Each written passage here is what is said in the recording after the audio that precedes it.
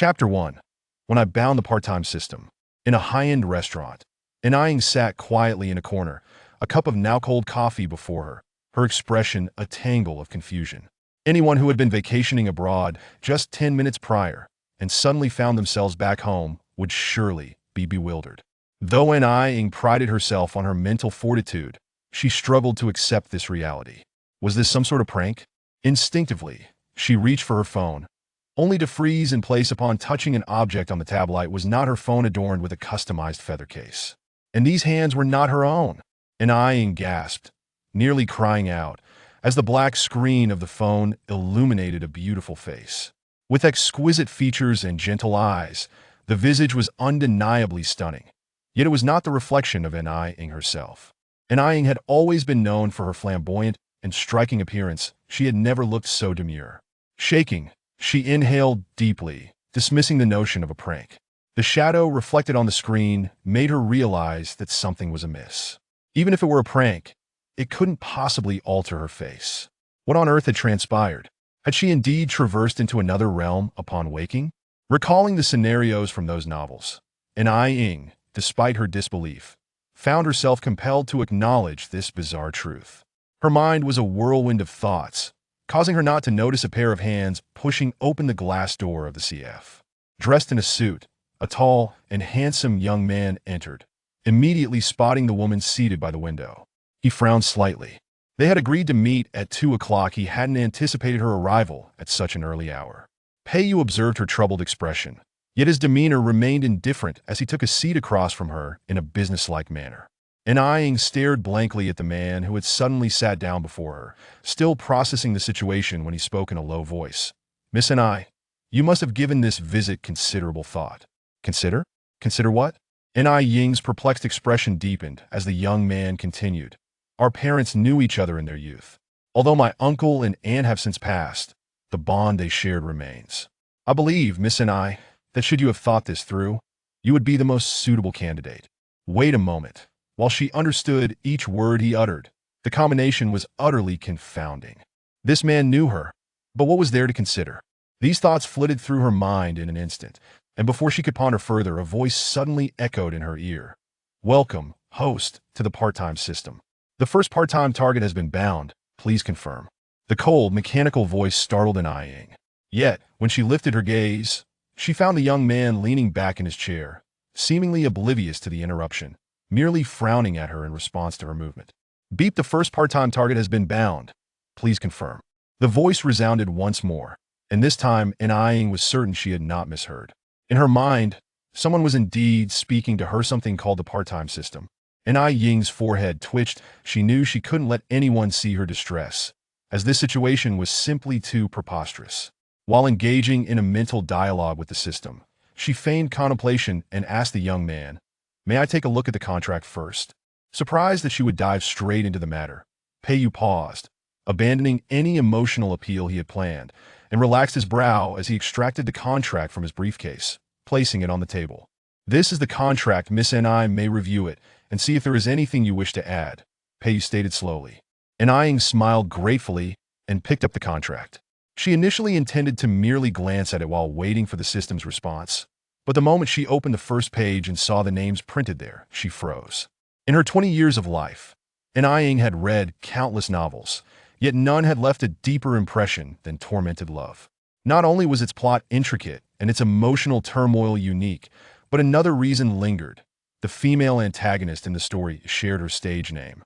Anaying had once suspected that this character was a creation from her detractors, and while she had admired the writing, she had never once considered being transported into that narrative, much less becoming the antagonist who shared her name. Yet here it was, starkly before her. The names Anaying and Peiyu were emblazoned on the contract, impossible to overlook.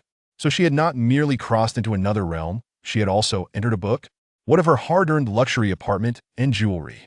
With a frown, Anaying felt a wave of sorrow wash over her, oblivious to the probing gaze of the young man across from her. In truth, it was no wonder Peiyu bore such an expression. Anaying had previously shown him considerable enthusiasm, addressing him as Brother Pei day in and day out. He had assumed she would eagerly accept this contract, yet her reaction was unexpectedly intense. Could it be that his demeanor had hurt her feelings? While Pei Yu felt no romantic inclination towards Ai Ying, he had regarded her as a sister ever since her family's misfortune. Had she not leveraged her parents to pressure him into marriage, he would not have treated her this way. As he pondered this, his gaze softened momentarily before darkening once more. He loathed when others manipulated him, and Ai Ying had just brushed against his limits, so he could hardly be blamed for his coldness. Under the scrutiny of his indifferent gaze, Ai Ying's heart sank. She recalled the unfolding narrative, where the female antagonist signed the contract, initiating a cycle of mutual torment with the protagonists. Speaking of the protagonist, a sigh escaped Ai Ying's lips. In the novel, the heroine Yi Tian represented the epitome of determination, rising from humble beginnings to excel academically and gain admission to a prestigious film academy. She quickly rose to fame after debuting. Just when her future seemed bright, she fell for the aloof and domineering CEO, ultimately suffering for her devotion, enduring torment at the hands of the CEO's contract lover. It was a tale that left listeners heartbroken and spectators in tears, largely due to the contributions of Ai Ying's character. Ai Ying, as the CEO, Pei Yu's ostensibly fiancé, and the heroine Yi Tian Sr., had successfully created a series of misunderstandings throughout the story, rendering her the most formidable force in the plot. Though she survived until the 60th episode, her reputation lay in ruins, a truly tragic fate. Now, as the female antagonist, knowing she had been thrust into a torturous narrative, Ai Ying had no intention of following the original storyline. Why would she, a woman of wealth and beauty, willingly submit to such suffering? With her mind already made up, she prepared to close the contract. However, just then, the long silent voice in her head chimed in once more, detected host's inclination towards unearned gains. To encourage the host to earn a living, the system has reset the original antagonist's bank account to zero. The electronic voice conveyed the message coldly and mercilessly. Please, host, support yourself. Please, support yourself. This was Ai Ying's first experience in a narrative world, and no one had informed her that her assets would vanish as well. Her hand, holding the contract, faltered as she scowled inwardly. So, the original owner's assets ceased to exist the moment she disappeared, leaving me a penniless individual who must now finance my own endeavors in the entertainment industry? The system responded once more, this time with a hint of satisfaction in its tone. Congratulations, host, for coming to terms with reality. Very well. Ai Ying's gentle expression nearly cracked under the pressure. Yet, a sliver of rationality reminded her that the only ally she had now was this unreliable system. She couldn't afford to lose her temper. Then, dear system, please enlighten me on what steps I should take next. She then heard the system's icy reply. Dear, the contract of affection offers generous benefits and a relaxed workload. We could arrange something. So, to sum it up, you want me to sign this contract and become the male protagonist's contract lover? Ai Ying's tone remained calm. The system corrected her with a stern demeanor. Dear, as an exceptional part-time expert, we can also engage with other clients beyond the male protagonist. As for your concerns regarding personal safety, the system will provide you with certain protections. As long as you diligently partake in your part-time work, you will not meet the same fate as in the original story. Ai Ying, who had remained indifferent until now, finally hesitated upon hearing the mention of safety assurances. Generous benefits, a relaxed workload, and free personal insurance. Perhaps this didn't sound too bad? After a prolonged wait, Pei Yu observed her picking up the pen and, for the first time, displayed a measure of patience. He had anticipated that she would press him with questions about why he did not love her, with answers already forming in his mind. Yet, to his surprise, Ai Ying did not follow the expected path. After 10 minutes of solitary contemplation, she decisively signed the contract. Pleasure to collaborate. After neatly arranging her copy of the contract, Ai Ying finally turned her attention to the male protagonist, sizing him up before extending her hand with a friendly smile. Pei Yu regarded her, but did not reciprocate the handshake. Ai Ying, with her striking looks, appeared all the more delightful with her eyes curved in a smile. Such a radiant demeanor was far from off-putting. In fact, any expression on Ai Ying's beautiful face was a sight to behold. The young man sitting opposite, with a stern visage, displayed not an ounce of appreciation. He merely leaned back with a relaxed demeanor, his slender fingers gently tapping on the tablia, sounds so faint yet inexplicably imbued with a sense of pressure.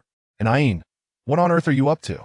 Despite her compliance in signing the contract he had requested, The male protagonist suspected she was up to something devious.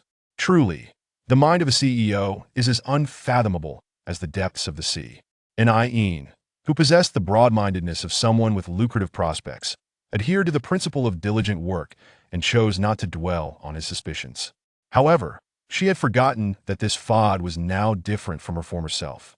The expression she once bore indifferent, and even somewhat provocative now, bore an air of misunderstanding when combined with her gentle and innocent countenance. Consequently, after Pei's words, he observed in Ian's seemingly incredulous expression. Yet, ultimately, she remained silent for a moment, refraining from rebuttal. When she finally spoke, it felt as if she had torn away the mask of feigned joy, born out of pride, and lowered her gaze to her wristwatch, saying, "President Pei, it's getting late. I have work in the morning, may I leave now?"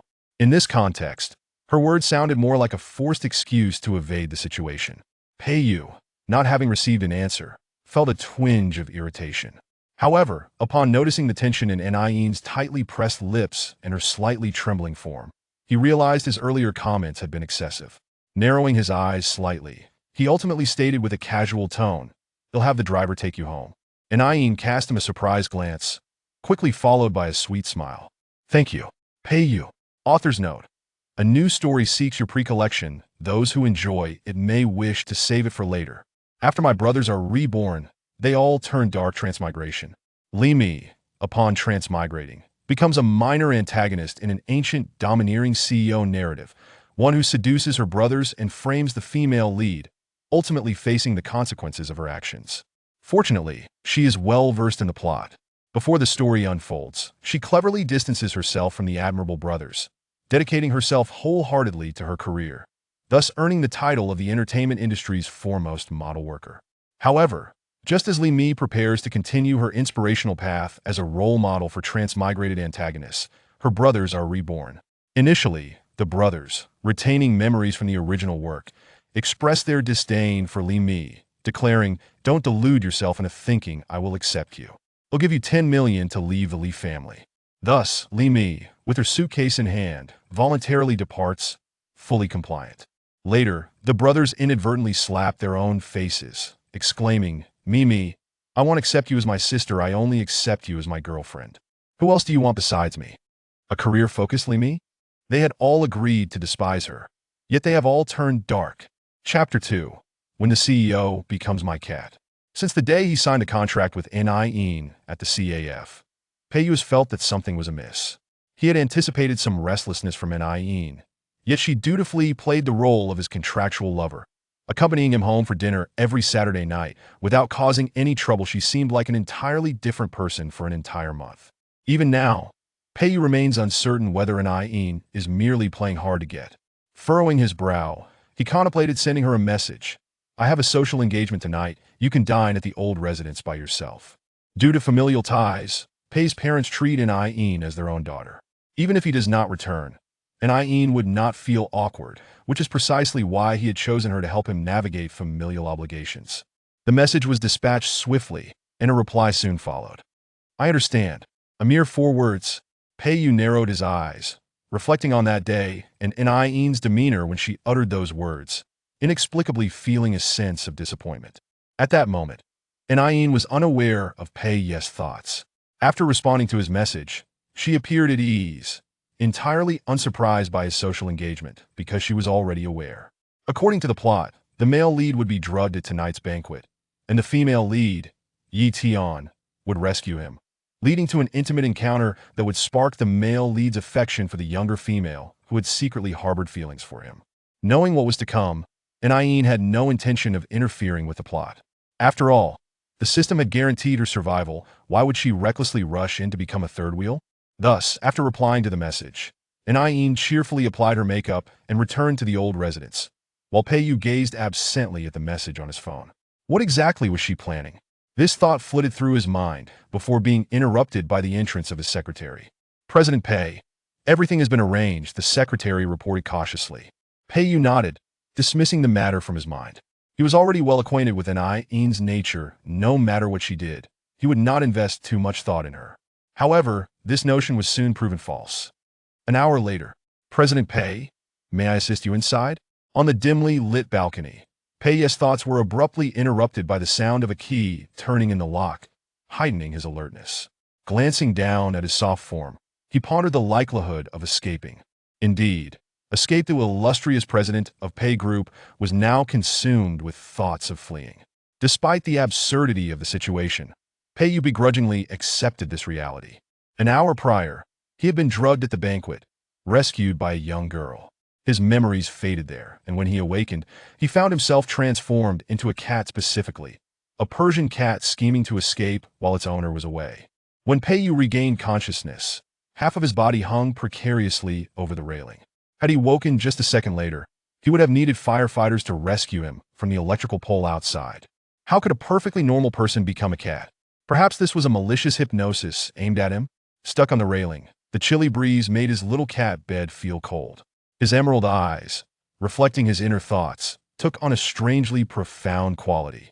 Pei knew that some exceptional psychologists could indeed achieve such feats. They could hypnotize themselves into believing they were cats.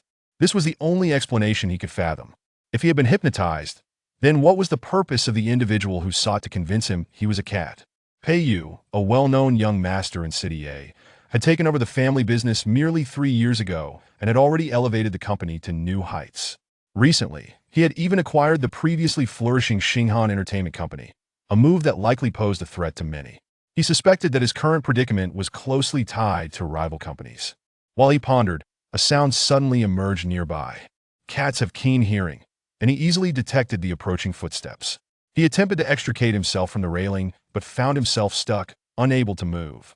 The ever-cautious President Pei's ears perked up, and he felt a surge of instinctual alarm.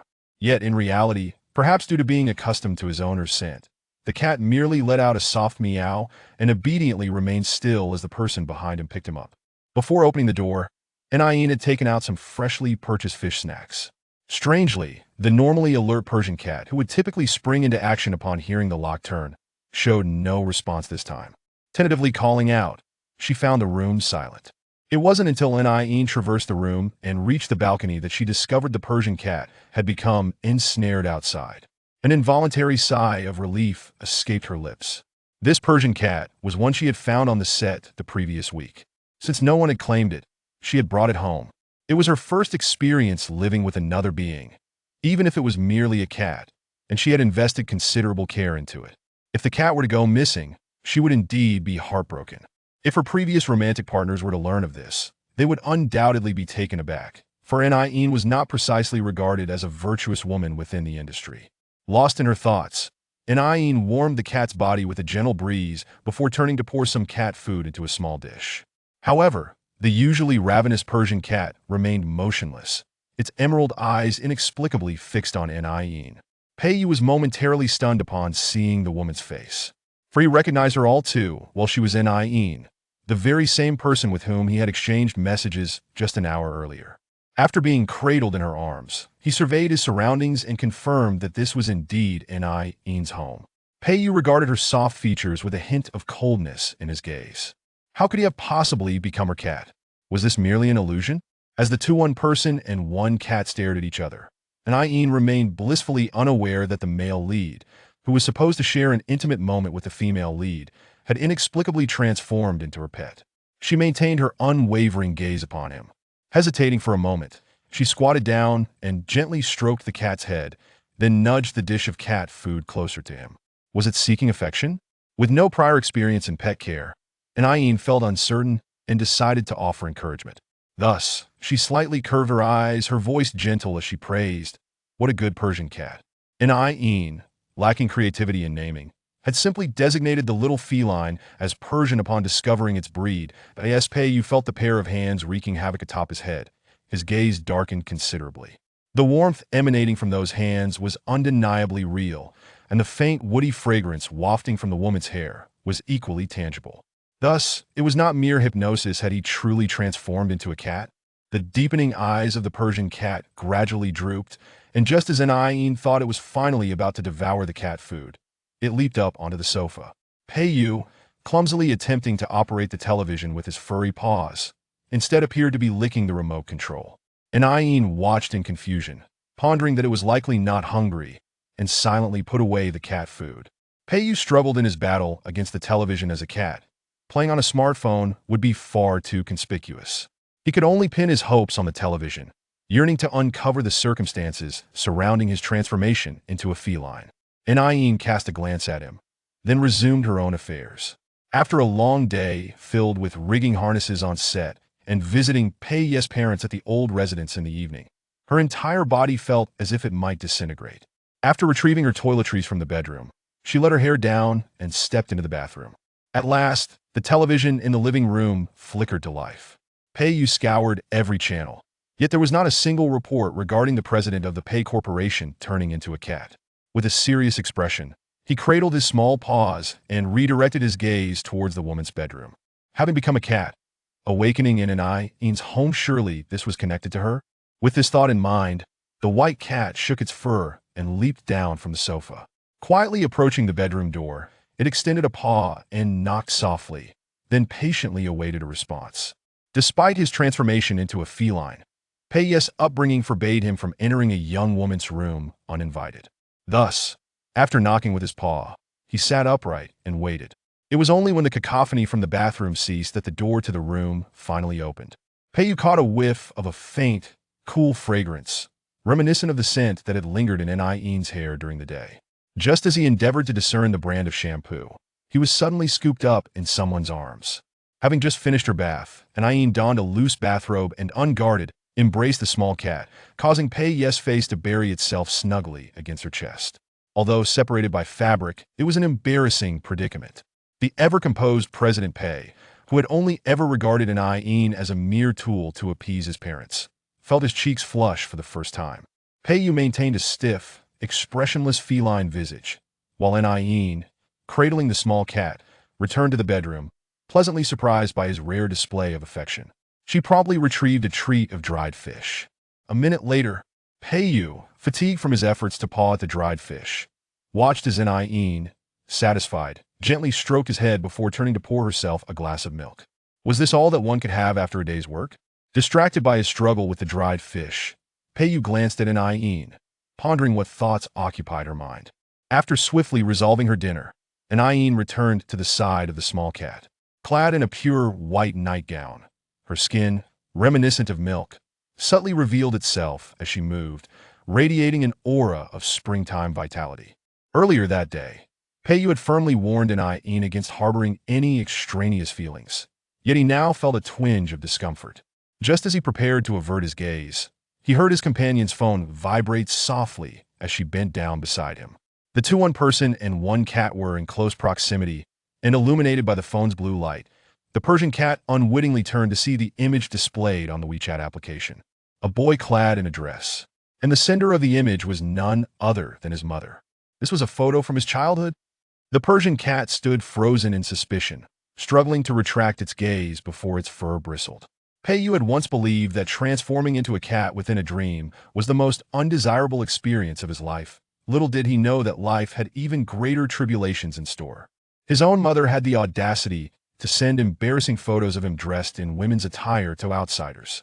His emerald eyes clouded with gravity. He then heard the instigator beside him chuckle teasingly. "Little Persian, you're curious, aren't you? Allow me to formally introduce you. This is my nominal boyfriend." She paused, a sudden thought seemingly striking her, and with a conspiratorial tone, she mused to the small cat. "What do you think about saving this photo for future blackmail?" "Peiyu. Splendid, dear lady. You have successfully captured my attention." Chapter 3. The cat's paw forever upward. Aine, still clutching her phone, certainly did not believe that the cat comprehended the content displayed on the screen. She assumed that the kitten was merely captivated by the glow of the display. Her expression softened slightly as she gently reached out to stroke its ear, before withdrawing the phone and directing her gaze toward the television. Peiyu followed suit, noticing that the television, previously carelessly activated by the Persian cat, was still broadcasting, currently showcasing the wrap-up of yesterday's Gongwan production. His eyes flickered as he spotted Aine on the screen. However, the girl seemed indifferent to the fact that the person on screen was herself, casually reclining on the sofa with the cat in her arms. Despite the multitude of questions swirling in his mind, Peiyu understood that he would not find answers at that moment. So he settled into silence, watching the report alongside Aine. Midway through, The host initiated a game of truth or dare. Peiyu initially found it uninteresting. As the president of an entertainment company, he was well aware of the interview tactics, which typically involved posing questions about the production to spark discussion and generate hype for the upcoming drama. Just as he was lost in thought, the host unexpectedly directed a question at the newcomer beside him. "Xiao Yi, this is your first time acting, isn't it?" Yi Tian responded with a smile, exuding confidence. The host's grin widened. "Then let's start with Xiao Yi." The others remained non-committal. Yi Tian drew the truth card. Peiyu's pupils constricted upon seeing this woman. He recognized Yi Tian, a junior from a few cohorts below him. He remembered that just a few hours prior, before she had transformed into a cat, she had been the one to escort him upstairs at the party. His previously bored demeanor shifted slightly upon seeing Yi Tian, and he found himself curiously focused on the television, where the tension was palpable, both within Xinghan Entertainment and the broader industry. Everyone was aware of the underlying conflict between the rising star In and the newcomer Yi Tian, whom Xinghan was currently promoting. This situation was indeed tied to the drama Gongwan. Originally, the supporting female role was intended for In, but inexplicably, just before filming commenced, it was suddenly reassigned to the newcomer Yi Tian. Naturally, In-Yin's agent expressed dissatisfaction and publicly ridiculed Yi Tian. Peiyu was well aware of this incident, and he had ultimately been the one to handle it. During that period, his perception of In had been at its lowest. It was evident whom they should support, the merely pretty In or the promising newcomer. Tio suppressed the situation. He had managed to downplay the controversy surrounding Yi Tian, facilitating In-Yin's transition to the role of the third female lead in the drama. Of course, a stick must be followed by a sweet date. He negotiated with In-Yin's agent to secure her a prominent endorsement deal. Peiyu believed his decision at the time had been justified. Yi Tian came from a humble background and had worked diligently to achieve her current success, which was a testament to her talent. Meanwhile, In had garnered a poor reputation in the industry over the years, possessing little more than a pretty face. The living room was quiet, while on the television, Yi Tian had already drawn the truth card. The host raised an eyebrow, smiling as he pulled out a slip of paper chosen at random before the show. "I hear that there seems to have been some misunderstanding between Xiao Yi and Miss An. Is it true that during filming, Miss An deliberately slapped you?" The bias in this question was evident. Such inquiries should not typically arise in a wrap-up interview. Everyone suspected that the production team was exploiting the situation between In and Yi Tian for sensationalism. Even Peiyu, now in the form of a cat, couldn't help but take a deeper breath. Yi Tian hesitated momentarily, then smiled. "Senior In is simply very dedicated. Why would you think otherwise?" She appeared to deflect the topic with humor, yet did not deny the misunderstanding between herself and In. Such tantalizing ambiguities ignited the imaginations of netizens, who flooded the comments section with fervent remarks. The video comments exploded with activity. In-Yin's acting is awkward. What right does she have to embarrass others? Supporting Yi Tian, who doesn't dislike In, who doesn't know she rose to fame through her benefactor. Not a single comment was favorable towards In. And Peiyu's cat paw hesitated before he turned to observe the reaction of the person behind him. In had encountered such vitriol many times before. Most were just keyboard warriors, some of whom didn't even know her filmography, simply joining in the mockery.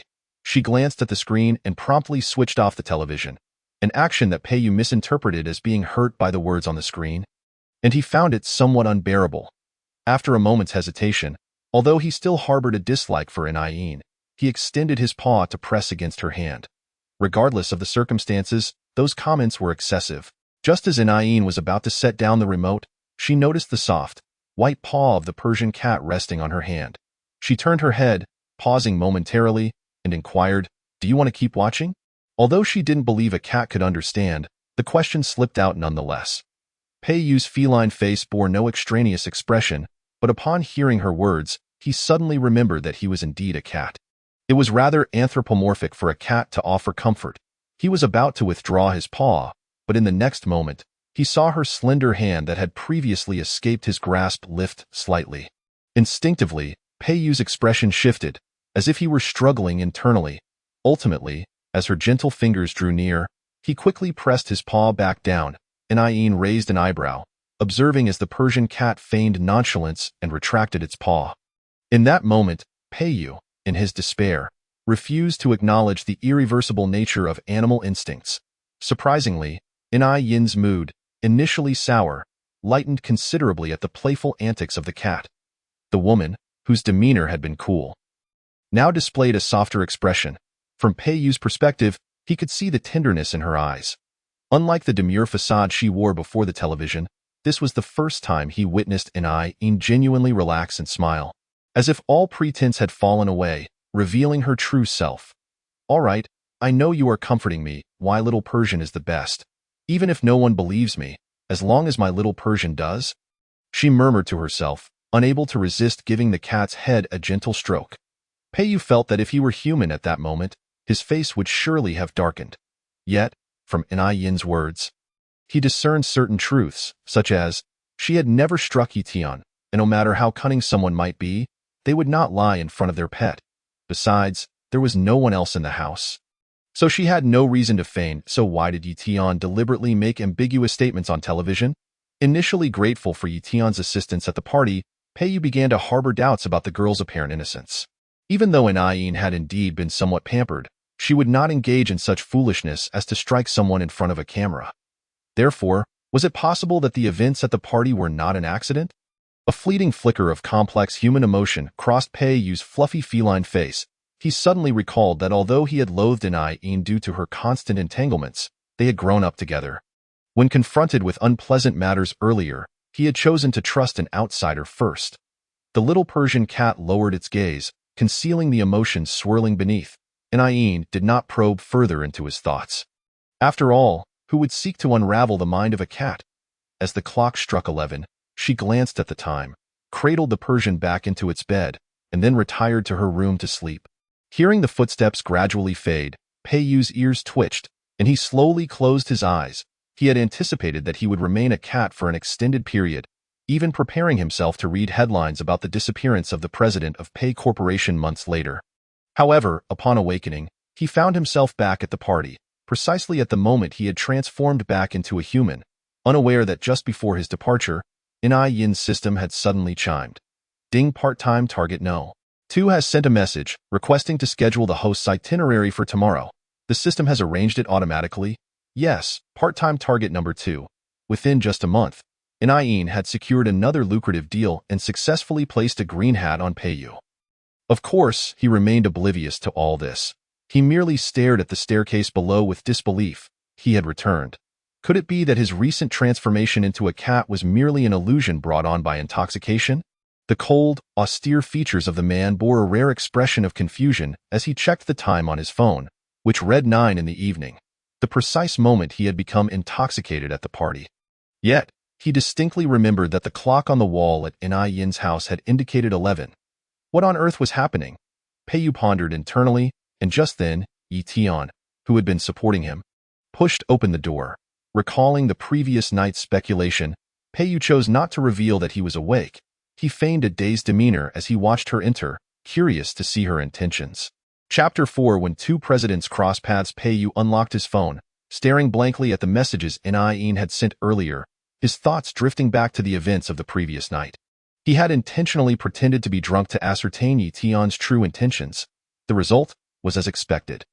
The seemingly innocent girl had helped him to bed, and after answering a phone call, she began to undress. Peiyu didn't need to think hard to know what she was after. She feigned drunkenness to coerce him, hoping to draw closer under the guise of intimacy. Peiyu, having navigated the business world for so long, was taken aback by someone so brazenly casting their sights upon him. He had no interest in entangling himself with her. Upon confirming his suspicions, he exited the room, leaving Yitian alone in the house while she took a shower. Disappointment lingered in his heart, not knowing whether it was for nearly being deceived or for Yitian's duplicity. In his study, Peiyu rubbed his forehead, mocking himself for having misjudged someone. Had it not been for Yin? The events of the previous night? He set his phone down, feeling increasingly frustrated, yet he could not scientifically explain the occurrences surrounding him. On the other side, Yin was sound asleep when the system's piercing voice invaded her dreams. In her dazed state, she groggily grabbed her pillow and turned over, yet she was still unable to escape the torment inflicted by the system. Yin felt as though a buzzing illusion had settled by her ear. After several futile struggles, she finally rose with a scowl on her face. System, come out. I distinctly remember not setting an alarm. After finally securing a weekend for some well-deserved rest, she found herself rudely awakened by the system, causing her rare good temper to evaporate. However, after calling her awake, the system remained utterly silent, feigning death. Taking a deep breath, Inaying switched on the bedside lamp. Just then, her phone suddenly rang. Frowning, she reached out to answer it. "Hello, is this Miss Inai?" A slightly husky voice came through the line. Inaying furrowed her brow, realizing that the voice sounded somewhat familiar, as if she had heard it somewhere before. She instinctively straightened her posture. "It's me. May I ask what this is regarding?" After posing the question, she noticed the man's voice on the other end seemed to cool slightly. "Miss Inai, it appears we had a discussion last night. We are to attend a meeting together today. At that moment, Inaying finally recognized the voice. It belonged to Hua Shizhou, the general manager of Hua Corporation and her second part-time employer. Just a week prior, they had signed a lover's contract. Inaying became fully alert, and though she was unsure when they had discussed this, given the system's notorious behavior, she could easily guess the situation. It was undoubtedly that wretched system that had arranged work for her while she slept. Understanding that she could not afford to mess up her job, she forced herself to calm down and smiled. "How could I forget about Mr. Hua's matters? I'm currently getting ready and will be with you shortly." Her voice, slightly hoarse from just waking, combined with her naturally sweet tone, sounded almost deliberately flirtatious.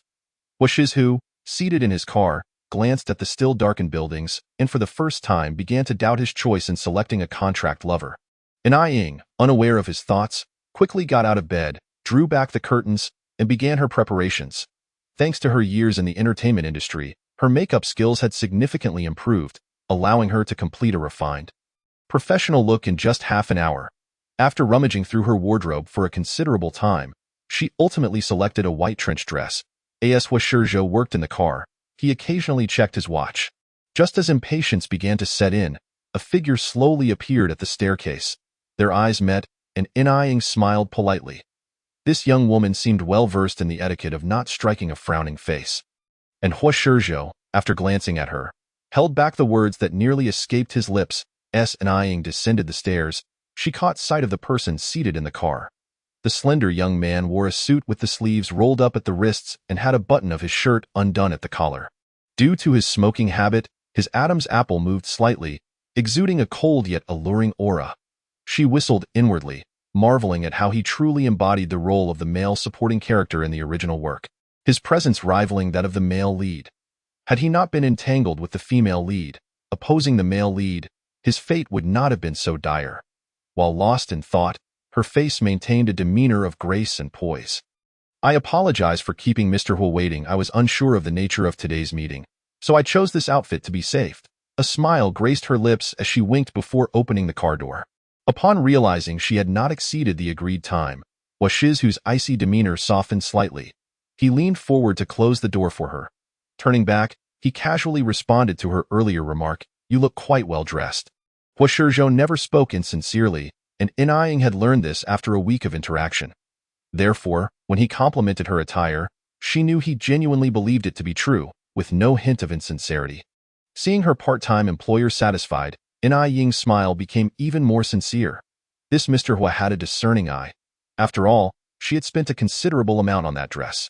Engaging in a silent dialogue with the system, her impression of Hua Shizhou improved significantly. The system longed to inform her that had she delayed her descent by another 10 minutes, Mr. Hua might have unceremoniously ejected her from the vehicle. However, it prudently refrained from speaking, thus maintaining a harmonious atmosphere between Inaying and Hua Shizhou in the car. Hua Shizhou was not fond of conversation, and neither was Inaying prone to chatter. The soothing music within the vehicle gradually eased the tension from her early rise, and she prepared to rest her eyes when her phone rang again. The previously tranquil ambience shifted slightly with the sudden ringtone. Inaying frowned, opened her eyes, and was momentarily taken aback by the name flashing on the screen. She quickly masked her surprise. It was Peiyu. Hadn't he always refrained from contacting her? Aside from their weekly Saturday returns home, they had never exchanged words privately. Why was he calling her today? Despite her confusion, Inaying maintained a composed exterior. She declined the call and silenced her phone, only to notice Hua Shizhou raising an eyebrow. Why didn't you answer? Though they were contract lovers, they had never delved into each other's personal matters. Inaying assumed he was merely asking out of curiosity, so she gently explained, It's nothing. Just some work-related matters. Answering would be a hassle. Hua Shizhou nodded in understanding and said nothing further. The car soon arrived at the meeting location, with Ying alighting to wait outside while Hua Shizhou drove into the parking lot. Once she saw the man's figure disappear, she let out a sigh of relief and retrieved her phone from her bag. The screen displayed several missed calls. After considering the situation, she reasoned that they were likely from business partners and decided not to be dismissive. Replying to Peiyu with a text. In his study, Peiyu hesitated for a long moment before ultimately deciding to call Ying. Although the notion of transforming into a cat was preposterous, he could at least tentatively inquire about it. If Ying truly knew nothing, he could set his mind at ease. With this thought, Peiyu picked up his phone and dialed. After 2 beeps, the call was abruptly cut off. Frowning, Peiyu tried again, only to receive the same result. Why isn't she answering? He wondered, just as he received a text from Ying. Mr. Pei, I'm currently busy filming an advertisement. I'll return your call shortly. Busy with work? Reading the text, Peiyu inexplicably felt a sense of relief. Having inexplicably dreamt of turning into a cat the night before, his emotions were in disarray. Peiyu pondered over the message when his phone suddenly rang again. It was the company's secretary. He frowned as he answered, hearing the voice on the other end say, Mr. Pei, according to the schedule, there is a business salon this morning. Heads of several listed companies in City A will be attending. What do you think? Only then did Peiyu remember the prior arrangement. Never mind, the matter with Ying could wait. Rubbing his forehead, he checked his watch and, seeing that there was still time, replied in a deep voice. Understood. Please make the necessary arrangements. Ying was unaware of the events on Peiyu's end. After sending her text, she tucked her phone back into her bag and spotted Hua Shizhou approaching from a distance. Typically, the company would be closed on weekends, and discussing contracts wouldn't be conducted at this time. Therefore, this was a private meeting. Observing the hotel resembling an entertainment venue, Ying quickly deduced the situation. In fact, her guess was nearly accurate. Hua Shizhou rarely participated in such salon-type activities, and had it not been for the acquisition at stake, he would not have employed Ying for this occasion. As they reached the entrance, Ying smiled and took the initiative to link her arm with his. Her fingers, impeccably manicured and devoid of nail polish, appeared pale and delicate. That gentle touch rested lightly on his arm, and as their proximity diminished, Hua Shizhou caught a whiff of her faint gardenia fragrance, soft yet not overpowering, typically averse to physical contact with women. Hua Shizhou surprisingly did not recoil from Ying's closeness. Upon entering, they quickly garnered the attention of the crowd. Mr. Hua, it's rare for you to bring a companion, someone joked, approaching them. Ying graciously accepted the offered drink. Turning to smile at Hua Shizhou, she remained mindful of her persona, merely the contract lover accompanying Hua Shizhou to the gathering, with her public identity still defined by him. The young man in the suit wore a stern expression. Yet when introducing the beautiful woman beside him, a hint of warmth crept into his demeanor. This is my girlfriend, Ying, a brief statement, yet it was understood by all present. Some had already recognized Ying. But in such a setting, the distinction between a companion and a girlfriend became inconsequential. Furthermore, given their status, even if she were indeed his girlfriend, the end result would not culminate in matrimony. Ying accompanied Hua Shizhou through the socializing, her smile unwavering. Only she knew how uncomfortable it felt to attend the event without breakfast and while consuming alcohol. Nevertheless, she displayed not a trace of fatigue on her face. Time passed, and after Hua Shizhou concluded a conversation with one of the attendees, he unexpectedly led her to the lounge area. Ying subtly exhaled in relief. Hua Shizhou glanced at her, perhaps pleased with her professional demeanor, as a rare softness momentarily graced his usually stern features. That expression vanished as quickly as it appeared, leaving Ying unsure of how to respond. Just then, he presented her with a small cake, saying lightly, "Take a break. I need to step out for a smoke." Ying recognized this as merely an excuse to reassure her. Accepting the cake, she smiled gratefully and unconsciously began to compare Hua Shizhou to Peiyu in her mind. Although Hua Shizhou's event was hectic, in contrast to Peiyu, he was undeniably a gentleman. As she pondered, she took small bites of the cake. The system observed Ying in a state of gleeful abandon as she prepared to indulge in yet another slice of cake. Finally unable to contain itself any longer. "Your lipstick has worn off." Ying froze momentarily, her desire for conversation evaporating in an instant. After glancing around for Hua Shizhou, who seemed to have vanished. She decided to send him a text and then make her way to the restroom to touch up her makeup. Unbeknownst to her, the moment she stood up to leave, Huashizhou encountered another familiar face, Pei Zong. The author wishes to convey, "Good night, darlings. Thank you to the little angels who cast their votes or provided nourishment. Special thanks to the angel who sent grenades, Qiu 1, and to the angel who sent mines, Qiu 1, and to the angels who provided nourishment, Sanyuban Baoju Hua, 10 bottles, Hu Er Feng Dian, 3 bottles, No Dreams, Salty Fish, Xiao Do Ding, 1 bottle. I am exceedingly grateful for everyone's support, and I will continue to strive." Chapter 5. Nothing that a kiss cannot resolve. Huashizhou, noticing Yin engrossed in her food, chose not to disturb her. The salon was quite lengthy today, and without a little sustenance, it would be unbearable. As he stood at the entrance, exhaling softly while watching a cigarette but burn out before extinguishing it, he was about to enter the venue when he unexpectedly came face to face with a familiar figure, Pei Zong. Raising an eyebrow, he extended his hand nonetheless. Pei Yu appeared somewhat surprised. Was it not said that Huashizhou never attended such gatherings? Why was he here today? Before Pei Yu could voice his surprise, someone approaching from the side remarked, "Pei Zong, you have arrived late. Otherwise, you would have seen Hua Zong's girlfriend." Hua Zong's girlfriend? Pei Yu's gaze sharpened, suddenly recalling the rumors that had circulated a year prior. His relationship with Huashizhou was far from cordial, primarily due to a rumor, originating from an unknown source, that Huashizhou had affections for him. Indeed, the woman Huashizhou favored was the girl named Yi Tian. Coming from a humble background, Yi Tian's admission to the prestigious film academy in a city was made possible through Hua's family's support. Pei Yu had once thought that a girl who could capture Huashizhou's interest must possess remarkable qualities. It now seemed that both he and Huashizhou had been sorely mistaken. Surely, Huashizhou remained unaware that his girlfriend had, just the previous night, harbored ulterior motives to drug another man. Pei Yu pondered this, regarding Huashizhou with a somewhat enigmatic expression. Upon hearing earlier remarks, Pei Yu had naturally assumed Huashizhou's girlfriend was Yi Tian. Although he deemed the girl to have a deep-seated cunning, it was ultimately none of his concern. As long as Yi Tian did not provoke him further, as for the events of the previous night, Pei Yu had suspended Yi Tian's recent activities in the entertainment industry, knowing that no matter how audacious she might be, she ought to heed his warning.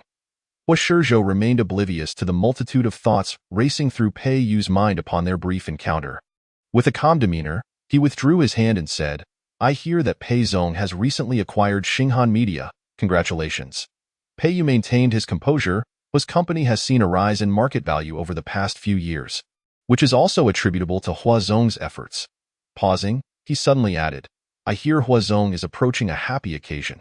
It seems he truly possesses considerable skill." "Why, miss?" Huashizhou blinked in surprise, momentarily processing whom he referred to. Although he was uncertain why Pei Yu would suddenly mention Yi Tian, he did not inquire further. Unbeknownst to them, while the two cold-faced foxes engaged in their subtle exchanges, Yin had just finished applying her lipstick and stepped out of the restroom when the system abruptly announced, "For the safety of the host, please remain in the restroom until the salon concludes." Yin, tucking the lipstick into her small bag, was nearly amused by the system's proclamation. Accompanying Huashizhou to the banquet, which was still in its mid-course, her system absurdly instructed her to stay in the restroom. This unreliable sidekick of a system, Yin thought to herself, if she were the employer, such a capricious employee would have been dismissed long ago. Given the events of that morning, Yin had utterly lost faith in the system. Ignoring its warning, she pushed the door open and stepped out. The hotel's banquet hall was designed with 2 levels. Huashizhou, after exchanging pleasantries with Pei Yu, did not ascend with him but instead leaned against the window. Admiring the view while awaiting Yin.as, he became lost in thought. He felt a soft hand slip around his arm. "Sorry to keep you waiting," Yin smiled sidelong. She possessed a sweet demeanor. Her seaweed-like curls casually tucked behind her ear, her slightly upturned red lips always seeming to carry a hint of mirth. Perhaps due to the earlier mention, Huashizhou was suddenly reminded of Yi Tian. Both women exuded a gentle beauty, yet their temperaments differed subtly. Unlike Yi Tian's cool and serene grace, Yin's charm was more sweetly intoxicating, evoking an inexplicable longing for tenderness. Such a visage could be a disadvantage in the entertainment industry. As Hua Shizhou contemplated this, he turned slightly to regard Naiyin. What is it? Naiyin, puzzled by his gaze, soon found Hua Shizhou unexpectedly asking, I've heard that your relationship with Yitian is strained? His sudden inquiry took Naiyin aback, however. She quickly regained her composure, recognizing that her poor rapport with the female lead was common knowledge within their circle. It was only natural for this ardent male supporting character, who admired the female lead, to inquire. Yet, she wondered why Hua Shizhou had not shown concern earlier when he hired her, appearing so indifferent. As she pondered this, her hand, which had been resting on the man's arm, subtly withdrew. Tilting her head, she smiled. That is indeed the case. As the aura of femininity around her began to fade, Hua Shizhou sensed the lingering warmth of her presence on his shirt, and as she withdrew her hand, his brow furrowed slightly. He felt that Naiyin might have misunderstood something. While the world believed he and Yitian shared a close bond, few knew that there was nothing substantial between them. The origin of those rumors remained a mystery to him, and out of consideration for Yitian, who was still a student, he had not taken the effort to clarify matters. Thus, many still believed he harbored feelings for Yitian. After Naiyin retracted her hand, she felt a twinge of resignation. Thanks to the system, both of her current part-time partners were infatuated with the female lead. Naiyin mused that had she been the original character, she would have surely been infuriated. Fortunately, she had prepared herself. In a world dominated by Mary Sue narratives where everyone adored the female lead, such a situation was not entirely intolerable. However, the affections of the male leads did not imply her own. Noticing Hua Shizhou frowning at her, Naiyin maintained her smile. If Mr. Hua is inquiring about the reasons for our strained relationship, the answer is simple. I do not like her, and she does not like me. The system, fearing she might anger the male supporting character and jeopardize her job, attempted to intervene, but heard Naiyin already concluding her statement. Well, this must be the most candid host I have ever encountered. The atmosphere momentarily fell into a stalemate, and as Naiyin regarded Hua Shizhou, she wondered if he might defend the female lead after her remarks. The next second, however, she found herself embraced at the waist. Someone is coming, Hua Shizhou remarked coolly. They were to appear as a couple in public, naturally needing to feign affection. Naiyin, suddenly drawn into his embrace, instinctively reacted. Though her height was not considered short in the entertainment industry, being unexpectedly wrapped by Hua Shizhou cast a shadow over her. His voice, low and deep, resonated in her ear, and Naiyin could even catch a hint of tobacco on him. Being wholly enveloped in his arms was somewhat uncomfortable. She wished to break free but was interrupted by the system's alert. Ding, detecting that part-time target 1, Peiyu, is within 100 meters of the host. Please be cautious. This late warning caught Naiyin off guard. As she found herself in Hua Shizhou's embrace, she caught sight of a familiar figure approaching in her peripheral vision. Please be cautious. Avoid a mishap. What on earth? How could he be here? The sight of a familiar face nearly provoked her to curse. Yet, she knew that even an outburst would not resolve her predicament, as Peiyu was now making his way toward them. Surrounded by a throng of people, a weight settled in Naiyin's heart. Biting her lip, she suddenly looked up and kissed Hua Shizhou. The kiss took him by surprise. It seemed he had not anticipated such an abrupt gesture from her, leaving Hua Shizhou with a rare expression of bewilderment. As her soft lips pressed against his, he did not make any further move. Hua Shizhou was a normal man, and a single, unattached normal man at that. Naiyin's actions both surprised him and suggested that she was teasing him. He momentarily set aside the confusion that stirred within him, analyzing the motivation behind Naiyin's suddenness. It dawned on him that she may have perceived his inquiry regarding Yitian as an indication of his affections for her, and was thus retaliating in kind. Standing by the window, the man held the woman close, their backs to the hall, appearing to onlookers as an intimate couple. Peiyu, initially intending to approach, hesitated upon catching a glimpse of a familiar figure. Having seen someone he recognized from above, he instinctively followed, but upon entering the hall, that figure had vanished. Scanning the area, he found only Hua Shizhou and his girlfriend. Peiyu, holding his glass, silently chided himself for being overly busy and imagining things, wondering how he could possibly see Naiyin here when she was supposed to be outdoors filming an advertisement. His furrowed brow gradually relaxed, eyeing the periphery of Naiyin's anxious gaze. He did not approach but instead turned to head toward another lounge area. and Ayin let out a barely perceptible sigh of relief. Just as she was about to leave, she felt Hua Shizhou's hand at her waist tighten slowly. His grip firm yet unhurried, effectively blocking her escape. Mr. Hua. Yin's mind went blank for a moment before she recalled the audacious act she had just committed to evade Peiyu. She had kissed Hua Shizhou in a public setting. Almost paralyzed with dread, she could scarcely bear to look at his expression. At that moment, the system had completely gone silent. After calling out in vain, she pondered how to confront the male lead's impending inquiries. Just as her anxiety reached its peak, Hua Shizhou unexpectedly released her grip. "Are you steady now?" he inquired. It was then that Yin grasped the reason behind his earlier support. Before she could utter a word, Hua Shizhou spoke in a calm tone. "My relationship with Yitian is not what you think." Hua Shizhou felt compelled to clarify, believing that if Yin's flirtation was rooted in a desire for revenge due to her strained rapport with Yitian, then it was necessary to set the record straight. But why was he suddenly divulging this information? Yin was utterly bewildered, even disinterested in probing the nature of Hua Shizhou's statement regarding his relationship with Yitian. She managed a strained smile, preparing to apologize. "Mr. Hua, I'm sorry. Her words were cut short. "Mr. Hua, it's your turn to speak." A secretary who had approached unnoticed handed him a document. Hua Shizhou took it and gestured for Yin to continue. The secretary's gaze was fixed on her, and with 4 pairs of eyes upon her, Yin found herself unable to articulate her thoughts. She struggled to swallow her words, blinking as she said, "Mr. Hua, if you need to speak, please go ahead. I'm fine here." Hua Shizhou nodded slightly, casting a glance at the heavy rain outside before instructing the secretary to provide Yin with a shawl. Once he departed, Yin exhaled a sigh of relief. "System, come out," she fervently called to the silent system. "Why didn't you warn me about the possibility of encountering Peiyu at the banquet?" she inquired, striving to maintain her composure.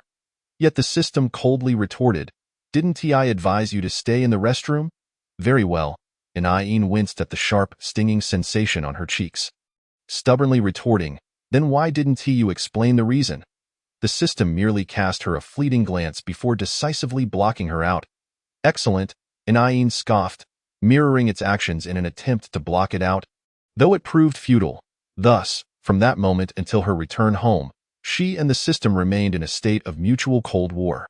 After thanking the secretary who had escorted her back, Yin opened her umbrella and headed towards the staircase. Oblivious to the cat perched on the windowsill, observing the unfolding scene with a changing expression. The cat's deep-set pupils reflected Hua Shizhou's bewildered state. He had yet to come to terms with his transformation into a cat when he spotted a familiar figure downstairs. Yin. What was happening? Author's note. After reading comments yesterday, I discovered many clever little angels.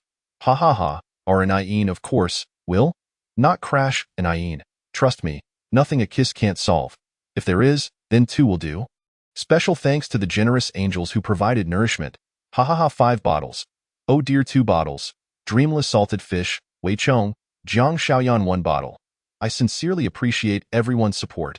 I will continue to strive. Chapter 6. On the Late Rebellion of Cats. Hua Shizhou had never imagined he would become a cat. After the salon concluded, he instructed his secretary to take Yin home first while he remained behind to discuss some matters. Once everything was settled and he returned home, darkness enveloped him unexpectedly. The onset of dizziness caught him off guard. Initially, Hua Shizhou suspected an abduction attempt, but upon opening his eyes, he realized it was not as he had anticipated. Firstly, he was not in the suburbs or an abandoned factory. Secondly, he had transformed into a cat. His small Persian cat with emerald eyes stared blankly at his own soft, pink paws, momentarily unable to process the situation. Just then, he spotted Yin descending from a car. The girl clad in a trench dress waved sweetly with a smile, raising an umbrella as she stepped down. The cat's pupils narrowed. He recognized her from the familiar vehicle and attire. So, this is Yin's home. The rain outside intensified, and as Hua Shizhou's bewilderment lingered, the soft fur of his body became damp from the rain seeping through the window. The white fur clung to him, sending a chill through his bones. He instinctively shook himself dry, just as the girl entered the staircase, and he leapt down from the windowsill. Yin opened the door and found herself face to face with him. Startled, the drenched Persian cat let out a soft mew. leaving a trail of wet paw prints on the floor. And Ayin glanced at the still-open window and instantly understood what had transpired.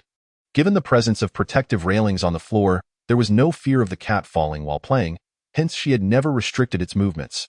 Before leaving, she had placed cat food and water in the dish, allowing the little Persian to roam freely. However, she never anticipated that after the last incident where it had gotten stuck on the windowsill, it would venture there again. Now thoroughly soaked, the little cat padded softly, its once fluffy fur now limp and bedraggled, appearing pitiful, and Ayin could muster no anger at this sight. "Wait, let me find something to dry you off," she said, setting down her umbrella and fetching a clean towel from the bathroom. Wrapping the cat in the towel, she picked him up. Huashizhou wished to speak but was reminded that he was now a cat, and his words came out as meows. He hesitated, his drenched face displaying an expression of despair. Yet as he looked at Ayin, he seemed resolute. Huashizhou believed that to understand why he had turned into a cat, he first needed to make Ayin aware that he was not her original cat. They had to communicate to Ayin the next moment, as Ayin cradled the little cat, intending to dry him off. The once docile Persian suddenly exhibited a rebellious streak. The towel slipped from her grasp as it squirmed, and in her haste to catch it, Ayin was scratched by the little Persian's exposed claws on her neck. The kitten, already weakened from the rain, inflicted only a shallow scratch, leaving no blood. Huashizhou froze in place, having only intended to jump down and right on the floor. He anticipated hurting Ayin. Though it didn't bleed, the mark on her neck was still conspicuous. Ayin winced, touching her neck. Seeing the little cat staring at her in a daze, she sighed. "Look at you, drenched and disobedient. What if you catch a cold? Aren't you terrified of needles?" Huashizhou slowly blinked his cat eyes, gazing at his still damp paws, and tried to suppress his feline instinct to scratch Ayin's shoulder, letting out a soft meow towards the floor. Ayin looked puzzled. "Do you want to get down?"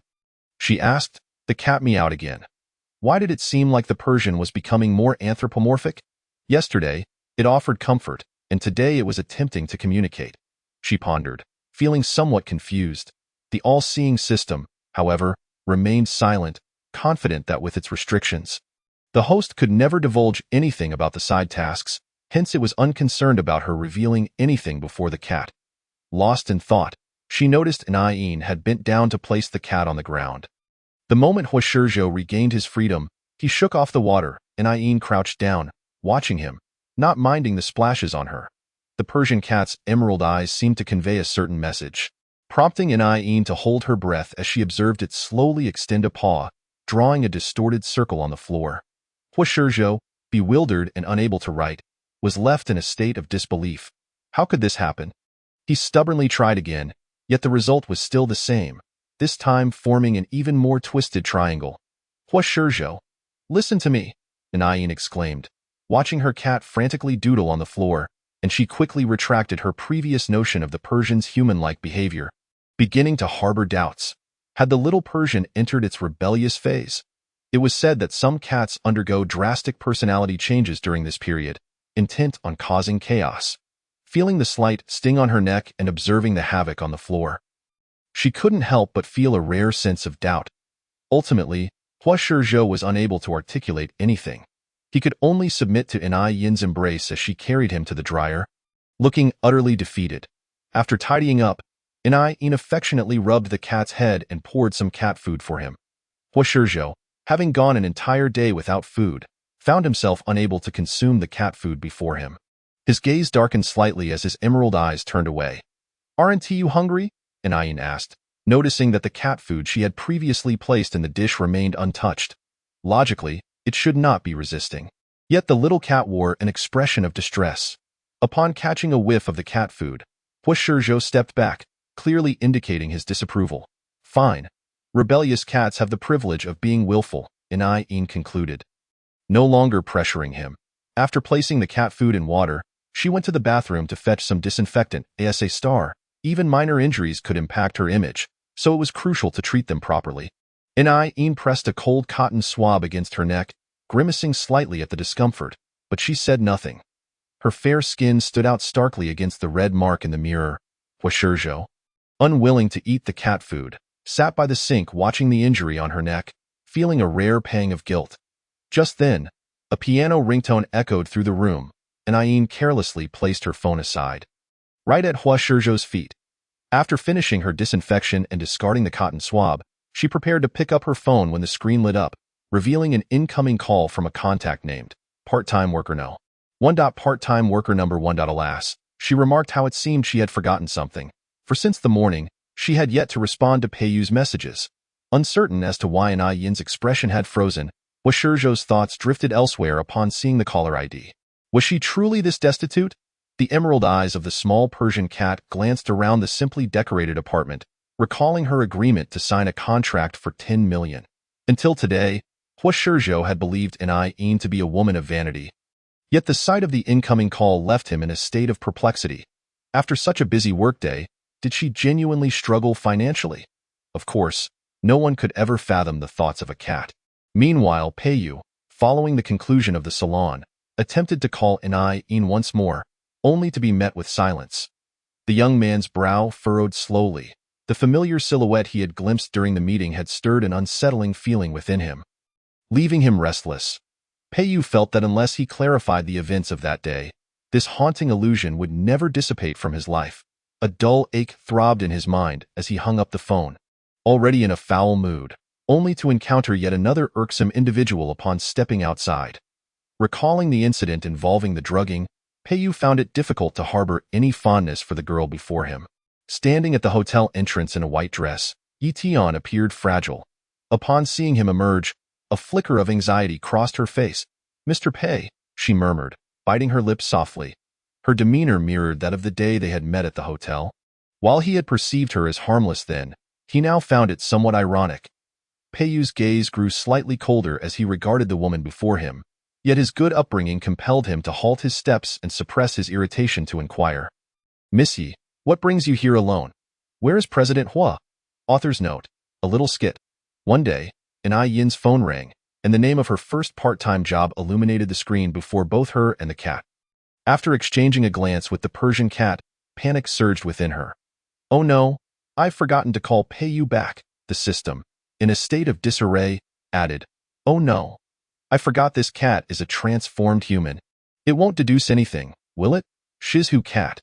It turns out I had misunderstood her before. She is not vain. She is simply genuinely impoverished," the system sighed in relief. "Poor Ayin. Thank you to the kind souls who have supported me with their generous votes or nourishing liquids. Special thanks to the patrons of Landmines. 336798342. No words, 1. And those who provided nutritional liquids. Shuechong, Woohoo, Yusheng, 1 bottle.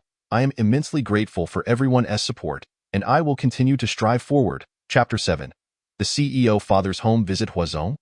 Although Yi Tian was bewildered by Peiyu's inquiry, she recalled the rumors she had spread about her amicable relationship with Hua Shizhou, assuming Peiyu was merely questioning why she had not sought out Hua Shizhou to plead for leniency.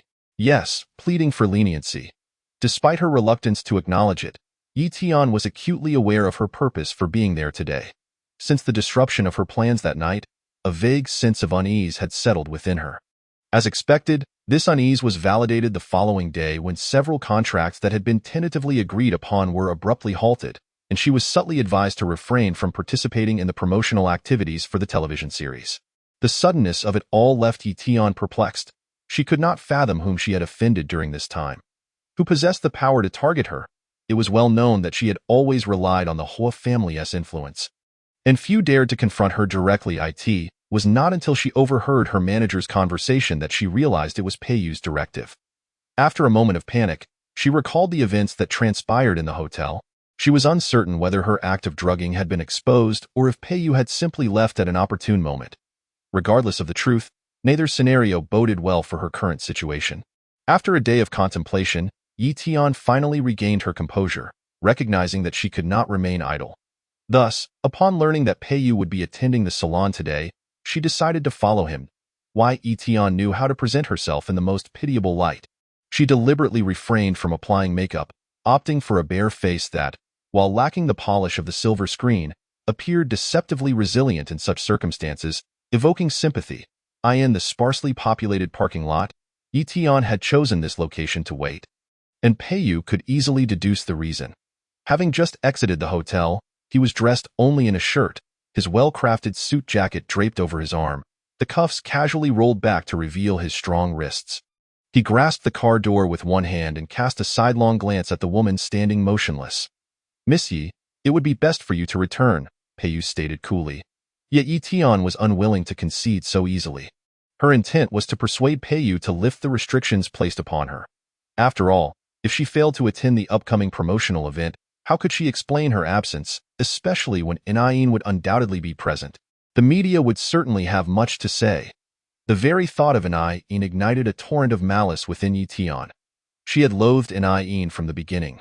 Why should she, who made no effort to compete, be afforded such advantageous opportunities while she herself had to struggle to please others and claw her way up? She could not allow Yin to overshadow her or permit this unforeseen incident to tarnish the image she had painstakingly cultivated. Gritting her teeth, as Peiyu attempted to close the car door, she spoke up once more. "Mr. Pei, I sincerely apologize for the previous incident. It was entirely my fault. My friend acted out of concern for my feelings towards you and, in a moment of confusion, committed a grave error." Peiyu raised an eyebrow at her words. "Are you implying that it was your friend who drugged me that night?" Yi Tian resolutely nodded. "Not only did she drug you, but she also drugged me. That is why I needed to excuse myself to the bathroom for a moment of clarity." She paused and added, "Mr. Pei, she was merely confused in the moment. Please grant her another chance." In her desperation to convince Peiyu, she even fabricated a scapegoat, knowing that should he investigate, he would never trace the matter back to her in the end. She could merely be seen as a pitiful woman who loved someone unattainable. Had Yin been there, she would surely have been astonished by the protagonist's ability to spin tales that could charm both man and beast alike. But Yin was absent. Peiyu regarded her with a hint of skepticism, although he would not allow himself to be ensnared by this woman again. Thus, he coldly responded, "Since you have expressed your willingness to bear the consequences, you should return. The ban on you will cease when the time is right. There is no need for you to seek me out." Initially, Yi Tian had hoped that upon hearing her explanation, Peiyu's tone might soften. If this attempt at redemption failed, she could always try again another time. However, she was taken aback by Peiyu's unyielding demeanor, which offered no glimmer of opportunity. This was Peiyu's true nature. He treated both Yin and those around him with the same indifference. It was only because he had previously harbored some fondness for Yi Tian that he had regarded her with a measure of kindness. But this time, the incident of drugging had stripped away any illusions he had harbored about her character. Although he could not ascertain the truth of her words, he resolved never to place his trust in her again. Yi Tian was stunned by his attitude, feeling as though she had been dealt a significant blow. Peiyu, however, paid her no mind. After delivering his final words, he entered his vehicle and drove away, exhibiting not the slightest hint of remorse for the pain he had caused her. The passing staff members exchanged whispers upon witnessing the scene. "Is that woman Yi Tian? What is she doing here? Didn't she just have an argument with President Pei? Who could say?" Up close, Yi Tian seemed less glamorous than on television, which explained the murmurs that had followed her. Hearing their chatter, her expression darkened. Such high-end venues typically had confidentiality agreements. Anything discussed or witnessed at the hotel would remain undisclosed among the staff.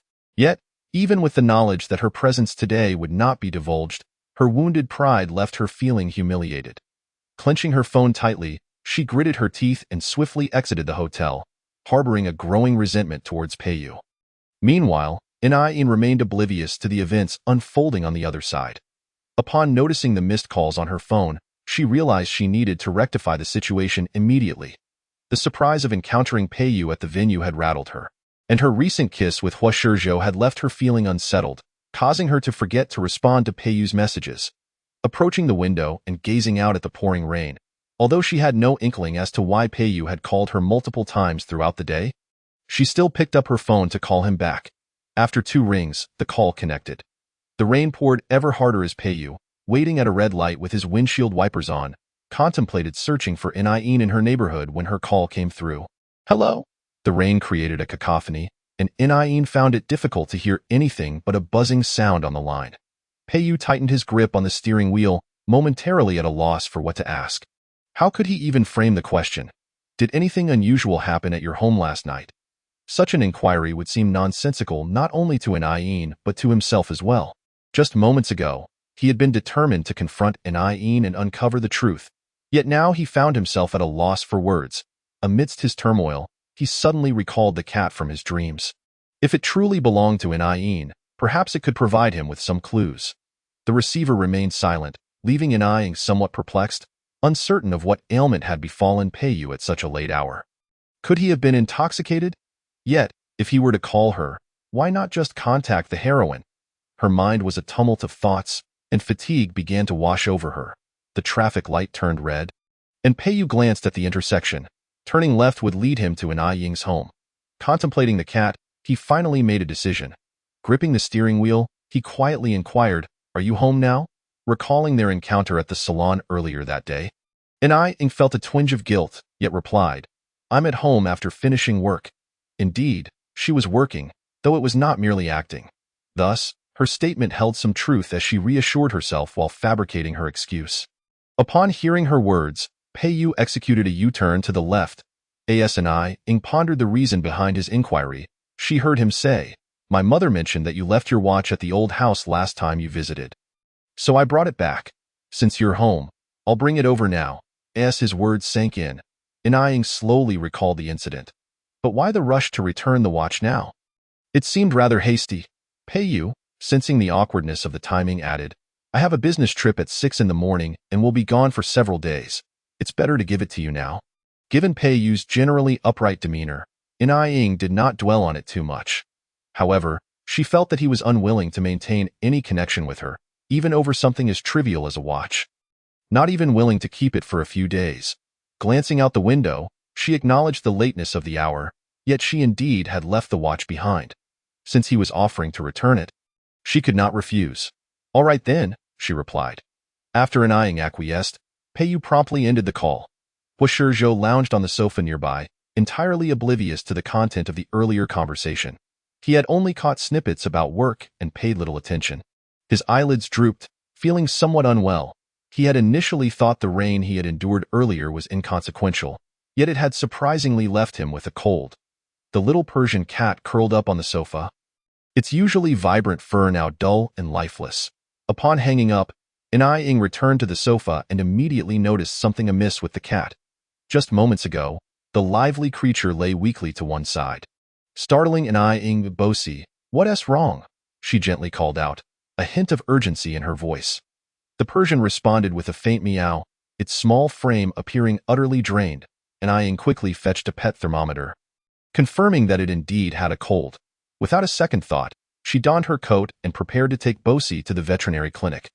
Huashizhou, in a daze, remained unaware of the unfolding events. He felt as though he was enveloped in a warm raincoat, only to be lifted by a pair of comforting hands that inexplicably soothed him. At that moment, Peiyu arrived, parking outside. Observing the illuminated lights, he frowned and pressed the doorbell. Huashizhou, hearing the sound, attempted to gather his wits, but the world before him grew increasingly blurred. Upon regaining consciousness, he found himself back home.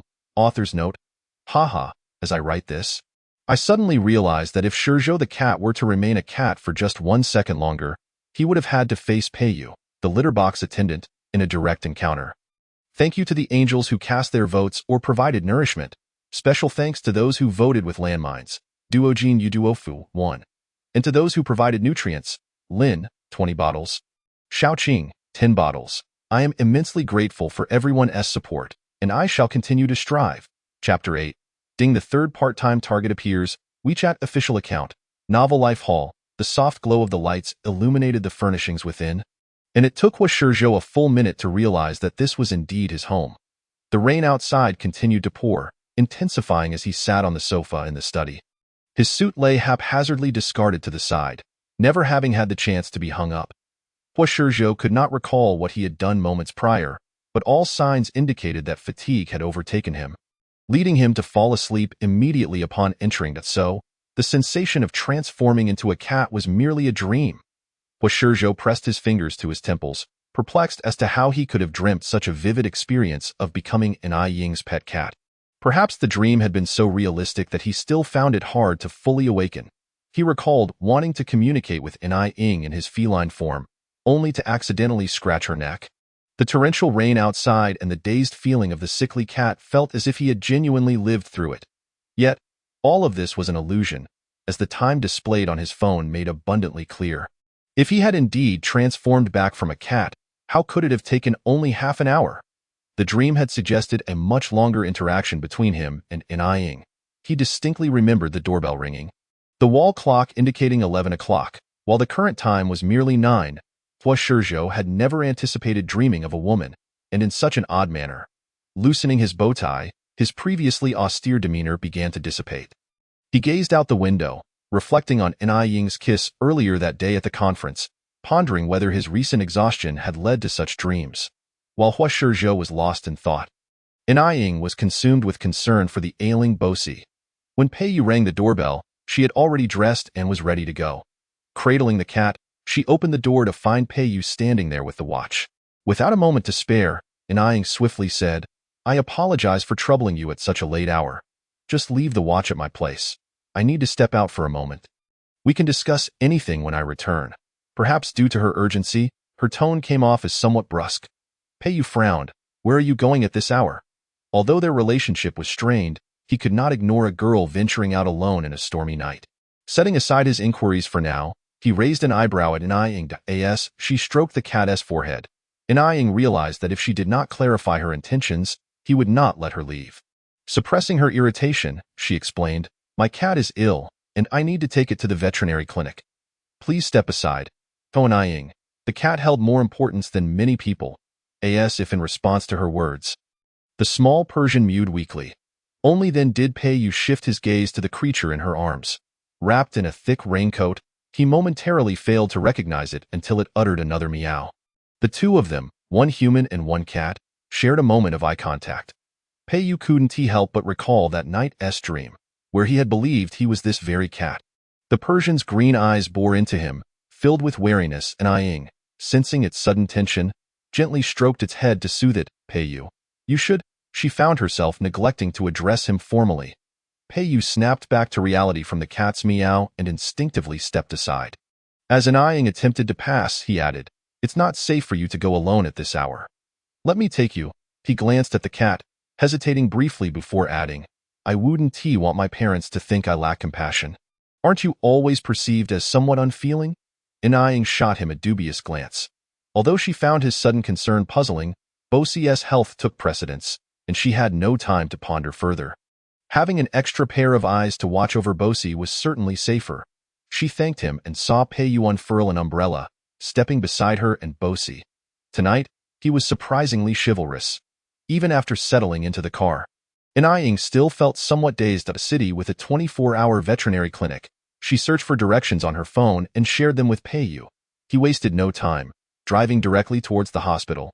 Thankfully, while the rain was heavy, the roads were relatively clear, allowing them to reach the clinic without delay. Ying cradled the cat as she exited the car, just as she entered the clinic to see Pei Yu pulling out his phone, seemingly making a call.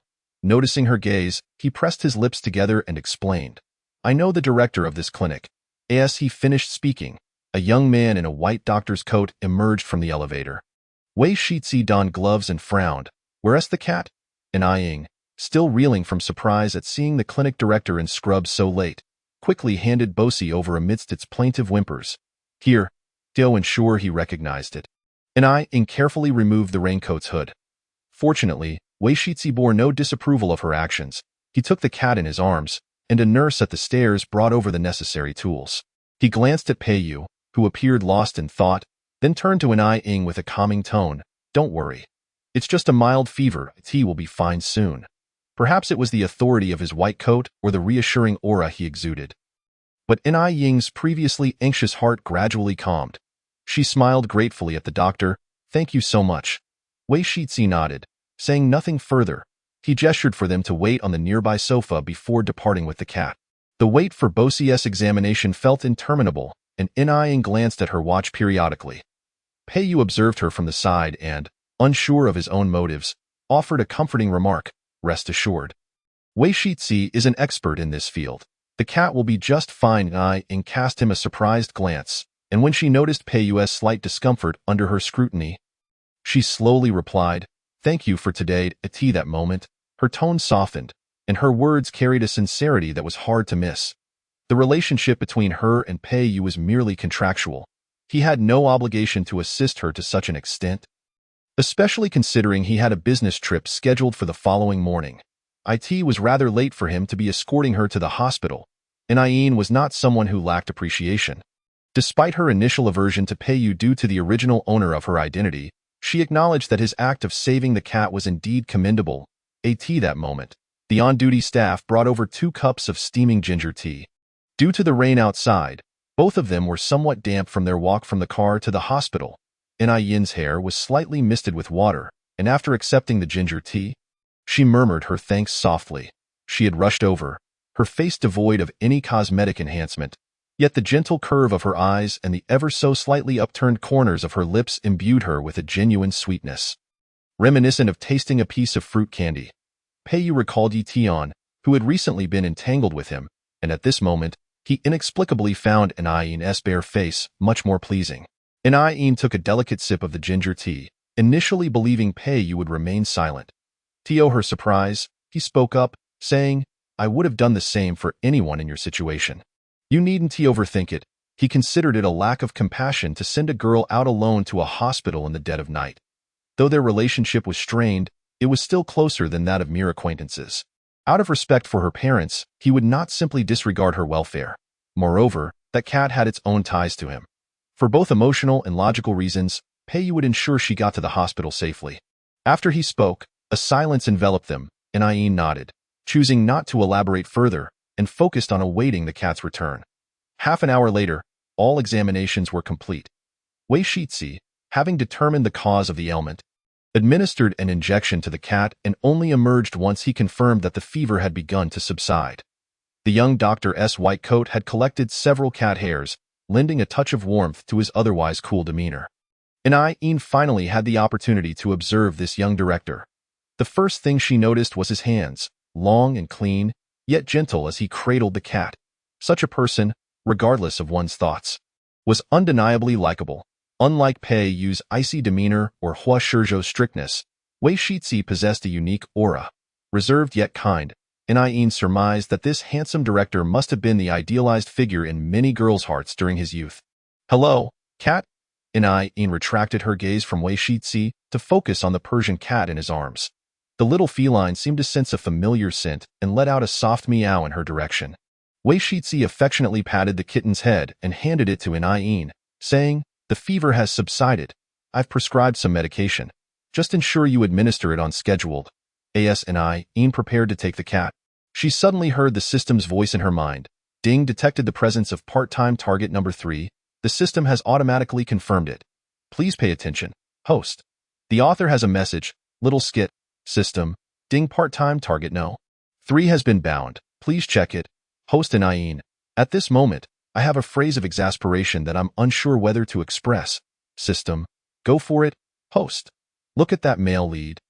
We VE overshadowed him. Oh no. We're profiting from his friends. An Ayin, with a smile on her face. What should I do if I want to eliminate the system?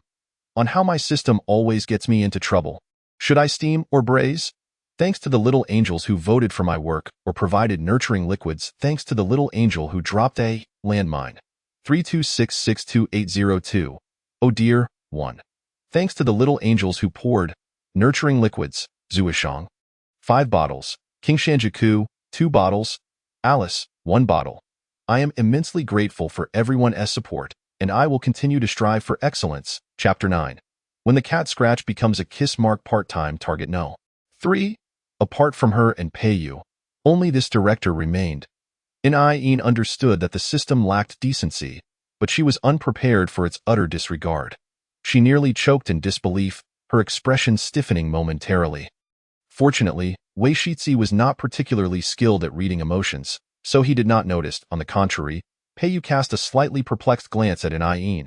Upon sensing her momentary lapse, An Ayin quickly composed herself and offered an appropriate explanation. I was merely surprised that Mr. Wei is so young yet holds the position of director. She comforted the Persian cat. Her gaze turned more sincere. Wei Shixi glanced at the cat in her arms, inexplicably avoiding her eyes, and softly replied, "Just call me Wei." An Ayin nodded. relieved that her explanation had sufficed.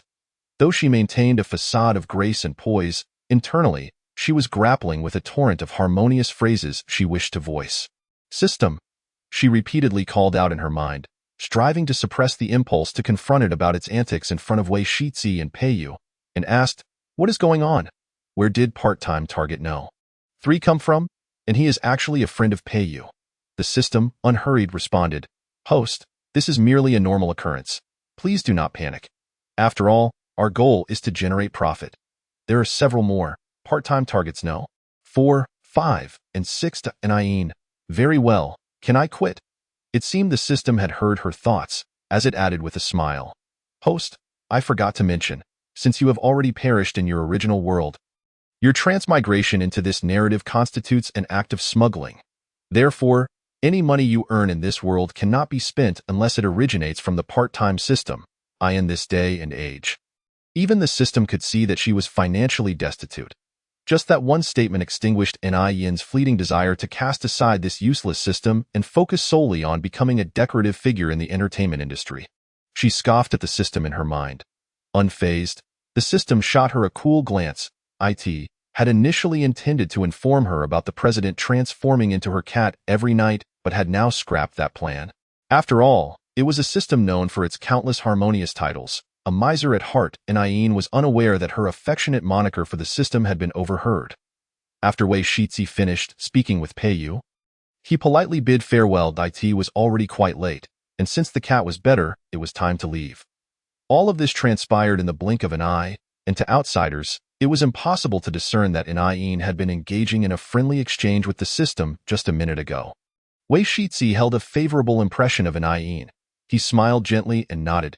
As he watched the two depart, he retracted his gaze. The Persian cat had fallen asleep, and Yin covered it with a small blanket before leaning back in her seat.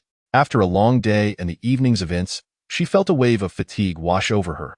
As the car pulled away from the hospital, Peiyu glanced in the rearview mirror, tightening his grip on the steering wheel, and then casually asked, "Are you quite interested in this Wei Shizi?"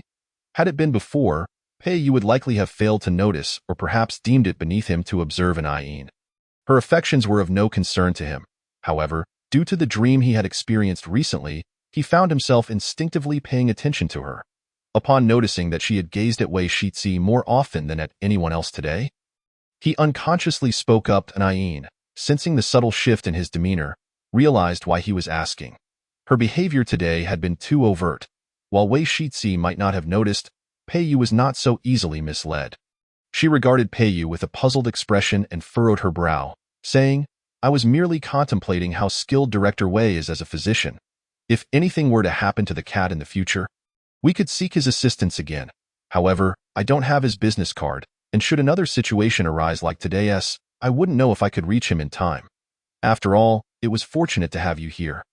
Otherwise, Peiyu didn't pay much attention to the latter part of her sentence after hearing "fortunate to have you."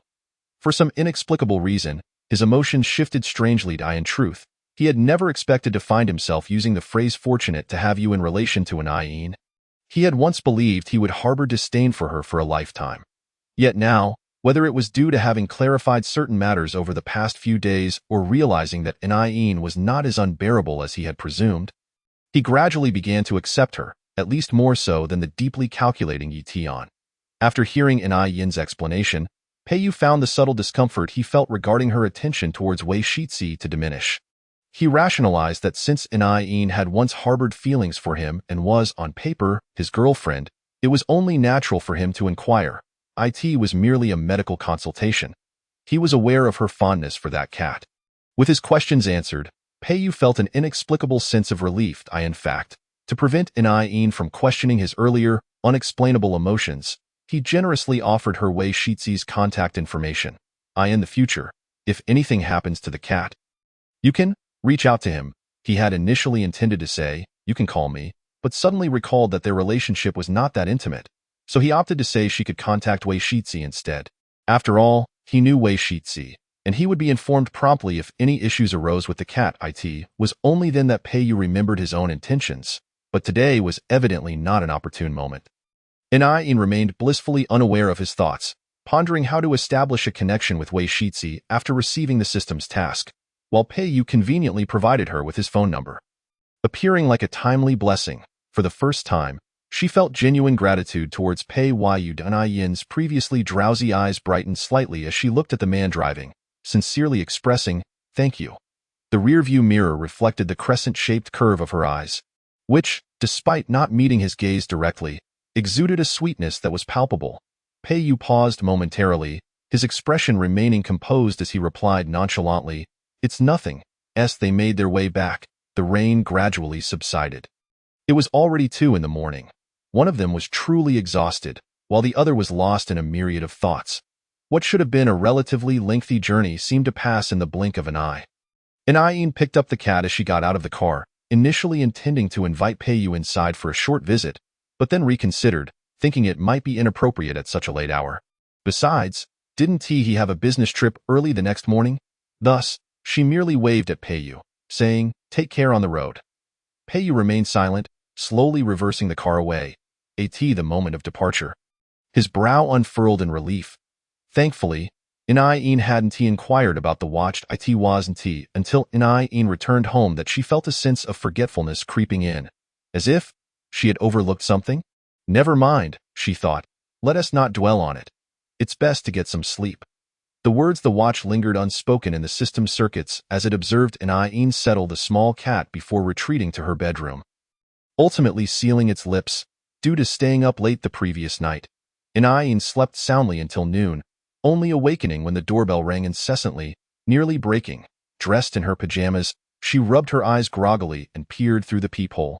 A short-haired woman with red lips appeared, looking quite familiar. Her mind was clouded, and as she lethargically opened the door, a sharp voice jolted her awake. Zhang Jing had been ringing the doorbell for 10 minutes before anyone responded. And at this moment, managing to suppress her anger was already a considerable feat. Yin, it's noon. What on earth are you doing? Have you forgotten we're supposed to record the show at 3 this afternoon? She had been anxiously waiting for Yin at the office that morning, but her calls went unanswered as her phone was off, nearly driving her to despair. Having rushed to Yin's home, she found it unresponsive. Zhang Jing was already prepared to call the police if no one opened the door within another minute, but just as that thought crossed her mind, Yin sluggishly appeared. Zhang Jing was filled with frustration, but upon seeing Yin's appearance, her ire softened somewhat. "Are you ill? You look dreadful." Although her tone was still sharp, her concern for Yin was evident. Yin felt a buzzing in her ears, her entire being unwell, yet her vision gradually cleared. At that moment, she recalled having overslept and leaving her agent in the lurch, feeling a twinge of guilt. "I am sorry, Jing It's my fault. I don't know how it happened, but I overslept." Her voice was somewhat hoarse. Zhang Jing, however, dismissed the matter, placing her hand on Yin's forehead, only to discover she had a fever. "What were you up to last night?" She glanced at the raincoat carelessly left at the entrance, instantly identifying the culprit. Yin had no choice but to explain that she had taken her cat, Bosie, to the hospital late at night due to its illness, conveniently omitting any mention of Pei Yu. Aware of how much Yin cherished her cat, Zhang Jing refrained from scolding her about it. But couldn't he help but express her disappointment? Knowing it was raining last night, you still didn't take care of yourself. With your constitution, you could very well be swept away by the rain. Seeing the concern hidden in Zhang Jing's eyes, Yin obediently refrained from arguing. After assessing her condition, Zhang Jing prepared to call the production team to request a leave of absence, as Yin's illness rendered her unable to participate in the recording. However, just as she took out her phone, Yin stopped her. "Jingjia, I'm fine that a few pills will do. The recording is at 3. Right? I can get ready in time." She bent down to pet the small Bosie, reassured to see it was already feeling better, and then expressed her relief. Zhang Jing was not the type to exploit her artists. On the contrary, she was quite kind and maintained a good relationship with Yin. Otherwise, she wouldn't have shown such support during the Yi Tian casting incident. Now that Yin was ill, how could Zhang Jing genuinely allow her to attend the program? Shaking her head, she was about to decline. But then Yin said, "Jingjia, rumors are already circulating that I'm being sidelined in the crew. If I don't go, wouldn't that just confirm it?" Zhang Jing was well aware that skipping the promotional event would likely offend the director and producer, but Yin's condition left her deeply concerned. She glanced at the frail girl in front of her, And when In smiled and blinked, she could only sigh, Jingjia, trust me, I'll be fine. Despite feeling utterly unwell, In still managed to feign a smile as if nothing was amiss. Zhang Jing scrutinized her closely, sensing that In seemed different from before. Despite having the same face, something about her now seemed trustworthy. Perhaps it was the culmination of recent experiences. After all, how could someone in the entertainment industry remain stagnant? Zhang Jing thought with a sense of relief. As they prepared to leave, In eventually draped a scarf over her dress. After hastily gathering her things, she had a bit of time to spare. After feeding Bosi some cat food, she departed with her agent. The recording location was not far from In's home. Yet by the time they arrived, most people were already present. In had initially expected to provide a lengthy explanation. But to her surprise, the production team's director merely handed her the script without uttering a word. While Zhang Jing went to handle matters with the crew and familiarize herself with the process, In sat by, perusing the script. After flipping through a few pages, her expression shifted to one of confusion. What's wrong? Upon returning, Zhang Jing noticed In's serious demeanor and furrowed her brows. Is something amiss with the show again? She was still displeased with the previous incident where those people had orchestrated drama by having Yi Tian overshadow In during the wrap-up. If things were to unfold similarly this time, Zhang Jing pondered whether bringing the ailing In here was indeed the right choice. But in the next moment, she found a script thrust into her hands. Take a look. It wasn't merely strange. It was exceedingly peculiar. Prior to arriving, In had mentally prepared herself for a few lines, yet upon seeing the script, she was taken aback. This was entirely different from her expectations. Had they suddenly changed their minds? Why was she receiving so much screen time? Moreover, would Yi Tian truly acquiesce? As she pondered, she noticed Zhang Jing placing the script on the table, then dialing a number with a serious expression. In remained calm, as she was inherently easygoing. Zhang Jing, after hanging up, entered with a brisk pace, and In could glean some information from her expression. Why Yi Tian is in trouble? Receiving such ample screen time and not having seen Yi Tian, who was originally cast as the supporting female lead, made the answer fairly obvious. Zhang Jing nodded, looking around to ensure no one else was present before lowering her voice. There are reports that Yi Tian has offended someone she shouldn't have and is currently suspended from her activities. Offending someone she shouldn't have? This puzzled In. Was there truly someone in this world that the female lead could not offend? Furthermore, you should have been with Yi Tian by now. Why wasn't he stepping in to assist her? Oblivious to the fact that the narrative trajectory had shifted, In continued to focus on the script.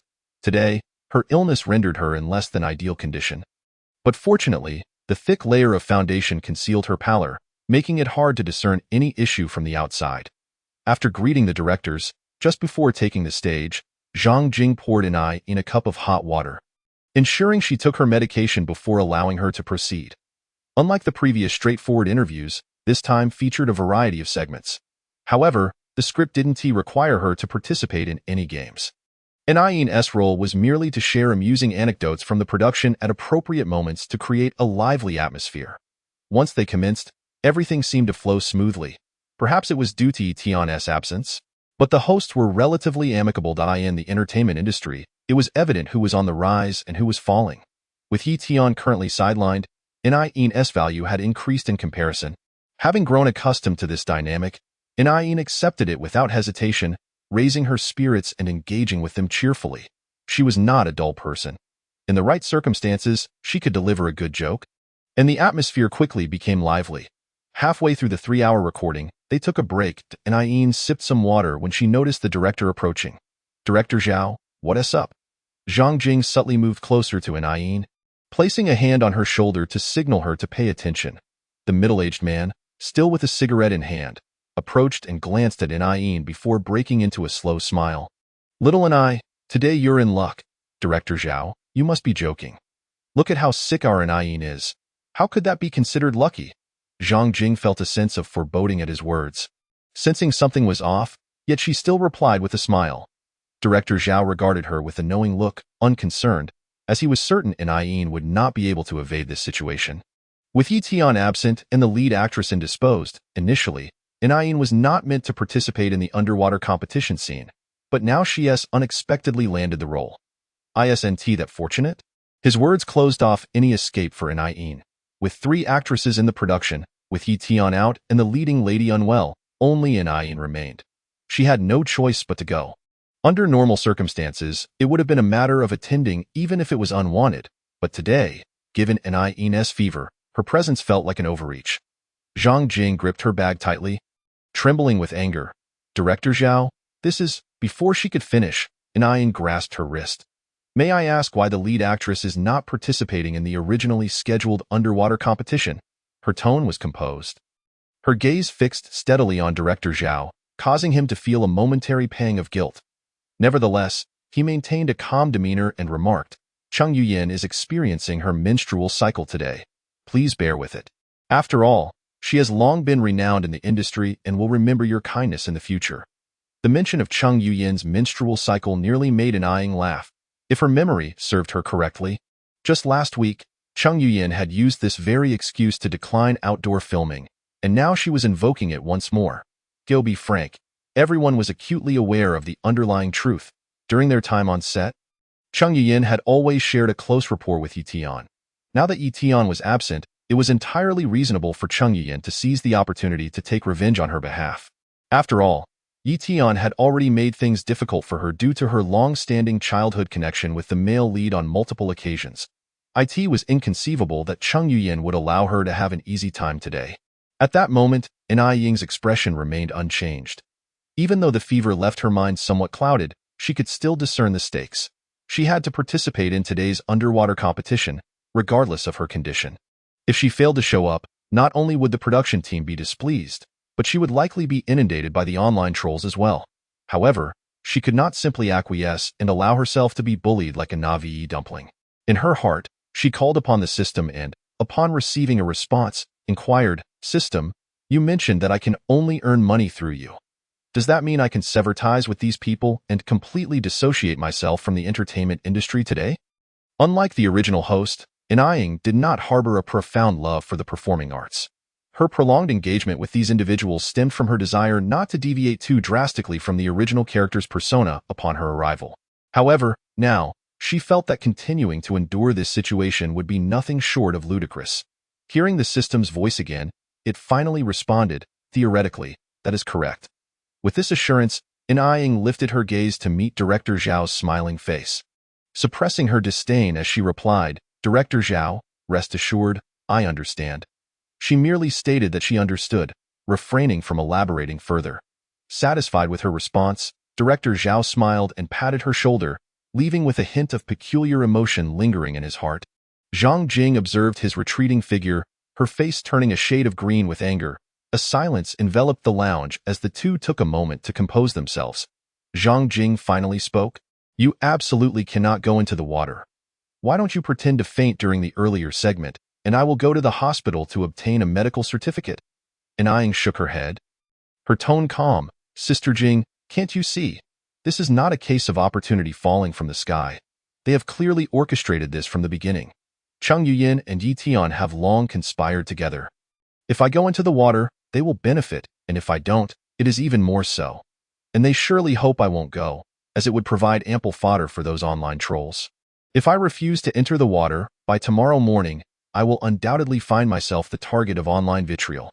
Her last statement was particularly earnest. After all, Zhang Jing was well aware of this. But there was little they could do at this juncture. In the midst of this heavy atmosphere, Ying managed to smile. Don't worry, Sister Jing. It's just a matter of entering the water. I know what I'm doing. Indeed, she wished to leave the entertainment industry, but she did not wish to be ousted by others. She intended to depart on her own terms, in a manner that was both dignified and glorious. Ying understood that she had to plunge into the water today, not only for herself, but also to seek justice for the previous Ying. Since they sought to manipulate her, they must be prepared for a counterattack. Seeing her resolve, Zhang Jing sighed and nodded in acquiescence, feeling for the first time a sense of helplessness, realizing that she could not even protect her own artist. The intermission soon came to a close. After tidying herself up, Ying took to the stage. Through a series of underhanded manipulations and the drawing of lots, she indeed found herself assigned to the underwater group. Her smile remained unchanged, concealing her true feelings, which prompted Director Zhao to breathe a sigh of relief.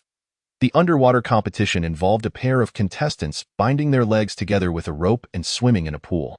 With the first team to retrieve a red ball from the surface declared the winner, Ying was partnered with another male actor from the crew, Zhou, with whom she had only exchanged polite greetings previously.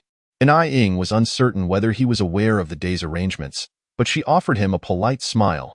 As the rope secured them together, the moment they hit the water, Ying was struck by a bone-chilling cold. She shivered, and the thick layer of makeup that concealed her features could not mask the pallor that emerged. Fortunately, the 200 meters were soon completed, and Ying let out a sigh of relief as she spotted the red ball on the surface, only to be obstructed by a push from Zhou Ying's calf. Realizing something was amiss, Ying promptly instructed, "System, please record his actions." Since the system had already granted her permission, it would not stand idly by during these events. Indeed, a moment later, she heard the voice in her mind say, "Backup completed." Seemingly sensing her body temperature, the system hesitated before reminding her, "Host, please ensure your safety." Ying felt increasingly frigid but managed to smile on her face. She did not resist. Instead, she allowed herself to be tripped.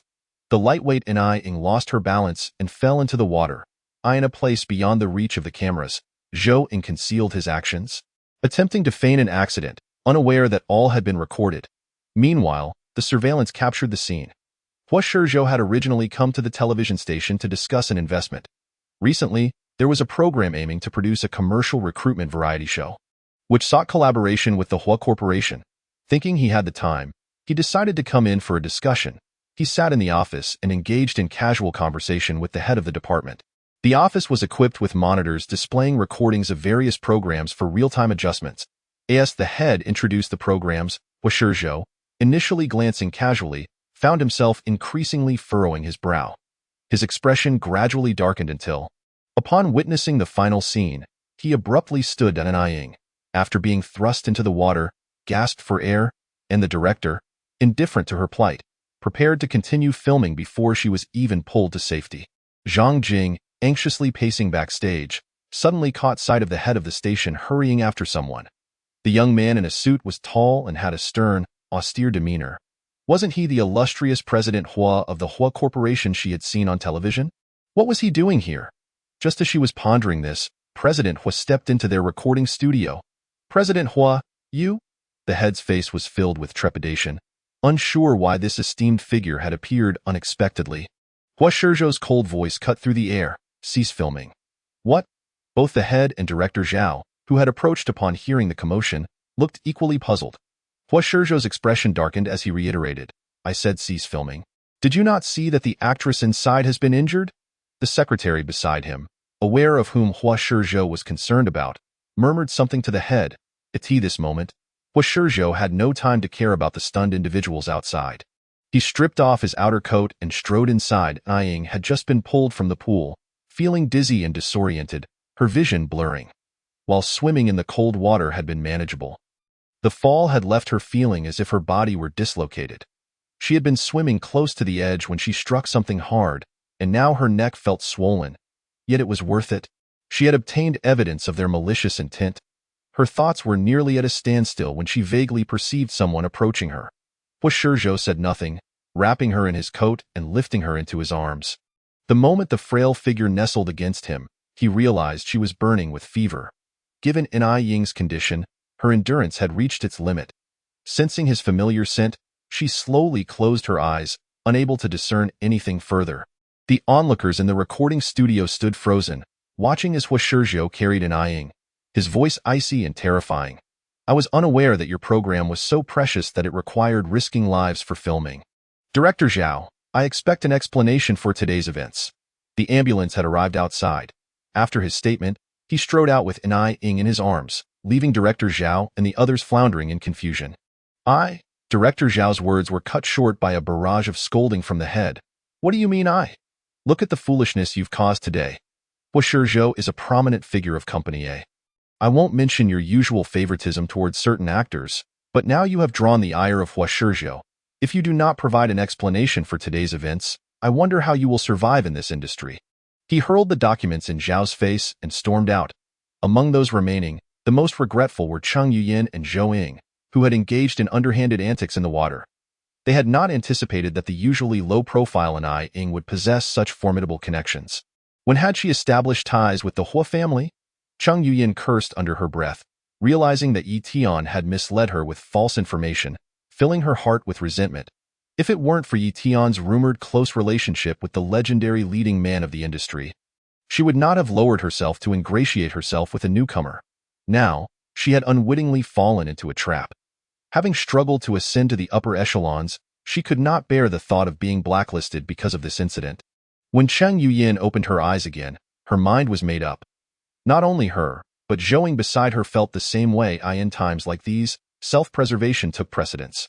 Both of them, thinking of the one who had orchestrated their predicament, Yi Tian, simultaneously resolved to act. Meanwhile, the atmosphere in the recording studio was fraught with tension. Zhang Jing felt a wave of relief wash over her when she saw someone escorting Anai Ing to the hospital. She did not follow, realizing that her presence would be of little consequence. After recording the live event, there were still matters she needed to handle. Although she was unaware of how Anai Ing came to know Mr. Hua, following Hua Shizhou's stern warning, Director Zhao and the others were now compelled to provide an explanation. The situation was currently leaning in their favor. She must follow up on these matters promptly, ensuring that Anai Ing did not suffer in vain. The ambulance went straight to the hospital, and Anai Ing was admitted into the emergency room. Because Hua Shizhou had cleared the scene, those paparazzi did not follow. He watched as Anai Ing was taken into the emergency room, finally allowing himself to relax. Turning to his secretary, he instructed, "I need all the surveillance footage from the entire site, not just during the recording, but also from the lounge areas. Acquire everything that isn't a blind spot." His voice was grave, and the secretary understood that Mr. Hua was furious. After agreeing, he sighed quietly to himself. With Mr. Hua taking this so seriously, Director Zhao was likely in deep trouble. Anai Ing had no knowledge of Hua Shizhou's actions. When she awoke again, it was already evening. The 4-needle in her hand had been removed, and she had changed into a hospital gown, the room's temperature perfectly comfortable. Pressing her fingers to her forehead, she vaguely recalled fainting and wondered who had brought her to the hospital. Just then, the door swung open, and Hua Shizhou entered, dressed in a shirt, holding a thermos. Upon seeing her awake, he slightly pursed his lips and inquired, "How are you feeling?" "I had my secretary bring some porridge." Anai Ing watched as he placed the porridge on a nearby table. Although surprised that her savior today was Hua Shizhou, she sincerely replied, "Thank you for today." While she had her own plans, it was a fact that Hua Shizhou had assisted her. The girl's complexion was pale. Although she had regained some strength, she still appeared fragile. Hua Shizhou generally disliked weak women, but in the presence of Anai Ing, his critical demeanor softened, replaced by a complex emotion he could not articulate. Yes, complex. During the hours Anai Ing was unconscious, Hua Shizhou had arranged for all the surveillance footage of her at the scene to be reviewed, including previous moments where she had been deliberately targeted under the influence of others. Frowning at this thought, he had always known the entertainment industry was sordid but was unaware that Yi Tian, who had always presented herself as independent and strong in front of him, was involved in this incident. Moreover, she might even be the mastermind. Hua Shizhou lowered his gaze, recalling the information relayed by his secretary regarding Cheng Yuyin and Zhouing. On one hand, he felt frustrated at his inability to read people, while on the other, he felt an inexplicable guilt towards Anai Ing. This girl, who appeared so adept in the world of glamour, had endured such hardships out of his sight. No wonder she preferred to sign that contract with him rather than continue in the industry. Little did he know how much he had misunderstood. After thanking him, Anai Ing intended to call her agent. She was concerned about how things would unfold after her departure. They currently had Zhou Ying's video, and as long as they could compel him to expose Yi Tian behind the scenes, this incident wouldn't be in vain. As she pondered this, she reached for her phone. Sensing her thoughts, Hua Shizhou preemptively explained, "Don't worry, the recording has been halted. Your agent should be able to handle the remaining matters." Anai Ing forced a smile and nodded, but her mind was elsewhere. To be honest, given the non-existent relationship between her and Hua Shizhou, his assistance thus far was commendable. The rest of the matters? She intended to handle herself. Anai Ing was not prepared to rely on him for her vindication. She had always positioned herself firmly as the supporting character. Had it not been for Yi Tian's excessive actions, she would not have declared war on her. It was evidently impossible for her to swallow her grievances this time. The lead had already given her leverage, and not retaliating would be unjust. However, she had no intention of sharing this with Hua Shizhou. Although he had previously claimed to have no ties with Yitian, Yin remained skeptical. After all, the original narrative was quite clear. And if there were truly no connections, how could Hua Shizhou, with his stature, allow rumors to persist for so long? She glanced at the young man by her bedside, hesitated briefly, then spoke. Mr. Hua, I wish to go home. Hua Shizhou frowned slightly. The doctor said you just finished a fever. It would be best for you to stay in the hospital tonight for observation. He was not wrong. Given Yin's current condition, leaving was indeed somewhat challenging. Yet, the girl persisted in her request. Mr. Hua, I want to be able to sleep well in the hospital. Besides, I have a cat at home that is also unwell. I can't leave it alone. Please let me go home to rest. If anything comes up, I will call you. Yin's determined gaze made it difficult for anyone to refuse her, especially since their relationship was merely contractual. Even though Hua Shizhou had saved her, he had no authority to dictate her whereabouts. Ultimately, he had no choice but to agree to let her return home. He initially intended to accompany her personally. But a phone call interrupted him. Mr. Hua, it's a call from the lawyer. Hua Shizhou paused in his tracks, glanced at Yin, and instructed his secretary, you take her home first. Yin had not planned on asking Hua Shizhou for a ride. She waved her hand and got into the car. Meanwhile, at the hospital, a teddy bear that had ingested glass beads was brought in. Wei Shizi had just completed the surgery and was about to pour himself a glass of water when he opened his eyes to find the cup in his hand had transformed into a small animal bowl, tiny, with cat paw prints on it. Wei Shizi remembered seeing a similar bowl in the hands of a couple who had brought their pet in for treatment a few days prior. It was supposedly a new model from a popular online pet supply store. He looked down at the small water bowl, a hint of confusion flashing in his eyes. Could it be that he was so exhausted from the surgery that he was hallucinating? Wei Shizi frowned, intending to put down the cup, but instead found himself extending a furry cat paw. Only then did he realize, upon seeing his reflection in the water, that he had turned into a cat, a beautiful blue-eyed Persian. As a doctor, Wei Shizi recognized the breed immediately and realized it was the cat belonging to the girl named Yin. But how had he transformed into her cat? He was puzzled and gradually shifted his gaze around the room. Time ticked by, but after familiarizing himself with the surroundings, he still found nothing. He was alone in the house, and glancing at the clock, he noted it was 11 at night. It seemed the girl had no intention of returning home. After all, he had heard she was an actress, and such circumstances were not uncommon. While contemplating Yin's absence, the Persian cat leaped onto the sofa and, with a swift movement of its paw, switched on the light. After Yin got out of the car, she received a call from her agent. Before fainting, she had instructed the system to send the video to Zhang Jing anonymously. Given Zhang Jing's capabilities, she should have results by now. Indeed, when she answered the call, everything aligned with her expectations. With evidence at hand, Zhouing had implicated Yi Tian, prioritizing his future. Hearing this, Yin sighed in relief, prompting Zhang Jing to comfort her. Little I, just rest at home. I'm following up on this matter, and Mr. Hua has also engaged a lawyer, so Yi Tian will not escape. Which Mr. Hua are you referring to? Yin suddenly frowned and asked. The Mr. Hua who took you to the hospital, Hua Shizhou. You still haven't told me when you met him, Zhang Jing complained with a chuckle, on the other end of the line. Her agent was excitedly chatting, but Yin felt perplexed. The male supporting character had not only refrained from shielding the female lead, but had even hired a lawyer for her. Chapter 12. I have a fairy cat. Yin and the cat faced each other, both startled. The silence was broken by a soft meow from the Persian. Wei Shizi friendly called out, hello. Although it was the sound of a cat, it eased the atmosphere considerably. Yin instinctively thought a thief had entered when she saw the light suddenly turn on. But upon entering the empty house and noticing the Persian cat with its head tilted, she realized her mistake and slowly relaxed. The Persian had been known to turn on the lights when she was around. Perhaps all small animals possessed such a mischievous inclination to press switches, Yin thought, chiding herself for being overly jumpy after everything that had happened. After changing her shoes, she noticed her usually enthusiastic Persian was still sitting on the sofa, prompting her to approach and stroke its head. Did you eat well today? The girl's voice was a bit hoarse, and due to her closeness, Wei Shizi could smell a faint fragrance in her hair. The little cat's ears perked up, recalling the empty food bowl upon her arrival.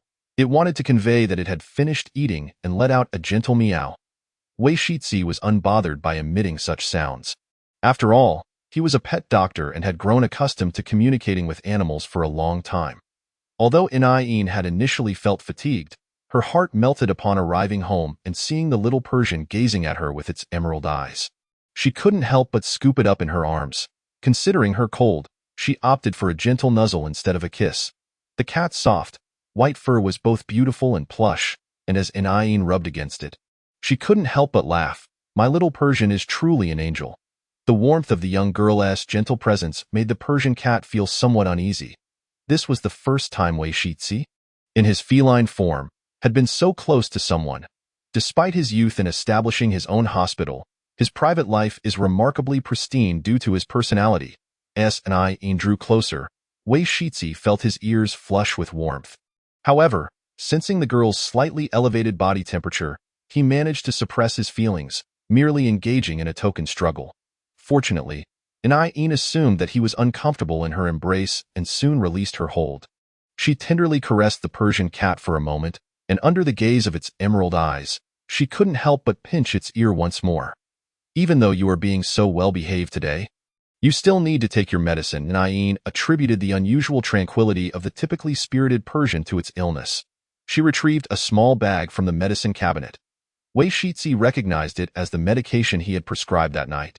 A flicker of contemplation passed through the cat's eyes before vanishing as Inayin turned back.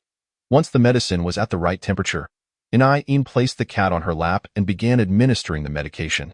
Initially expecting the cat to spit it out as usual, she was astonished when the Persian effortlessly swallowed it this time. The process was remarkably smooth, and even when she offered the pill, the Persian yawned, as if inviting her to check its mouth. Although Wei Shitzi found the current situation puzzling, he understood that the health of small creatures must never be overlooked. After swallowing the pill, the cat opened its mouth with utmost seriousness, while internally, it mused, "This medication from the hospital is indeed rather bitter." Regardless, the fluffy visage of the Persian betrayed none of its discomfort. Approaching 11 o'clock at night, Inayin grew weary after administering the medication. Feeling unwell from her own illness and having been busy since arriving home, she was now quite fatigued. After placing the Persian in its bed, she gently rubbed its head, bidding it good night before departing. The bedroom door was ajar. After a while, unsure of the time, Wei Shitzi began to feel drowsy. Just as he was about to sleep, a sudden clap echoed from the bedroom, prompting him to lift his head in curiosity. What was happening inside? Remembering that Inayin was unwell, he felt a twinge of concern that something might have gone awry. The cat's bright green eyes fixated on the slightly ajar door, seemingly deep in thought. Ultimately, his underlying worry outweighed the awkwardness of entering a girl's room late at night. Wei Shitzi called out softly and tiptoed over. The small lamp remained lit, illuminating the girl's sleeping face. Her lips, usually curled in a gentle smile, were now pressed tightly together, and Wei Shitzi noticed that Inayin appeared to be in discomfort, beads of cold sweat forming on her forehead. The air conditioner remote had slipped from the covers, and the Persian glanced at it before cautiously approaching and adjusting the temperature to a more comfortable level. Indeed, after a short while, Inayin seemed to settle down considerably. He lingered in the room for a while, and upon confirming that Inayin was not in serious distress, he decided to leave. Wei Shitzi picked up the remote with his mouth and quietly placed it on the table before exiting as silently as he had entered. The clock finally struck 11, and Wei Shitzi nestled into the cat's bed, his eyes drifting shut as he succumbed to slumber. Unbeknownst to Inayin, who was asleep, a little cat had adjusted the temperature for her in the middle of the night. Perhaps due to her illness, she felt incredibly comfortable in her sleep, awakening to find it was already 10 o'clock in the morning. After freshening up, she poured herself a glass of water and opened her phone, contemplating whether to call Huashizhou.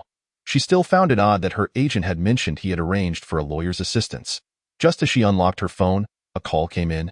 The screen displayed the words part-time target 2, making her brow twitch before she answered. "Hello? Are you feeling better today?" Huashizhou inquired.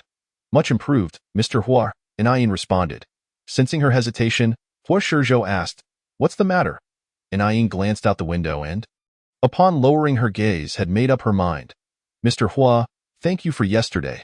She paused before adding, "Not just for taking me to the hospital, but also for the lawyer." Silence hung in the air, and Hua Shizhou could detect her unwavering tone. It was clear she had something on her mind. However, I believe it would be best for us to handle this matter ourselves. Her tone was no different from usual, even akin to how she had spoken to him before their kiss at the banquet. Hua Shizhou tightened his grip on the pin, perplexed, as he recalled the dream from that night, where her emotions towards the Persian cat felt genuine. She would play with it joyfully and tolerate its mischief. Puzzled by his sudden recollection of the dream, Hua Shizhou found himself momentarily lost in thought until Yin gently called out, "Mr. Hua," jolting him back to reality. Hua Shizhou understood her concerns. She did not trust him. More precisely, she did not believe that he could view the situation fairly after learning the truth behind it. This marked the first time he had experienced such distrust, and oddly enough, Hua Shizhou found himself devoid of anger. The secretary nearby, having overheard their conversation, cautiously explained, "Perhaps Miss and I has some misunderstandings due to your previous support of Yition." The secretary was not mistaken. In fact, just yesterday, when some leads had surfaced, Yition had approached Hua Shizhou seeking leniency. Before knowing the truth, he had thought it was merely a conflict between the two. Yet, upon understanding the extent of Yin's suffering, he could not voice such sentiments.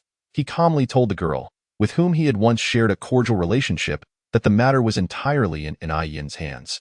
After all, only the victim has the right to determine the punishment for the perpetrator. The silence on the line stretched for too long, until Yin furrowed her brow in impatience, prompting Hua Shizhou to slowly speak. "Rest assured, we have thoroughly investigated, and it was indeed Yition's doing. I will not shield her," he added, "otherwise, I wouldn't have arranged a lawyer for you." Hearing the sincerity in Hua Shizhou's voice, Yin felt a sense of confusion. Their relationship was merely one of contractual intimacy. Why was he suddenly so kind to her? In her mind, she questioned the system. Has the domineering Seo had a change of heart? The system, eager to respond, mused, "Perhaps the CEO feels indebted to you after consuming your cat food." However, adhering to a certain voyeuristic spirit, the system remained silent, and Yin, indifferent to the thoughts swirling in her head, simply intended to voice a trivial complaint. Regardless of Hua Shizhou's stance, she intended to take legal action against Yition. She conveyed her resolution to Hua Shizhou. Zhang Jing had already prepared a lawyer's statement to be issued under Yin Studio's name. The moment that statement was released, it caused a considerable stir. The previously scheduled promotional variety show had already sparked speculation with its delayed airing, and now Yin Studio's public lawyer statement thrust the show into the spotlight. What had transpired? Everyone was eager to know. Zhang Jing wasted no time in revealing the results of the police investigation, combining the testimonies of Yu Yin and Zhou Ying, along with the recording from the day of filming. On social media, initially, some people were skeptical, intentionally bullying a fellow actress from the same crew. This isn't a novel. How could it be so melodramatic? Others speculated that Yin was merely attempting to use Yition and Cheng Yuyin for publicity. However, those voices were quickly silenced after viewing the footage. The video clearly depicted the events that transpired beneath the water, showing Yin reaching for the red ball when Zhou Ying deliberately obstructed her with his leg. As if that was not enough, Zhang Jing also shared clips from the dressing room, showing them forcing the ill Yin into the water. The uproar was immediate. Viewers, shocked, began to discuss fervently.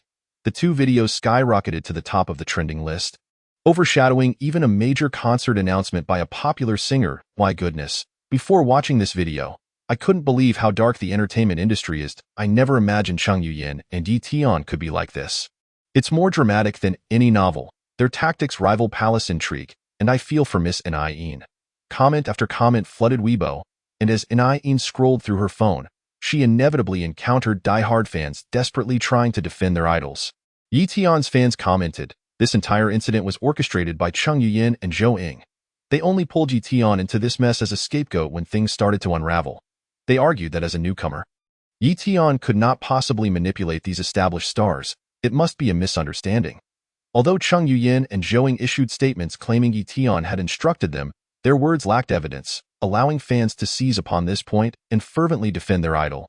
Yet, fans of Cheng Yuyin were equally relentless. As a top-tier actress, Cheng Yuyin was aiming for the Best Actress award with this drama. Why would she lower herself to bully Yin?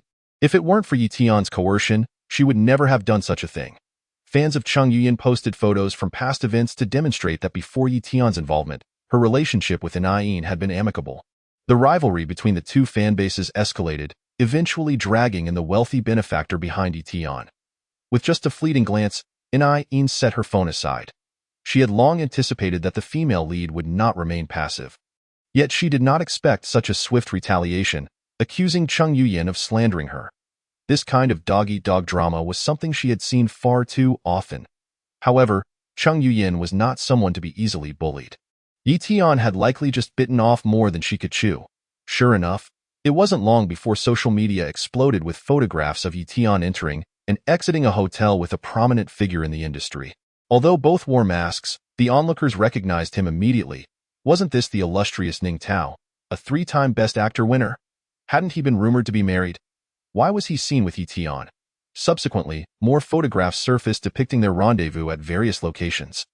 Thrusting Etion into the eye of a public storm, what was initially just casual gossip had turned into a scandal of monumental proportions, an affair with a titan of the film industry. No wonder Etion had dared to command Cheng Yuyin. It appeared she had powerful backing. Comments were being suppressed, yet new ones emerged. Within the office, Etion was in a state of disarray. Zhang Gu, what should we do now? Draped in a shawl. She paced anxiously across the floor. The agent, referred to as Zhang Gu, furrowed his brow and inquired, "When did you and Ning Tao start this?" He was also feeling the pressure, knowing that Gong Luan was about to air. And here she was, managing to ruin a promising situation. Now, it was not only about Na Yin's lawsuit, but also about her extramarital affair with Ning Tao. This was enough to ruin an artist's career, especially with both issues surfacing simultaneously. Why Etion felt a pang of embarrassment upon hearing his words and, ultimately, under her agent's piercing gaze, she confessed, "It's been 3 months." For someone to have entangled herself with a Best Actor in such a short time indicated that Etion had her methods. Though, the agent pondered aloud, "Do you think Ning Tao will protect you in this matter?" Understanding his implication, Etion tentatively picked up her phone to call Ning Tao, but the call was abruptly dropped after a single ring, causing her expression to fall into despair. This was impossible, he had clearly said, yet the reality of the unanswered call indicated that Ning Tao had abandoned her. The office fell into a heavy silence. Zhang Qin, though frustrated, recognized that he and Etion were inextricably linked. One's downfall would lead to the others. He steeled himself to help her salvage the situation. After a moment of contemplation, he narrowed his eyes at Etion and finally said, "You cannot come out publicly to clear your name. The eyes of the internet are fixated on you. The more you explain, the more dirt they'll dig up. The only course of action now is for you to privately seek reconciliation with In and put an end to this. If In agrees to reconcile, once the storm has settled, I will arrange for you to study abroad for some time. As long as you excel, by the time you return, these incidents can be relegated to past scandals, and their impact on you will be minimal." The silence in the office was unsettling, and Zhang Qin observed her closely, waiting for her response. Why Etion tightened her grip on her outer garment. Lost in thought, she regarded the betrayal by Chung Yuyin and Zhou Ying, as well as Ning Tao's abandonment, and felt a surge of resentment. Especially towards Ning Tao, she took a deep breath and gritted her teeth. "Fine, I will seek reconciliation with In." Zhang Qin tapped the table, reminding her, it's not about seeking reconciliation. It's about begging for her forgiveness. As for Ning Tao, you must remain silent. I will communicate with him privately and ensure that, before the public uncovers anything more damaging, this matter is contained as a mere professional relationship. Acknowledging that this was the best arrangement, Etion suppressed her dissatisfaction. However, the thought of apologizing to In left a bitter taste in her mouth. But she resolved to wait until she could catch her breath. The expression of the young star in the office, typically gentle, now bore a menacing edge.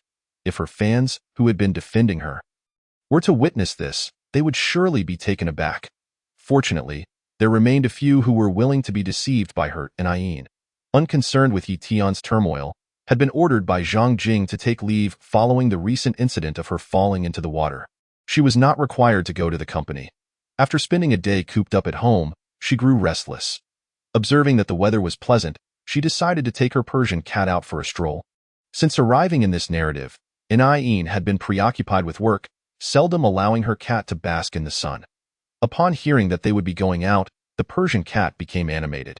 Meowing incessantly behind her, Nain gathered her belongings, affectionately stroked its head, and then bent down to scoop up the cat. This apartment had been purchased by the original owner several years ago.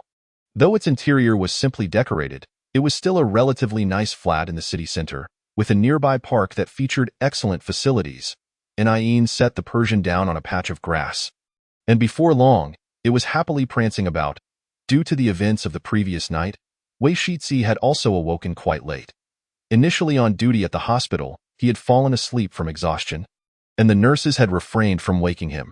Pressing his forehead, he dismissed the bizarre incident of becoming a cat as merely a dream, shaking his head at the absurdity of experiencing such an illusion due to fatigue. His condition today was not ideal for performing surgery, so after some thought, Wei Shizhi had to let other doctors take over his shifts. After requesting leave, he intended to return home, but as he sat in his car, he found himself unknowingly driving to the vicinity of the apartment he had seen in his dream. In the dream, Nain appeared to reside there. Wei Shizhi was perplexed as to how he had ended up here, his expression reflecting a mix of emotions. Suddenly, he felt a furry presence brushing against his leg. Looking down, he discovered a small cat nuzzling him, which meowed softly upon seeing him. After allowing the Persian cat some fresh air for a few hours, Nain thought it was time to head back, so she took a few steps forward to find her cat. However, upon lifting her gaze, she was met with an unexpected sight. Wei Shizhi, what was he doing here? Wei Shizhi was equally surprised, seemingly not anticipating to see Nain so soon. He felt a slight awkwardness. Yet, that awkwardness began to dissipate as the girl broke into a smile. Dr. Wei is out for a walk too?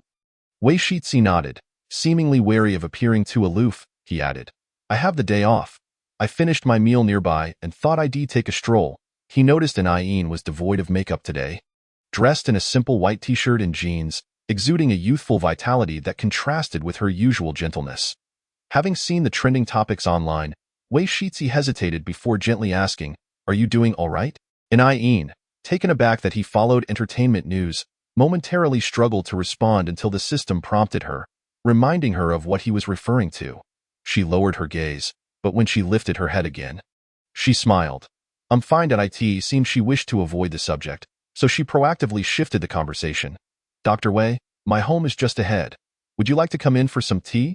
When the girl laughed, her eyes crinkling with sincerity and sweetness, Wei Shizhi had initially intended to decline but found himself swallowing his words, recalling the dream from the previous night.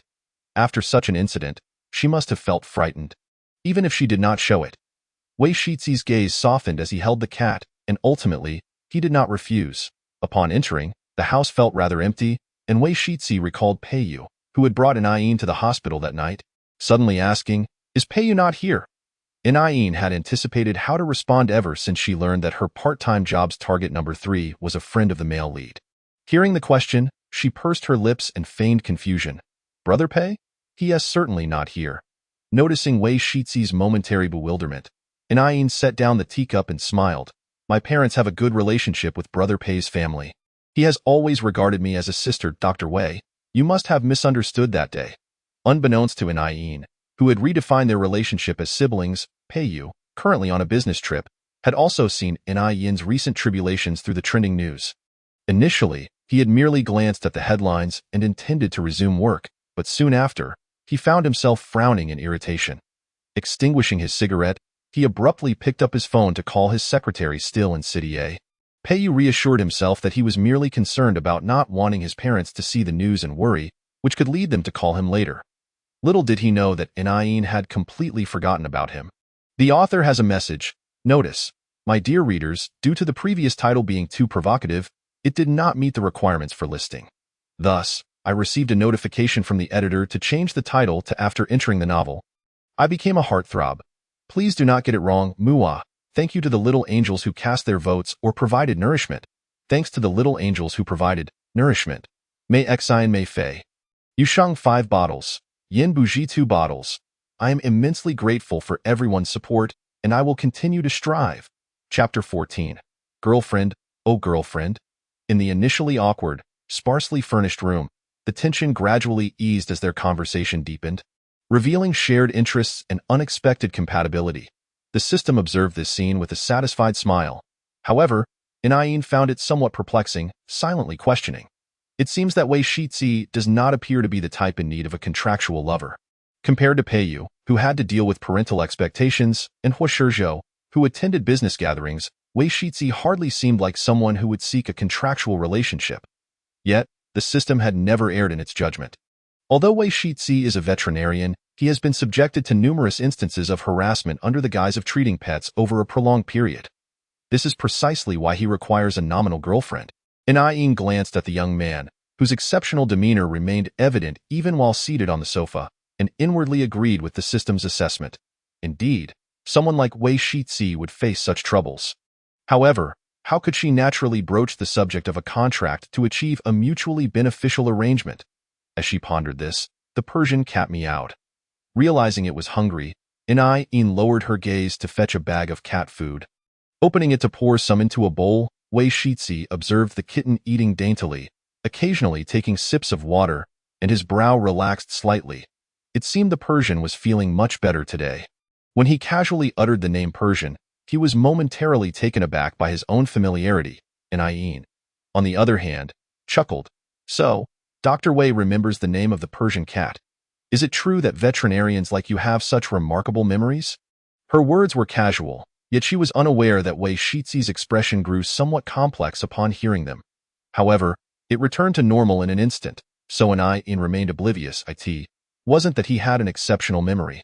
Rather, the hospital received many pets daily, making it impossible for him to remember every name. His strong impression of the name Persian stemmed from that dream. In the dream, he was the Persian. Wei Shitzi unconsciously turned to glance at the Persian cat. The feline was comfortably indulging in its favorite food, and Wei Shitzi noticed Inayin's delicate, snow-white fingers skillfully stroking the cat's head, her seaweed-like black hair gently cascading over her shoulder. From his perspective, he could see the corners of her lips curving into a smile. Sunlight bathed the living room, illuminating both the girl and the cat in a tranquil tableau. Wei Shitzi's previously tumultuous emotions unwittingly began to ease. Just then, a phone rang. It was from the hospital. Wei Shitzi looked apologetically at Inayin before rising to answer it by the window. Due to the system's external assistance, Inayin clearly heard the conversation. It turned out that a regular client, who always brought their pet to the hospital, had come today but could not find Wei Shitzi. Coincidentally, the substitute doctor had made an error, causing a commotion in the hospital. Everyone in the hospital knew that the female client was fond of Wei Shitzi. Her uproar was merely due to his absence. The nurse glanced at the aggressive woman who had removed her sunglasses and urgently relayed the situation. Wei Shitzi's expression remained unchanged as he calmly replied, "It's fine. You don't need to pay her any mind.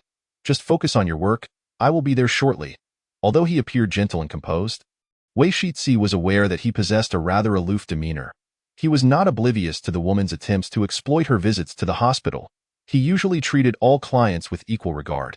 However, this time, Wei Shitzi hung up the phone and turned to bid farewell to Inayin, saying, "I've troubled you for so long. I should be leaving." His tone was unaltered, but Inayin, with her keen intuition, sensed something amiss. "Is there trouble at the hospital?" Surprised that she had guessed correctly, Wei Shitzi paused, then met her gaze, only to find concern hidden beneath her smile. Though he had initially intended to keep her uninformed, he ultimately relented, saying, "Yes, there's some unrest at the hospital." Inayin nodded and, under Wei Shitzi's gaze, turned to retrieve her coat from the wall. "Then I'll accompany you." Her movements were so natural that Wei Shitzi felt a warm flutter in his heart.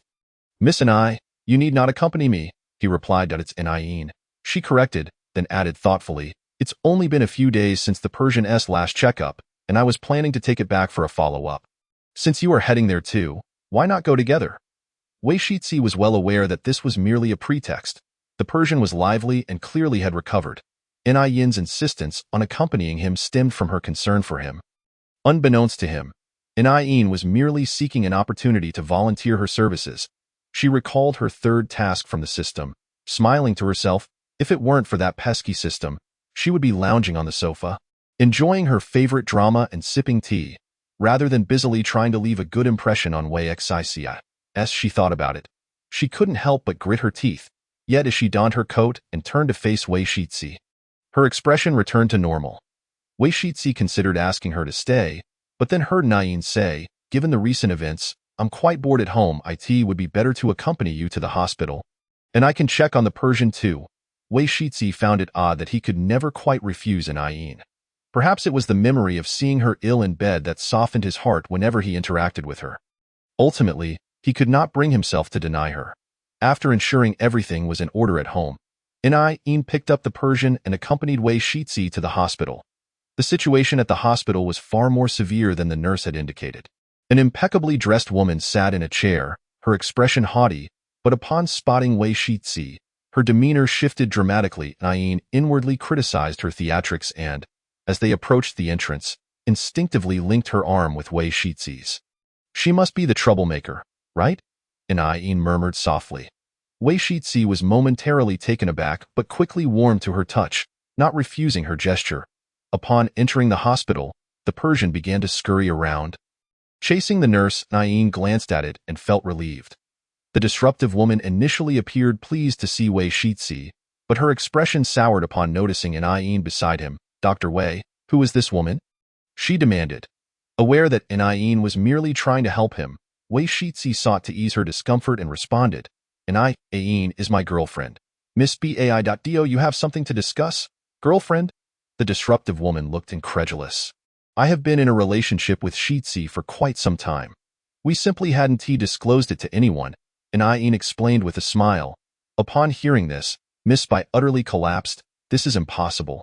I refuse to believe it. To avoid unnecessary trouble, An had deliberately worn a hat to obscure most of her face. Though others could not see her features, they could discern from her jawline that she must be quite beautiful. Miss Bai scrutinized An, noticing her smile as if mocking her for being overly sentimental. A wave of frustration surged within her, and her words turned venomous. With your looks, you must be too ashamed to show your face. I'll have you know that Dr. Wei comes from a distinguished family. They would never accept a vixen like you. An cast her a sympathetic glance, but simply replied, if I were you, I would have left by now. The statement struck like a slap, and Miss Bai, unwilling to accept it, turned her gaze to Wei Shixi, hoping he would refute her words. Yet reality disappointed her. Upon hearing her insults directed at An and her deliberate mention of her background, Wei Shixi's expression soured with distaste, and he finally lost his patience. Security, please escort this Miss Bai out. Under no circumstances should she be allowed back to It that moment. Wei Shixi's demeanor hardened due to her rudeness towards An. Miss Bai, I hope you will refrain from appearing before us in the future. If you behave as you did today. He paused, his tone calm, as you said, my surname is Wei. You wouldn't want to know the consequences of offending the Wei family. Miss Bai was finally taken aback by his words, seemingly unable to comprehend that the usually gentle Wei Shixi could speak so harshly. Yet she knew she could not afford to cross the Wei family. It was all because of this woman, she thought bitterly, casting a resentful glance at An before turning to leave in disgrace amidst the laughter of those around her. Once she was gone, An released Wei Shixi's arm. He sighed with relief, yet felt a strange sense of curiosity.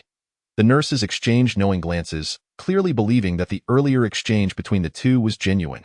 Congratulations, Dr. Wei, someone said first. Just as Wei Shixi prepared to clarify, he noticed their expressions conveyed that they were unwilling to accept any other explanation. With only the two of them remaining in the living room, Wei Shixi sighed. I'll explain everything to them later. An blinked and smiled. Let them misunderstand. It's fine. Her voice was always soft and sweet, which momentarily caught Wei Shixi off guard before he heard her say, since I have some free time lately, why don't you hire me to pretend to be your girlfriend? That way, those people won't bother you. Wei Shixi indeed had the notion of finding a pretend girlfriend, but he hadn't expected An to voice it. As he observed her untroubled smile, he instinctively wanted to decline. Undeniably, he felt a subtle fondness for An deep within him. However, the idea of a contract felt unjust to her when he wasn't even certain if he truly wanted to embark on a romantic relationship. Seemingly sensing his thoughts, An jested, there's no need to feel awkward. My time isn't free, you know. As for the future, if Dr. Wei finds a girlfriend, our contract will terminate then. Wei Shixi had initially feared that An might have feelings for someone else, but upon hearing her words, he ceased to refuse and gently replied, wait for me. I'll drive you home. An did not decline. After all, they had just established a partnership, and it was essential to solidify their bond. She smiled in agreement. Wei Shixi truly was a kind person. On the way back, Yin felt quite pleased with herself for completing her task. Even her tone towards the system became amiable. The system momentarily halted, and after leisurely changing Wei Shixi's name to part-time target number 3, it casually remarked, "I forgot to inform the host that part-time target number 1 has returned from a business trip." Yin, fine. The notion of gentleness is merely an illusion. She will inevitably seek to terminate the system manually one day. I extend my heartfelt gratitude to the little angels who cast their votes or provided nourishment for my endeavors. Thank you to the little angels who contributed nourishment. Hier, 3 bottles. To the lovely Queen, Yusheng, 1 bottle. I am immensely grateful for everyone's support, and I shall continue to persevere. Chapter 15. Confronting with a cat. From the moment Yi Tian agreed to contact her manager, she reached out to Yin countless times in private. The side of Yin's studio was entirely handled by a lawyer, leaving Yi Tian no choice but to grit her teeth and call Yin. She had anticipated that by adopting such a humble tone, Yin might at least be inclined to engage in conversation, even if it was merely to mock her. However, to Yi Tian's astonishment, Yin completely rejected her calls. Undeterred, Yi Tian switched to another number, yet still received no response. Aware that Yi Tian might soon attempt to harass her, Yin had preemptively configured her phone to block unknown calls. As the online scandal escalated, Yi Tian remained unable to establish contact with Yin. With a steely resolve, she devised a scheme, a live-streamed apology. Yi Tian recognized that this was her final opportunity for redemption. She first tidied herself up, appearing noticeably haggard, then, with grim determination, inflicted a superficial cut on her wrist, rendering it reminiscent of a failed suicide attempt. She let her hair down, glanced at the time, and then lay in the bathtub, initiating a video live stream. Recently, many netizens had been closely monitoring the incident. As soon as she opened her live stream, viewers began to log in. Why is she live at this moment? Is Yi Tian preparing to apologize? Speculation swirled among the commenters, and as Yi Tian listened, she gradually lowered her gaze, deliberately shifting the camera to her wrists wound. A particularly observant viewer quickly remarked in the comments, "Could Yi Tian be contemplating suicide?" As if to validate this concern, Yi Tian covered her face and wept on camera, apologizing. "This situation is my fault, and I owe Yin an apology. Due to family issues, I have always felt inferior, striving to ascend, but in the process, I took a wrong turn and caused harm to others. It is all my fault." As she spoke, her eyes, red from crying, became evident. The viewers, having never witnessed Yi Tian in such a state, were taken aback. Since her debut, she had been lauded as a pure and strong figure, and this pitiful demeanor was a first. She understood precisely how to articulate her narrative to garner maximum sympathy. She then lowered her hands, feigning despair, and continued, "I have been plagued by guilt for my mistakes, yet regrettably, no one can grant me the chance to apologize now. I am truly sorry to everyone." The blood dripping from the bathtub created an alarmingly distressing scene. Some viewers had already alerted the authorities, while a few commenters suggested that Yi Tian was merely reaping what she had sown. The majority expressed concern, echoing sentiments of support. Yi Tian, please don't do anything foolish. We all know you regret your actions.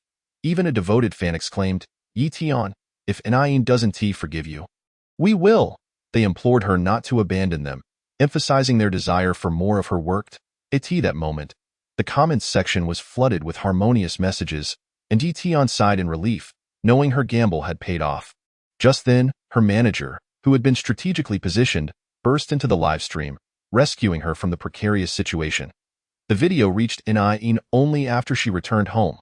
The netizens who had previously condemned Yi Tian for the scandal rapidly shifted their stance. No one is giving her a chance to apologize. Is this not something Yin has forced upon her? Questioned one viewer. It was merely a matter of her falling into the water. It's not a grave issue. If Yin truly coerced her, that is exceedingly malicious.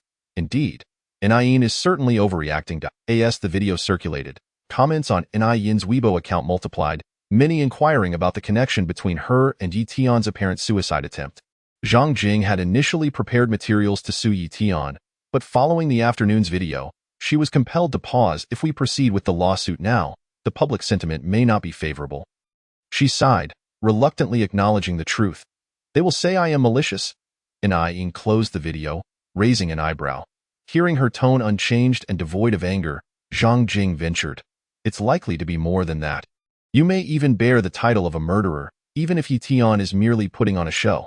Sometimes, public opinion can be terrifying. When it supports you, it stands by you, yet the moment circumstances shift, the tide turns against you. Following the statement from the acclaimed actor Ning Tao clarifying his relationship with Yi Tian, many ironically took it upon themselves to forgive Yi Tian on Nai Yin's behalf. She merely made an unfortunate mistake. Haven't you ever erred? Such sentiments proliferated beneath Nai Yin's Weibo post. Nai Yin found herself stifling laughter. Of course, people make mistakes. If Yi Tian were genuinely repentant, she would not be so confrontational. However, the manner in which she presented herself during the live stream was rife with theatrics. The shallow cut on her wrist, fortuitously visible, spoke not of her willingness to own her mistakes, but rather of her desire to manipulate public sentiment in her favor. Not only in Yin, but even Zhang Jing discerned that the manager's dramatic entrance was premeditated. They had finally caught Yi Tian in a compromising situation, only for her to turn the tables. This outcome, where the guilty party claimed righteousness, left Zhang Jing feeling quite dissatisfied. She grew concerned about the true victim, Nai Yin's reaction, and was about to offer further counsel when she saw Nai Yin deep in thought before resolutely declaring, "Sister Jing, I intend to continue suing Yi Tian. Nai Yin, I advise you to temper your anger. We will." Given Nai Yin's typically cautious nature, Zhang Jing assumed she would relent, believing that even if they pursued legal action, it would take some time. Yet, she was taken aback by Nai Yin's forthrightness. A silence enveloped the phone call, and Zhang Jing inquired gravely, "Have you truly made up your mind?" At that moment, Nai Yin was resolute, a smile gracing her lips as she replied, "To be honest, Sister Jing, the moment I decided to sue Yi Tian, I never intended to retreat. Even knowing the female lead likely has male leads supporting her, I am not inclined to yield. Since she refuses to acknowledge her wrongs, I shall pursue this matter to the end." The notion of victim blaming was foreign to Nai Yin. While the online community uniformly insisted she should check on Yi Tian, she was equally inclined to ascertain what tricks Yi Tian was currently attempting to play. Gently stroking her Persian cat, she said, "As the time since Yi Tian's suicide attempt is still fresh, Sister Jing, arrange for a lawyer to accompany me. If she wishes to see me, I shall oblige." Seeing her unwavering tone, Zhang Jing sighed and cautioned Nai Yin to be cautious. After changing her outfit and applying makeup, Nai Yin grabbed her phone and prepared to leave. Yet, sensing something amiss, her usually docile Persian cat became unusually clingy, pawing at her shoes to prevent her departure. The system glanced at the small Persian cat and suddenly remarked, "There will be thunderstorms tonight. Leaving it alone at home will surely frighten it." Nai Yin took the system's words at face value. Aware that animals are sensitive to such weather conditions, it was entirely reasonable for the cat to feel apprehensive. However, she was on her way to disrupt Yi Tian's plans. As Nai Yin hesitated, the small cat seemed to have seized upon her vulnerability, softly mewing. Its bright green eyes gazed up at her. And though she did not confess to being touched, she still bent down to scoop up the Persian. "You must be good today. All right." Acknowledging her words, the obedient cat mewed once more. The lawyer soon arrived, and Nai Yin drove to the hospital where Yi Tian was being treated. Since the suicide attempt, paparazzi had been lurking outside the hospital, hoping to capture exclusive news. As soon as Nai Yin stepped out of the car, she was surrounded by reporters. "Miss Nai, are you here to visit Miss Yi? We heard her suicide attempt is related to you. What are your thoughts?" Bombarded with questions, Nai Yin paused momentarily, her grip on the cat steadying her. She stood at the hospital entrance, unsure of how to proceed. When her lawyer voiced concern, Nai Yin removed her sunglasses and turned back to address the reporter who had asked the question. "I hope you understand that Yi Tian's so-called suicide is not because of me, but rather due to her own mistakes. She must take responsibility for her actions. By asking such questions, you not only cast doubt on me but also on the law." Clad in a simple shirt and trousers, she exuded an air of professionalism, yet this time, she did not wear a smile. The reporters were taken aback, realizing that the normally indifferent Nai Yin could display such sharpness. Perhaps she had been pushed to the limit. After all, who could tolerate being harmed and then pressured to forgive? Such was the logic of a fair-minded netizen, a bystander remarked. "I'm not sure how to comment, but I find Nai Yin's demeanor unexpectedly impressive." Unaware of the audience's reactions, Nai Yin finished her statement, glanced at the reporters, then turned and entered the hospital, holding her cat close. Hu Chenghan found the situation perplexing. He had been working in the old residence. Yet upon waking, he was met with a multitude of cameras and flashing lights. Just as the brightness became overwhelming, a slender hand shielded his eyes, blocking the blinding light. He opened his mouth to speak, only to emit a meow. What on earth is happening? Subsequently, he lowered his head to scrutinize his current appearance. Hu Chenghan felt that since the car accident at the age of 25, he had not displayed such emotional vulnerability in the past decade. Had he truly transformed into a cat? His legs, which had been unresponsive from years of sitting in a wheelchair, now possessed sensation. Hu Chenghan furrowed his brow, fixated on his furry little legs, incredulous at the sight. At that moment, the vexatious flashes of cameras finally ceased, and he sensed himself being carried into a relatively cool space. Once the hand that had been partially covering him withdrew, Hu Chenghan finally had the opportunity to observe his surroundings. Recognizing that he was in a hospital, the person cradling him seemed to sense his unease and gently stroked the top of his head.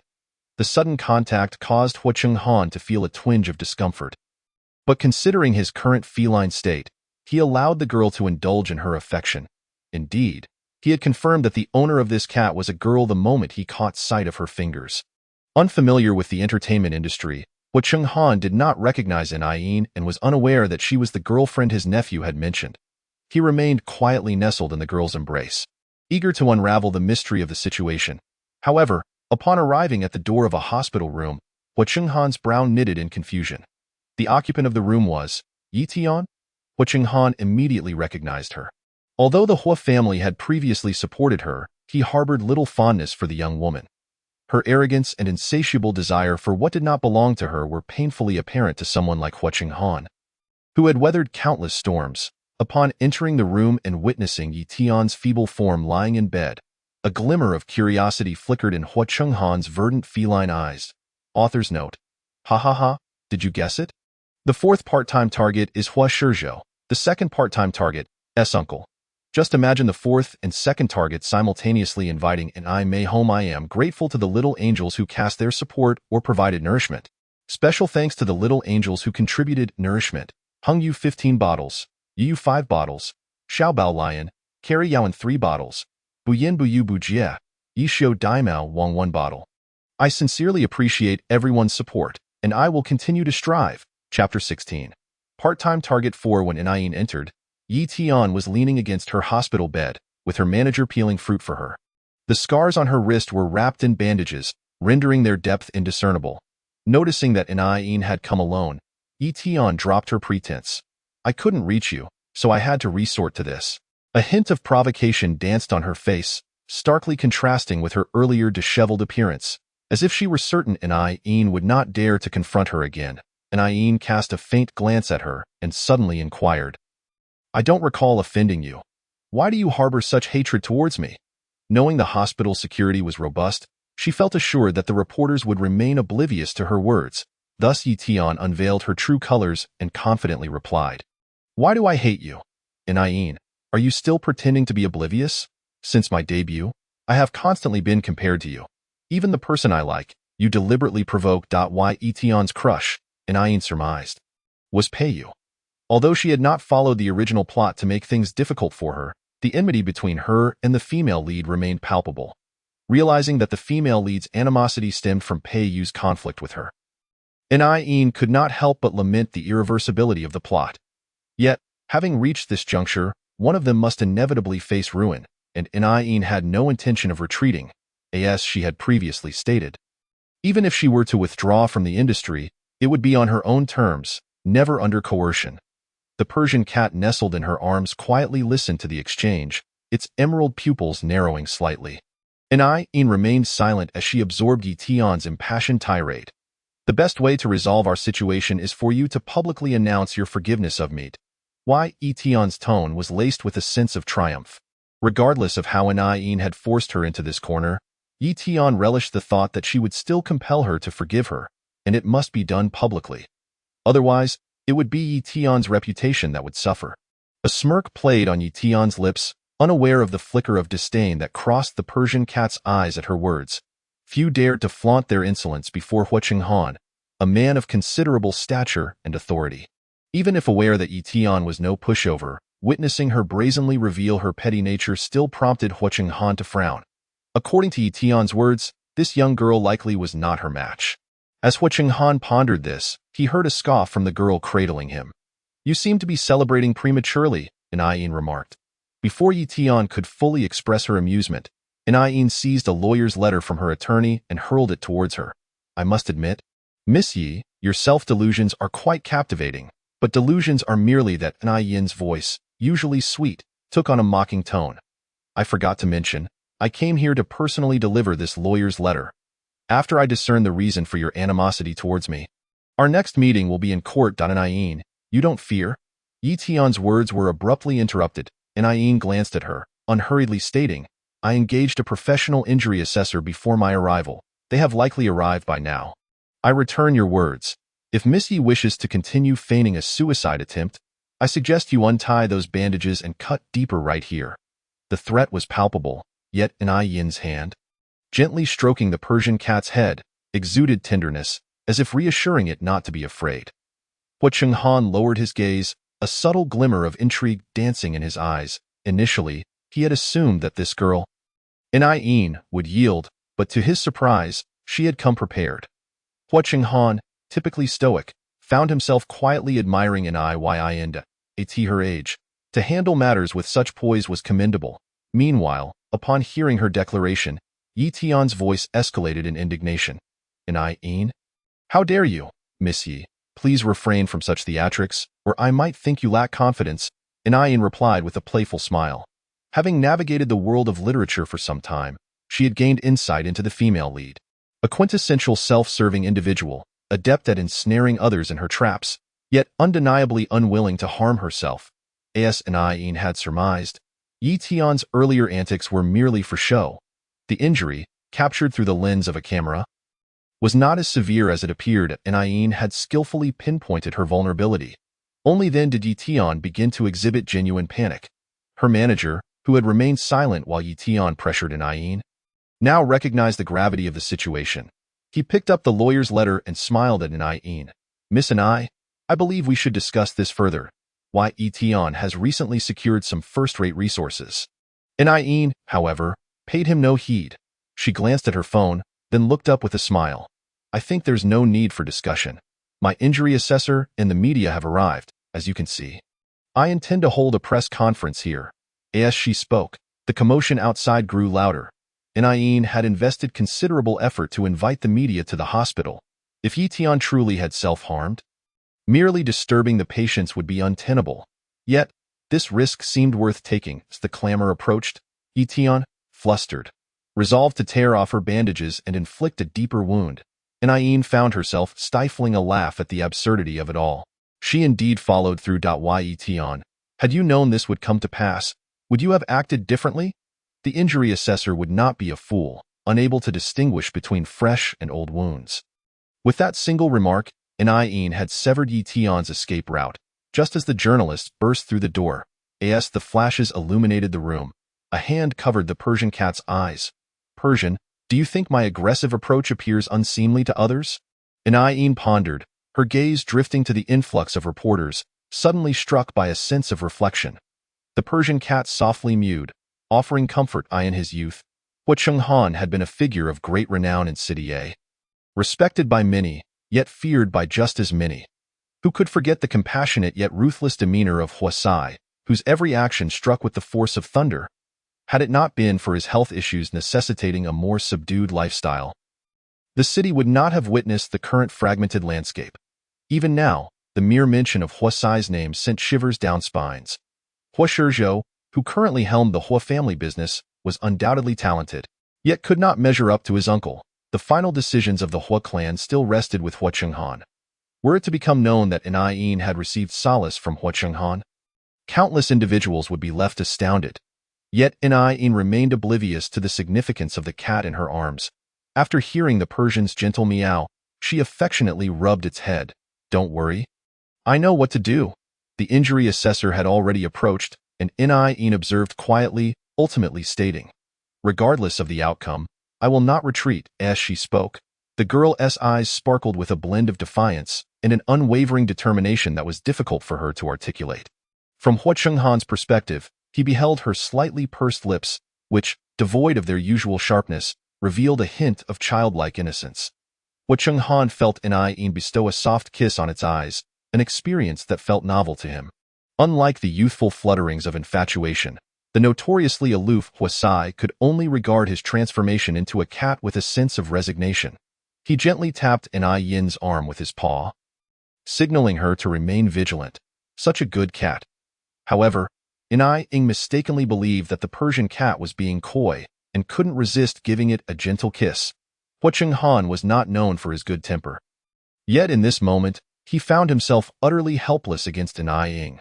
Had he been human, such an audacious young lady would surely have been thrown out, but now he was merely a cat.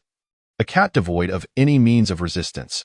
Upon seeing Ying's lips curl into a smile once more, the cat's emerald eyes narrowed dangerously before ultimately returning to their placid state.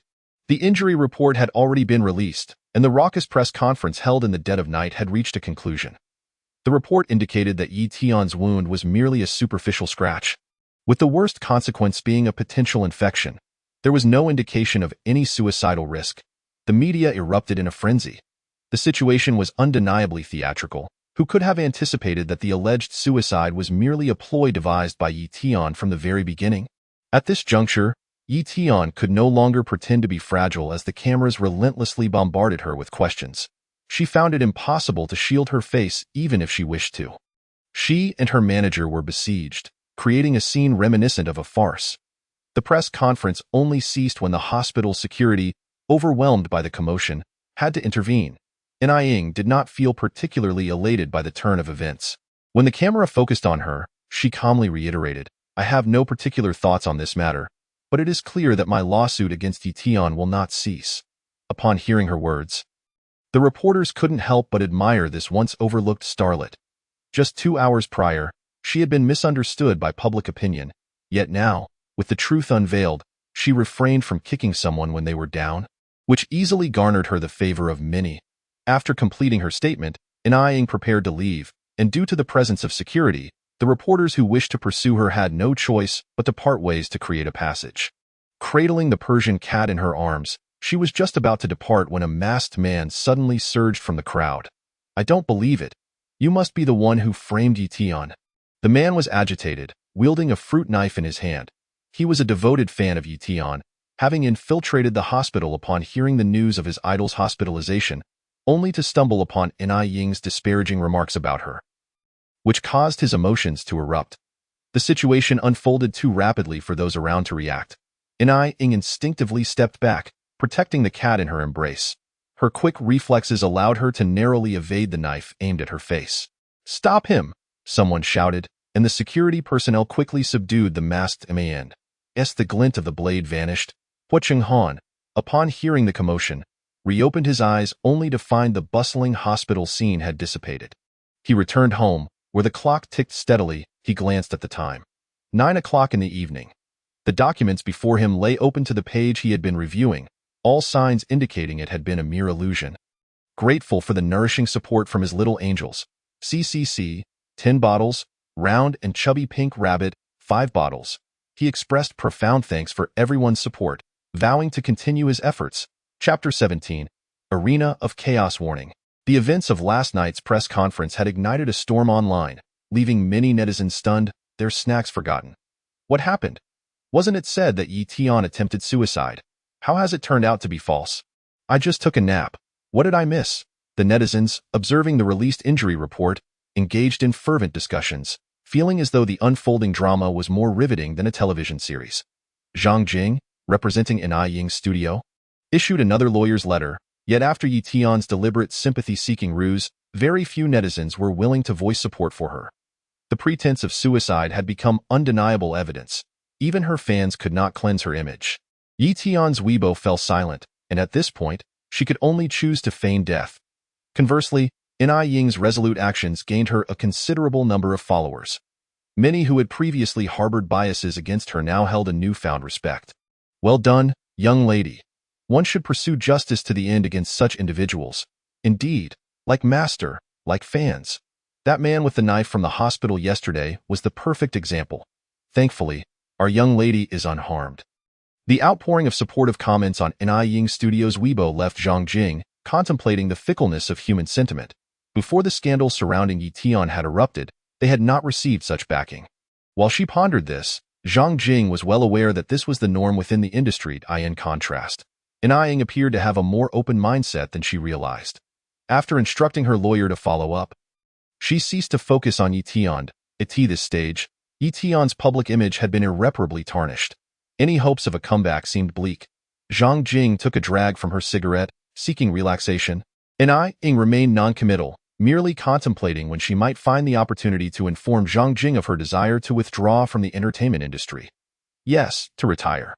She had prepared for this decision when she initiated legal action against Yi. But upon hearing Zhang Jing's cheerful voice on the phone, Ying hesitated to voice her thoughts. Zhang Jing had been supporting her throughout this ordeal, and now that a resolution had finally emerged, she did not want to dampen the mood. With Yi situation and the crew's issues now laid bare, Ying directly abstained from participating in the promotional activities for the production. After all, everyone was aware of the truth. There was no need to feign a performance. Zhang Jing shared this sentiment, and after exchanging a few more words, they ended the call. Meanwhile, Peiyu, who had just disembarked from a flight, received a call from the vice president of his subsidiary. The events from the previous night had caused quite a stir. Both Ying and Yi were artists under the recently acquired Xinghan Entertainment by the Pei family.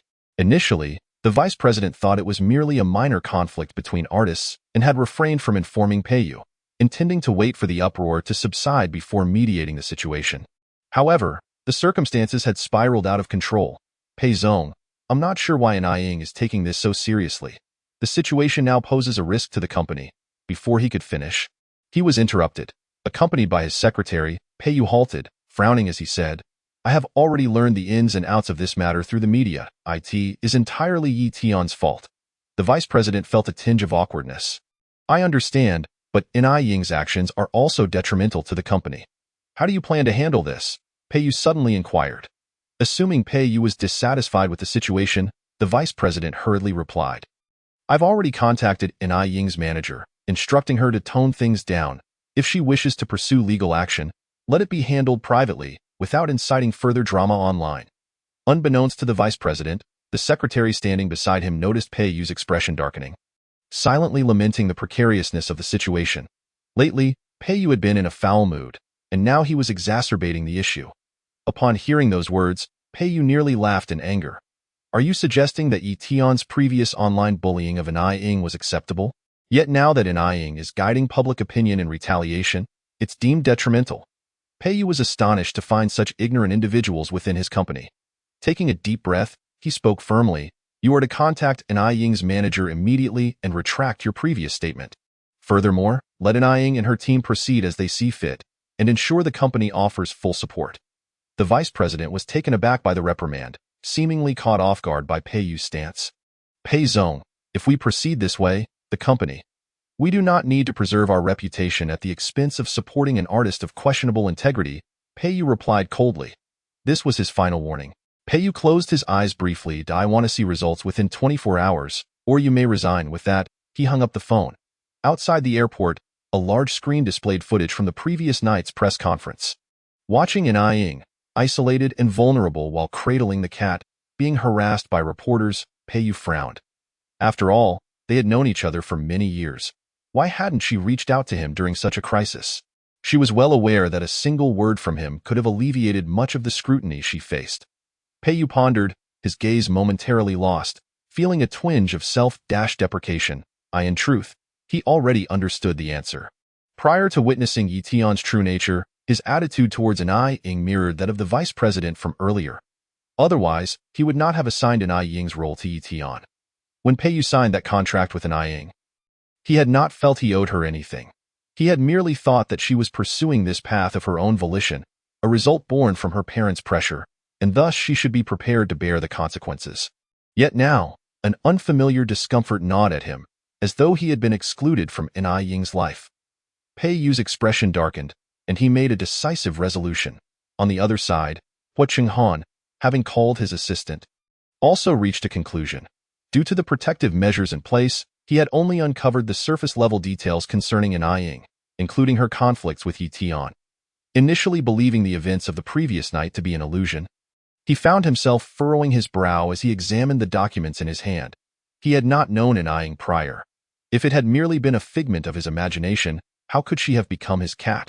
Moreover, the occurrences from yesterday seemed to align almost perfectly with the memories in his mind. Recalling the man who had nearly harmed An Ying with a knife, Hu Chenghan suddenly picked up the phone to call his assistant. "Hello, fourth young master?" The assistant sounded somewhat taken aback.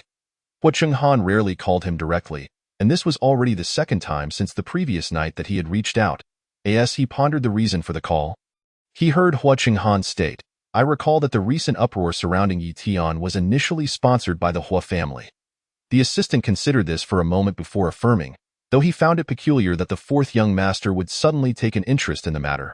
Hu Chenghan held a pen casually, replying coolly, "I want you to intervene in this matter. I do not wish to see this person on screen again." After hearing the assistant's nervous agreement, Hu Chenghan ended the call, leaving the person on the other end even more perplexed. Why were the big shots all signaling to him recently? An hour ago, Mr. Hua had called him specifically to remind him about this matter. And now, unexpectedly, Master Hua has also arrived. What secrets are these uncle and nephew concealing? Although such thoughts crossed his mind, the assistant understood that some matters were beyond his purview. He simply needed to focus on his own responsibilities. Unbeknownst to him, as he leisurely lounged at home, indulging in the company of his cat, An Ying was just about to pick up the remote control when she suddenly received 2 text messages. "Are you free today? My mother says to invite you home for dinner." The sender was Peiyu.asni and contemplated how to respond. She received another message from Wei Shi, who, having seen the news about her near injury on television, felt a twinge of concern. "How is the Persian cat? I happen to have some time. Perhaps I could bring it to the hospital for a checkup later." The author wishes to convey, notification, tomorrow marks the launch of the VIP chapter. With a robust update of 7,000 words, a grand showdown. All lovely readers who leave comments will receive red envelopes. Additionally, I am seeking pre-registrations for a new story. After my brothers reborn, they all turned dark. Transmigration. Li Mi, upon transmigrating into an old-fashioned domineering CEO novel, finds herself cast as a minor antagonist. She seduces her brothers and frames the female lead, only to face the consequences of her actions. Fortunately, she is well versed in the plot. Before the story unfolds, she cleverly distances herself from the desirable brothers and dedicates herself to her career, becoming the epitome of hard work in the entertainment industry. However, as a model of a transmigrated antagonist, just when Li Mi intends to persist in her inspiring journey, her brothers are reborn. Initially, the brothers, armed with the memories of the original story, regard Li Mi with disdain. "Do not harbor delusions of me accepting you. Here's 10 million. Leave the Li family." Consequently, Li Mi willingly pulls her suitcase and departs, fully compliant. Eventually, her brothers find themselves slapping their own faces. "Mimi, I do not accept you as my sister. I only accept you as my girlfriend. Who else do you desire apart from me?" Li Mi, who is solely focused on her career and indifferent to romance? How could they all turn dark after vowing to detest her? Chapter 18. An Ying was startled by the 2 text messages. How could they both message her simultaneously? Was there an incident today? Such thoughts lingered in her mind. The Persian cat, sensing its owner's change in expression, let out a soft meow as she looked down at the cat nestled in her lap. An Ying returned to her senses, gently stroking its head, though her brow remained furrowed. "System," she suddenly asked with a serious expression.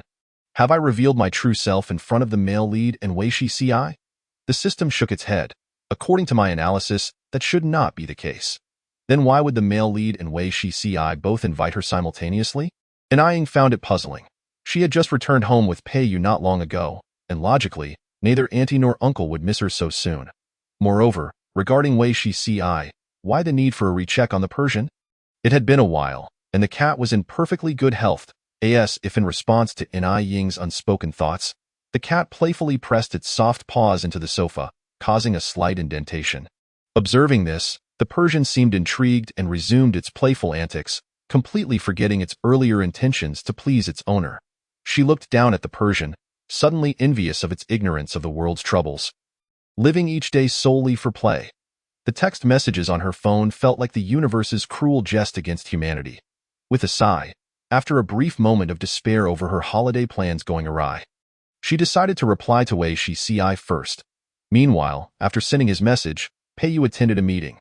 After being away for several days, his first order of business upon returning to the company was to convene a high-level meeting, demanding a thorough follow-up on the matters concerning Anai Ying and Yi Tian, instructing those who had been scheming to retract their inappropriate thoughts.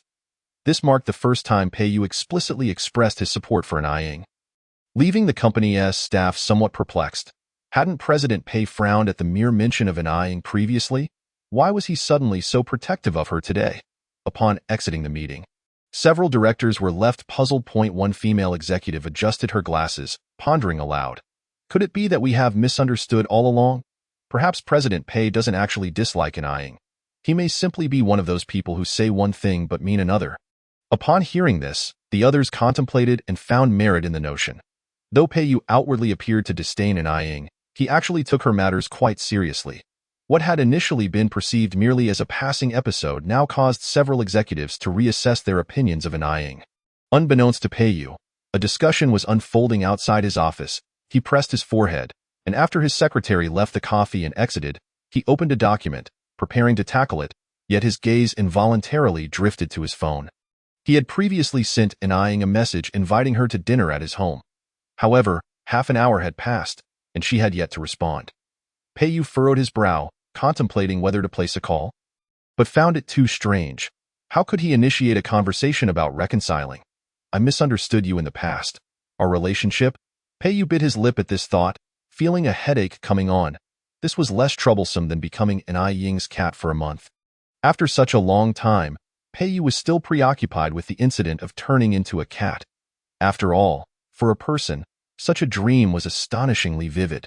Just as he was lost in thought, his phone rang. Upon seeing the familiar name, Peiyu swiftly answered. Hello, he cleared his throat, his tone unchanged. Anai Ying, unaware of Peiyu's internal musings, hesitated for a moment after he answered, cautiously inquiring, I saw your message. When are we leaving tomorrow? Please let me know in advance so I can prepare. Anai Ying got straight to the point, causing Peiyu to swallow the words he had prepared. Glancing at the time, he replied, tomorrow morning, as my parents are planning to make soup themselves. Upon hearing this, Anai Ying felt a wave of relief. She had texted Wei Shi about going over in the evening, so Peiyu's plan to leave in the morning was even better. Her tone lightened somewhat, and she even inquired, should we buy something for Uncle and Annie? Peiyu lowered his gaze, no need. I've already purchased everything during my trip abroad. Anai Ying acknowledged this, and just as she was about to hang up, Peiyu suddenly asked, are you doing well these days? Realizing he was referring to recent events concerning Yi Tian, Anai Ying found Peiyu's question perplexing. It didn't sound like he was defending Yi Tian. Perhaps he was merely asking out of casual interest. Given her understanding of Peiyu, he did not seem the type to indulge in trivialities. Holding her phone, she slightly curled her lips. Nothing much, just a bit busy lately. This statement led Peiyu to misunderstand. He assumed Anai Ying was preoccupied with matters in the entertainment industry, prompting him to fall into a contemplative silence. That moment, his secretary arrived with documents for his signature. Peiyu waved him off, instructing him to leave for the time being. As soon as the door was closed, he heard Anai Ying's voice on the other end. Are you busy? Then I won't disturb you. See you tomorrow. After saying this, she ended the call, leaving Peiyu momentarily stunned by the sound of the dial tone. He frowned, his mood inexplicably dampened. As the secretary returned to his desk, he was promptly summoned back. Upon entering, he noticed the president's icy expression and felt a pang of apprehension, uncertain of what had displeased him. What documents? Peiyu inquired coldly. Meanwhile, Anai Ying remained oblivious to the atmosphere of discontent Peiyu had endured throughout the day. She set a reminder on her phone, successfully scheduling the 2 text messages, one for the morning and one for the evening, ensuring they would not overlap. Feeling relieved, she set aside the matter, watched some television, and prepared to retire early that night. Anai Ying typically enjoyed restful sleep, and by 9 o'clock, she quickly drifted off. In contrast, Peiyu, having returned home from work, found himself uncharacteristically restless. Normally, insomnia would drive him to bars or social events, but ever since the incident with Yi Tian, he had grown averse to such places. Peiyu closed his eyes, attempting to gather his thoughts. Whether it was due to the day's preoccupations or not, he once again found himself dreaming of returning to In-ai Ying's home, transformed into a green-eyed Persian cat. Due to her recent lack of rest, In-ai Ying slept deeply. A small desk lamp illuminated her room, casting a warm glow through the slightly ajar door. Perhaps influenced by the dream, Peiyu felt an uncanny familiarity with the house. He climbed out of the cat bed and leisurely explored the living room. Everything appeared unchanged since his last departure. His feline paws made no sound against the floor. Utilizing his night vision, the Persian cat roamed the entire house until it reached the only room still lit. In-ai lay asleep. An instinct told Peiyu not to intrude. He stood at the threshold, gazing at the circle of light spilling from the door for a while before returning to the cat bed. In a hazy state between sleep and wakefulness, In-ai felt a discomfort in her abdomen. Initially, the pain merely prompted her to shift positions, but soon it escalated, fully awakening her. Cold sweat beaded on her forehead, and a wave of heat surged through her lower abdomen. In-ai's long lashes trembled as she realized what was transpiring. After a brief pause in bed, she slowly sat up, cradling her abdomen in discomfort. The pain intensified, rendering her already fair complexion even paler, almost translucent under the light. Biting her lip harshly, she silently cursed. Rising, she grabbed a cushion and made her way to the kitchen, intending to brew a cup of brown sugar water for relief. In-ai had never experienced such pain before, but this time it felt almost unbearable. She suspected it was due to her earlier fall into the water. The lights in the living room were turned on.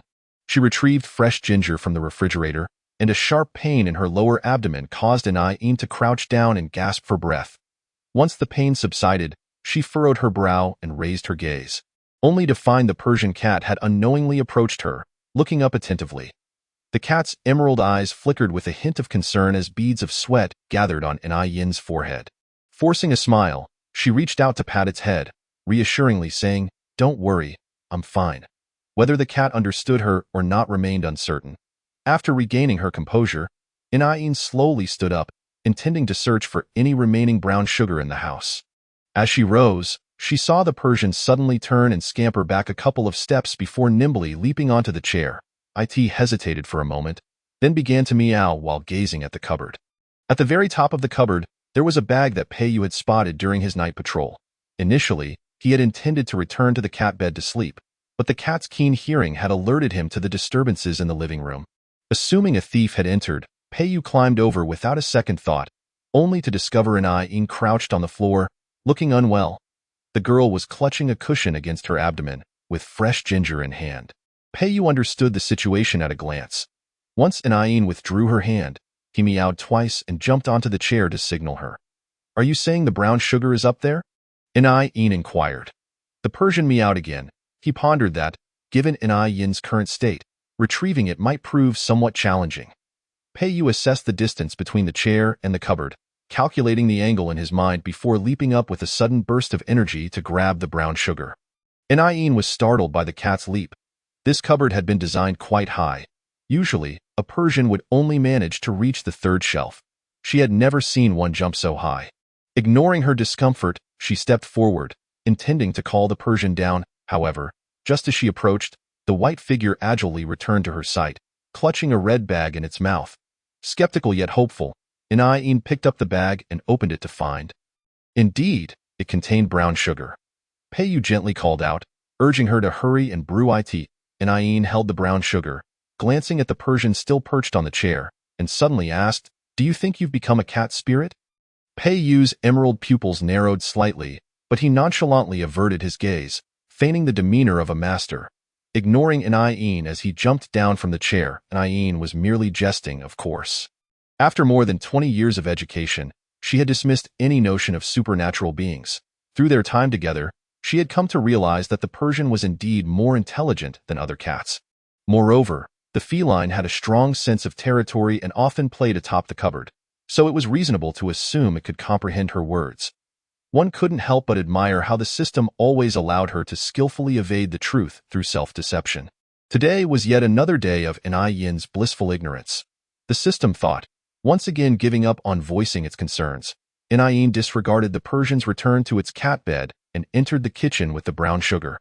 As time passed, the ginger brown sugar water soon prepared, and after pouring it into a cup, she sluggishly dragged her cushion out of the kitchen. From Pei-yu's cat bed, she could see the living room lights gradually dimming.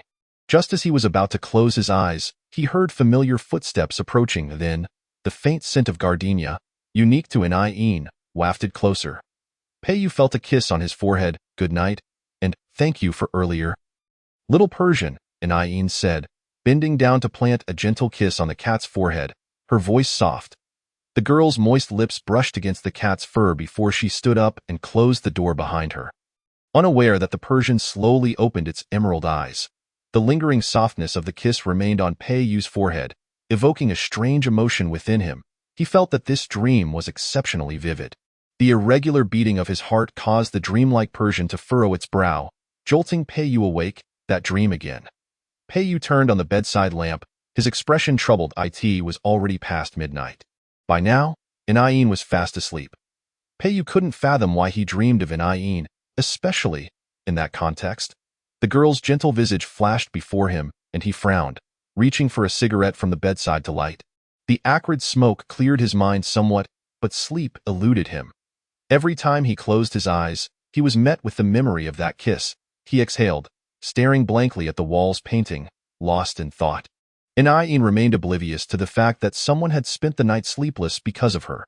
After drinking the ginger-brown sugar water, she felt somewhat better, took a shower, and returned to sleep. Perhaps the warmth of the brown sugar had taken effect, gradually dispelling the chill in her abdomen, and throughout the night, she experienced no further pain. Once she closed her eyes, she drifted off to a peaceful slumber until the alarm rang the next morning. The alarm at 8 o'clock echoed in the spacious room. Having slept well, Ayin did not linger in bed. Upon waking, she opened Weibo to browse, checking in with her lawyer regarding Yi Tian's case. The court date was set for the following week, and she had ample time. Glancing at her Weibo, she noticed that due to the buzz surrounding Yi Tian, her account had become particularly active of late. Many netizens had unearthed old photos from years past, showering them with likes. Some fans had even begun to craft a persona for her. Ayin casually observed this, but was about to exit when she inadvertently noticed a name on her following list, Shen Ge. Upon seeing the name, her first reaction was disbelief. Who was Shen Ge? An icon since his debut, he was a legendary figure in the film industry, both domestically and internationally, for the past 30 years. If Ning Tao, who had recently been linked to Yi Tian, held a significant status in the industry, Shen Ge's reputation was even more formidable. Not only was he a paragon of acting, but he also represented star power. Even though he had been scarce in the public eye in recent years, Emperor Shun's name remained renowned and recognized within the industry. Ayin was certainly aware of this. Yet how could such a prominent figure, more illustrious than Ning Tao, suddenly choose to follow her? Not only was she perplexed, but so were her fans. What had happened to their idol? With a curious heart, Ayin clicked on Shen Ge's Weibo. Noticing he had suddenly added 20 new accounts to follow, causing her eyebrows to raise. Could it be that he was automatically following accounts due to her recent surge in popularity, pushed to him by the algorithm? After contemplating, she concluded that this was the most plausible explanation. Satisfied with her deduction, Ayin set her phone down and decided to tidy up before heading home with Pei-yu. The previous night had seen a downpour, and today the air was exceptionally fresh. A black Bentley was quietly parked in the neighborhood. Pei-yu had arrived an hour earlier than their agreed time. Having spent the night awake, his eyes bore traces of red. He refrained from calling Ayin, instead leaning against the seat in quiet anticipation. By the time Ayin finished tidying up, it was already 9 o'clock. After applying a warm-toned lipstick in front of the mirror, she finally picked up her phone to call Pei-yu. "Hello, I'm ready," she began. But before she could finish, she heard the young man's deep voice on the other end say, "Come out, I'm at your door." Ayin, trusting him, replied and hung up. Little did she know the complex emotions swirling within Pei-yu. He felt as though he must be ill. Otherwise, how could hearing Ayin's voice remind him of that kiss from his dream? The soft sensation felt almost tangible. Hearing a knock on the car window jolted Pei-yu back to reality. He saw Ayin standing by, frowning at him, and he pressed his lips together before opening the door. Ayin had been knocking for quite some time, and seeing him finally unlock the door piqued her curiosity. However, the male lead had always maintained a cool demeanor towards her.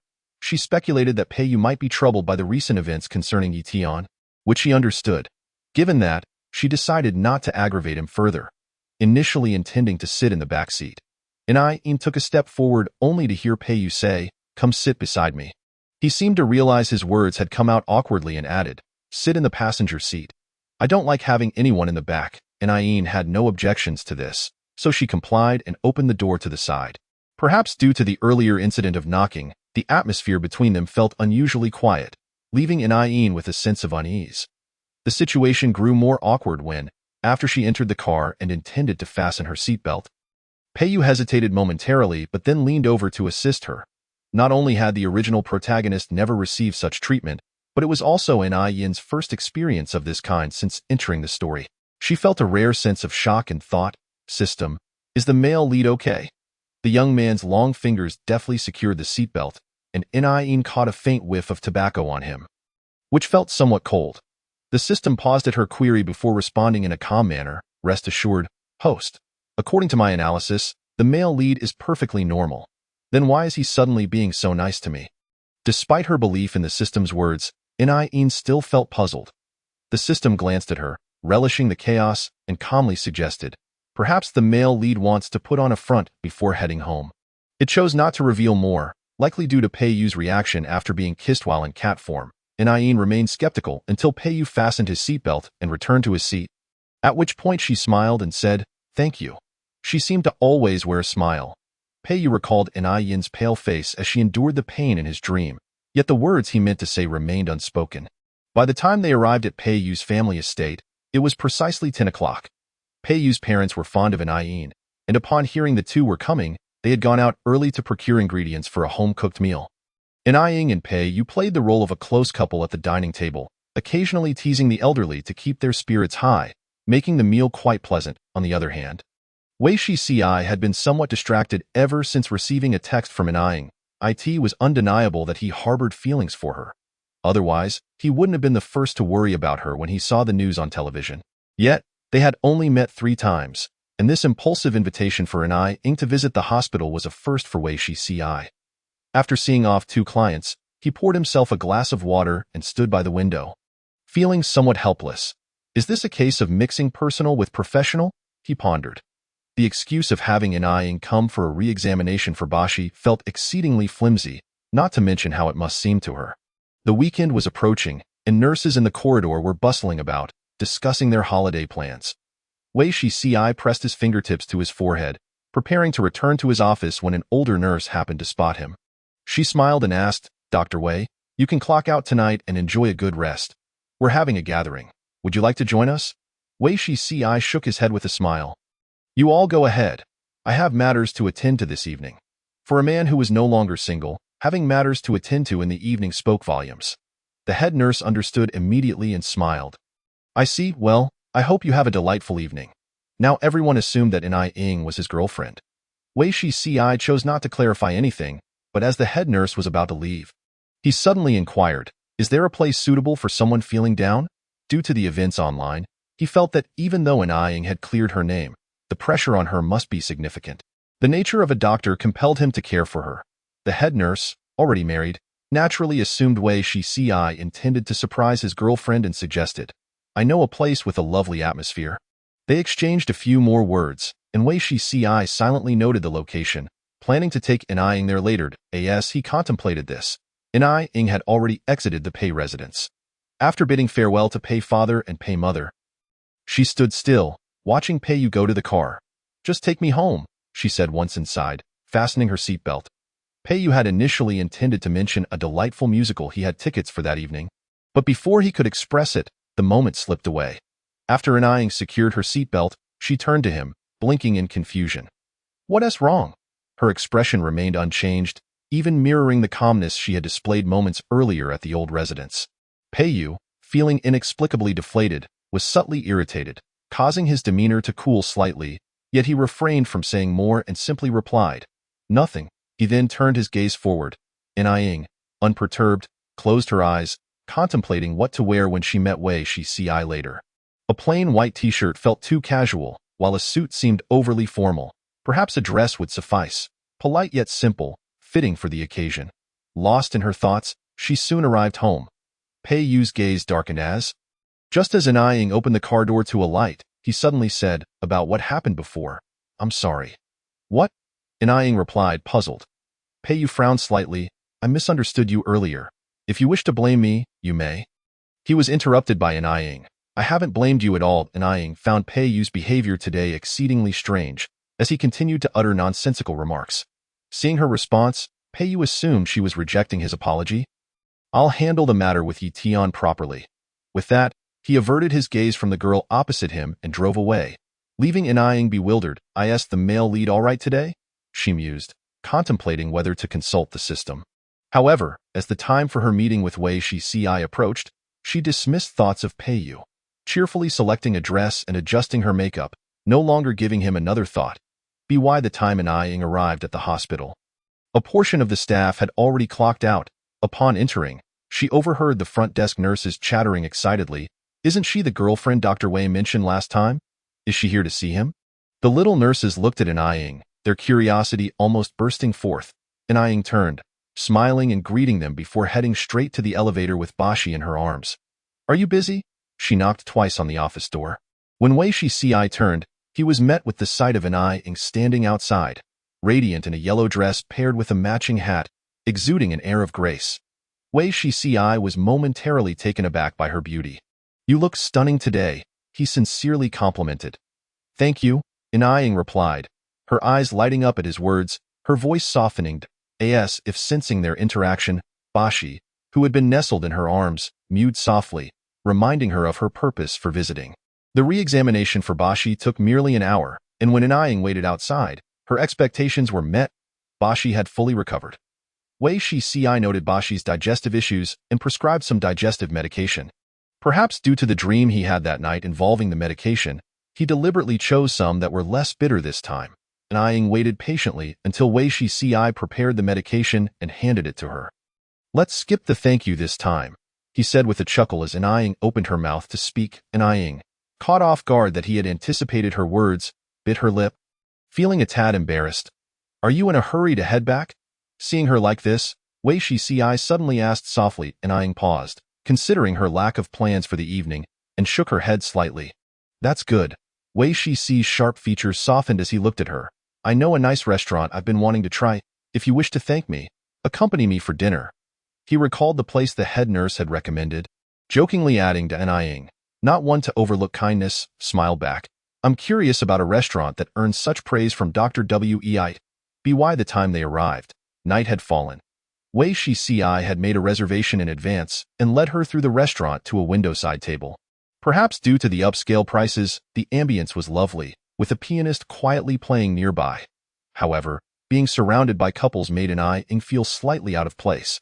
Since entering the restaurant, she sensed something was amiss. And upon sitting down and seeing the heart-shaped roses on the table, she finally realized the source of her discomfort. This was a couple's restaurant. Wei Shi was equally taken aback, unaware that the restaurant recommended by the head nurse was a couple's establishment. Just as he worried about potentially offending Inaying, she laughed and broke the awkwardness, saying, I actually quite like this restaurant. Hearing this, Wei Shi unwittingly relaxed. Inaying, realizing that Wei Shi was unaware of the restaurant's nature, felt her earlier unease dissipate somewhat. Though it was slightly awkward, they were already there, and leaving now would feel inappropriate. Wei Shi glanced at Inaying, noting her lack of discomfort, and then suggested, let's take a look at the menu. Meanwhile, outside the restaurant, a car discreetly parked at the traffic light. After a long day, Han casually glanced out the window, only to inadvertently spot a couple sitting in front of the display window. Inaying, what was she doing here with her boyfriend? Chapter 19. Han was astonished to encounter the woman from his dreams in this location. Initially just a casual glance out the window, it captivated his attention. The girl in the display, clad in a pale yellow dress, with a matching hat revealing her fair profile, illuminated by warm lighting, appeared extraordinarily gentle as she smiled down. The figure before him overlapped with the girl from his dream, who had stood in the hospital cradling a cat. Han pressed his forehead, questioning whether he had been too fatigued lately to encounter the celebrity Inaying in this manner. After that night, he had looked into the girl from his dreams, finding nothing amiss.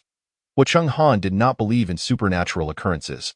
Although everything seemed remarkably coincidental, he categorized it merely as a dream until he had proof otherwise. Thus, when he learned of the trouble surrounding Ying, he simply lent her a hand, ensuring Yi Tian could not cause further trouble, but he did not delve deeper into her life. Hua Chenghan. It was just a dream. He had no intention of letting it disrupt his or anyone else's life. Despite being moved by Ying's act of bravery that night, it did not compel him to act irrationally. Yet, even the shrewdest player in the business world, Hua Chenghan, could not foresee that in the days that followed, ever since that night when he returned as a cat, he would be plagued by insomnia. For Hua Chenghan, insomnia was not a significant issue. In his current state, the side effects were merely amplified. He noticed a faint redness in his eyes as he withdrew his gaze from the window. The traffic light turned green, and the driver, noticing the fatigue etched on the fourth master's face as he closed his eyes, couldn't help but ask with concern, "Fourth master, are you feeling all right?" Hua Chenghan had been sleeping poorly these past few days. Though he had suggested a hospital visit, a last-minute meeting had delayed it, and he inherently disliked hospitals. Hearing the driver hesitate to speak, Hua Chenghan pursed his lips and slowly opened his eyes as the green light flickered. Lost in thought that it was only as the car passed the restaurant that he inquired, "I recall Hua Corporation has launched several new projects recently?" The driver replied, "There's a gaming project and a home goods project." He was somewhat puzzled, worried that something had gone awry with the project, when he hesitantly asked, "Has the spokesperson been decided?"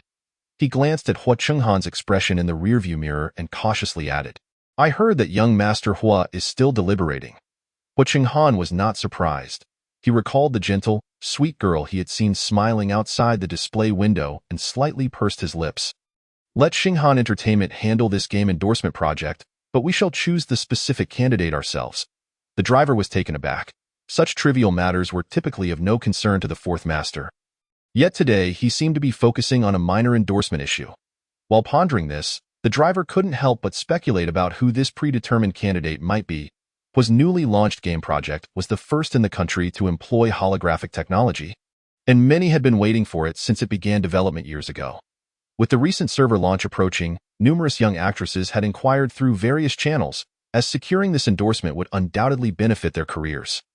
Given both the game's popularity and Hua's influence, the driver hesitated for a moment, then inquired, "Fourth master, should we consult young Master Hua about this?" Hua Chenghan furrowed his brow slightly, as if recalling something, and replied, "No need, let him focus on the acquisition preparations." The driver respectfully acknowledged this, and the car fell into a quiet stillness. Meanwhile, Ying remained unaware that she had caught the attention of a significant figure. After the two finished their meal, Wei Shitzi accompanied her home. Upon reaching her doorstep, Wei Shitzi gently set down the Persian cat and, as he extended his hand to embrace Ying, paused momentarily and said, "Actually, I've heard about the recent happenings in the entertainment industry." Ying was not particularly surprised, as Wei Shitzi's concern had been quite evident throughout the day. The warmth in his gaze seemed genuine, causing her heart to swell with affection as she accepted the cat and smiled. "You've seen the news, Haven Tu?" "I'm fine." Wei Shitzi's expression softened upon hearing her words, "I know." Ying noticed a moment of hesitation from him, prompting her to add, "If you ever need anything in the future, feel free to reach out to me." Although Wei Shitzi was merely a doctor, his family background was respectable, allowing him to potentially assist Ying in certain matters. He had never considered leveraging his family's status before, but after reading the news, he could not help but feel shocked by Ying's predicament. How had such a young girl managed to extricate herself from such perilous circumstances? The weight of this thought burdened him. Had Ying taken one wrong step, she could have been the one facing public scrutiny. His growing affection for her made him feel a pang of sympathy, leading to his earlier comments. After he spoke, he looked at Ying, aware that his intentions were kind. Ying blinked playfully and teased, "So, is Dr. Wei available at all times?" Observing the girl's beaming eyes, Wei Shitzi couldn't help but chuckle softly. "You know, pet doctors aren't nearly as busy as celebrities." Ying laughed at his jest, her fondness for Wei Shitzi growing. For someone who was merely a part-time lover, his thoughtfulness was remarkable. She found it hard to imagine how he would treat someone he truly cared for in the future. She sighed, and the system observed the refined and gentle doctor, remarking, "Perhaps he would be slightly better to you than he is now." Ying assumed the system was merely being contrary and did not grasp the deeper meaning behind its words. After bidding farewell to Wei Shitzi, she returned home with the cat. Having resolved 2 part-time objectives, she felt lighthearted enough to indulge in a few rounds of gaming before bed. The original owner had previously streamed alongside a gaming host on a variety show, making her gaming account quite well-known. As soon as she logged in, her fans, who had been closely following her, erupted in excitement. Am I seeing things? Inaying hasn't played in ages, and now she's online? Oh my gosh, there's no doubt this ID belongs to our sister. Gotta capture this moment. Inaying was oblivious to the frenzy on Weibo. She simply clicked the match button and began her game.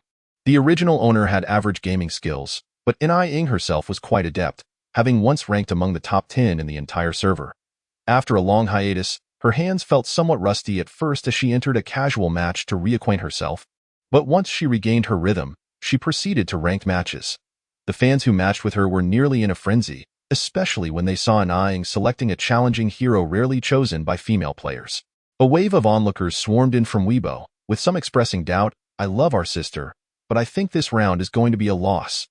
Meanwhile, others, whether fans of Yetion or Inaying's detractors, maliciously speculated, is Inaying planning to throw her life away? One player who matched against Inaying began live-streaming the entire match upon realizing it was hurt. Inaying, however, remained unfazed, concentrating solely on her gameplay. Half an hour later, those who had doubted her abilities were thoroughly silenced. Is this really the sweet smiling girl I know? 8 deaths for the opposing hero, and they can't help but wail in despair. Observers were left dumbfounded, primarily due to the stark contrast between Inaying's sweet and alluring appearance and her fierce, warrior-like demeanor in-game. While fans marveled at her combat prowess, a few timid souls in the chat raised their hands. I had a feeling when Inaying confronted Yetion earlier that today would be an exception for me. After an hour of play, as Inaying prepared to log off, she noticed a comment that caught her attention. Raising an eyebrow, she replied with a cheeky smiley face before disregarding the online chatter and logging off to freshen up for bed. Inaying slept soundly that night, unaware that her manager had been jolted awake in the middle of the night by an unexpected phone call. Elated for the rest of the evening, Zhang Jing had already drifted into slumber but was disturbed by her phone's vibration, pulling her hair in annoyance as she answered, curious about who was calling. Irritated, she was instantly awakened upon hearing the news. Are you saying it's Hua's, the renowned Hua family from City A? After the call with the vice president ended, Zhang Jing sat on her bed in shock, contemplating how Inaying was destined for great fortune after her tribulations. The endorsement project was drawing attention from many, and she had heard that a particularly famous rising star had already communicated with the agency numerous times. Yet Hua had not budged. How had it so easily fallen into Inaying's lap? Zhang Jing pondered, and the only connection she could make was to Inaying's recent surge in popularity from gaming, leading her to wonder if Hua truly believed in Inaying's gaming prowess. If the assistant who arranged the endorsement on behalf of 4th Master Hua were to find out, they would surely marvel at this delightful misunderstanding. Zhang Jing remained excited all night, unable to sleep, and early the next day, she hurriedly called Inaying, urging her to prepare. An hour later, Inaying, startled awake from her slumber, sighed as she stood before the mirror. After receiving the call, she initially intended to inform Zhang Jing of her disinterest in the endorsement and her desire to retire from the industry. However, just as the words were about to leave her lips, the system suddenly asked, "How many years did you sign your contract for?" Inaying paused, suddenly recalling that she had signed a 3-year contract with the company, and with only 6 months left until expiration, she realized she could not retire just yet.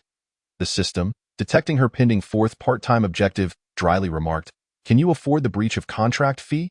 "Fine." Impoverished Inaying yielded once more. "It's just 6 months. I can manage it with my eyes closed. Sister Jing, don't worry, I'll get ready right away."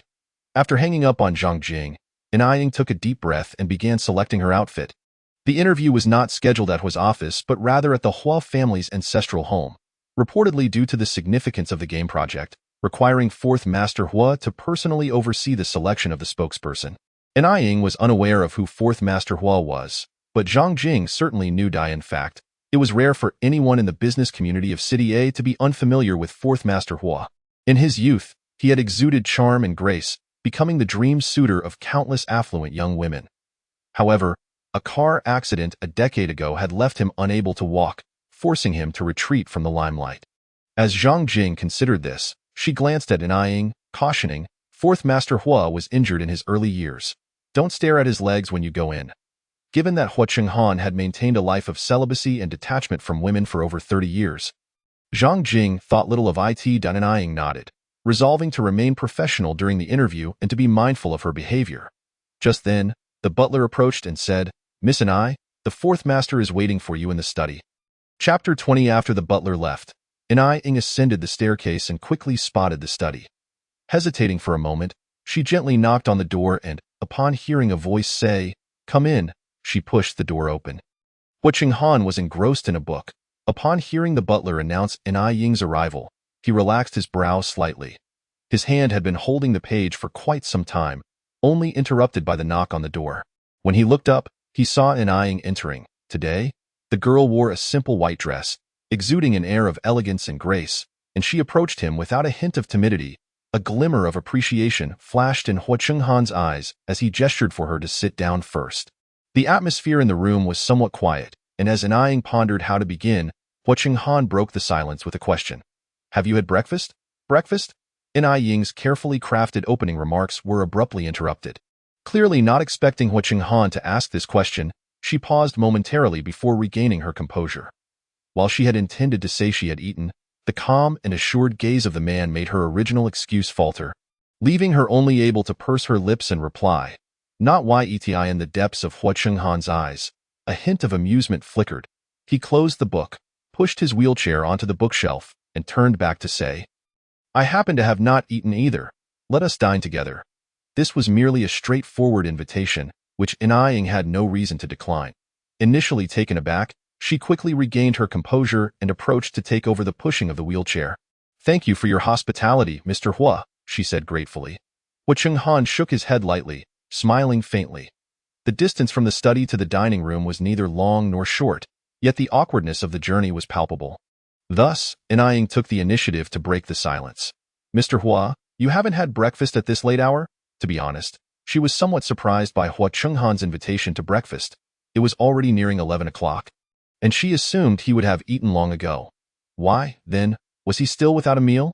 Hua Chenghan seemed to sense her confusion and explained softly, "I've been having trouble sleeping lately and lack an appetite." Hua Chenghan possessed a refined appearance, contrasting sharply with Hua Shizhou's profound coldness, exuding a certain dignified grace. Yet at that moment, traces of fatigue were evident in the red veins that appeared in his eyes. Anai Ying nodded, realizing this was a personal matter and refraining from probing further. She pushed Hua Chenghan forward. They soon arrived at the dining room, marked by the presence of the butler standing at the door. Expecting an elaborate meal, she was taken aback to find only a simple spread of congee and light dishes on the table. Though numerous, they constituted a rather bland breakfast. Hua Chenghan gestured for Anai Ying to take a seat. At this point, it would be rather pretentious for her to hesitate further. She offered Hua Chenghan a grateful smile and accepted the utensils handed to her by the butler. The Hua family adhered to the principle of silence during meals, and Anai Ying, who generally preferred not to speak while eating, found the meal particularly quiet. Hua Chenghan, with his poor health, ate little, yet after sensing some comfort in his stomach, he glanced at Anai Ying. She was delicately picking up a crab roast soup dumpling with her chopsticks and savoring it with a spoon. Perhaps due to the deliciousness of the crab roe, her eyes involuntarily brightened with delight. Observing her, Hua Chenghan felt a sense of relaxation wash over him. In truth, his invitation for her to dine was merely a test. Hua Chenghan valued his private space greatly and had rarely dined with others in the past 30 years. Even obligatory business meals were merely formalities, however. Anai Ying, undeniably, perhaps due to the dream's influence, he felt at ease in her company. The weariness he had long endured began to dissipate, and his expression softened.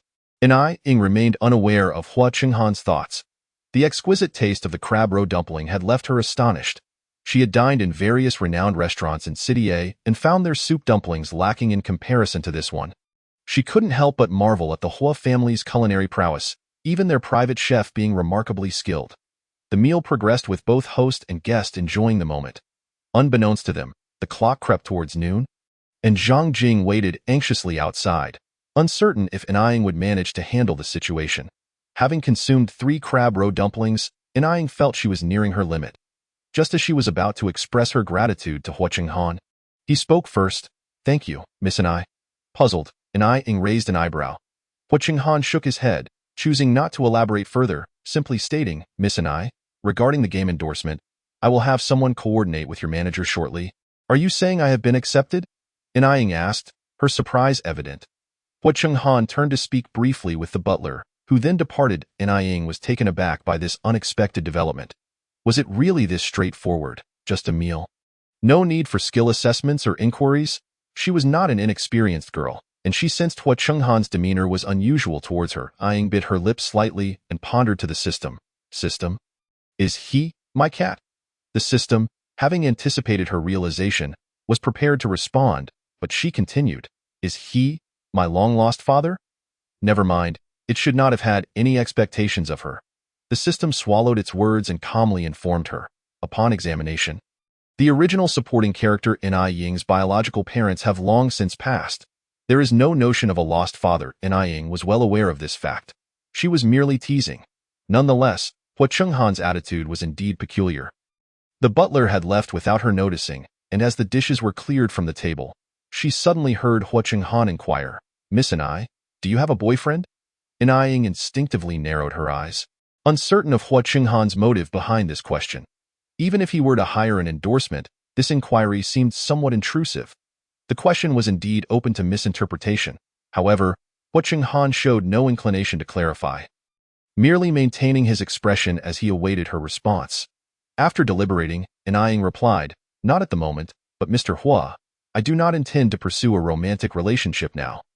Hua Qinghan's thoughts drifted to the man he had seen in the display window yesterday, and his expression deepened slightly. However, he refrained from voicing his thoughts, instead producing a contract and presenting it to Ying under her curious gaze. In that case, Miss and I, please take a look. Assuming it was the endorsement contract for the game. Ying accepted it without suspicion, only to find the words contractual lover emblazoned on the front. She furrowed her brow, perusing the document, which detailed an agreement nearly identical to the one she had signed with Peiyu and Hua Shizhou. The only distinction was that Hua Qinghan required no assistance in dealing with anyone. He simply desired her company for meals. 10 million for a meal. Would she accept? The system chimed in at that moment. Though Ying felt a flicker of temptation, she rationally raised her gaze to meet Hua Qinghan's. Despite the seemingly outrageous proposition, the man in the wheelchair maintained a composed demeanor, smiling as he said, I hold great admiration for Miss and I. All terms in the contract are binding. I hope you will give it serious consideration. Ying had dismissed the idea that Hua Qinghan intended to exploit her. Given his status as the fourth master of the Hua family, why would he go through such elaborate means to pursue a small star? Furthermore, as Zhang Jing had mentioned, he had consistently rebuffed advances from numerous talented women over the years. Ying felt she possessed no extraordinary qualities to garner his interest. The only thought that crossed her mind was, could it be that her dining was simply too delightful, awakening Hua Sai's appetite? Hua Qinghan waited patiently for her decision, exhibiting no signs of impatience. Meanwhile, the system casually dropped another bombshell. Upon examination, Hua Qinghan is identified as the secondary target number 4, and has been automatically bound to the host. Ying's forehead twitched, questioning, wasn't he just inquiring about whether I would accept 10 million? How did we suddenly end up here? The system fell silent as a mouse. Ying felt a mixture of exasperation and admiration for this system. Inhaling deeply before changing her inquiry. So, Hua Qinghan truly is secondary target number 4? The system confirmed with a resounding yes.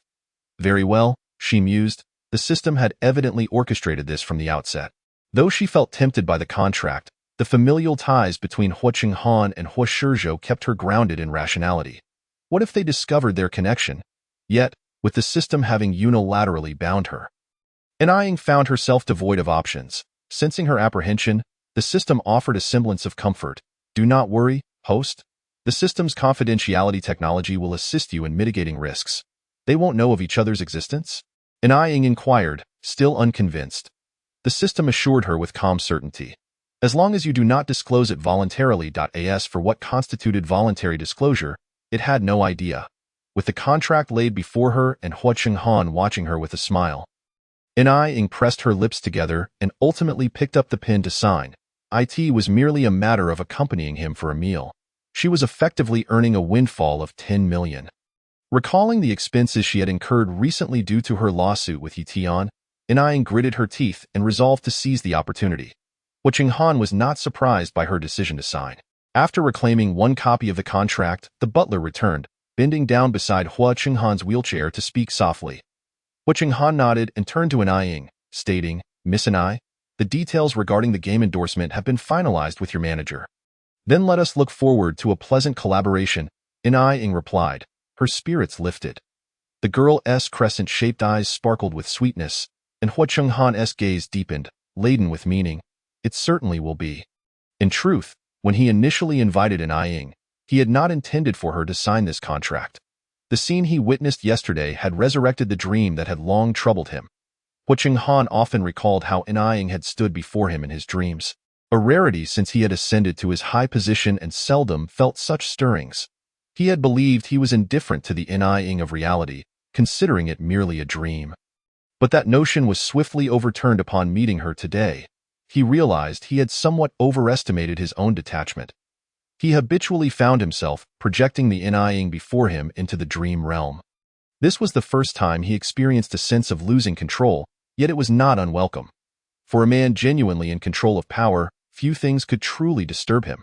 Hence, Hua Qinghan altered his course and hastily drafted the agreement. Once all matters were settled, Inaying took her leave.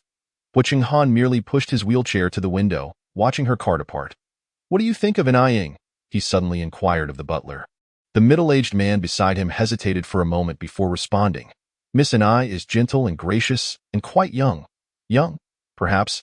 Hua Qinghan chuckled at those two words and suddenly remarked, "Help me investigate the man who was with Inaying that night." Chapter 21. Inaying was unaware that Hua Qinghan had previously witnessed her on a date with Wei Shizhi and had already discreetly initiated an investigation. Upon signing the contract, she exited to find Zhang Jing waiting in the car. "Well done." Zhang Jing patted her shoulder and cheerfully asked, "What did Lord Ho inquire about?" Inaying pondered for a moment, and to avoid raising Zhang Jing's suspicions, she refrained from mentioning that her meeting with Hua Qinghan had merely been for dinner. Responding instead, just some ordinary questions.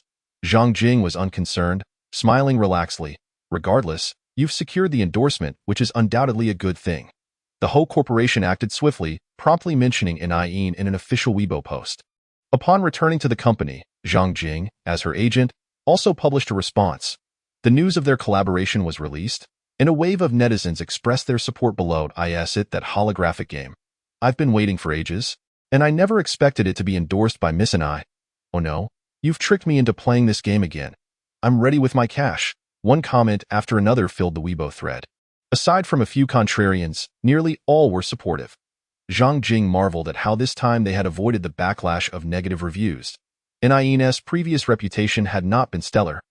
Compounded by Yi Tian's deliberate attempts to stir controversy, any promotional efforts would immediately attract criticism.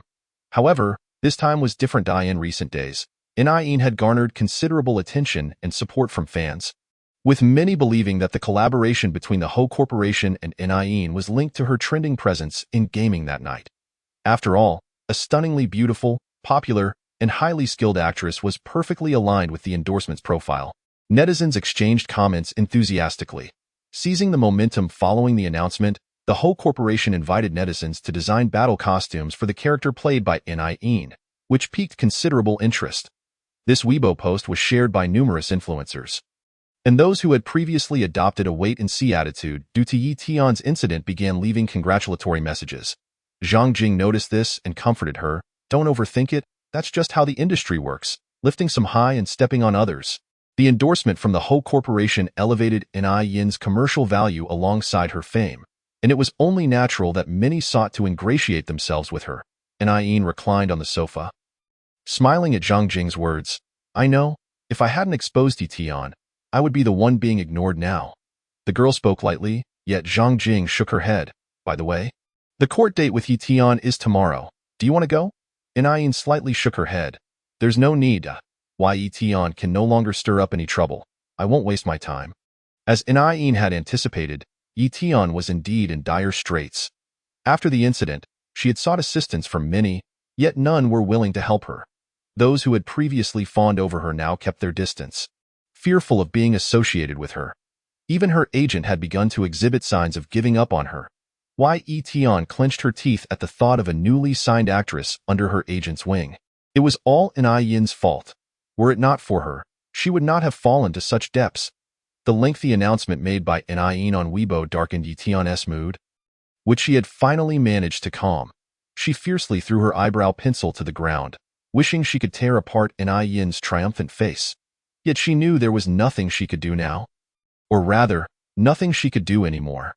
The last time she had feigned suicide had turned her into a laughingstock. Anything she said now would only backfire. Ye Tian's only escape was to fade into obscurity. To say nothing and do nothing. Waiting for netizens to gradually forget her, that would be the moment for her to re-emerge before the public. She stared intensely at her phone, gripping it tightly, even failing to notice when her nails pierced her skin and drew blood. Until a phone call came through. The contact labeled as her agent, Yi Tian felt a glimmer of hope.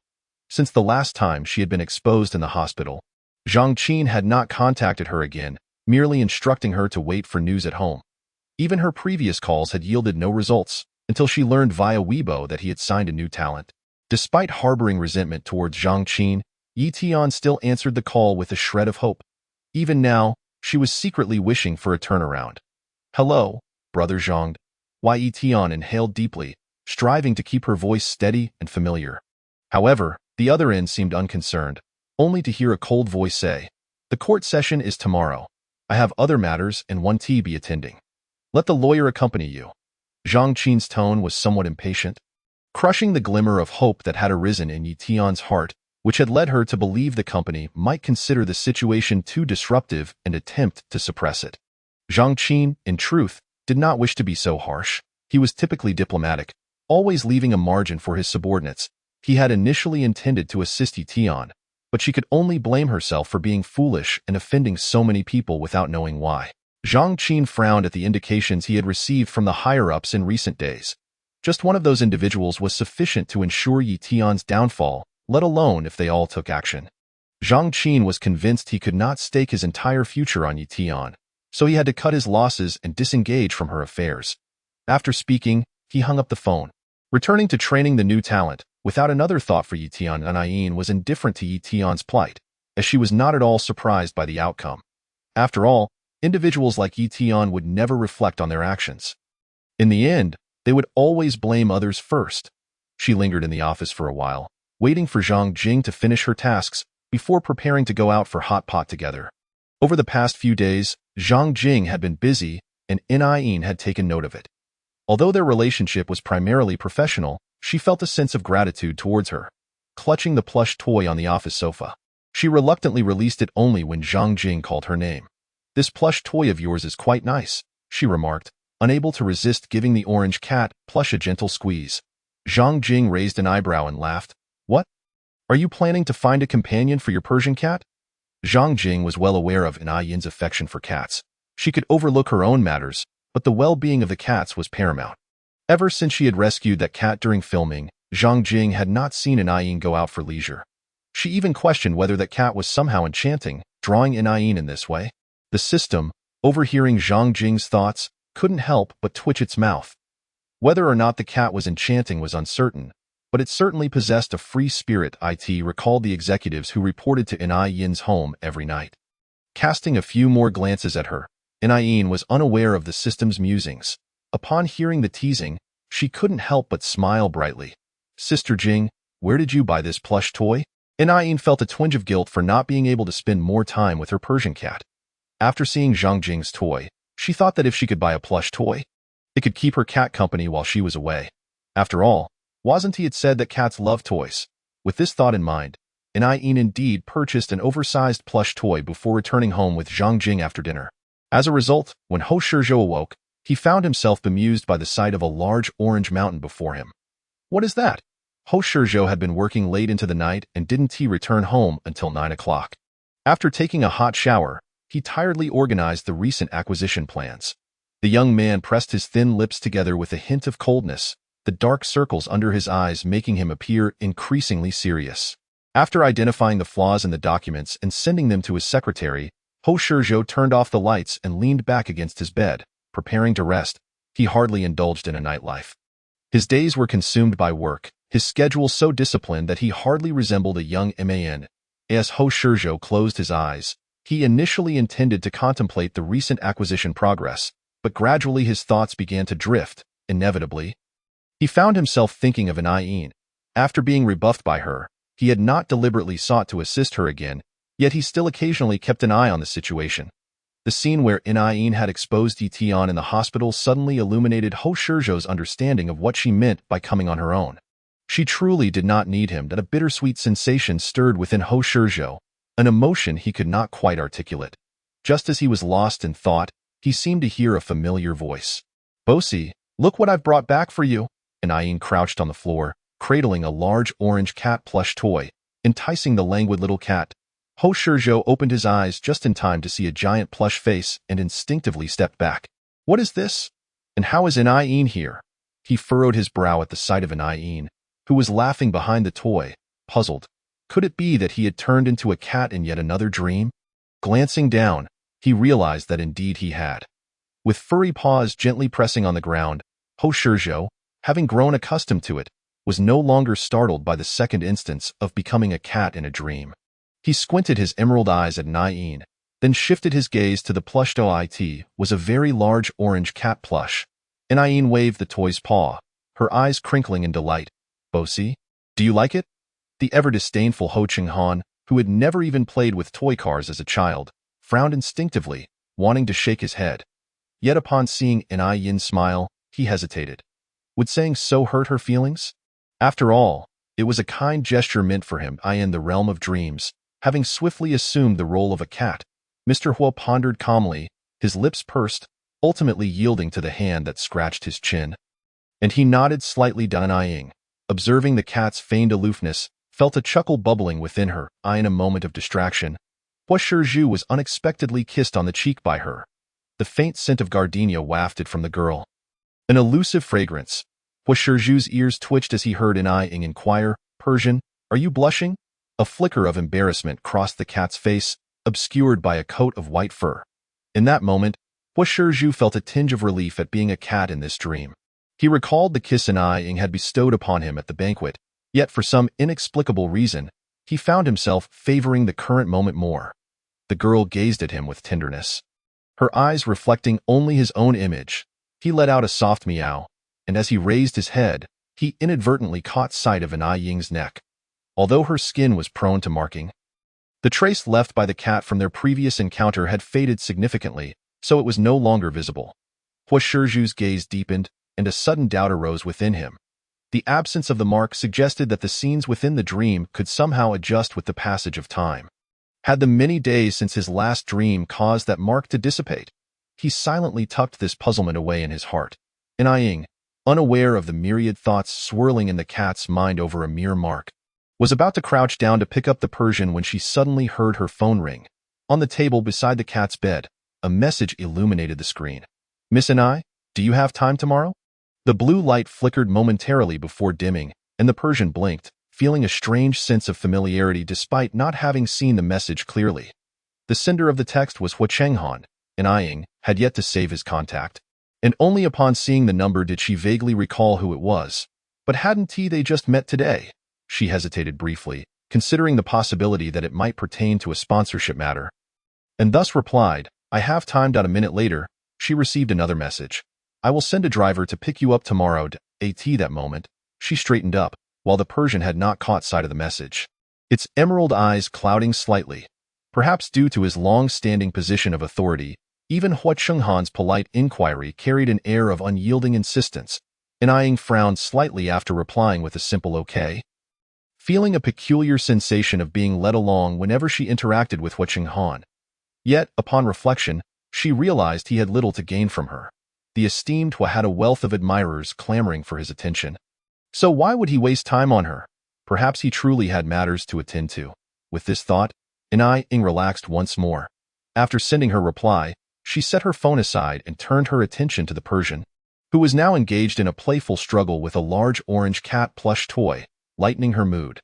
The dish in front of the cat had been emptied of food, and Ayin withdrew her gaze from the Persian's face and took some cat food from the cupboard to replenish the small dish. Huo Shizhou, having jumped down from the plush toy, caught sight of Anai Ying squatting down with the cat food. Today, her hair was fully tied back, accentuating her exquisite features, causing Hua Shizhu to momentarily lose focus. He did not consider himself a superficial being, yet he often found himself experiencing emotions inappropriately when it came to Anai Ying. For instance, regarding the earlier text, and no matter how instinctively he reached out his paw to bat at the plush toy, Hua Shizhu remained somewhat distracted, persistently recalling the earlier message. That familiar feeling gnawing at him uncomfortably. Anai Ying had already placed the cat food in front of him, yet the usually eager Persian merely let out a soft meow. Hua Shizhu ignored the food before him, his gaze solely fixed on her. The little Persian's green eyes appeared puzzled, a somewhat innocent expression adorning its fluffy feline face. Anai Ying sighed, realizing she had lost all boundaries when it came to the Persian. It must want some dried fish, right? Not quite sure whether she was addressing the system or herself, she retrieved the newly purchased dried fish. The arrival of the fresh food finally brought Hua Shizhu back to reality. He yearned to inquire about the earlier text, yet all that escaped him was a series of meows. Anai Ying, interpreting this as a display of affection, crouched down to stroke his head, soothingly saying, "I know you're upset because I've been too busy to keep you company lately, so I specially bought you some dried fish to apologize. Give it a try and see if you like it." Although the warmth of her fingertips was real and her scent was genuine, Hua Shizhu couldn't shake the feeling that this was all a dream. Instinctively, he lowered his gaze, wondering if, in this dream, he truly wished for Anai Ying to keep anything from him. Yet their relationship was merely contractual. He felt no entitlement to interfere with her affairs. Hua Shizhu, in an almost evasive manner, preferred not to uncover the final answer. As Anai Ying withdrew her hand, he slightly turned his head away. Believing he was about to eat, Anai Ying pushed the two dishes forward again. Hua Shizhu sniffed the aroma lightly. His feline instincts urged him to eat. Under Anai Ying's gentle gaze, he glanced at the cat food beside him and then at the dried fish in front of him, ultimately opting for the latter. Seeing him no longer being picky, Anai Ying couldn't help but smile. Due to her impending meeting with Hua Qinghan, she tidied up early and prepared for bed. After replacing the water for the Persian, Anai Ying kissed him before returning to her room. And soon the sound of running water echoed from the bathroom. Hua Shizhu, feeling a sense of comfort in his belly, set the dried fish aside. The hour hand had already approached 11, and he found himself unexpectedly weary. It wasn't until the water ceased running in the bedroom that Hua Shizhu slowly drifted into slumber. This sleep extended all the way until 8 the following morning. Upon waking, Hua Shizhu was greeted by the sight of the windowsill and walls. A reminder that the previous night's experiences had merely been a dream. He rubbed his forehead, feeling somewhat fatigued as he sat up. This was the second occurrence. Hua Shizhu frowned as he gazed out the window, unusually lighting a cigarette, delaying his usual departure for the office. The succession of dreams featuring Anai Ying left him feeling somewhat unsettled, the vividness of it all too strikingly real. The vanished scratch, the familiar number, and the plush toy. A subtle throbbing emerged on his forehead, and even the lit cigarette could not alleviate his agitation. Hua Shizhu pressed the cigarette, but into the glass jar. Abruptly rising to seize his phone, he contemplated calling Anai Ying, yet if the call connected, he found himself at a loss for words. After a moment of hesitation, he ultimately dialed his assistant instead. The phone rang twice before being answered, with the assistant sounding somewhat puzzled. "Mr. Hua, are you not coming to the office today?" Hua Shizhu was typically punctual, and his absence raised questions. Although the assistant was curious, he did not dare to inquire further until Hua Shizhu initiated the call. Standing by the window with the phone in hand, Hua Shizhu spoke in a low voice, "I won't be coming in today. I've sent the documents regarding the acquisition details to your email. You may proceed as you see fit." Hearing the slight rasp in his voice, the assistant assumed Hua Shizhu had caught a cold, causing his earlier curiosity to dissipate. Just as he was about to remind his boss to take care of his health, Hua Shizhu continued, "Find me a private investigator." He paused, seemingly weighing his words. The assistant pondered what matter could be of such importance that it warranted the assistance of a private investigator, only to hear Hua Shizhu specify, "Locate a reliable investigator to check if there is a large orange cat plush toy at Anai Ying's home." Hua Shizhu felt a wave of insanity wash over him. Otherwise, why would he request someone to investigate the contents of a dream? He recalled that the plush toy was new, purchased by Anai Ying. If the dream held any truth, that toy should still be in her home. If not, Hua Shizhu couldn't help but let out a self-deprecating smile. Perhaps he truly needed to consult a psychologist. The assistant, left bewildered after the call ended, struggled to comprehend why Mr. Hua would want a private investigator to check if Anying had an orange cat plush toy. Was this what wealthy individuals did? Indulge in whims? Though puzzled, the assistant dutifully set out to fulfill his boss's request. Meanwhile, Anying had just finished tidying up and was preparing to bid farewell to the Persian before heading out, only to be met with the sight of the plush toy she had purchased just the day before, now reduced to a heap of tattered fabric. The orange cat lay bare and forlorn in front of its bed, while the Persian let out a soft meow, as if to boast. Anying's forehead twitched in disbelief. So it turned out that all the affection was feigned, with only the urge to destroy being genuine. Previously, she had thought the Persian was different from other cats, but that notion had been completely dispelled. Upon seeing her, the Persian pushed the remnants of the destroyed plush toy forward with its paw, wearing a look that seemed to say, "Look how clever I am." Unable to contain herself, Anying flicked its forehead. "Persian, how could you dismantle your new friend?" Her tone was filled with feigned sorrow. The Persian meowed in response, rubbing against her hand in a display of affection. What else could Anying do? Naturally, she chose to forgive him. After placing fresh food and water for the day, she gathered the fragmented orange cat plush toy into a cardboard box and took it to the trash bin at the entrance. The cleaning truck conveniently removed that batch of garbage.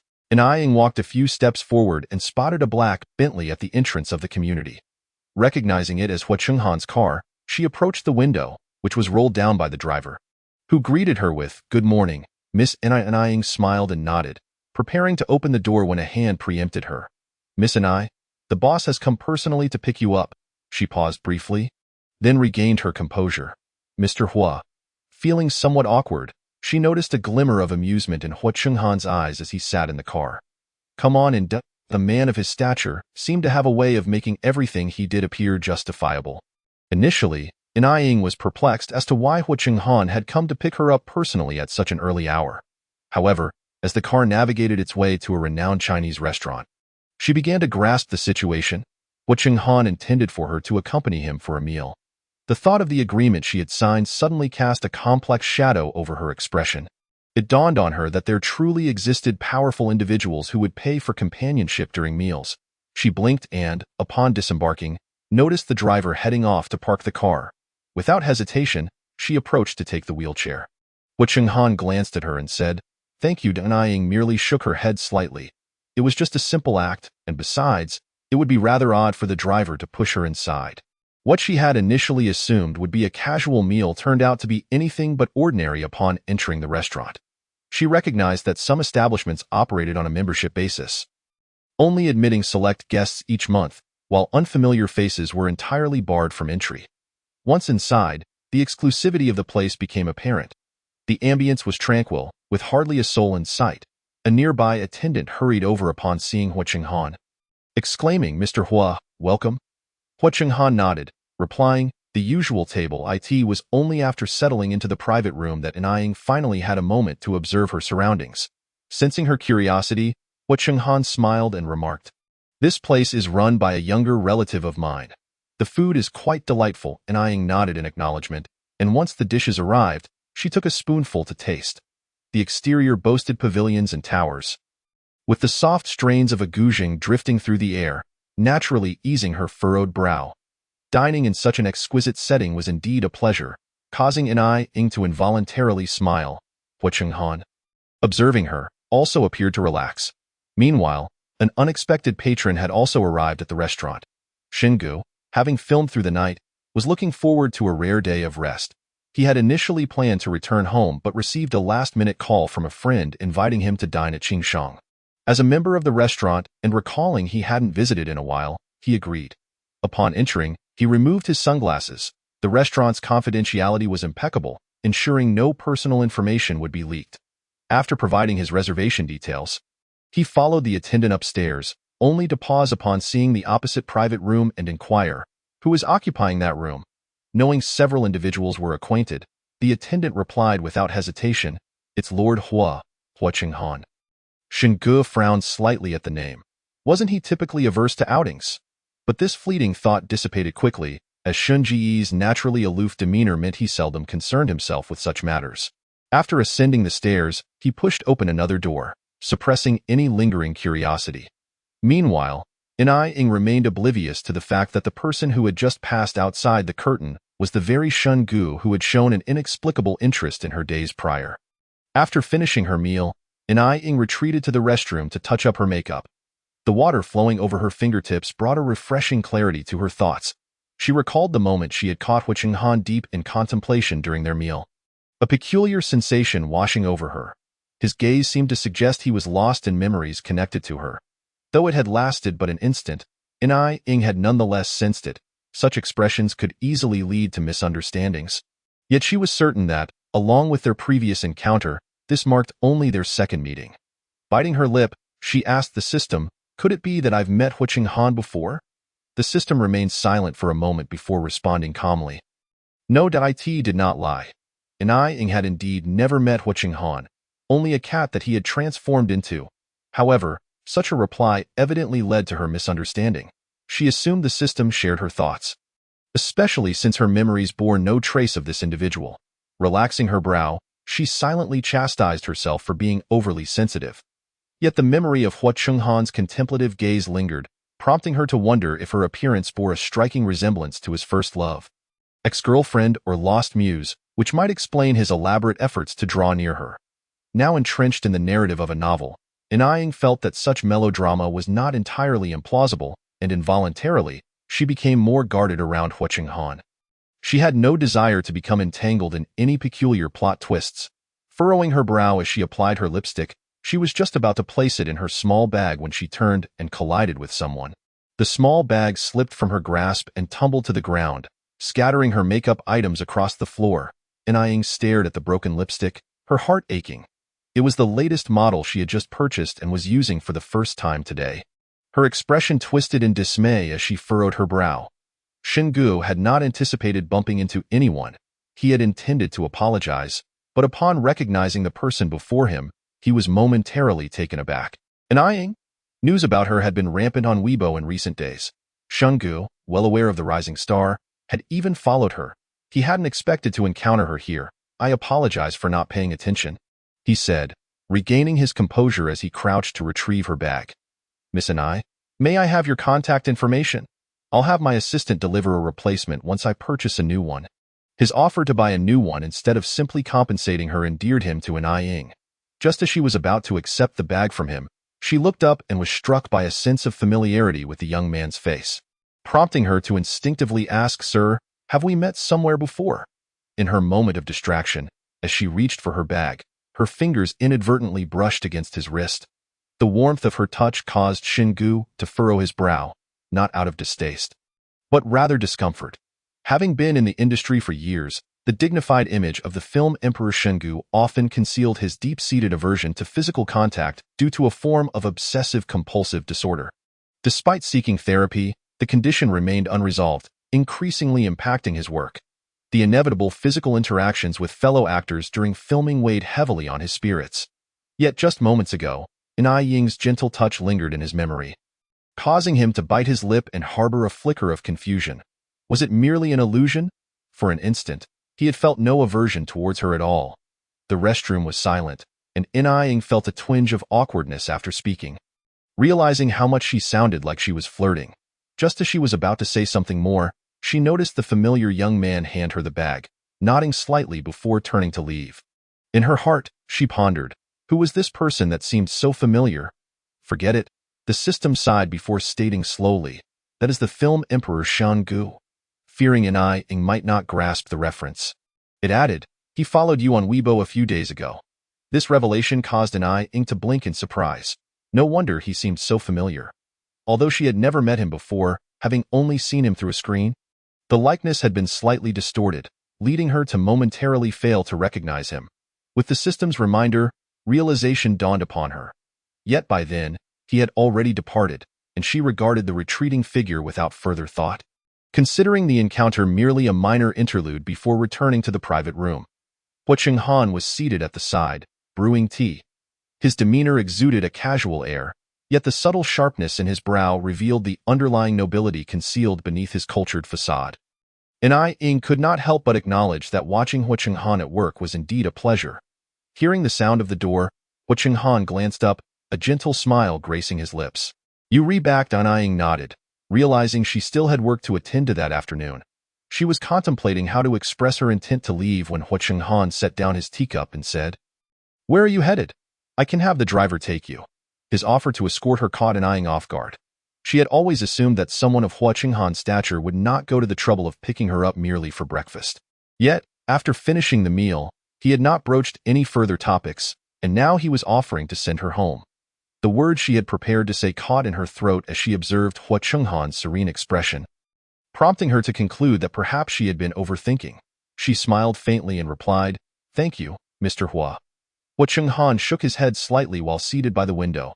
He chose not to elaborate further, simply watching as the driver took an eyeing home, his expression shifting to one of contemplation. It was undeniable that he found an eyeing intriguing, yet Hua Chenghan understood that a prudent hunter must never be too eager. Otherwise, the naturally wary little fox might be frightened away to ask for the young man named Wei Shizi.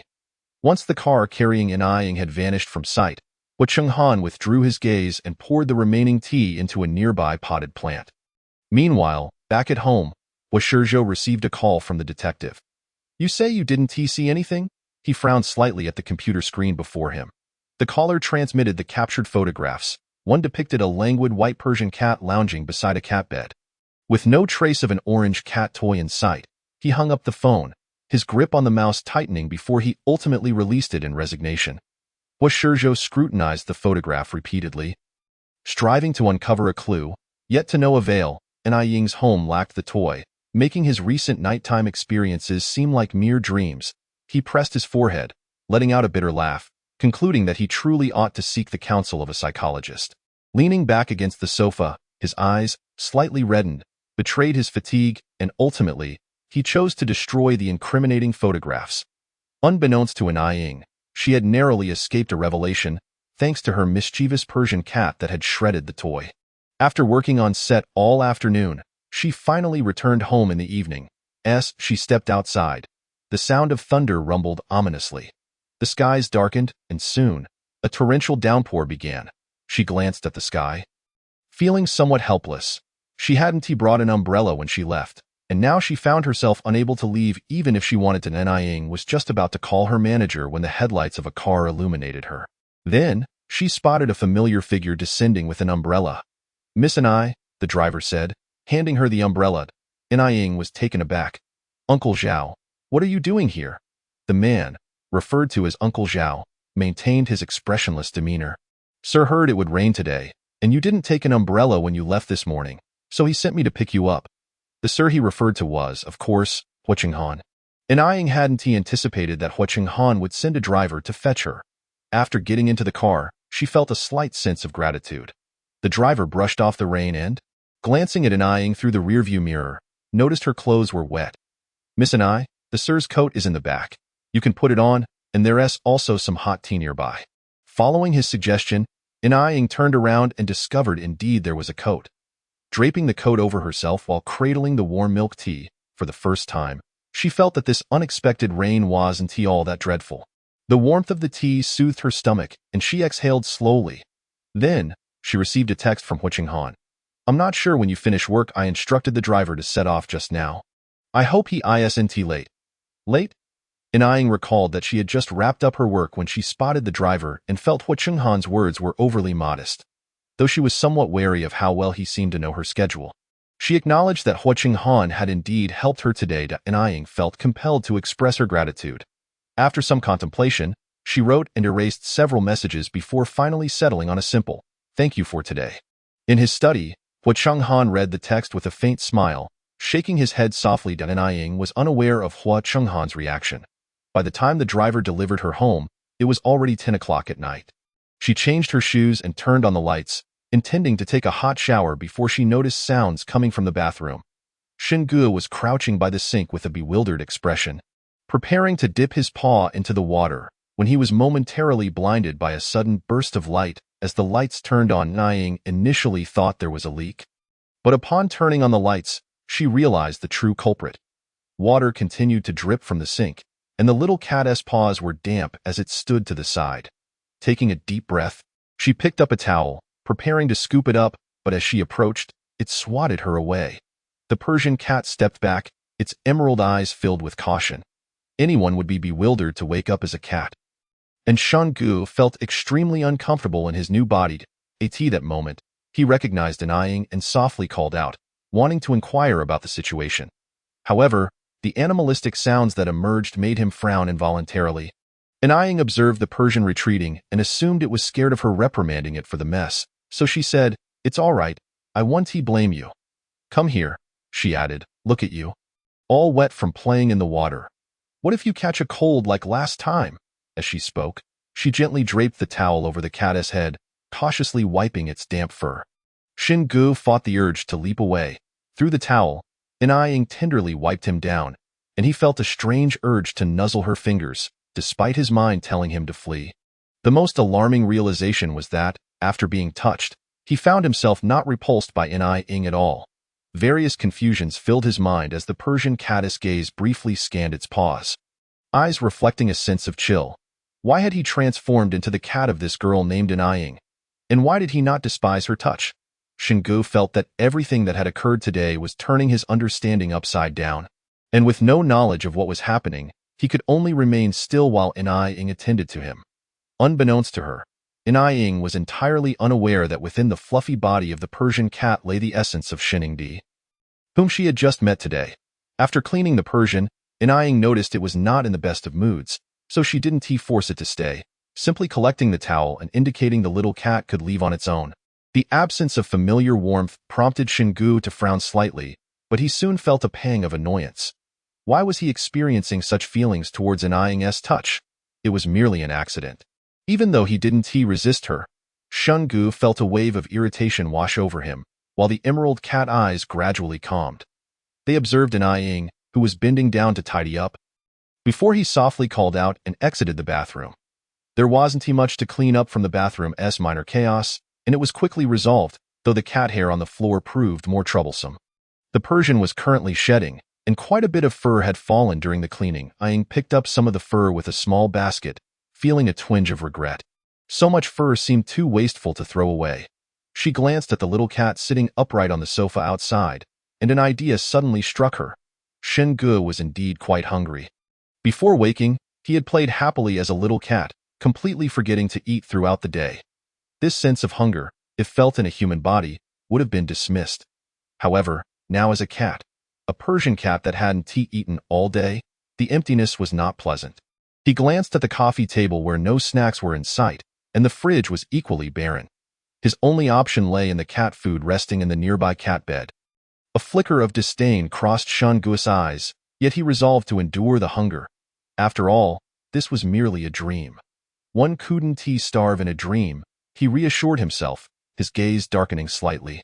Anaying had finished gathering all the cat hair before emerging. Now dressed in a simple nightgown, Shingu turned upon hearing the noise, noticing her place the collected fur on the cat climbing frame. She then waved at him. The cat's eyes flickered with suspicion. What was she up to? Despite his inner doubts, the affectionate nature of the Persian compelled Shingu to take small steps toward her.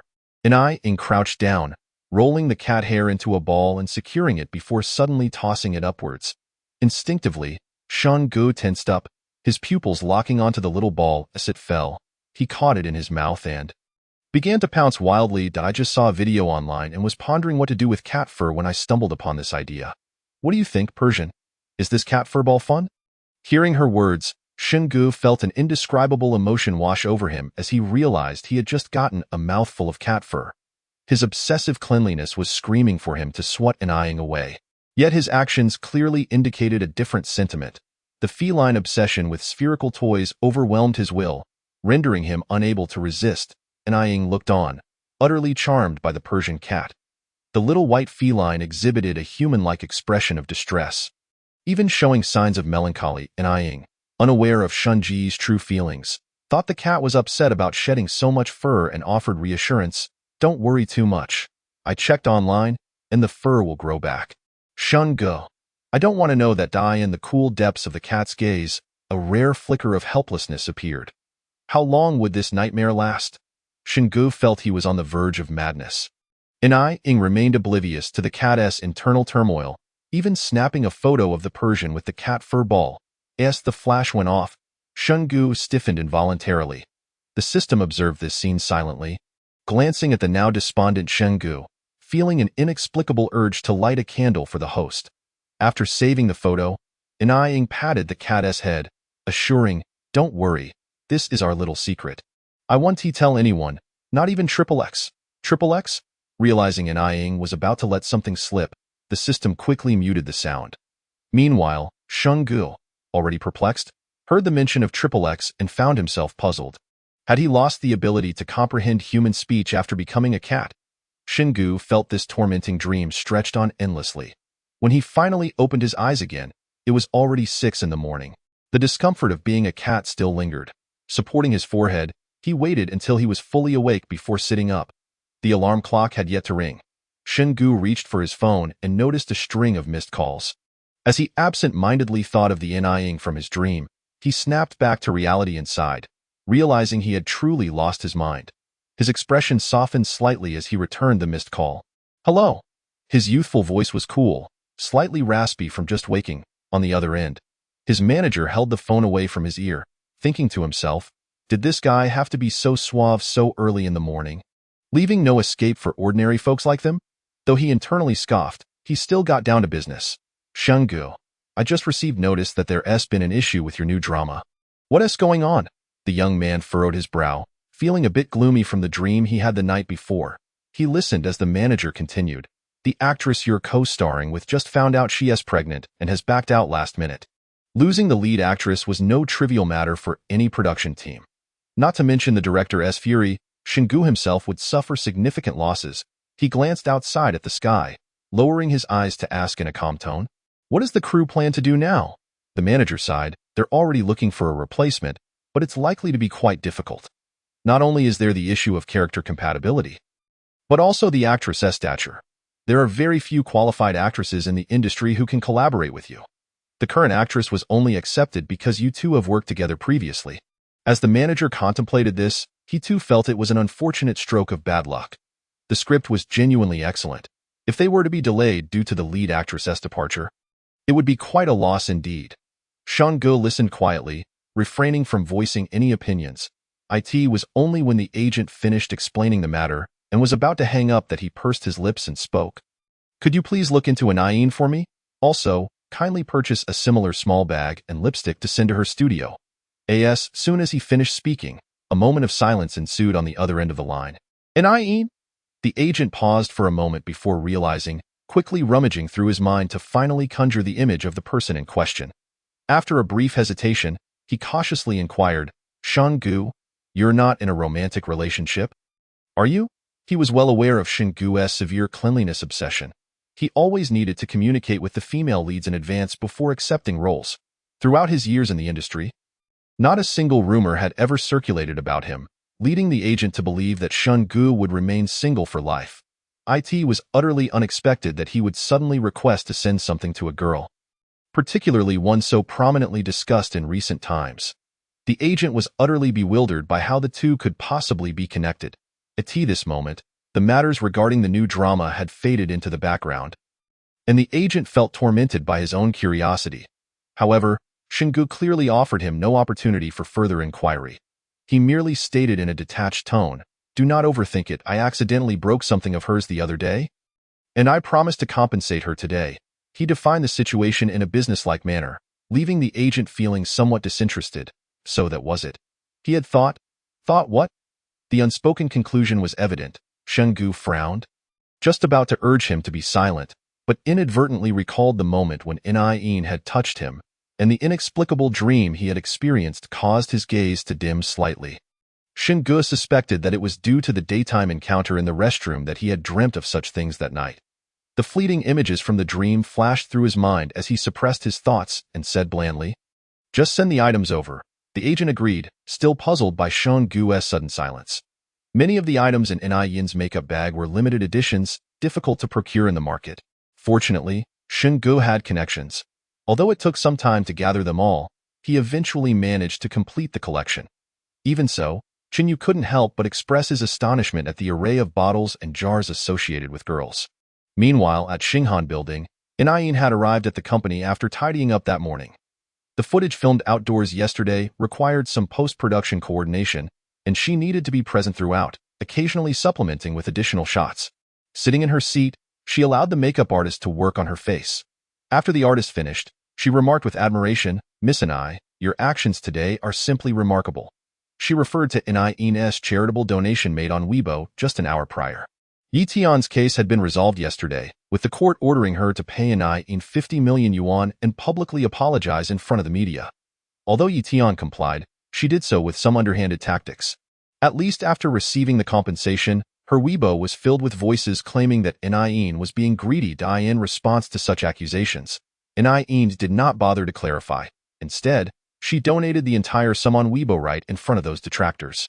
Her decisive action served to slap the naysayers in the face. Why Tian's die-hard fans were left utterly speechless, having never anticipated that Inai would donate such a substantial amount. Did she not care about the money? As a result of this act, those who had accused Inai of being greedy fell silent, and Weibo was filled with remarks rebuking Tian. Didn't you say Inai was greedy? Now she's donating the winnings, yet you have nothing to say. The donation slip was thrust in front of them, leaving Tian's fans utterly speechless, forced to feign ignorance on Weibo. This counterattack was indeed gratifying.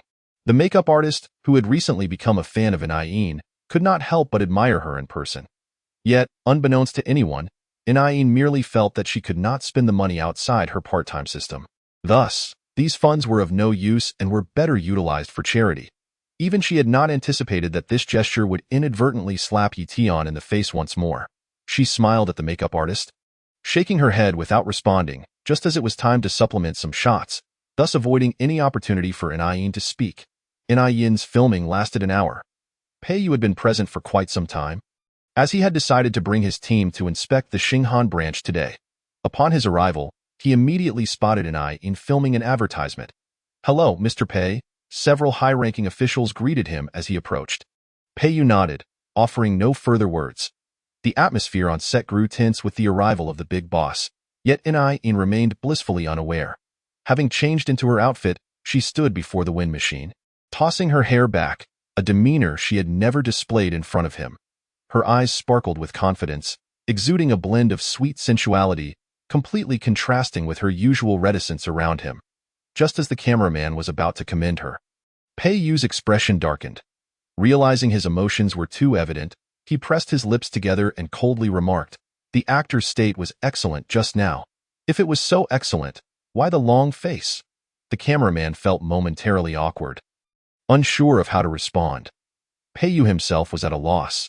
He had come merely to inspect, yet seeing Inai in front of the camera stirred an inexplicable irritation within him. It was as if he had missed out on so much. Pei Yu had never known that Inai possessed another side beyond the one she presented to him. The girl's radiant confidence both attracted him and weighed heavily on his heart. Watching her from a distance, he suppressed his unease and finally commanded, "Continue." The cameraman exchanged glances and resumed shooting. Meanwhile, the agent who had come to deliver items for Shungu had arrived downstairs. Chapter 25. After Inai finished filming and was being helped down, she spotted Pei Yu. She paused for a moment, then smiled and greeted him like everyone else. "Hello, Mr. Pei." The girl, clad in a mermaid dress, greeted him with a gentle smile, making it hard for anyone not to feel fondness for her. However, for reasons unknown, a particular remark seemed to strike a nerve, causing Pei Yu's previously relaxed expression to harden once more. "System, what on earth is wrong with the male lead?" Inai observed his somber countenance, feeling somewhat puzzled. Was he unwell? Had she unknowingly offended him? She silently pondered.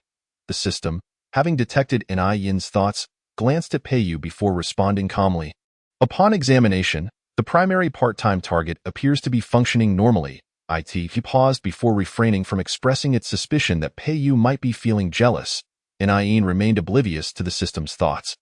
And seeing Pei Yu's foul mood, she chose not to provoke him further. After exchanging pleasantries with the senior executives beside her, she proceeded to the backstage to change. The agent came over to assist her with her dress, and the two left, chatting and laughing. Pei Yu's gaze darkened, only returning to reality when the vice president called his name. "Mr. Pei," Shall we look elsewhere? The shoot had concluded, and the remaining area was cluttered with props. Offering little of interest, he had assumed Pei-yu would be eager to leave. Yet upon hearing his response, Pei-yu frowned. Let us wait and see the final footage. He withdrew his gaze, reverting to his previous demeanor.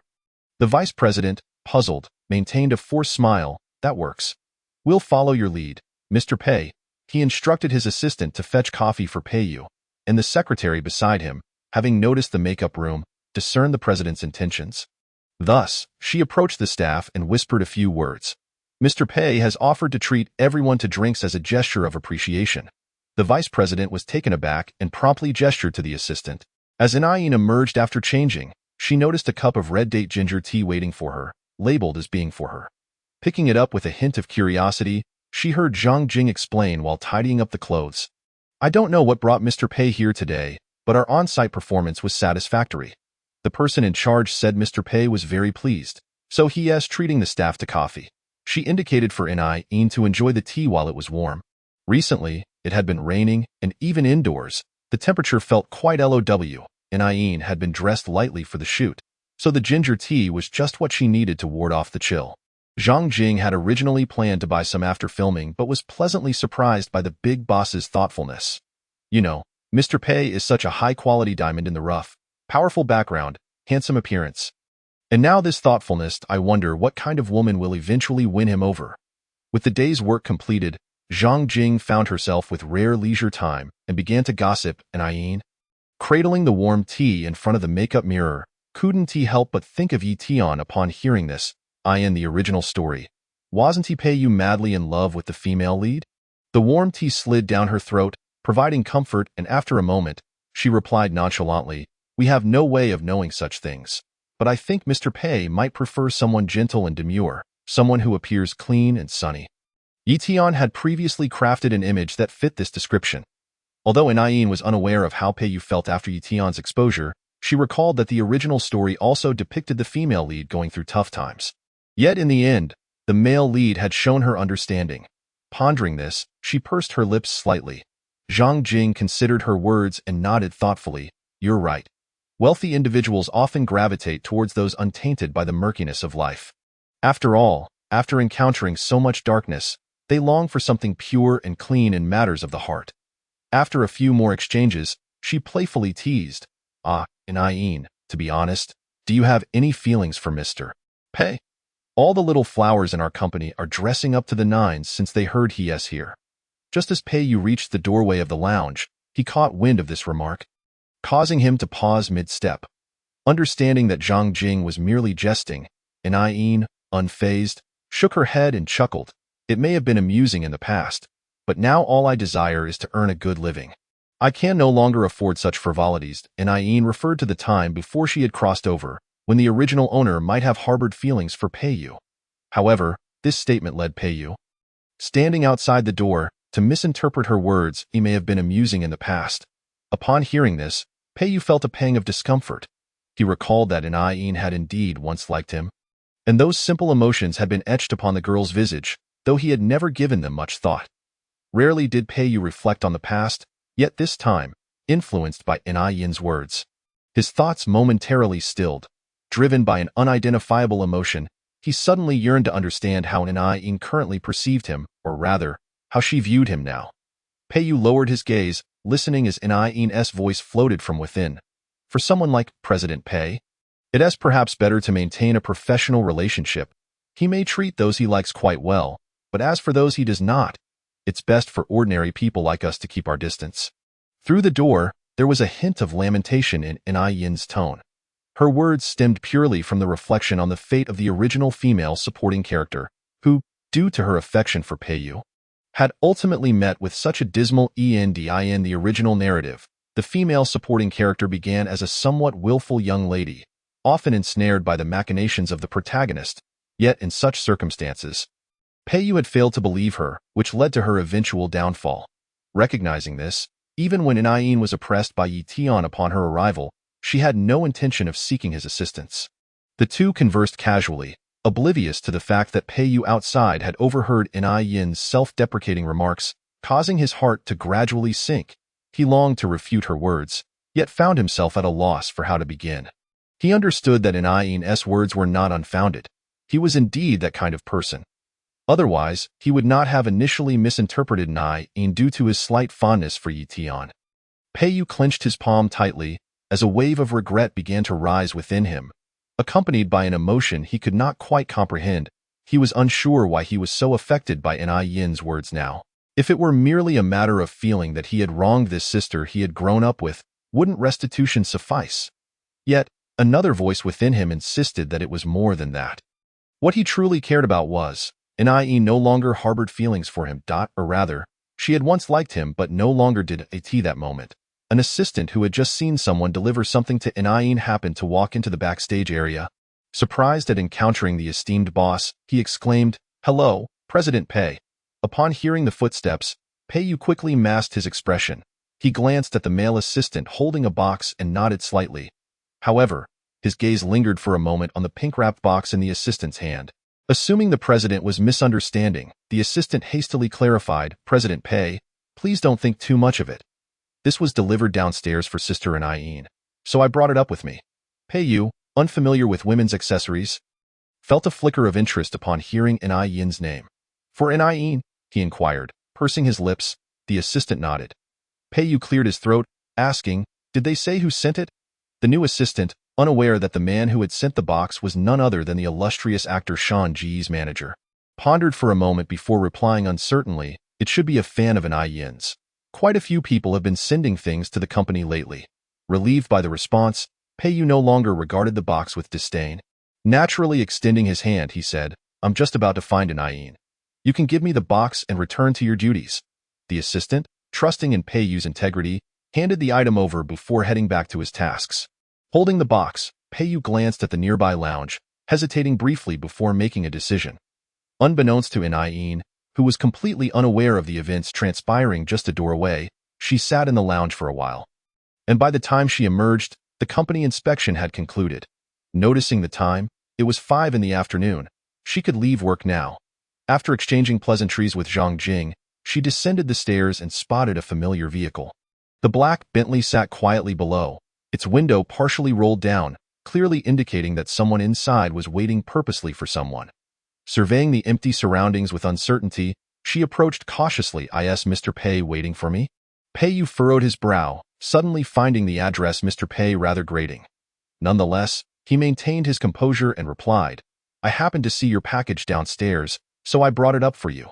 Trusting the assistant's words, Peiyu assumed the item was sent by a fan of Yin's. He handed over the neatly wrapped box to her.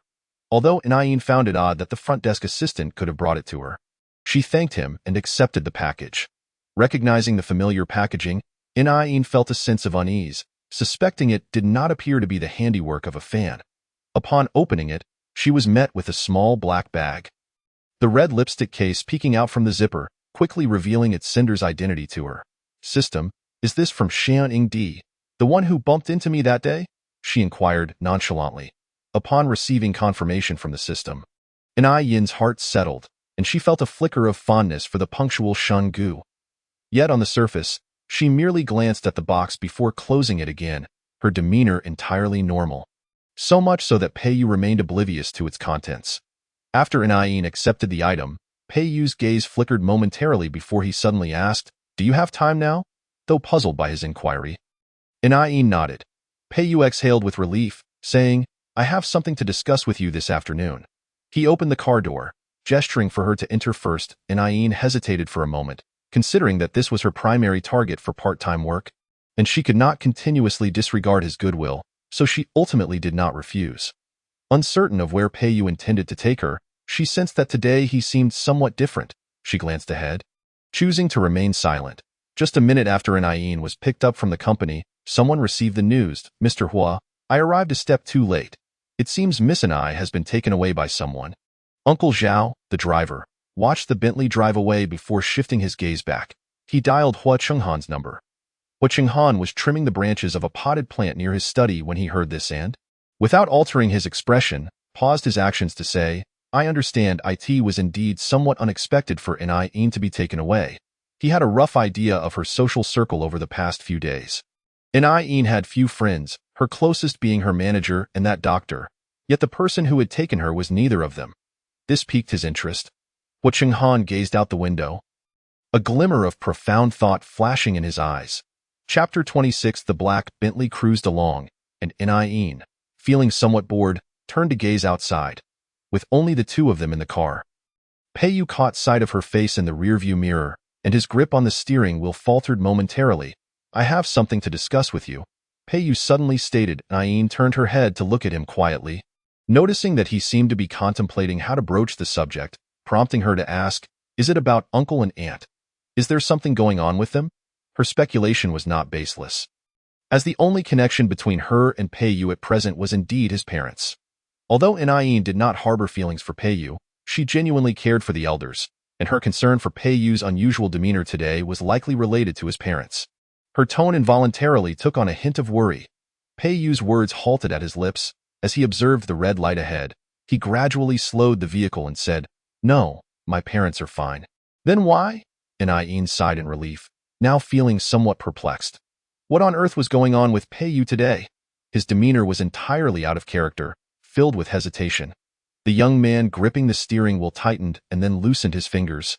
And suddenly, in the midst of In-yin's confusion, he called her name. In raised her head, hearing Pei-yu, as if making a resolute decision, declare, "In, I think we should reconcile. There were many misunderstandings between us in the past. Now that I realize you are not that kind of person, I retract my previous statements and hope it is not too late." At first, In was somewhat baffled, only comprehending the gravity of his words at this point. Unlike the previous vague remarks that left her puzzled, this time Pei-yu was genuinely expressing remorse. "Are you apologizing for what happened with Yi-tian before?" she asked, surprised, for this behavior was indeed unlike the male lead. This was Pei-yu's first act of humility. He strove to make his typically cold expression appear more sincere, pursing his lips as he regarded In through the rearview mirror. "You might also interpret this as my apology to myself, since some of the harm you suffered was indeed due to my actions. Rest assured, I have already dealt with the matter regarding Yi-tian from last time. She will not harass you again." As the surrounding vehicles began to move, Pei-yu fell silent, awaiting In-yin's response. A hush enveloped the car. In hesitated, and Pei-yu braced himself for her reaction, whether it would be anger, indignation, or perhaps forgiveness. Yet, to his astonishment, In merely smiled faintly and responded in an unremarkable tone, "Mr. Pei, I accept your apology. If there is nothing else, could you please let me off at the next intersection?" In her heart, In felt indifferent to whether the male lead apologized or not, as she had never pinned her hopes on him. Their relationship is one of contractual cooperation, and as for the words spoken earlier, In merely caught them in passing.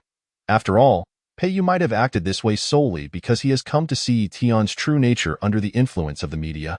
However, it is the original owner who needs to apologize, not her. In subtly curved her lips, and even after uttering the words of forgiveness, her expression remained unchanged.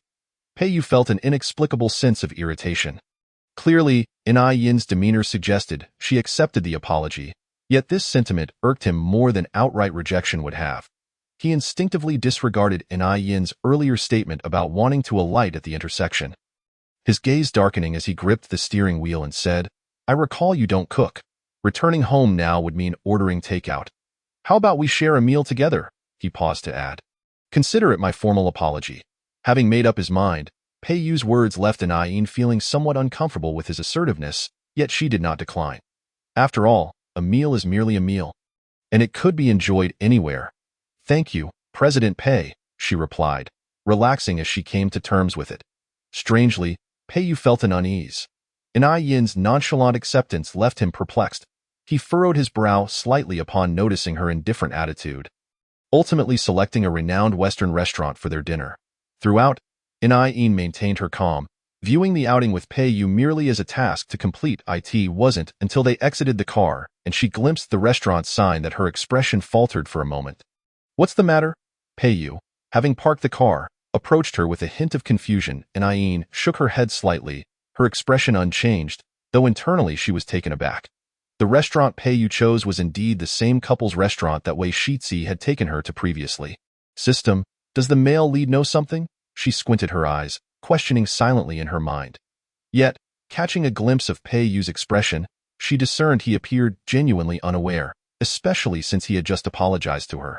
If he were here to confront her, his demeanor was far too calm.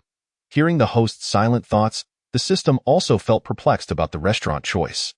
After a calm assessment of Pei Yu, it reassured Inayin, rest assured, it's merely a coincidence. Upon hearing this, Inayin subtly relaxed her brow and of course, she hadn't exposed herself in front of Pei Yu. How could he suddenly know about her date with Wei Shixi? With her mood lightened, Inayin smiled at Pei Yu, saying, "This restaurant looks quite nice." Seeing her pleased, Pei Yu's expression softened. He had made a reservation in advance, and as Inayin followed the waiter, her expression turned somewhat complicated upon spotting a certain table by the window. Not only was it the same restaurant, but it was also the same table. Were Pei Yu and Wei Shixi of one mind? Her smile nearly faltered, but she quickly restored her composure, feigning surprise at the couple's restaurant when Pei Yu glanced back. Surely, such coincidences do not exist. Pei Yu was actually recommended this restaurant by Wei Shixi. While waiting for Inayin downstairs, he had messaged Wei Shixi asking for a nice restaurant in a city suitable for couples. Though puzzled about Pei Yu's sudden interest in dating, Wei Shixi, out of friendship, sent him the location of the very restaurant he had once visited with Inayin, mentioning the lovely view from the left-hand window, which led to this table. Unaware of these intricacies, Inayin felt a twinge of guilt as she sat down in a place shared by different people on 2 occasions. After Pei Yu ordered, he handed the menu to Inayin, who was about to take it when she heard the system's alarm ringing frantically in her mind. "Ding, host exposure risk detected. Please be cautious." With unsteady hands, Inayin grasped the menu. Sensing the curious gaze from beside her, the waiter, who had initially focused on Pei Yu's order, approached her now. He regarded the striking young woman beside him, feeling a sense of familiarity. "Excuse me, Miss Yu." Before he could finish his sentence, Inayin swiftly handed the menu back to him. "I've made my selections, thank you," she said, winking playfully, cutting off whatever he intended to say. Though the waiter found it odd, he chose not to pursue the topic. Watching the young man with the menu depart, Inayin let out a sigh of relief and explained, "This is the inconvenience of the entertainment industry. One gets recognized wherever they go." Pei Yu did not suspect anything amiss, assuming the man had merely recognized Inayin, unaware that he was curious. Wasn't he this young lady's boyfriend, the gentleman from last week? They dined with utmost care, yet Inayin displayed no signs of anxiety. Pei Yu poured her a glass of wine, and when Inayin lifted her gaze, he spoke, "Regarding the contract, if you mind, I can have a lawyer come to void it." His words took her by surprise. Inayin had thought Pei Yu's apology was merely a fleeting whim expressed in the car, yet here he was, still remembering it and even proposing to annul the contract. Seeing that Pei Yu was serious about this matter, she bit her lip and replied calmly, "Mr. Pei, you misunderstand. I actually do not mind the contract. After all, when I'm not filming, it serves as a means for me to sustain myself for a while." Her candid admission pricked Pei Yu's heart slightly. His grip on the wine glass tightened before he relaxed it again when Inayin glanced his way. Not wishing to prolong this topic, she merely looked at him and smiled. "Mr. Pei, please eat. I need to head home early tonight." Pei Yu was fully aware of her intentions for returning home, and a bitter smile threatened to surface. At this moment, he felt he was no match for a mere cat in Inayin's heart. Swallowing the words he wished to say, he simply averted his gaze. Little did Pei Yu expect that he would find himself in such a position. In the past, he had always treated Inayin with indifference, but now the roles had reversed. Having consumed some wine, after dinner, Pei Yu summoned a driver to take them home. Sensing Inayin's desire to decline, he calmly stated, "You may consider it as me merely escorting a regular business partner." He refrained from mentioning the contract again, adding, "After all, you are one of my artists. It is quite normal for a boss to see their artist home." Inayin had no choice but to acquiesce, thanking him instead. Meanwhile, Wei Shixi, after messaging Pei Yu, thought of Inayin. Wondering if she had eaten yet, he reasoned she likely had, having heard she was doing much better lately. Hesitating, he ultimately set his phone down, glancing at the number on the screen but not dialing it. "Dr. Wei, are you on duty today?" the head nurse inquired, noticing him standing in the office with a hint of curiosity. Wei Shixi snapped back to reality, "There's nothing to do at home. I'll stay here today." The head nurse nodded, teasingly remarking, "I thought Dr. Wei would take a break from work if he had a girlfriend." Wei Shixi chuckled and shook his head, Though a fleeting thought lingered in his mind due to the nurse's comment, the hospital was quiet that night. After completing his only surgery, Wei Shizi felt fatigued. As the on-call doctor arrived, he returned to his office, intending to lie down on the spare sofa for a quick rest. With his white coat hung on the rack, Wei Shizi closed his eyes. The world around him blurring, and he gradually drifted into sleep. Meanwhile, Yin returned home, finding Bashi fast asleep. She couldn't help but marvel that this little rascal had gone to bed so early. After smiling to herself, she slipped into her slippers and headed to her bedroom to fetch some clothes, preparing to take a shower. Having consumed some alcohol, even just a few sips, left her feeling slightly unwell. The bathroom light flickered on, and the sound of water behind the frosted glass door created an inexplicably intimate atmosphere. Wei Shizi was roused from his slumber. He remembered feeling exhausted, seemingly having dozed off at the hospital. But upon opening his eyes, he found himself in an unfamiliar environment. The cat food in front of him triggered a realization. Looking down, he confirmed he had indeed transformed back into a cat. This bizarre dream had returned, leaving even Wei Shizi astonished. Was it because he had been thinking of Yin during the day that he now dreamt of her? Confused, he shook his head. But the dryness in his throat brought him back to reality. The bowl had been emptied by the previous cat, and he softly mewed, his paws making a pattering sound on the floor. Just then, Yin emerged from the bathroom, donning only a bathrobe. The original owner's body was somewhat sensitive to alcohol, and even after some time had passed, her cheeks remained slightly flushed, with her long hair cascading and her fair skin hinting at a delicate blush. Paired with her crescent-shaped eyes, it was hard not to gasp in awe. Wei Shizi, having located a place to drink, lifted his head only to witness this enchanting scene. Yin, feeling a bit tipsy, gazed at the cat, which had turned its back to her while drinking, and a mischievous thought crossed her mind. As a devoted cat owner, there was something she had always wanted to do but had never dared. Emboldened by her inebriation, she crouched down, locking eyes with Bashi, and spoke in a conspiratorial tone. Bashi, you're already a big cat now. Yin's demeanor was uncharacteristically bold, and Wei Shizi recognized she was intoxicated but did not mind. He considered the cat's age and reluctantly nodded along with her words. However, the next statement took him by surprise. Then, let us take Bashi to see Dr. Wei tomorrow to get him neutered. Chapter 27. In the quiet room, Wei Shizi found himself caught, and upon hearing Yin's words, his body instinctively froze. Little Bashi blinked its emerald eyes, and with an almost primal instinct, its fluffy fur bristled at Yin's approach. Yin, still perplexed, lifted the cat high and assured, rest assured, Dr. Wei possesses exceptional medical skills. It is absolutely safe and painless. This is not merely a matter of medical proficiency. Wei Shizi, feeling somewhat helpless, nearly raised a paw to his forehead. He gently tapped Yin's shoulder with his paw, indicating that she should set him down. However, Yin misinterpreted the gesture, thinking he was afraid and seeking affection. After a moment's hesitation, just as Wei Shizi assumed she would let him down, Yin unexpectedly kissed the cat's forehead.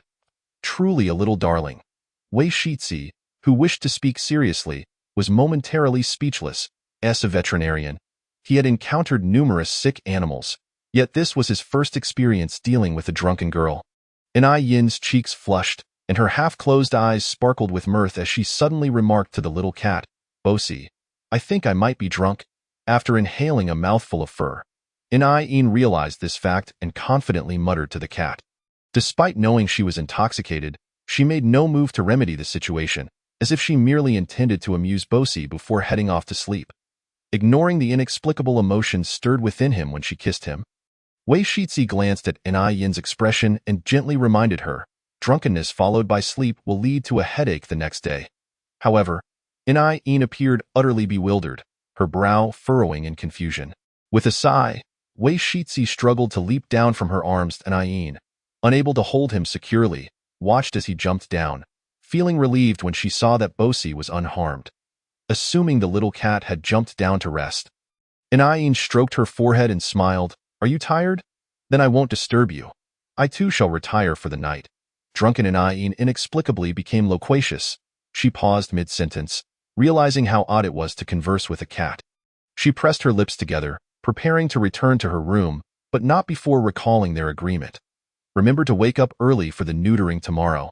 After finally managing to forget this matter, Wei Shitzi felt a twitch in his forehead, pondering how tormenting this dream was.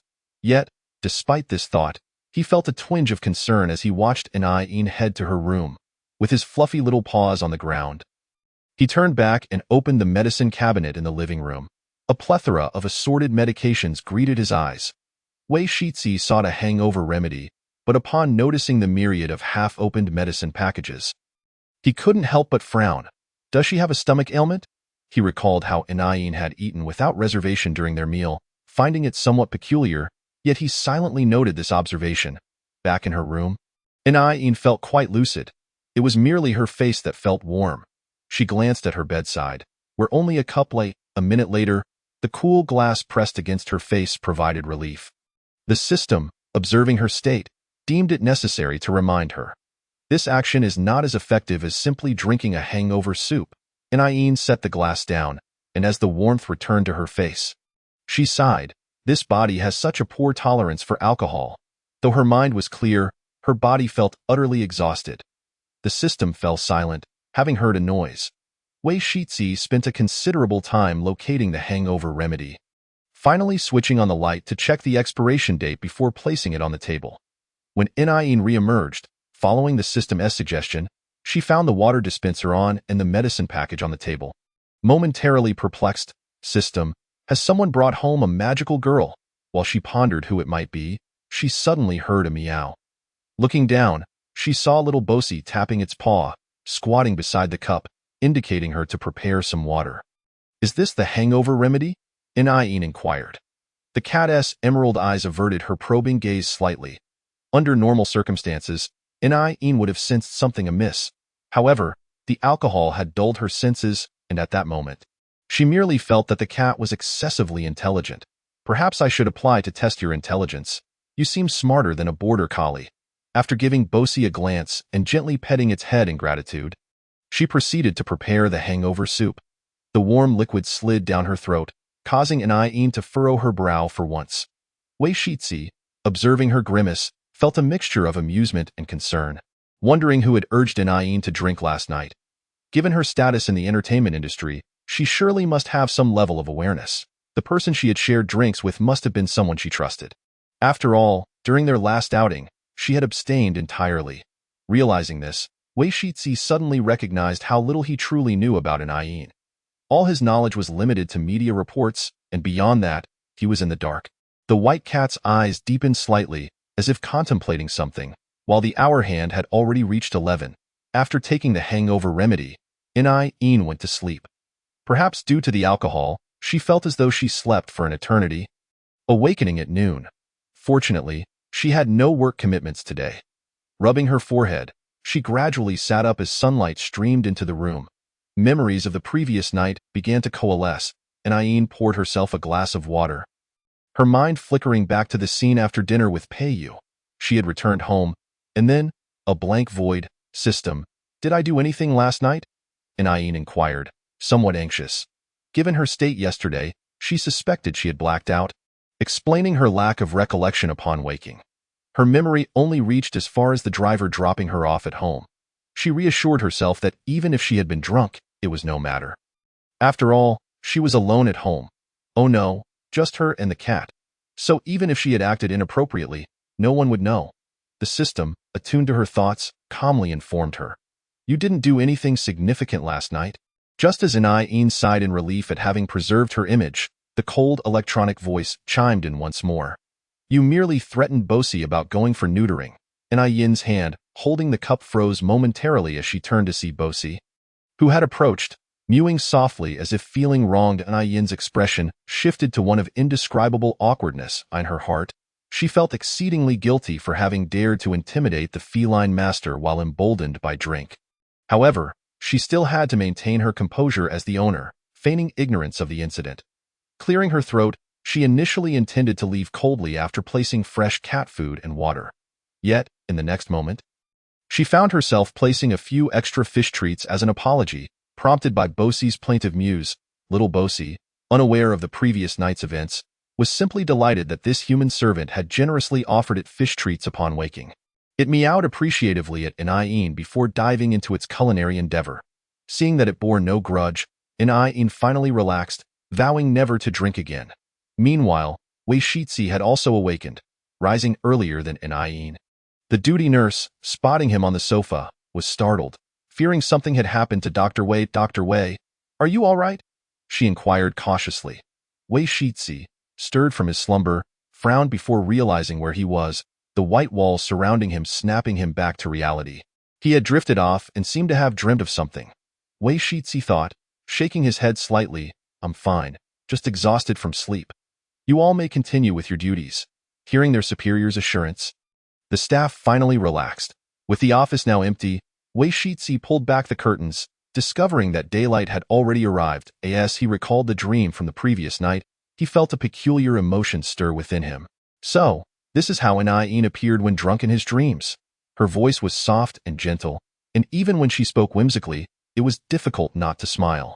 Though somewhat different from her public persona, Wei Shitzi found himself unexpectedly charmed by her endearing demeanor. Just neutering Bosi? A hint of exasperation flickered in his eyes. The young man in the white coat pondered something, his brows softening. The young nurses at the hospital couldn't help but whisper among themselves, wishing they could capture a photograph if they weren't aware that Wei Shitzi had a girlfriend. Because of the dream from last night, Wei Shitzi decided to send Anayin a text message after finishing work at noon, informing her that Bosi was not yet of age for neutering. However, stating it so directly seemed somewhat odd. Though he was a pet doctor, he couldn't simply inform people about such matters. Pausing, he recalled what Peiyu had mentioned about not having made plans, which freed up the 2 concert tickets he had, and he rewrote the message. Miss Anai, do you have time this afternoon? I happen to have 2 tickets to a concert gifted by a colleague, and I thought you might enjoy it. After reviewing it, he clicked send. Anayin, just finishing changing her clothes, saw the message. Initially thinking it was from Zhang Jing, she had arranged to have hot pot with her. But Zhang Jing had cancelled due to an impromptu meeting. Anayin assumed the message was a notification that the meeting had concluded. To her surprise, upon opening it, she found it was from Wei Shitzi. A musical? She glanced at the title he sent, recognizing it as a genre she liked. Anayin felt no particular suspicion. They had conversed a few times before, and many of their interests aligned. So it made sense that they enjoyed the same play. Unbeknownst to her, the cat she had been babbling to the previous night was Wei Shitzi. She believed that Dr. Wei simply had 2 extra tickets and wanted someone to accompany him to the musical. Since she had just been stood up, and being alone herself, she thought it would be better to attend the concert with Dr. Wei. After some contemplation, Anayin replied to the message. The system observed keenly, recalling the earlier moment when Peiyu had mentioned in the car that he had tickets to invite Anayin but was met with refusal. Now, witnessing Wei Shitzi's treatment, a smirk involuntarily tugged at the corners of his mouth. If memory served him correctly, it seemed that the tickets had indeed been purchased by the male lead himself. However, there was no need to vocalize such matters. Just as Anayin finished organizing her belongings and exited, Zhang Jing, who was working overtime at the company, received a message. Which drama are you referring to? She momentarily failed to grasp the context, and only upon her superior repeating the question did she come back to her senses. Unable to suppress her curiosity, she confirmed once more, You mean the drama starring the acclaimed actor Shingu? Her superior nodded.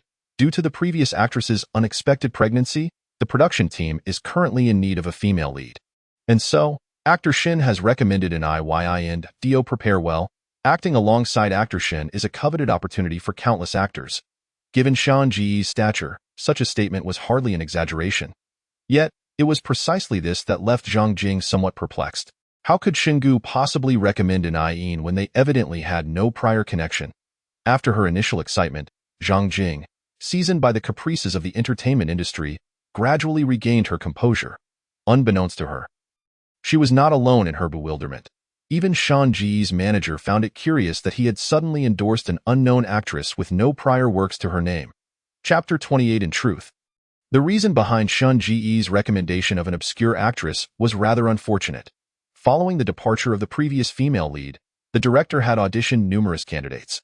While many exhibited commendable acting skills, none were able to match Shan Ji's caliber. He realized, almost imperceptibly, that his condition seemed to have worsened. While he could tolerate borrowing space from other actors, it appeared that after experiencing the sensation of being touched by someone he did not detest, He now felt a more acute aversion when in proximity to others, though his acting prowess allowed him to maintain an unruffled facade on camera. Once the scene concluded, the discomfort became increasingly unbearable. Continuing in this manner was untenable. Shun-gu was acutely aware of this without needing the director's admonition. After completing the morning auditions, he sipped from a newly acquired bottle of water, its icy coolness offering a modicum of relief. There are still more candidates this afternoon. Perhaps we should take another look, the director suggested, despite knowing the likelihood was slim. Shun-gu nodded in agreement. However, the afternoon auditions ended in failure almost immediately. The director sighed in resignation, and the atmosphere within the production team grew heavy with disappointment. Just when everyone believed the project was doomed, Shun-gu, gazing contemplatively at the water bottle, suddenly remarked, "Perhaps there is someone who could fit the role." His manager, recalling past collaborations with Shun-gu, furrowed his brow. Those with whom he had previously worked were either fully booked or had retired from the industry. Who else could there be? Just as he pondered, a somewhat familiar name surfaced in his mind. "I think the actress In might be a suitable choice." Shun-gu recalled their brief encounter in the restroom and the dream where she transformed into a cat, inexplicably feeling that he could perhaps endure In-yin's presence.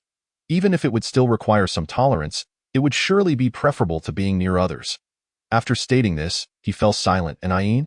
The director expressed his confusion upon hearing the name. It was understandable that he was unaware. While In frequently trended online, it was mostly due to personal matters, and her notable works were indeed few. It was reasonable for an internationally renowned director like him to be uninformed. However, the manager was well aware. He observed Shun-gu, whose demeanor suggested casual recommendation, yet his expression subtly hinted at indifference. And he couldn't help but harbor doubts. Did he truly have no connection with In? The last time he had sent her a makeup bag, and now he was recommending her for his own production. This pattern resembled the clandestine maneuvers of seasoned industry veterans. Yet, knowing Shang-ji's character, the manager had no doubt regarding his integrity. He was merely curious about his stance towards In. However, such thoughts were not to be voiced in front of others, and the manager discreetly averted his gaze from Shang-gi. On the contrary, Director Chen, upon hearing of a suitable candidate, transitioned from confusion to elation. "I will contact Miss In immediately." He had not given a thought to the actress's acting capabilities. After all, even those with less talent would improve under Shang-ji's guidance. After deliberating, they reached a consensus, and Zhang Jing received the news with excitement, eager to sign the contract and announce it to the world. Meanwhile, In remained blissfully unaware, having turned off her phone before entering the venue. After dining with Wei Shici and engaging in a discussion about pet physiology under his subtle guidance, they purchased warm beverages and made their way to the musical theater. Among her various part-time pursuits, In felt the most at ease in Wei Shici's company, thus holding him in the highest regard. Their laughter and conversation made time slip away unnoticed, and after finding their seats, In stowed her powered-down phone in her bag, completely oblivious to Zhang Jing's frantic attempts to reach her. The musical lasted 2 hours. Nestled in the middle of the audience, In, having dressed in a black mermaid gown due to the pleasant weather when they arrived, now felt a chill from the air conditioning. As the stage reached a crescendo, goosebumps formed on her arms. Unconsciously, she wrapped her arms around herself, and in the next moment, she felt a garment draped over her shoulders. Wei Shici, who eschewed cologne, exuded only the faint fragrance of laundry detergent from his coat, fresh and clean. In paused, instinctively turning to look at him, only to find the young man attentively gazing at the stage. As though the gesture had been casual, the lights brightened, illuminating Wei Shici's gentle profile, stirring something within In-yin's heart. That moment, a flash of light suddenly erupted in the venue. Initially, there to enjoy the musical, the paparazzi stumbled upon the unexpected sight of the celebrity In on a date. They marveled at the unexpected scoop. The photographer captured several shots, striving to frame them in a more intimate manner. In, having turned her attention back to the musical, remained blissfully unaware. The paparazzi grew bolder, and a nearby audience member, irritated by the phone's brightness, exclaimed, "What are you doing? Have some decency. It's inappropriate to take pictures now." Assuming the photographer was recording the musical, the audience member expressed their dissatisfaction. Wei Shici had initially paid no mind, but upon hearing the mention of a phone, he became vigilant. After all, In was a public figure.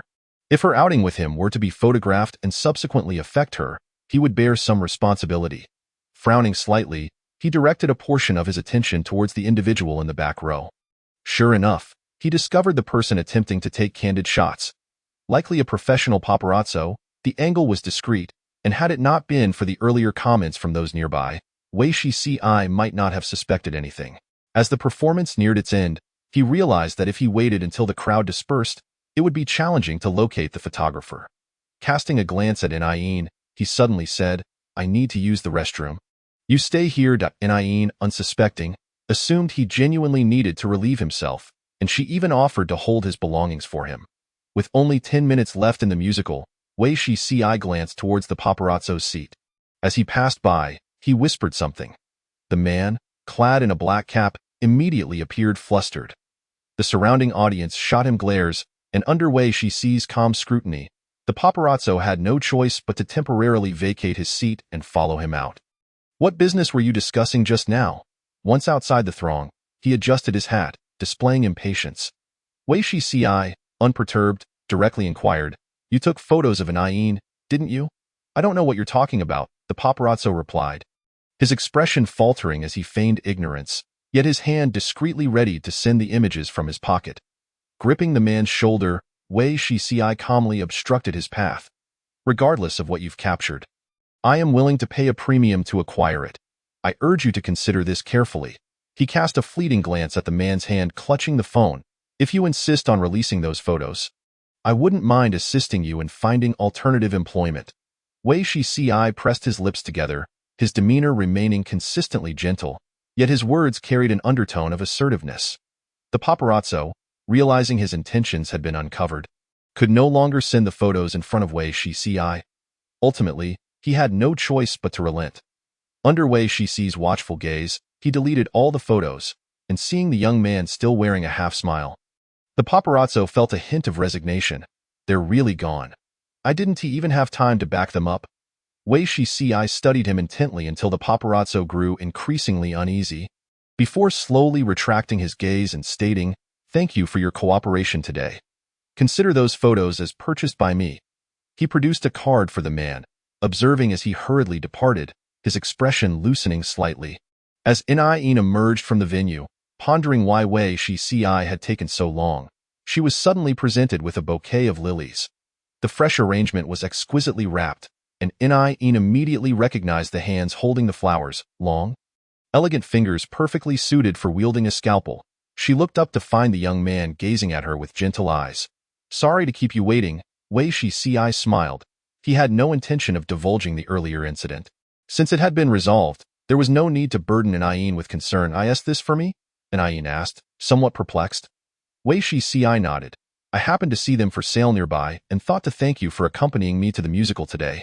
Upon his remarks, Nain momentarily forgot about Wei Shici's earlier absence, smiling as she accepted the flowers. "Isn't this precisely my original duty?" She was referring to her role as Wei Shici's contractual lover. Wei Shici paused, taken aback for a moment, then pressed his lips together in realization. "You know, I have never." Just as he was gathering the resolve to articulate his thoughts, Nain's phone unexpectedly rang. After exiting, Nain activated her mobile device, and at last, the call came through. Casting an apologetic glance at Wei Shici, she turned to answer the phone. Zhang Jing, after several hours of attempts, finally managed to connect. "Thank heavens, I thought you had been kidnapped," she remarked with exasperation. Nain furrowed her brow, chiding herself for neglecting to inform Zhang Jing in advance, and cautiously offered her apologies. "I'm sorry, Sister Jing. I was watching a musical and my phone ran out of battery. There's something wrong." Relieved to hear that Nain was safe, Zhang Jing recounted the details of her collaboration with Shenggu that day. Although it presented a tremendous opportunity, she lacked the authority to make decisions on Nain's behalf and ultimately sought her opinion. Nain's impression of Shenggu was limited to the gentlemanly young man she had encountered in the restroom, and she was somewhat surprised to hear his recommendation. However, recognizing the rarity of such an opportunity, she pondered briefly before making her decision. "Sister Jing, I will accept this role." On the other end, Zhang Jing, pen in hand, responded, "Then I will proceed to finalize the agreement." After a few more minutes of conversation, they concluded the call. Nain tucked her phone into her bag, only then recalling that Wei Shici had been speaking moments ago. She turned back, a hint of apology in her demeanor. "I'm sorry, Dr. Wei, what were you saying earlier? Gazing at the girl's radiant smile, Wei Shixi hesitated. Perhaps it was better to discuss it another time. He thought to himself, ultimately shaking his head, it's nothing. Wei Shixi accompanied Yin home and only drove away after watching her enter the building. He remained oblivious to the fact that another luxurious vehicle had just entered the community at the same moment. Hua Shizhou felt a twinge of insanity. Despite having seen a psychologist for several days, he could not seem to shake off the memory of that dream. Initially intending to work late that evening, he inexplicably found himself driving to Yin's residence. Just a glance would suffice. Hua Shizhou reassured himself, ignoring the passerby in the adjacent car. Chapter 29. Hua Shizhou parked his car downstairs. The familiar light in the window was still aglow. He could even recall standing there in the rain on the first day he transformed into a cat. He stared at that spot, lost in thought. Upon returning home, Yin changed into her pajamas. She had come back relatively early, and it was only 8 o'clock. Initially intending to cuddle with her Persian cat, she soon discovered it was fast asleep. The little feline lay curled up in its bed, eliciting a soft smile from Yin. Not wanting to disturb the cat's sweet dreams, she changed the litter and washed her hands, preparing to draw the curtains. It was then that she noticed an unfamiliar car parked downstairs. Assuming it belonged to a neighbor who had just purchased a new vehicle, Yin paid it no mind and continued with her tasks. Hua Shizhou furrowed his brow as he sat in his car. Watching the curtains draw shut, feeling a surge of irritation as he lit a cigarette. His phone screen lingered on Yin's name, yet he hesitated to dial. Hua Shizhou was not one to easily lose his composure. He understood that what he should do now was extinguish the cigarette and return home to sleep. However, just as he had struggled to forget those recent events despite his efforts, he now only wished to see Yin. As for what he should say upon seeing her, Hua Shizhou frowned, weary as he rubbed his forehead. Even if others did not voice it, he had to admit that his relationship with Yin was not particularly close. At the very least, there was no justification for his late-night wait outside her home. In truth, Hua Shizhou himself could not comprehend what he was truly concerned about. Was it the 2 instances in which he transformed into Yin's cat within his dreams? He recognized that while such matters were difficult to clarify, he was not the sort of person who would lose sleep over unanswered questions. Yet, the current situation transcended mere curiosity. Hua Shizhou was aware that his interest extended beyond mere intrigue. It was something deeper. He scoffed softly, the girl's smile from his dream appearing vividly in his mind. Yet he understood that when he looked again, that warm, sincere expression would be obscured by a mask. He could not ascertain whether the Yin from his dreams was more authentic than the one in reality. Hua Shizhou felt an inexplicable urge, a subconscious desire for Yin to treat him as she did in his dreams. I must be losing my mind, he muttered, frowning as he gripped his phone. Did he have feelings for Yin? Initially, their relationship was purely professional, but his compassion for her grew due to the events concerning Yitian. Yet whether this constituted genuine affection, Hua Shizhou could not articulate. He paused, recalling the psychologist's words. Dreams are reflections of the heart. Perhaps Mr. Hua subconsciously harbors feelings for that young lady but has yet to admit it. Leading to recurring dreams, we suggest that Mr. Hua should attempt to engage with that young lady. Perhaps reality will dispel these dreamlike illusions. The doctor's words echoed in his mind. Hua Shizhou opened his eyes. Pondering the implications, he exhaled a puff of smoke, his Adam's apple bobbing uneasily beneath his shirt. Yin. He thought of that name, his brow furrowing, and ultimately, he dialed the number. Yin was preparing to make a fruit salad before settling into bed to watch a show when she heard her phone ring. The soothing melody filled the quiet living room, capturing Yin's attention and waking her sleeping Persian cat. The feline slowly opened its eyes, its emerald gaze clouded with sleep, and after a moment of drowsiness, Hua Qinghan felt a flicker of confusion. Did he doze off again while at work? His health had been precarious. He had intended to rest after a transcontinental meeting, but then Hua Shizhou's parents had called unexpectedly. The child had indeed been experiencing issues, frequently zoning out during company meetings, which Hua Qinghan had noticed. After hearing the call, he was initially surprised but soon felt a sense of relief. Listening to the explanations on the other end, he assumed Hua Shizhou had developed feelings for Yitian, the one he had supported years ago, and was now struggling to reconcile with her true nature, hence his low spirits, though he was typically aloof. Being his nephew, there was a degree of concern. Upon hearing that Hua Shizhou had been seeing a psychologist, Hua Chenghan took it more seriously, planning to have his secretary discreetly investigate the matter. While handling tasks, Hua Chenghan did not feel much discomfort, but as he neared bedtime, he sensed a dull ache in his forehead. This condition had occurred before, yet he paid little mind to it. However, upon falling asleep, he experienced another hallucination. Attributing it to fatigue, Hua Chenghan snapped back to reality and glanced at his furry paws, only then taking stock of his surroundings. Unlike the last time he transformed into a cat, this time he found himself in a cozy 3-bedroom apartment. The little cat's room was in a side bedroom, adorned with toys and a scratching post, creating a warm ambience.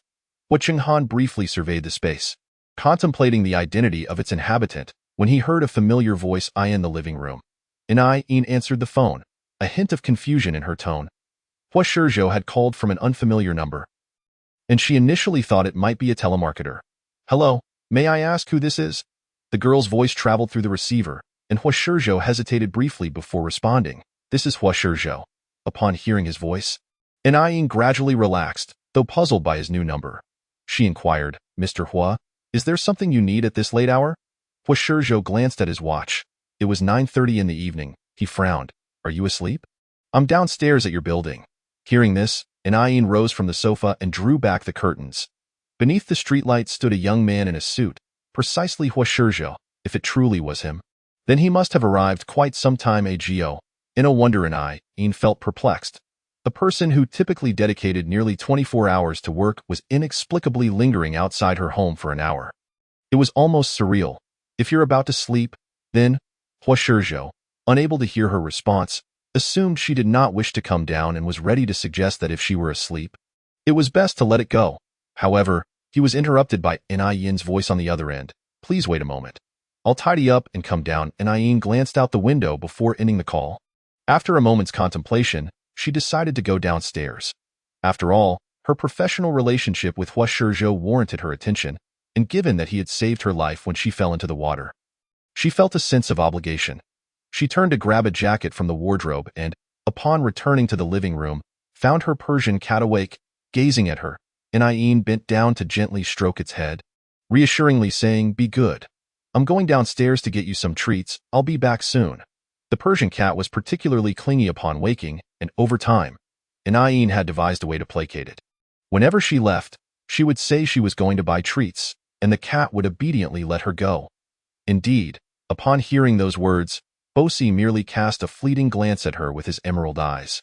Refraining from any affectionate mewing, Yin silently praised Bosi in her heart, failing to notice anything amiss, while the system observed the little cat with keen interest. The feline's usually innocent and sparkling gaze had taken on a certain depth, and when half closed, it was utterly inscrutable.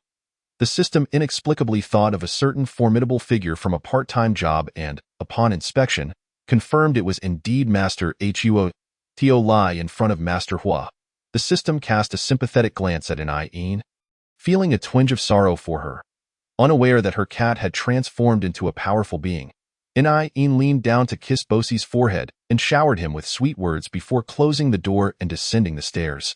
After Yin left, Hua Chenghan slightly retracted his previously indifferent expression. He had already realized that his recent illusion of being a cat had manifested while he was at the girl's abode. Hua Chenghan was uncertain whether the occurrence of this illusion was random or not, but its repetition was sufficient to arouse his suspicion. With this thought, he gradually rose to his feet, intending to peer out the window. Now that he had become a cat, he could not leave at will. To glean more information, he could only do so through the window. He heard the sound of Yin hanging up the phone, catching only the last phrase. Although he could not derive any substantial information from that final remark, her excuse for venturing out so late to buy cat treats was hardly convincing. At this point, Yin had already descended the stairs. Hua Shizhou sat in the car, dissipating some of the lingering scent of smoke within the vehicle. The acrid aroma seemed to remind him of his earlier agitation. He glanced at the girl beside him, uncertain of how to initiate a conversation. Yin, however, took the initiative. "Is there something you need, Mr. Hua?" she inquired after shutting the car door. Hua Shizhou shook his head, responding, "I merely happened to pass by here and thought I would come see you." This statement, if uttered by Wei Shizi, would carry great credibility. However, coming from Hua Shizhou, Yin could not help but feel a hint of trepidation. "Mr. Hua, You certainly have a knack for jest, she remarked, taken aback by his unexpected humor. Normally cold and serious, Hua Shizhou had surprised her with his playful tone. Yin bit her lip, deciding it would be best to steer the conversation elsewhere. Is there a company banquet tomorrow that you require my company for? She ventured, the only plausible reason she could conceive for Hua Shizhou's late-night visit. Yet the young man in the suit remained silent. Leaving the vehicle enveloped in an unsettling stillness, it was unclear which switch had been flipped, but Hua Shizhou's thin lips pressed together, as if suppressing a wave of emotion. Under Yin's bewildered gaze, he slowly curled his hand resting on the steering wheel, turned to face her directly, and solemnly uttered, Miss I have an unusual request.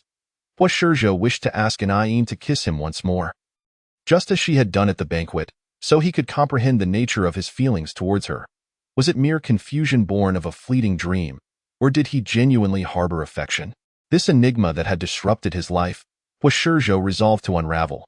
Despite his serious demeanor, as he spoke, he appeared even more earnest, yet Yin felt as though she might have misheard. Miss I? Would you be so kind as to kiss me? Hua Shizhou repeated, his voice low and graved. At that moment, Bosi, perched on the windowsill, caught sight of the car below. The system glanced at the white figure above and then at Hua Shizhou across from Yin. Suddenly relieved that it had long since obscured the vehicle's license plate. Chapter 30. Yin was taken aback by Hua Shizhou's words. A kiss. Even though she had prepared herself, his unexpected request left her somewhat flustered. To Yin, she and Hua Shizhou were hardly even friends. At best, they shared a professional relationship. Now, he was suddenly asking her to kiss him. She pondered the reasons behind Hua Shizhou's peculiar behavior but could not arrive at a conclusion. Turning her head, the streetlight filtering through the car window illuminated her fair profile, revealing her surprise. Hua Shizhou recognized that his prior words had been inappropriate. Upon witnessing Yin's reaction, he understood that the topic could no longer continue.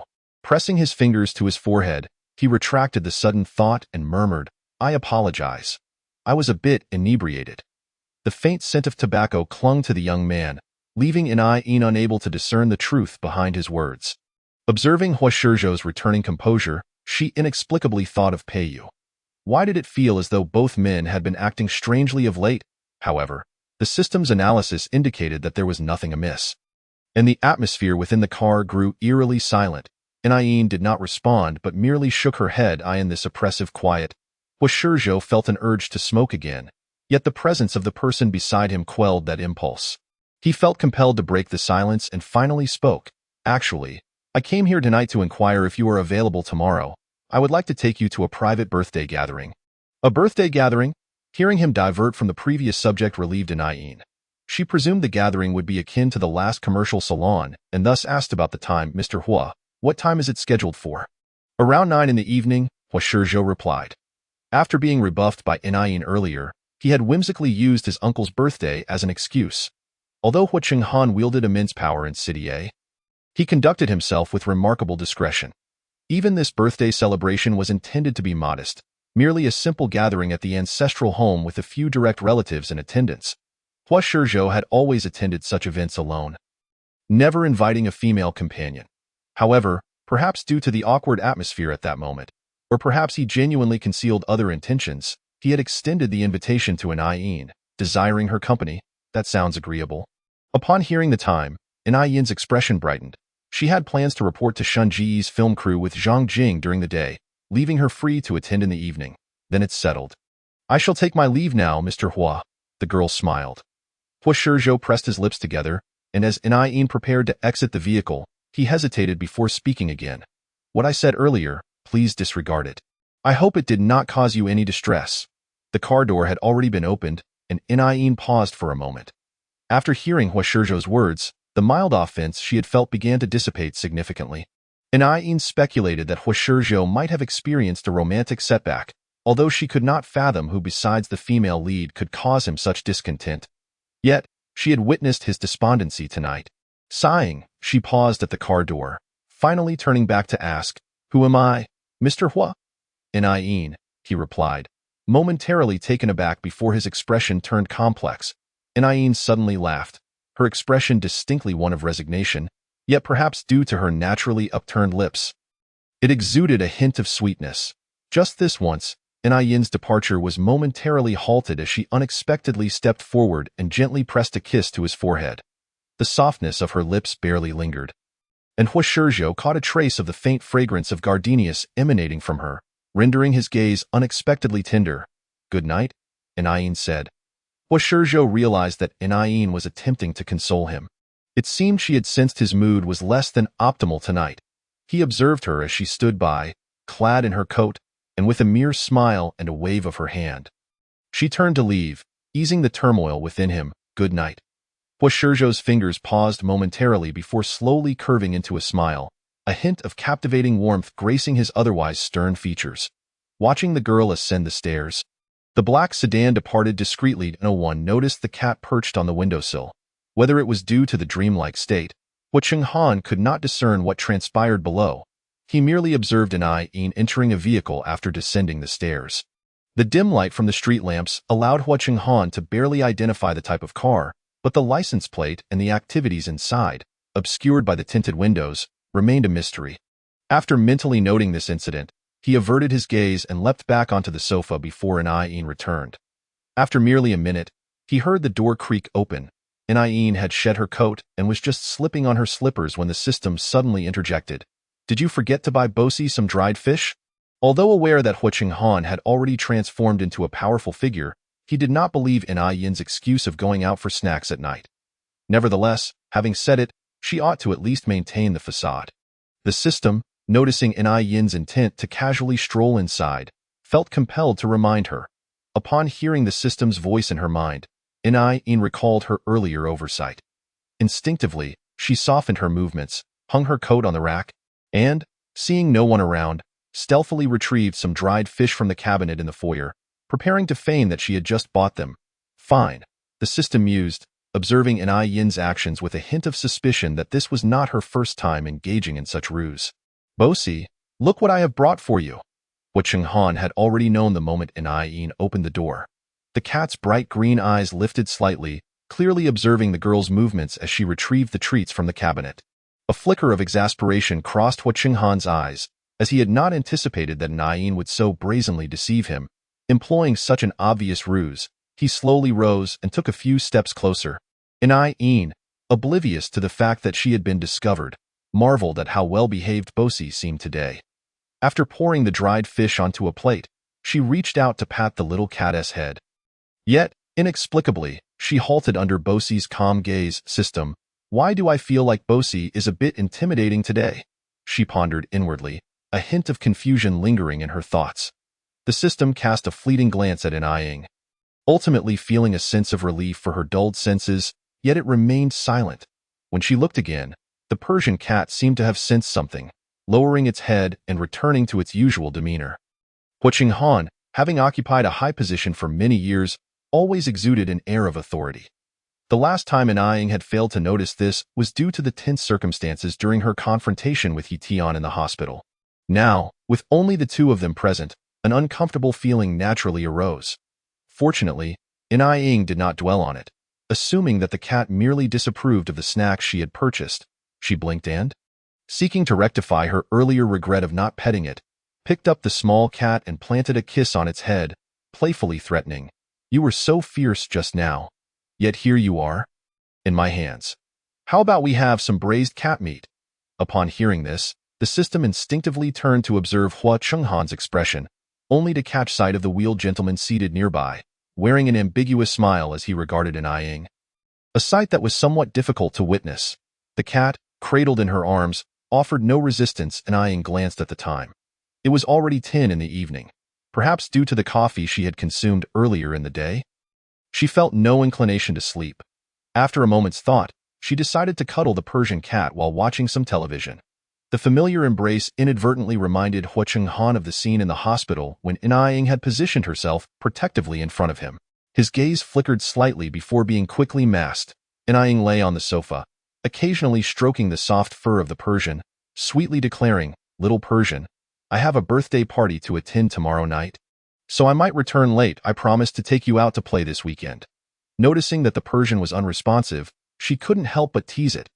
Hua Chenghan glanced at her, and upon hearing her mention of the birthday party, a pause seized his thoughts. Did the butler send an invitation to Ing after he had fallen asleep? As he pondered this, his concern over her deceit began to dissipate slightly, however, unbeknownst to Hua Qinghan.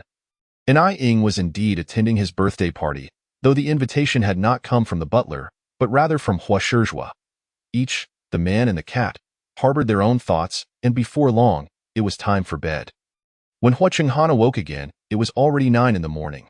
His phone alarm blared repeatedly, and he rubbed his aching forehead, listening to the butler knock on the door. "Sir?" Once Hua Qinghan felt somewhat more comfortable, he replied, "Come in." The butler entered, carrying medicine, and placed it on the table. Hua Qinghan took a sip of water and swallowed the pills without a change in expression. As the butler was leaving, he suddenly remarked, "Zhao Shu, you are very meticulous in your work. Your salary shall be doubled from now on." He assumed the invitation had been for Ing, and his tone relaxed a fraction. Zhao Shu, unaware of the true context, thought today was fourth master's birthday, thus feeling somewhat pleased. After thanking him with a smile, he shut the door, knowing his employer preferred minimal disturbance while working. Meanwhile, Ing, having risen early and organized herself, began her work as well. She had arranged to meet with Shungu and the others at 10 in the morning and arrived at the company a full half-hour early. Dressed in professional attire that accentuated her figure, she radiated a blend of elegance and seriousness, a stark contrast to her usual dresses. The group engaged in discussions regarding the contract, and while Ing had no issues, she noticed Shungu was unexpectedly quiet. Although puzzled by the presence of this renowned actor during the negotiations, she suppressed her curiosity, recalling that she had been the one to recommend him. After completing discussions on various points and signing the agreement, the Chongqing production team and Ning studio simultaneously issued an official announcement. The initial excitement surrounding their collaboration surged online as Ning extended her hand with a smile, saying, "I look forward to joining Director Chen's team and hope for your guidance." Director Chen, unreserved, replied with a grin, "Miss Ni is too kind." However, as Ning's hand met Shinji's, the atmosphere became notably awkward. Observing her outstretched hand lingering in the air, she frowned slightly. The tension was palpable, prompting Director Chen to intervene hastily. "I apologize, little Ni. Shungu isn't particularly fond of interacting with others. Please don't take offense." Yet, just as Ning was about to retract her hand upon hearing the director's words, Shungu took the initiative to grasp it, saying, "Hello, I am Shunji." In that moment, Ning was momentarily taken aback but quickly regained her composure. "Then I hope Mr. Shun will provide me with much guidance in the future." Her eyes sparkled with a smile, exuding an endearing charm. Unlike the insincerity often found in the industry, Ning always showcased her most genuine self to those who had assisted her. Although she felt a hint of confusion, she understood how she had secured this role and naturally held a positive attitude towards Shungu. After their fingers intertwined and then released, Shunji's eyes glimmered with a hint of subtle amusement. No problem. Only Director Chen appeared somewhat awkward. Had he not been friends with Shungu for many years, he might have thought the actor was purposely trying to embarrass him. Nevertheless, he couldn't deny that this young lady named Ning quite fittingly embodied the character she was to portray. He glanced at Ning, his mind already beginning to strategize. Ning remained oblivious to Director Chen's thoughts. After expressing her gratitude and exchanging a few pleasantries, she followed Zhang Jing back to the company to prepare for the upcoming production matters. Meanwhile, Shungu observed their retreating figures, his gaze finally revealing his true feelings. Indeed, he had once again not rejected Ning. His presence here was to ascertain whether their previous encounter had been mere coincidence. Yet he found himself uncertain whether to deem the outcome surprising or expected. Shungu had never believed in fate, but recent events had compelled him to entertain doubts. Could it truly be destiny? After parting ways, the online community erupted into a frenzy. When the Chongqing production team first released their announcement, the public had yet to fully grasp the implications. However, once Ning Studio retweeted the Weibo post, it sent shockwaves through the internet. Ning has actually accepted the role in Chongqing. Am I seeing things? A passerby commented. Others expressed confusion. If I recall correctly, Shungu is the male lead in this drama. What kind of luck does Ning have? Initially, disbelief dominated the reactions. After all, while Ning had acted before, her past roles had predominantly been in productions of lesser acclaim. Even the drama Gongwan, where she had previously clashed with Yi Tian, could barely be considered first-rate, with Ning cast as the fourth female lead. Now, being elevated to the position of female lead alongside director Chen's team. Both the public and industry insiders were left envious, some even suspecting a mistake in the announcement. In a way, I need to confirm again. Isn't really the female lead? Surely she isn't here to sabotage my idol's performance? The online discourse grew increasingly heated, with users vehemently debating Ying's suitability for the role, questioning her talent. Although her loyal fans attempted to defend her, the lack of compelling evidence from her previous works rendered their voices ineffective. The topic trended fervently, with netizens passionately arguing about the choice of female lead. Some even seized the opportunity to voice their doubts. Wasn't there news stating that Zhu Xuero was the female lead of Changsheng? Why has it suddenly switched to Ying? Is she trying to overshadow the limelight from Tian? With this wave of skepticism, those displeased with Ying's casting found a release for their frustrations.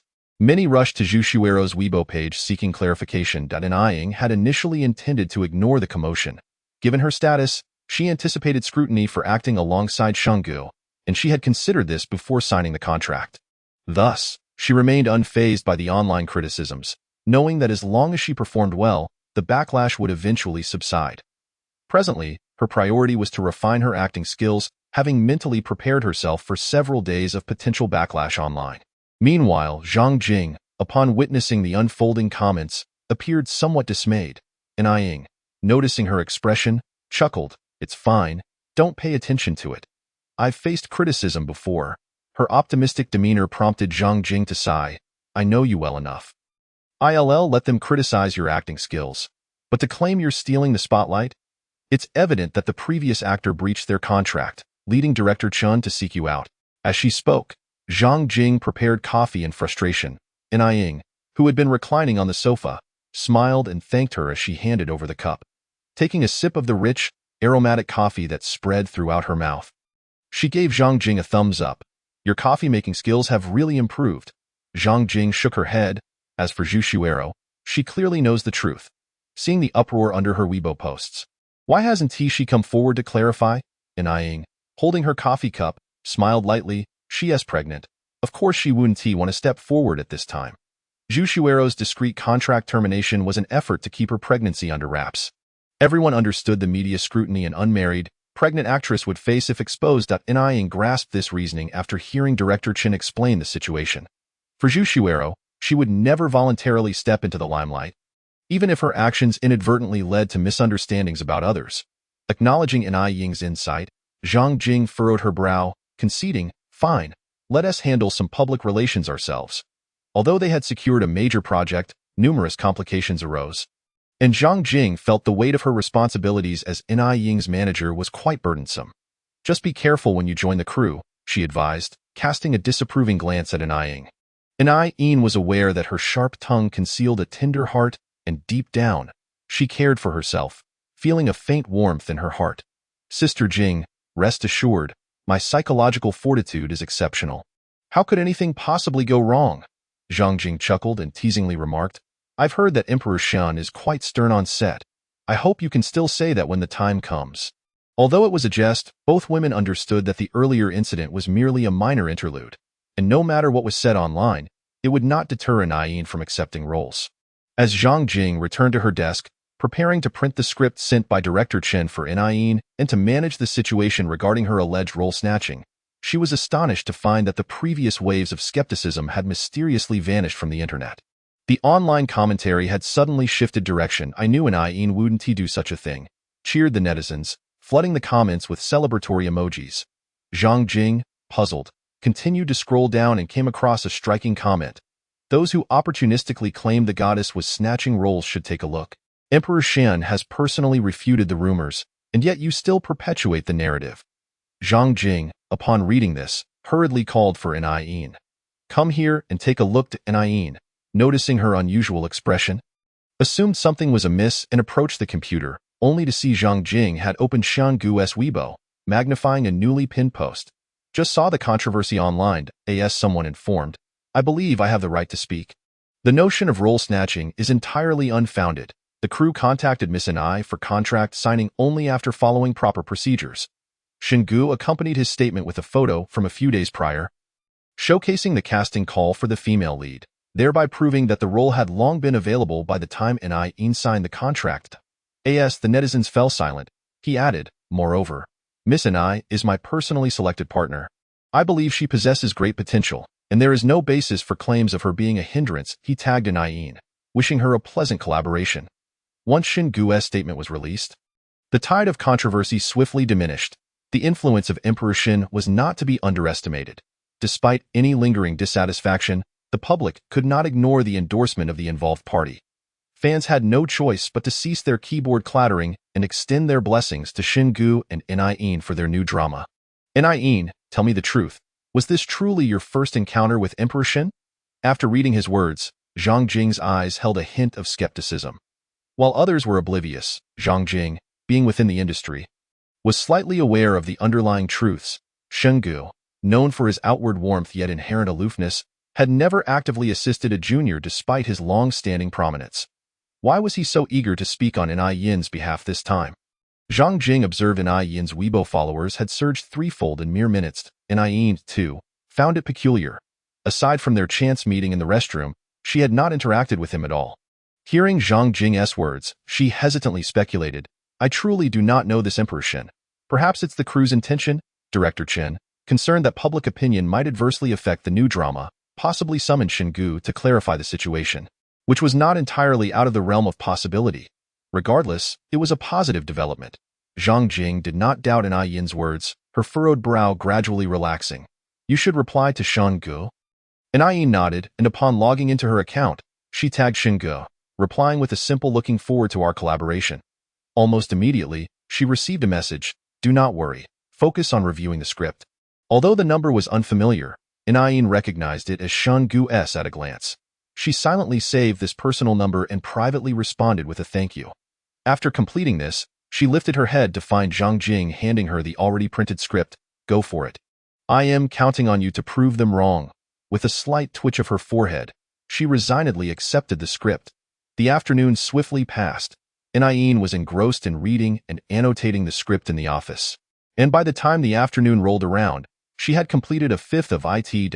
As Zhang Jing prepared to leave for the day, Ni Yin glanced at the clock, realizing it was nearly time for her appointment with Hua Shizhou. After bidding farewell to Zhang Jing, she descended the stairs and indeed spotted a familiar car waiting at the entrance. Ni Yin. Hua Shizhou pressed the car window down, observing the girl standing by the roadside. The young man's thin lips relaxed slightly, and his demeanor appeared significantly improved compared to the previous night. As Ni Yin approached the car, she remarked, actually, you needn't have come to pick me up. I could have gone for the styling on my own. Hua Shizhou's eyes flickered with a hint of amusement. I just finished my work, so I thought I'd join you. Seeing this, Ni Yin chose not to press further, opening the car door and settling in. Thank you for this. Hua Shizhou remained silent, merely bowing his head to fasten Ni Yin's seatbelt. The young man's profile appeared even more striking in the reflection of the car window. Ni Yin realized that the curve of his nose was exceptionally handsome, almost sculptural. If the male supporting actor ever faces bankruptcy, he could consider a career in acting, she mused internally, and the system seemed to concur with her sentiment regarding Hua Shizhou's looks. Hua Shizhou, having secured her seatbelt, noticed Ni Yin gazing at him and curiously inquired, What's on your mind? Nothing, Ni Yin replied, halting her conversation with the system and smiled. I was just pondering which styling studio we should visit. Hua Shizhou assumed it was a celebrity's professional habit to have high standards for their stylists and did not dwell on it. It's the one on East Street. I've already made a reservation. As they conversed and departed, they remained oblivious to an oncoming vehicle ahead. Peiyu, having seen the news on Weibo today, initially intended to summon his secretary to assist Ni Yin with public relations. However, before he could issue the command, someone had already preemptively clarified the situation. Not connecting Ni Yin with Shin Gu, Peiyu assumed it was merely the crew's decision. After contemplating, he resolved to check on Ni Yin. As a longtime friend, he felt it was only right to see her after the incident. Peiyu internally sought an excuse and called for his driver. The black car halted in the parking lot, and as Peiyu was about to exit, he inadvertently caught sight of the license plate of the vehicle in front, furrowing his brow. Hua Shizhou, what brings him here? Chapter 32. Ni Yin accompanied Hua Shizhou to get her styling done. Since she was attending a birthday party, she opted for a light moon-white mermaid gown and let her hair down. After glancing in the mirror, she felt something was amiss. The stylist, rummaging through a jewelry box for earrings, presented several pairs that, while exquisite, did not complement her dress. After trying on several pairs, she ultimately rejected them. Observing the situation, Huashizhou turned to his secretary and exchanged a few words. Shortly thereafter, the secretary returned with a new gift box. "What do you think of this pair?" Anayin asked Huashizhou, having finally selected a pair that was just passable. Huashizhou glanced at her and slightly shook his head, and Anayin also found it quite ordinary inside. Feeling somewhat helpless, "But it seems there aren't any better options. I just had the secretary bring over a new pair that should match this dress beautifully," Huashizhou replied, noticing her disappointment.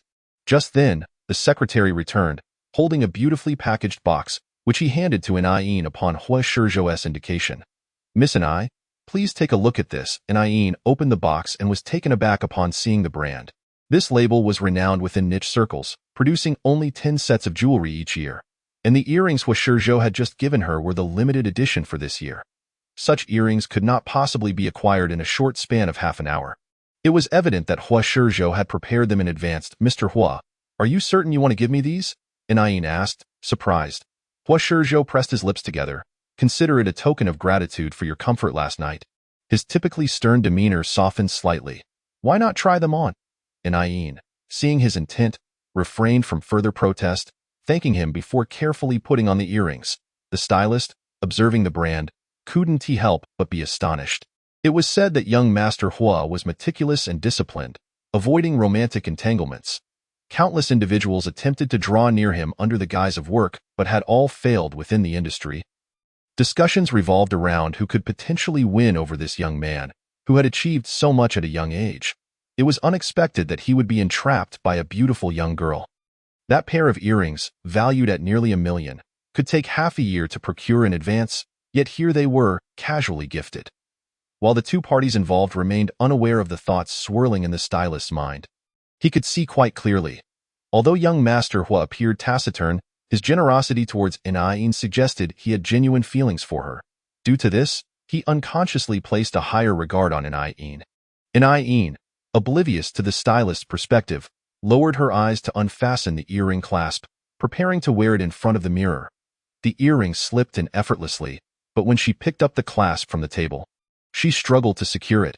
She frowned and tried again, yet it remained unfastened. In the mirror, the girl's brow furrowed, her long lashes fluttering slightly, exuding an air of urgency. Just as the stylist prepared to assist, Huashizhou stepped forward, offering to help her with the earring. "Allow me. This earring has a complex design, and it's difficult to put on alone." The presence of a stranger behind her made Anayin feel somewhat uncomfortable. Yet recalling that Huashizhou was only trying to assist her, she relaxed. "Thank you," she said, biting her lip. Huashizhou shook his head. His long fingers, when bent, displayed an elegant curve. Anayin found herself lost in thought, her mind wandering until a cool sensation brushed against her ear, bringing her back to reality. The area behind her ear had always felt more intimate than her neck. Perhaps it was due to their close proximity, but Anayin felt a slight tickle. Just as she was about to turn her head, she heard the voice behind her say, "Don't move." Realizing that his previous words had been somewhat forceful, Huashizhou paused for a moment before adding, "It'll be ready soon." Anayin had no choice but to maintain her position. "System, why do I feel as if Huashizhou is flirting with me?" To prevent herself from moving again, Anayin began conversing with the system in her mind. Upon hearing her words, the system lazily replied, "As long as you're happy." Anayin was merely joking. She sought conversation due to her inability to move in her current pose. However, upon hearing the system's dismissive tone, she felt a twinge of dissatisfaction. "Are you actually sleeping?" Her tone conveyed a sense of indignation, reminiscent of someone who toiled hard for their earnings while a pretty boy lounged at home. The system chose not to argue, responding officially, "To be precise, this is called system sleep. Is your sleep akin to human slumber?" Anayin thought she should maintain her curiosity with decorum, yet she couldn't resist asking, "By the way, I've always been curious whether you're a male or female system." The earlier inquiries were fine, but what on earth was this male or female system nonsense? The system contemplated severing their connection once again. After a moment's hesitation, it decided to mock her instead. "Rest assured, the system sleeps to prepare for better performance, striving to secure you a bigger contract next time." Anayin fell silent for a moment, suddenly realizing she had just retorted against the system. She then became exceedingly calm. How big? Super big, the system replied nonchalantly. Initially expecting to hear Nai Ying's terrified capitulation, it was taken aback when Nai Ying, having been tempered by her part-time tasks, merely responded with an indifferent, "Oh." Then she pressed on. "So, are you a male or female system?" Meanwhile, as one person and one system exchanged jabs in their minds, Hua Shizhou had already put on the earrings. He glanced at the mirror and let out a breath of relief. They looked great in the reflection. The girl's long dress hugged her graceful figure, the crescent white color accentuating her snow-white skin, and Ying looked at the cleverly designed emerald earrings by her ear and felt they suited her perfectly. After successfully provoking the system, she felt satisfied and, with a smile slowly gracing her face, her eyes sparkled sweetly. "Thank you. I really like this." Hua Shizhou was momentarily taken aback by her smile, feeling a sense of joy that surpassed even acquiring a company. "As long as you like it," he replied after a moment's thought, and Ying fiddled with the earrings, turning her head back from the mirror, unable to resist smiling at him. "Mr. Hua, you truly are a good person." The atmosphere was so pleasant that, despite feeling something amiss upon hearing her words, Hua Shizhou couldn't pinpoint what it was. His brow relaxed slightly as he glanced at the time. "It's 8 o'clock? We should be on our way." Ying nodded, retracting her gaze from the mirror. After bidding farewell to the stylist, she linked her arm with Hua Shizhou's. She certainly hadn't forgotten her identity as a contractual lover. And while outside, they needed to pretend to be a couple. The two strolled out, arm in arm. The interns in the hallway couldn't help but wonder, what's going on here? When they first entered the store, the two had been quite polite, referring to each other as Mr. Hua and Ying. So those unaware of the situation in the makeup room assumed they were merely friends. Who would have guessed they emerged hand in hand as a couple? A stylist exiting the makeup room cast a glance their way. What else could it be? Of course, they're a couple. The car was already waiting outside, and the driver opened the door upon seeing them approach. "Mr. Hua, Lord C just called," he said in a low voice. Hua Shizhou nodded, not surprised, as he knew that Hua Chenghan's call was likely to inquire when he would arrive. As they conversed, they did not notice that Ying felt a moment of unease upon hearing the name Lord C. Ying certainly hadn't forgotten her own contract with Hua Chenghan. However, she had prepared herself mentally upon realizing that the two were uncle and nephew. So although she felt a fleeting anxiety at the mention of the name, it was quickly buried. To avoid displaying any further discomfort, Ying refrained from asking about Lord C's call. She thought to herself that since they were relatives, it was only natural for them to communicate frequently in private. Moreover, the system had assured her that it would protect her, and as long as she didn't act recklessly, she should be fine. With this in mind, Ying gradually relaxed, her gaze toward Hua Shizhou returning to normal. Due to the driver sitting in front, both Ying and Hua Shizhou occupied the back seat. Neither was particularly talkative, and the journey was mostly silent. Exhausted from a busy day, Ying leaned against the car window, her eyes half closed as she unknowingly drifted off to sleep. Hua Shizhou, who had been working on his laptop, paused when he noticed Ying had fallen asleep. He stopped using the computer on his lap and retrieved a blanket from the side to drape over her. "Mr. Hua?" The driver, having turned around to say something, saw Hua Shizhou shake his head slightly and refrained from continuing. Half an hour later, the car finally arrived at the Hua family mansion. Ying was gently awakened by a soft voice. "We're here." Hua Shizhou had intended to add a more personal touch to his address, but suddenly realized how unfamiliar their names felt to each other. He paused, sensing it was odd, and ultimately called her by her name. Ying, having slept lightly, woke upon hearing the voice. Her long eyelashes fluttered twice as she gradually opened her eyes. Aware they had arrived, she turned her gaze toward the courtyard, suddenly feeling a sense of familiarity. Don't worry when we go in. My uncle won't make things difficult for you," Hua Shizhou reassured her. "Wait, Mr. Hua, are you saying today is your uncle's birthday party?" Ying asked incredulously while gripping the armrest of the car. Hua Shizhou nodded. "You don't need to worry too much. I didn't mention it beforehand to avoid making you anxious. After all, Hua Sai's status was intimidating enough to make many ordinary people apprehensive.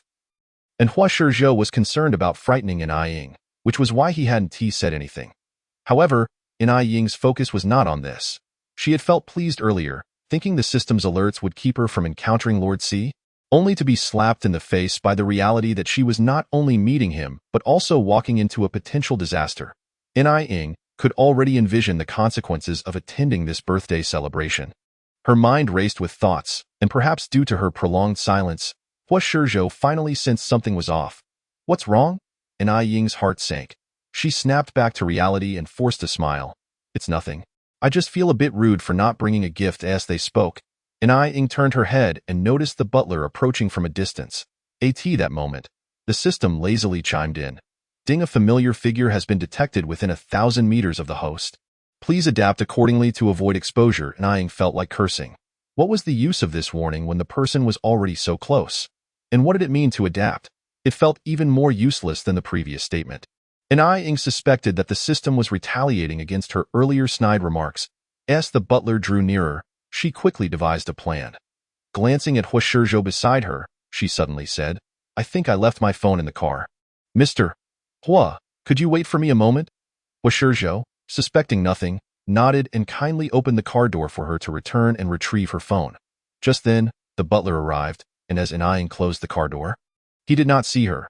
Zhao Shu, how is my uncle doing today? Hua Shizhou inquired upon seeing the newcomer. Zhao Shu, who had met Ai Ying before, shook his head. Lord C is doing well, but he caught a chill last night and has a bit of a headache today. Ever since the car accident, Hua Chenghan's health had been poor, and he rarely attended events even when he was the guest of honor. Hua Shizhou anticipated that Hua Chenghan would likely only make a brief appearance during the meal to say a few words. However, no one dared to complain, as Lord C's reputation spoke for itself. Upon hearing the butler's update, Hua Shizhou understood and nodded. Zhao Shu, I understand, I'll keep an eye on things downstairs. The butler smiled. Then you both should head in. Lord C asked me to come out to greet someone.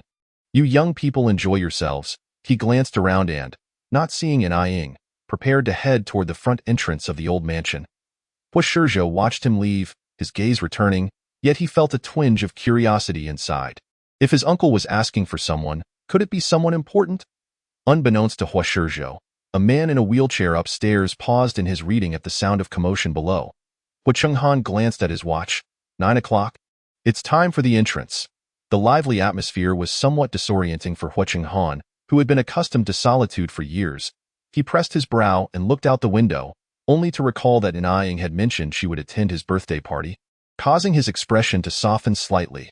Fearing she would feel out of place, he had already instructed Zhao Shu to go down and escort her. He wondered if she had been brought in yet. He held his phone, and after a while, he still sent her a message. Have you arrived? Ai Ying heard that there was no commotion outside the car, picked up her phone, and breathed a sigh of relief. Just as she was about to step out, she felt her phone vibrate. Looking down, she was surprised to see a message from Hua Chenghan. The two short sentences left her somewhat perplexed. How did Hua Chenghan seem to know she was coming? The issue was that if it weren't for a series of misunderstandings, she wouldn't even have known it was his birthday today. The only explanation Ai Ying could muster was that, as contract lovers, Hua Chenghan had already tacitly accepted her arrival today. But now, this misunderstanding, Ai Ying didn't even have time to smile bitterly before the sound of someone knocking on the car window interrupted her. Hua Shizhou paused for a moment before asking, Have you found your phone? His voice, as usual, felt like a death knell to Ai Ying. Gritting her teeth, she opened the car door, just then receiving a second message on her phone. Stay at the door and don't move. IVE called Uncle Zhao to pick you up, Hua Chenghan. Chapter 33. Ai Ying was momentarily stunned upon seeing Hua Chenghan's text instructing Uncle Zhao to come and pick her up. So, the Uncle Zhao who had been standing at the door for quite some time was specifically there to fetch her. Despair filled her heart, yet under Hua Shizhou's gaze, she dared not act. Quietly turning off her phone and feigning nonchalance as she looked up to respond, I found my phone. Let's go. Terrified inside, Ai Ying refrained from taking Hua Shizhou's hand this time, simply holding her bag in her right hand, creating a slight distance between them. Hua Shizhou, interpreting her behavior as nervousness, kindly reassured her, My uncle is not feeling well today and may only come down for dinner. I'll introduce you to him then. Ai Ying forced a smile and nodded. She couldn't decide whether to feel relieved that Hua Chenghan was not inside or be anxious about Hua Shizhou's imminent introduction of her. The unanswered text loomed over her like a ticking time bomb. Ai Ying feared that if Uncle Zhao couldn't find her outside and return to see her with Hua Shizhou, it would spell disaster. Lost in thought, she entered the villa's grand hall, where she was immediately greeted by several individuals. Given Hua Chenghan's status, Those attending his birthday party were certainly not ordinary, and Ying noted Hua Shizhou's somewhat serious expression as he smiled and shook hands with them. "Uncle Jiang, it's been a while." The man referred to as Uncle Jiang chuckled and shook his head. "You've been busy with company matters. It's hard for us to meet." Understanding he was joking, Hua Shizhou's expression relaxed a bit as he replied, "Uncle Jiang, you just..." He then introduced Ying. "This is my girlfriend." Ying stepped forward, extending her hand with practiced ease. "Hello, I'm Ying. I've often heard Shizhou speak of you, and today I finally get to meet you." Jiang Yushan glanced at the girl extending her hand and suddenly felt a sense of familiarity. Concealing his confusion beneath a veil of politeness, he remarked, "So, you must be Xiao. I thought you looked a bit familiar." After a brief handshake, they retracted their hands. Hua Shizhou, overhearing the exchange, clarified, "Ying is an actress." Jiang Yushan nodded in understanding. "No wonder you look so familiar. I often see you on television." He regarded Ying as a typical young person without any hint of disdain for the entertainment industry. Ying couldn't help but smile. "I'm just a small actress. How could I compare to someone like you who frequently appears in financial reports?" This comment elicited a hearty laugh from Jiang Yushan as he patted Hua Shizhou's shoulder. "This young lady is quite charming." As they conversed, more guests began to arrive, prompting Jiang Yushan to suggest, "You two should head in first. I'll be off to another area." Hua Shizhou nodded, watching the man depart before turning back to Ying, who felt a bit uneasy under his gaze. Had she inadvertently revealed something? After pondering, she concluded that Jiang Yushan was not like Uncle Zhao, who had seen her before. There shouldn't be any slip-ups. As her thoughts swirled chaotically, she heard Hua Shizhou casually inquire, "Have you seen Uncle Jiang on television before?" This question caught Ying off guard. Once she processed what Hua Shizhou was asking, she honestly shook her head. "The reports about finance were just fabrications. I didn't know Mr. Jiang at all prior to today." Unexpectedly, Hua Shizhou relaxed at her words. Noticing her confusion, he pursed his lips and added, "That financial report was one I did with him." Despite Hua Shizhou's reluctance to acknowledge it, he felt a twinge of concern when Ying mentioned knowing Jiang Yushan through the financial reports. As he was aware that Ying typically showed little interest in his career. Yet now, she seemed to have taken note of someone she was meeting for the first time. His mood soured. But upon hearing Ying's clarification that it was all made up, he felt unexpectedly relieved. As Hua Shizhou's expression shifted like the weather, he finally uttered something entirely unrelated, leaving Ying utterly bewildered. What does the supporting male character want to express? The silent system suddenly interjected. "Perhaps he's feeling jealous. It seemed you had quite a bit of free time, considering you could still joke around." Upon hearing that familiar voice, Ying felt a twitch on her forehead, suppressing her anger towards the system and coldly asking how it intended to resolve the situation. Yet the system, having just poked its head out, fell silent again. Meanwhile, Hua Shizhou remained unaware of Ying's inner turmoil. After their conversation, a new wave of guests arrived, compelling him to step forward to greet them. Unable to find a solution from the system, Ying cast a glance at the throng in front of her and discreetly took out her phone, ultimately deciding to send a text to Zhang Jing. "Sister Jing, could you please call me later and say that there was an issue with the contract for the new script I signed, and I need to return to the company immediately?" Originally on her way home, she had been waylaid by her boss in the office, unexpectedly required to report her artist's schedule for the next few days. Upon receiving the message, Zhang Jing couldn't help but twitch her mouth in annoyance. What a day filled with unexpected events. "Pei Yu," hearing Zhang Jing's phone ring, looked up from the documents regarding Ying on her desk. "Do you have something going on right now?" Zhang Jing intended to shake her head but, after a moment's thought, pretended to look a bit embarrassed under Pei Yu's gaze. "Actually, I've been quite busy with family matters lately." She didn't mention that the recent message was from Ying. As today's visit from the big boss seemed unclear in intent, it was better to avoid complications. Pei Yu said nothing further, casually asking, "Do you know if Ying has any private activities recently?" Having seen Hua Shizhou's car outside Star Han an hour earlier and then coincidentally discovering that Ying had just left, Pei Yu felt suspicious and summoned Ying's manager, hoping to ascertain any relationship between the two. However, neither Ying's work-related information nor her private affairs indicated any connection to Hua Shizhou. Thus, Pei Yu, unusually stepping over boundaries, asked this question. Upon hearing the inquiry about private activities, Zhang Jing pondered carefully. Ying's private life is quite simple. Unless she goes out for dinner at night, she mostly stays at home. Her standard response left Pei with a furrowed brow, wondering if he had indeed been overly suspicious lately. Was Hua Shizhou's car really there to pick someone else up? Lost in thought, he suddenly heard Zhang Jing cautiously ask, President Pei, is there any issue with Anying? Why are you asking about this? Pei Yu snapped back to reality and shook his head. No. Seemingly feeling that this lacked persuasiveness, he added, it's just that the company is focusing on nurturing a new batch of artists, and I wanted to personally screen them. You don't need to worry. Not just you, but I've also inquired about other artists with similar backgrounds. Upon hearing this, Zhang Jing finally felt at ease, contemplating mentioning this matter when she called Anying later. After Pei Yu had gleaned all the information he wished to know, he gestured for Zhang Jing to leave work for the day. Unaware of the happenings on this side, Anying, after sending the message, noticed Uncle Zhao returning to the hall after failing to locate her. Despite her desire to remain low-key, her striking presence drew attention. Uncle Zhao, assuming she had entered on her own, stepped forward. Miss I apologize for being late. I received a call from the Sir. Relieved, Anying felt her anxiety spike since Hua Shizhou was just 50 meters away. Conversing with others. Fortunately, the hall was crowded, and with Hua Sihua absent, everyone shifted their focus to the capable young Huazong. Hua Shizhou was momentarily oblivious to the unusual atmosphere. After Uncle Zhao approached, Anying managed a forced smile. Perhaps we just missed each other. May I ask if Mr. Hua wanted to see me for something? She inquired. Uncle Zhao shook his head. I'm not sure about that. There are too many people downstairs. Miss I, please come with me upstairs. The Sir is waiting for you. He gestured toward the upper floor. However, to ascend, they would have to pass by where Hua Shizhou was situated. Anying felt a pang of guilt. Is that okay? Just as she voiced her concern, Uncle Zhao misunderstood, thinking she was worried about being perceived as being treated differently by the Hua family in front of the crowd. Given that the banquet had explicitly stated that the second floor was off-limits, he chuckled reassuringly. Miss I, don't worry. There's an internal elevator in the back. We can take the elevator up. Uncle Zhao had already expressed his thoughts, and if Anying were to refuse again, it would surely raise suspicions.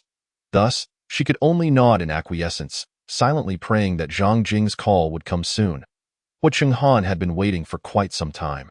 The book in his hands lay open at a designated page, untouched for ages, while the man seated in the wheelchair gazed down, lost in contemplation. He only lifted his head upon hearing a commotion at the door. She's here, he remarked. After Uncle Zhao ushered her inside, he took his leave. Although Anying felt somewhat uneasy, she did not allow it to show. She politely greeted him, but soon the atmosphere turned awkward. Anying recalled that she had forgotten to bring a gift, and thus could only awkwardly wish, Mr. Hua, happy birthday. The nervousness emanating from the girl inexplicably lifted Hua Chenghan's spirits. In truth, he was indifferent to such matters. Given his age and status, he had seen and experienced everything. Yet, Anying's presence brought him a sense of value that the guests downstairs could not match. He gestured for Anying to take a seat on the nearby sofa before preparing to maneuver his wheelchair forward.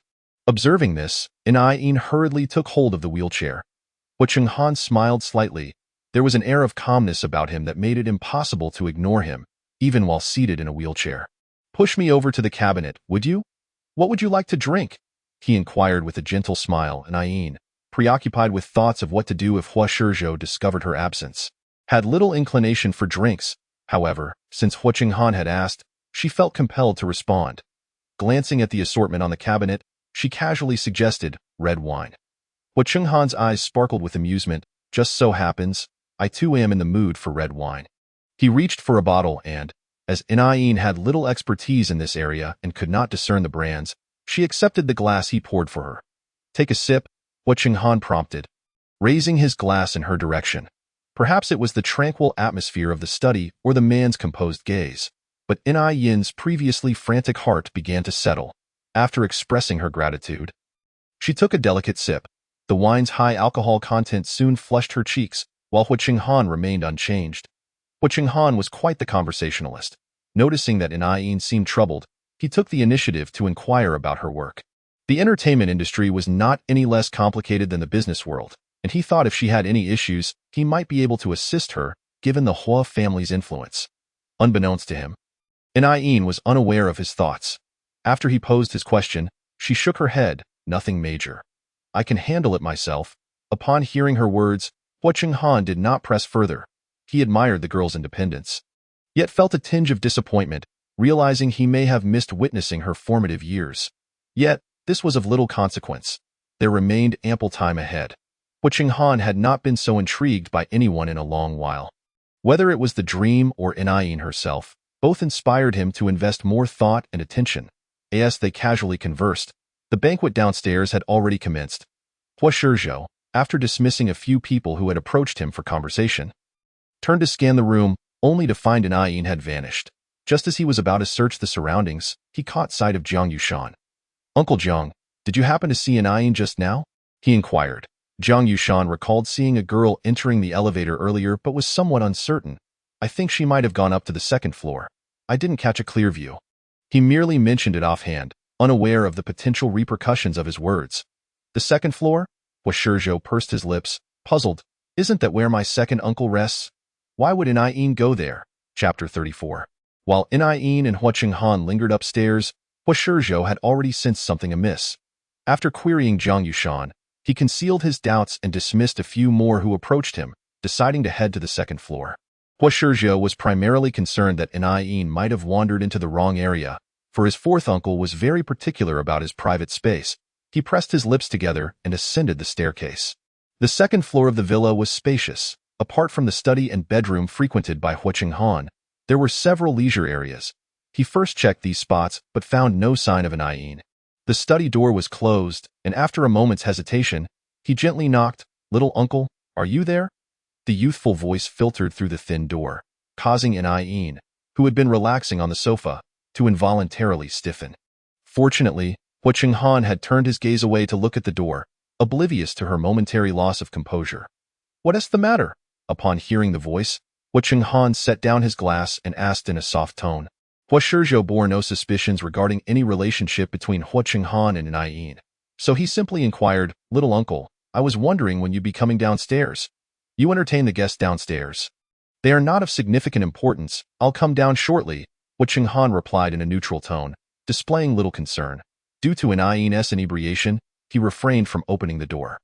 Hua Chenghan harbored a desire to shield the girl's flushed face from others, even if it was just his nephew. After obtaining his answer, Hua Shizhou did not take his leave but instead pondered, cautiously asking, "Little uncle, did any strangers come upstairs earlier?" He assumed Hua Chenghan was unfamiliar with Yin and thus referred to her as a stranger.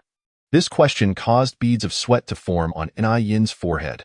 Gripping her glass, she barely dared to meet Hua Chenghan's gaze.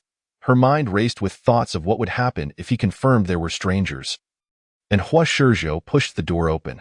Perhaps people could always summon a hidden strength in extraordinary circumstances.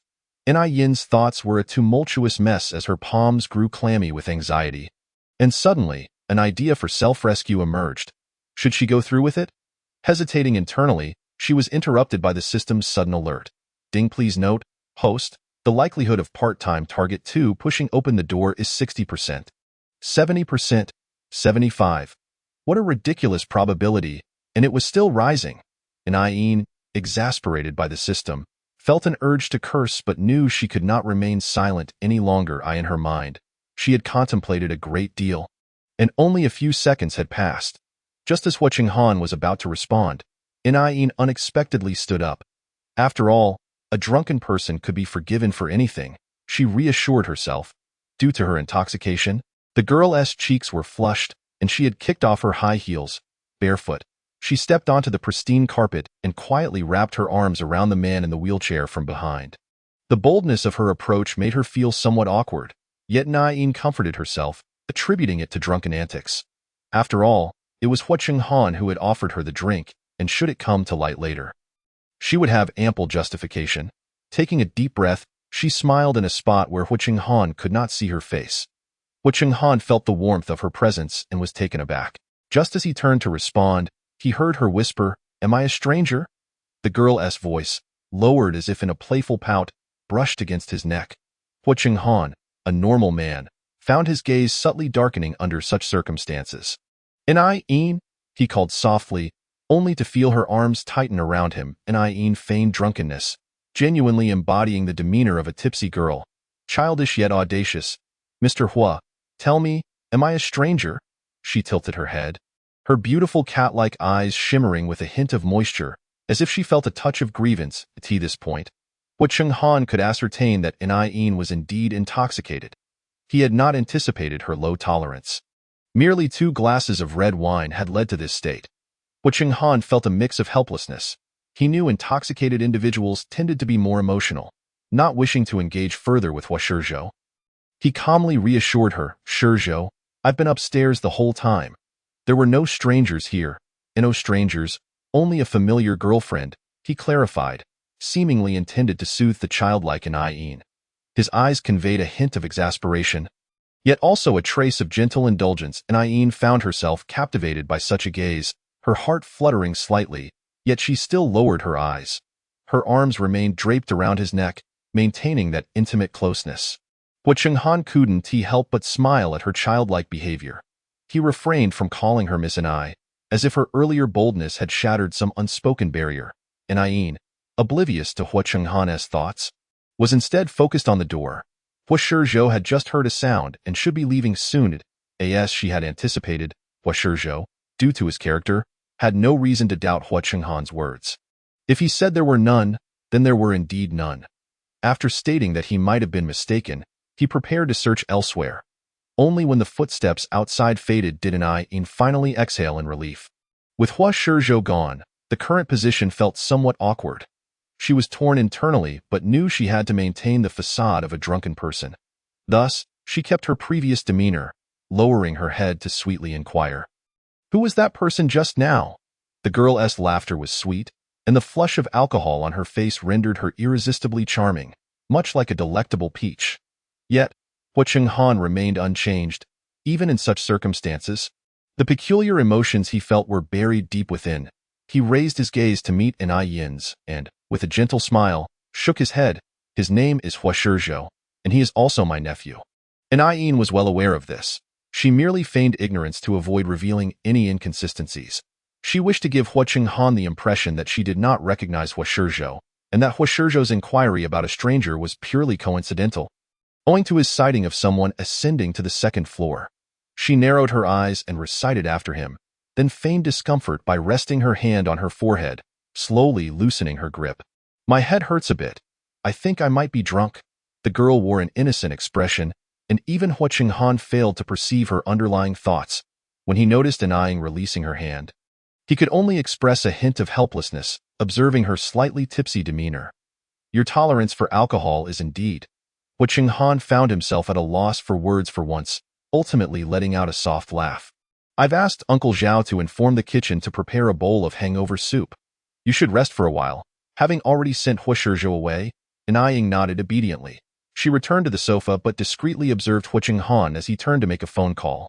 Seeing him dialing, her heart skipped a beat, and seizing the opportunity, she took out her phone to send Hua Shizhou a message. "Mr. Hua, I just received notice that there are urgent matters at the company, and I must return immediately. I have already left the banquet.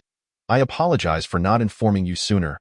Hua Shizhou, who had just ascended the stairs, was pondering Ying's whereabouts when he received this message. Upon reading that Ying was heading back to the company, his brow furrowed slightly.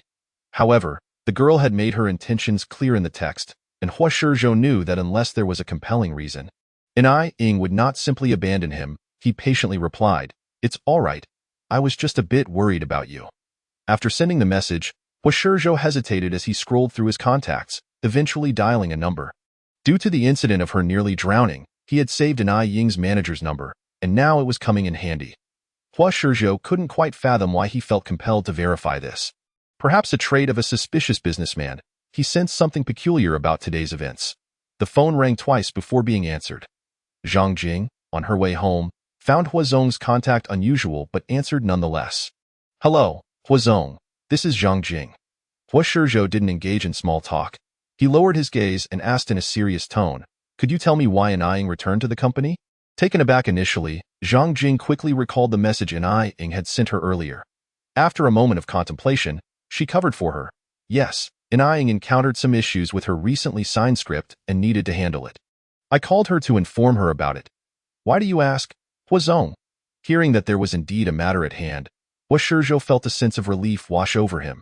His tone returned to normal. "It's nothing. I was just inquiring." After hanging up, Zhang Jing couldn't help but smirk, thinking she would have to ask Anaying about what transpired tomorrow. Not wanting to forget the earlier phone call, she took Hua Shizhou's reminder to heart and called Anaying as instructed. As the familiar ringtone echoed, Anaying felt an overwhelming surge of relief. She had already consumed half of the hangover soup in her hand. And due to her situation, Hua Chenghan had not gone downstairs but remained seated at a nearby desk, engrossed in a book. The study, though not cramped, was eerily silent, and Anaying felt an awkward tension as she realized she had narrowly escaped a calamity. Had she lingered at the Hua residence any longer, she would surely have been exposed. Thus, she had been fervently hoping for Zhang Jing's call to arrive sooner. The phone ringing drew Hua Chenghan's attention away from his book. Anaying pretended to be somewhat more alert due to the hangover soup as she answered the call, intentionally feigning a slip of her finger that activated the speakerphone. Anaying? There's been an issue with the contract you just signed. You need to return to the company immediately. Everyone is waiting for you. Zhang Jing improvised, finally recalling her lines. Anaying felt an almost imperceptible release of tension, but she remained conscious of Hua Chenghan beside her. Thus she shyly bit her lip. Mr. Hua. Hua Chenghan naturally overheard the conversation on the phone. He simply paused his actions and inquired, Are you feeling sober now?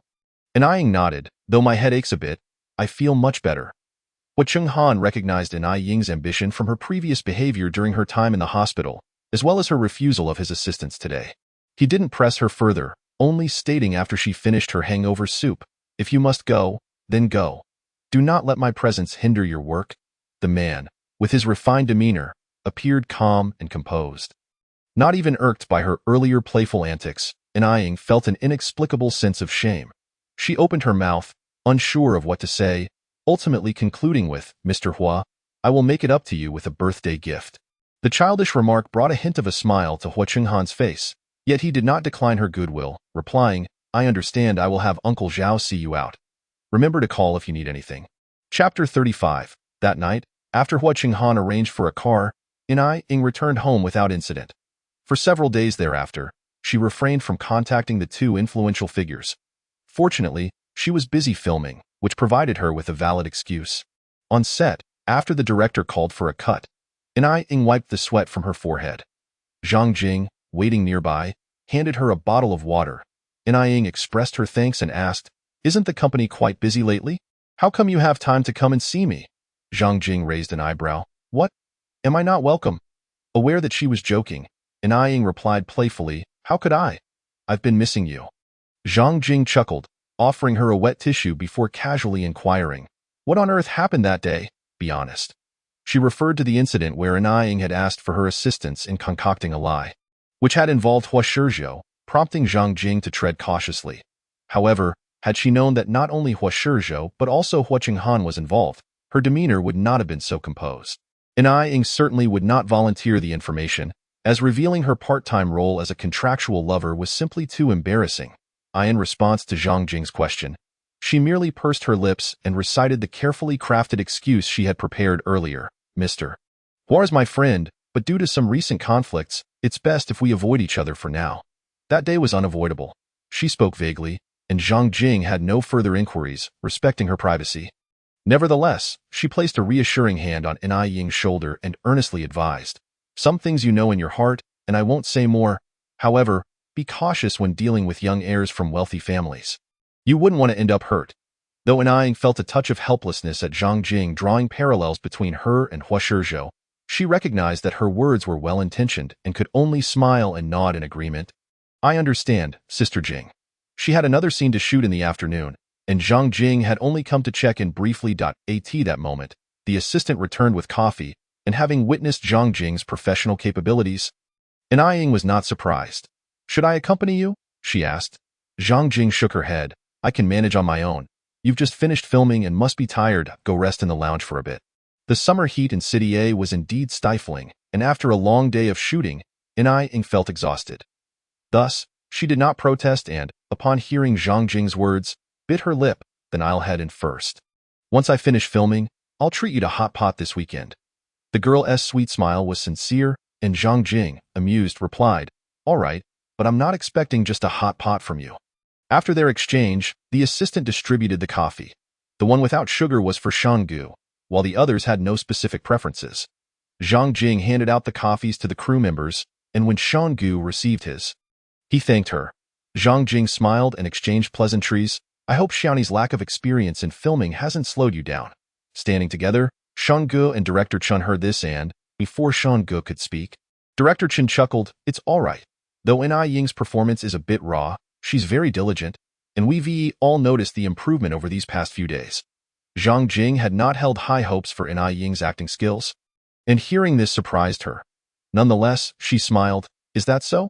It's all thanks to your guidance, Director Chen, and you, Emperor Shan. Director Chen waved his hand dismissively. I'm merely responsible for directing. If anyone deserves thanks, it is Shingu. He recalled the first time Shingu had shaken hands with N.I. Ying, and he couldn't help but tease. Given Shinji's personality, being so close to others was practically unthinkable, let alone personally teaching N.I. Ying about filming techniques. The crew had almost begun to think Shingu was a different person these past few days. Understanding the subtext, Zhang Jing quickly followed along with Director Chen's remarks, expressing gratitude to Shingu on N.I. Ying's behalf. The tall and aloof young man simply shook his head lightly. I was merely following the script. Director Chen twitched his lips, knowing Shanji's prideful nature, and chose not to undermine him. While Zhang Jing was busy fostering connections, N.I. Ying had already fallen asleep in the lounge. For her new drama, she had been rehearsing the script until past midnight and had to arrive at the set early in the morning, leaving her physically drained. The girl lay on the sofa with her eyes closed, curled up like a kitten, prompting those entering and exiting to unconsciously lower their voices. Director Chen had granted an hour's break at noon, and just as Shen Gu was about to come in to rest, he noticed this scene. N.I. Ying's face was slightly flushed from sleep, appearing much better than when she had been exhausted under the sun. Shen Gu, recalling her resilience during the intense filming, found his impression of her improving. Before selecting N.I. Ying, he had already prepared himself mentally for her to be as temperamental as those popular celebrities outside. However, N.I. Ying's performance exceeded his expectations. This thought, Shingu hesitated for a moment in his stride before ultimately picking up the coat that his assistant had placed nearby and draping it over her. N.I. Ying, meanwhile, remained oblivious to the gesture, sleeping soundly until the alarm rang at 2 o'clock, awakening her. By then, the lounge had emptied out, and as she rubbed her forehead and sat up slowly, she noticed the unfamiliar coat draped over her. Frowning in confusion, she dismissed it as her assistant's doing, assuming they had come in to cover her up. Although the weather was quite warm, the lounge had a fan, and she realized that sleeping the entire afternoon without a blanket could easily lead to a cold. She sighed, reflecting on her exhaustion from earlier, which had prevented her from retrieving a blanket. At that moment, the director outside picked up the megaphone, prompting N.I. Ying to fold the coat neatly and place it in a clean spot, preparing to shoot before returning to inquire with her assistant about its owner. Shen Gu had already arrived on set and glanced at N.I. Ying as she emerged. Mr. Shun, she greeted him with a smile. Normally, he would merely nod in acknowledgement, but this time, Shen Gu spoke up. Just call me Shanji. N.I. Ying was taken aback and was about to respond when Director Chen approached, asking, are you ready? The weather is just right, so let us begin. Since the afternoon scenes were scheduled to be shot during a rain, Director Chen had checked the weather forecast, which predicted a brief shower, prompting their preparations. The rain came swiftly and departed just as quickly.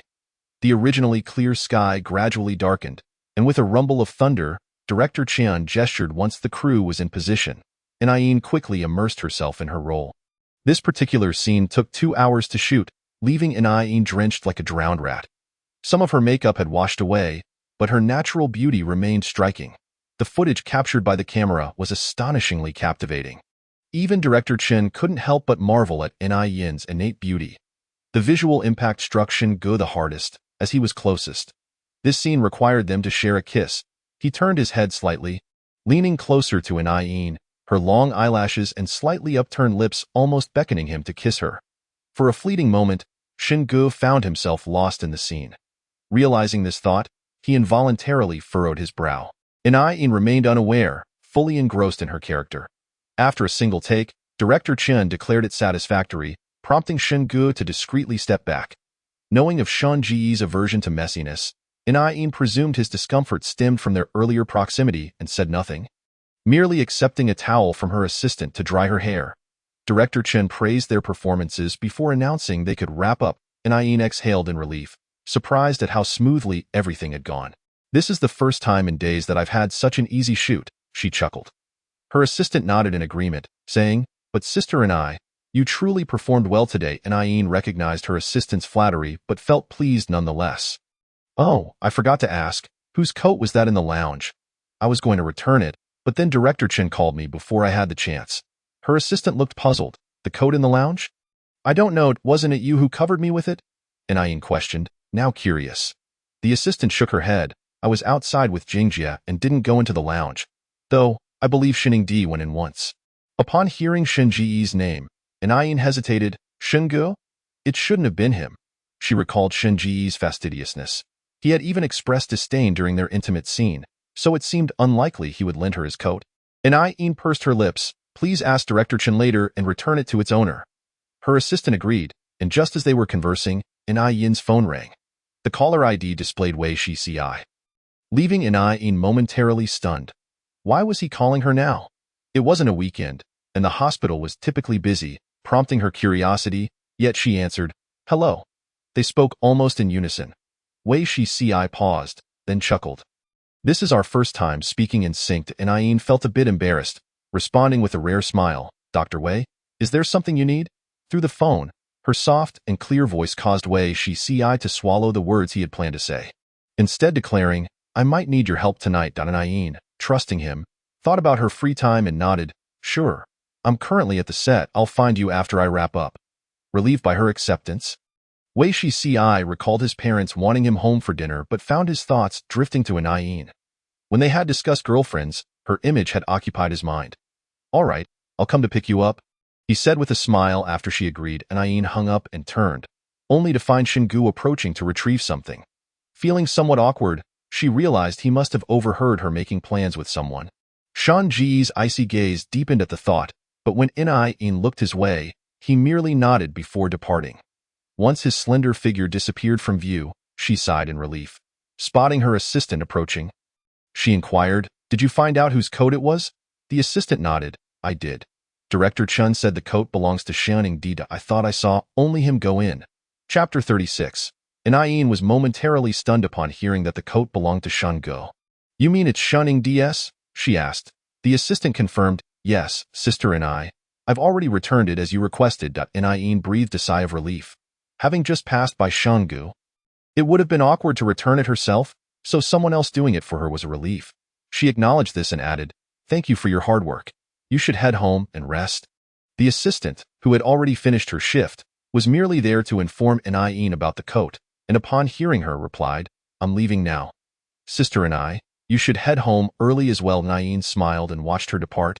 Just as another message from Wei Shici arrived. "I'm outside the set." Only 6 words, yet she could easily envision the young man's demeanor as he typed them. Ayin bit her lip. She had planned to seek him out, but hadn't he anticipated that Wei Shici would come to collect her. A glance at the message informed her that he had chosen not to enter the set, opting to wait outside to avoid any gossip that might arise from their association. Since their first meeting, Wei Shici had left a positive impression on her. With this thought in mind, she replied, "I'll be out shortly." 5 minutes later, the slender girl gradually appeared in view. The crew had thinned out considerably, and as Wei Shici arrived to pick her up, no one noticed. "Dr. Wei," Ayin greeted with a smile upon seeing the familiar license plate. Wei Shici nodded, his voice warm.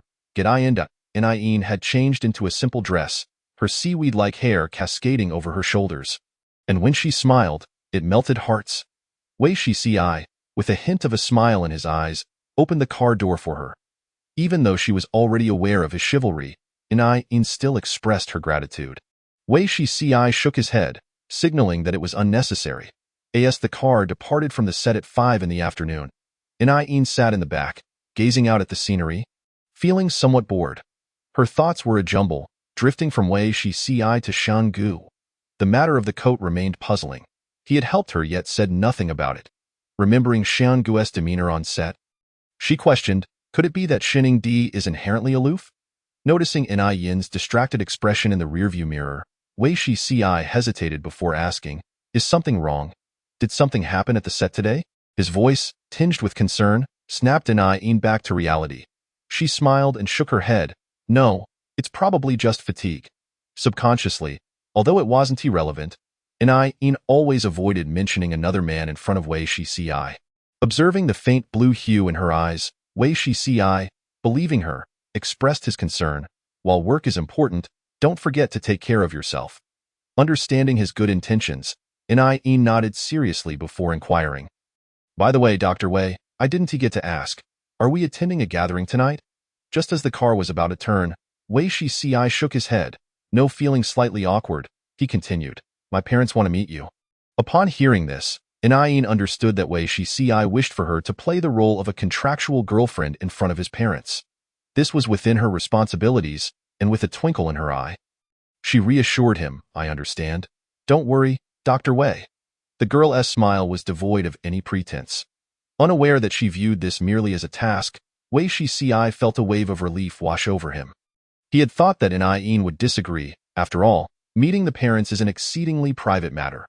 Upon hearing her response, Wei Shici relaxed his grip on the steering wheel slightly and remarked with a smile. Thank you. In was perplexed, feeling that Dr. Wei was being overly formal. The journey from the film set to the Wei residence took about an hour. In, having dismissed thoughts of Shungu, engaged in light conversation with Wei Shici, and before she knew it, they had completed their journey. In was aware that the Wei family belonged to high society, and thus, when the car entered Shermao Jiangting, her initial surprise quickly gave way to composure. It was normal. Wealthy individuals often preferred to reside in such extravagant homes that were hard to come by. She merely reminded herself that, according to the original owner's memories, Peiyu also owned a residence in the vicinity. In reassured herself, it's nothing. They are not neighbors after all. Having already weathered the storm of the Hua family's turmoil, In remained remarkably calm, even managing to encourage herself, accustomed as she was to such stimuli. However, her solace crumbled entirely upon seeing the two adjacent villas. What were the odds? Wei Shici's parents turned out to be neighbors with Peiyu. In found herself at a loss for words at this coincidence. Unaware of In's inner thoughts, Wei Shici glanced at the neighboring villa while driving past and chuckled as he reminisced. Actually, the reason Peiyu and I became friends in the first place was that we lived nearby. Peiyu had moved out of the Pei family home at the age of 18 and purchased his own property. Little did he know that this would lead to his acquaintance with Wei Shici. These events occurred many years ago, and Wei Shici reflected, since I don't live here, Peiyu has developed a good relationship with my parents. If it weren't for the fact that his lights are off and no one is home, we could have invited him over. It would make you less tense with someone familiar around. Fearing that In might feel awkward meeting his parents, Wei Shici even entertained this thought. Please don't. In felt a rush of panic at this notion, feeling a twinge of relief for Peiyu's habit of returning home late. Looking at the dark villa, she forced a smile and said, Brother Pei must be busy. Wei Shici, oblivious to her discomfort, simply felt a tinge of regret. Noticing his reaction, In quickly changed the subject, asking, Dr. Wei, have we arrived? Wei Shici, unaware of her thoughts, nodded with a smile. Just around the corner, In finally breathed a sigh of relief. Wei father and Wei mother knew that Wei Shici would be bringing a girl home that evening, so they had prepared an elaborate dinner. Upon hearing the doorbell, they hurried to open the door. Hello, uncle and auntie. I am In. With her sweet demeanor, she greeted them warmly, leaving a good impression on Wei father and Wei mother. And their interactions felt quite natural. Once inside, they helped set the table. Although they had hired a maid, Wei mother insisted on doing everything herself, given the significance of In's visit. After In served the soup, she heard Wei mother laughing. This is actually the first time I've seen Shici bring a girl home, but with how exceptional Xiao is, it's worth the wait. Knew the latter part was merely polite banter. Yet she was taken aback to hear that it was indeed Wei Shici's first time bringing someone home. After all, hearing it from the system was one thing. Witnessing it firsthand was another. She hadn't anticipated that Wei Shici was genuinely someone who had never been in a romantic relationship. Hearing his mother's words made Wei Shici feel somewhat embarrassed, but he said nothing, opting instead to help carry things out. Fortunately, dinner was ready, alleviating his discomfort. Drawing from the experiences he had with Peiyu's parents, In excelled at charming the older generation. Consequently, their dinner was filled with laughter. Aside from the usual topics that inevitably arose at parental dinner tables, Shici, when are you and Xiao planning to get married? You two have been dating for quite a while. Haven't you?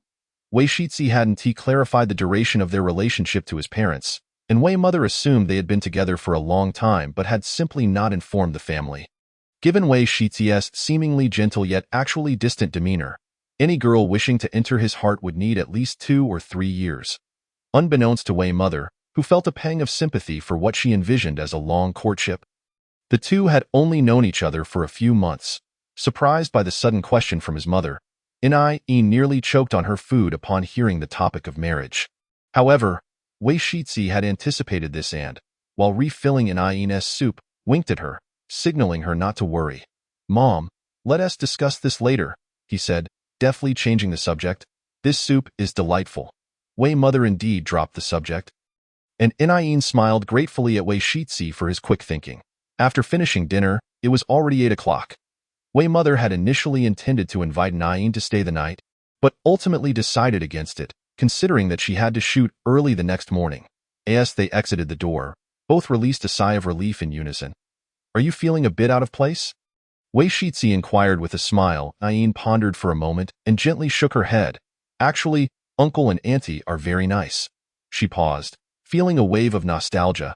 "It just reminds me a bit of my parents."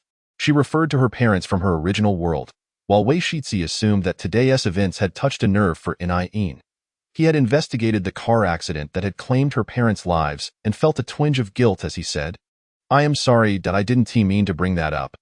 After a moment's hesitation, he added cautiously, "I believe Uncle and Auntie would want you to be happy," and didn't expect such a simple statement to evoke so much thought from Wei Shizi. Although they were not discussing the same matter, she felt a warmth in her heart and nodded with a smile. "I understand." Theo steered away from the previous topic, and teased, "I had no idea, Doctor. Wei would bring me home, according to Auntie." She had not felt curious before, but now she found herself wondering what Dr. Wei's future girlfriend would truly be like. Standing under the streetlight, the girl who had previously appeared dejected now lifted her gaze, her eyes reflecting only a gentle smile. These subtle signs indicated that she was indeed a remarkable actress. Wei Shizi observed her closely, feeling a pang of sympathy for the girl who had learned to wear a facade far too early. Facing numerous challenges prematurely, Wei Shizi could sense Inai's occasional distrust when interacting with him. Contemplating this, he pursed his lips and suddenly asked, "Do you want to know what my future girlfriend will be like?" Inai, unsure of his intentions, merely nodded. A smile graced Wei Shizi's warm face as he gently instructed, "Look at the shadow on the ground." Following his gaze, Inai saw her elongated silhouette beneath the streetlight. Just as she was beginning to ponder this, Wei Shizi added, "Inai, I like you.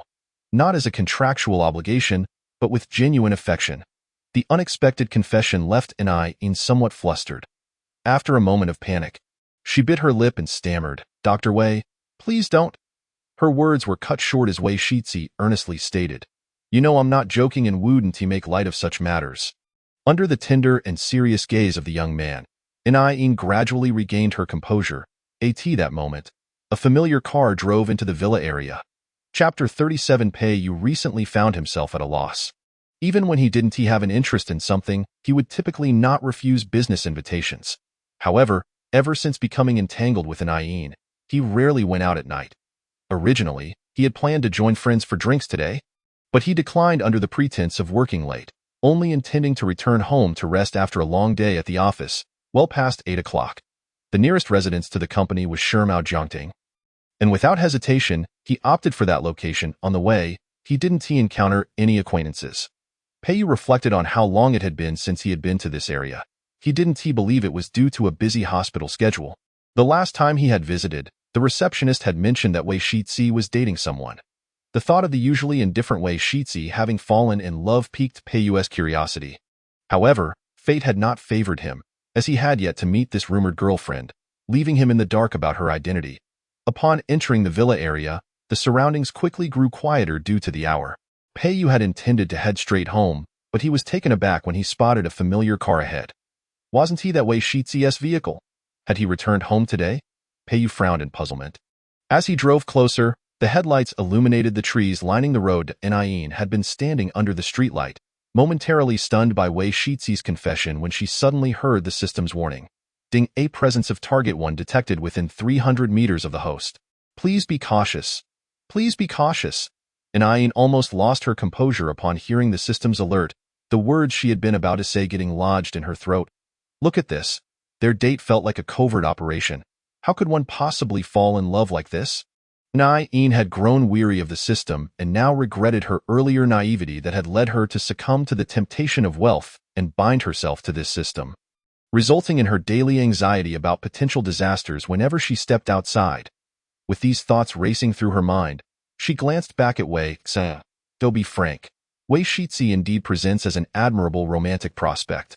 However, her current disposition is decidedly unsuitable for pursuing a relationship. In Aying's heart, the connection between herself and her target is best confined to a mere exchange of monetary transactions, as engaging in a romantic relationship evokes a sense of discomfort. Upon receiving the system's notification, a resolution began to form in her mind. Aying bit her lip and, under Wei Shixi's earnest gaze, hesitated momentarily before suggesting, "Shall we take a stroll in the woods?" The landscaping in the upscale villa district has always been splendid, and a small grove lies just outside the Wei family's villa. Following Aying's invitation, her brow remained furrowed. Wei Shixi noticed this and understood that the girl had something to discuss with him. Without a moment's hesitation, he assented, disregarding Aying's earlier avoidance of the subject, and returned to his previous demeanor, smiling as he said, "There's a lovely fountain ahead. Allow me to show you."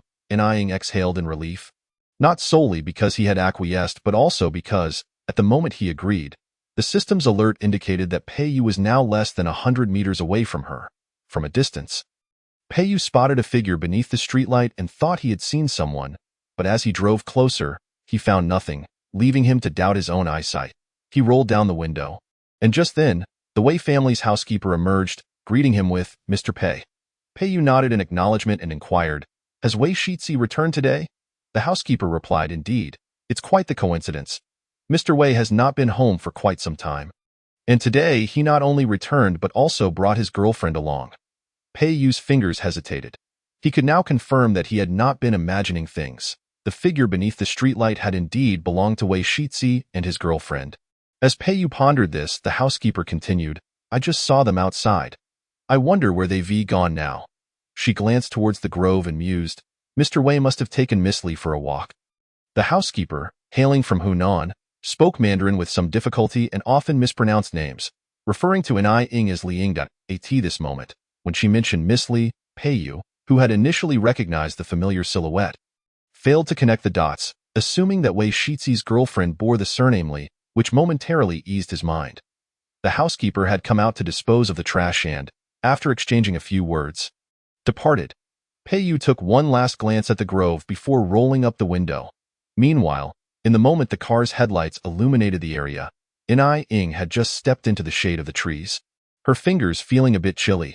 Noticing her pale complexion, Wei Shixi assumed she was feeling cold, so he slowed his pace and draped his jacket over her shoulders. "I apologize for not noticing earlier."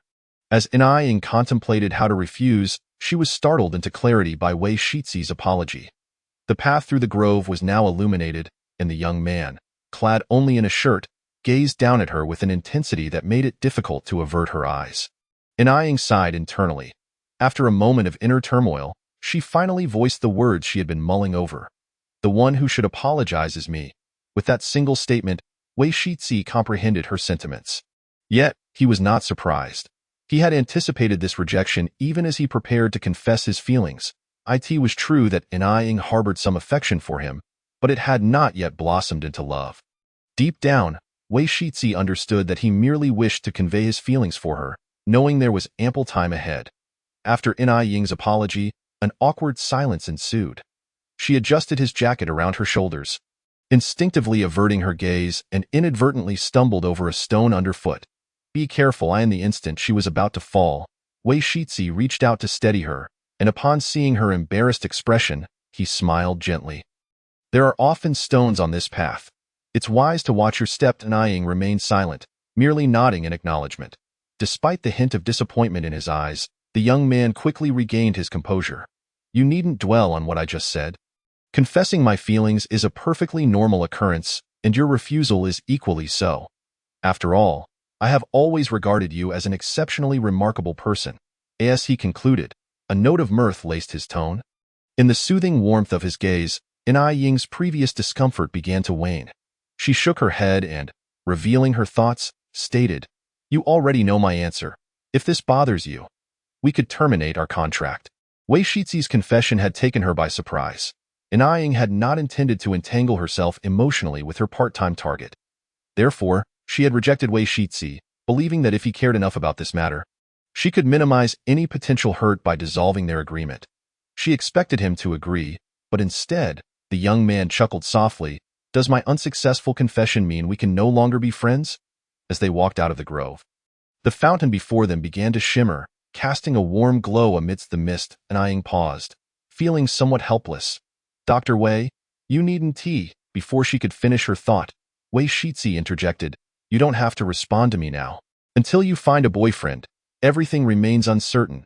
He paused for a moment, allowing a hint of self-deprecation to surface. "If you must refuse me, at least do so during my second confession." His tone was earnest, leaving Ying momentarily speechless. She had not anticipated Wei Shizi's steadfastness. From the outset, she had believed his feelings stemmed from mere curiosity, and this development was entirely unforeseen. But why? Ying felt she was not particularly remarkable. Her emotions tangled in complexity, yet for the first time, she found herself genuinely considering Wei Shizi's words. "Thank you," she finally managed to say after a brief hesitation. Wei Shizi shook his head. "Liking you is a source of joy for me. There's no need for gratitude. I merely hope that one day I can bring you joy in return." Ying had encountered many individuals whose words and actions contradicted one another, and she herself was no exception. Yet, Wei Shizi's sincerity stood apart from those experiences. She knew he meant what he said. Under his gaze, her previously composed heart fluttered slightly. She nonchalantly turned her head to change the subject. "It's getting late. I should head back."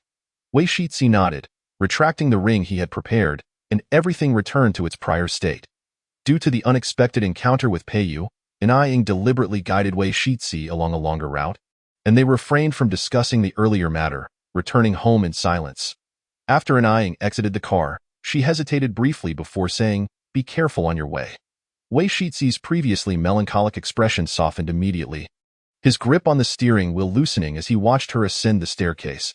It was only after Ying had entered her home that he departed. The stairwell lights flickered on, and Ying retrieved her keys to unlock the door. Preoccupied with the events of the day, she failed to notice the Persian cat quietly lounging by the shoe cabinet. Xingu had been dreaming for an hour, trapped in the same scenario as before.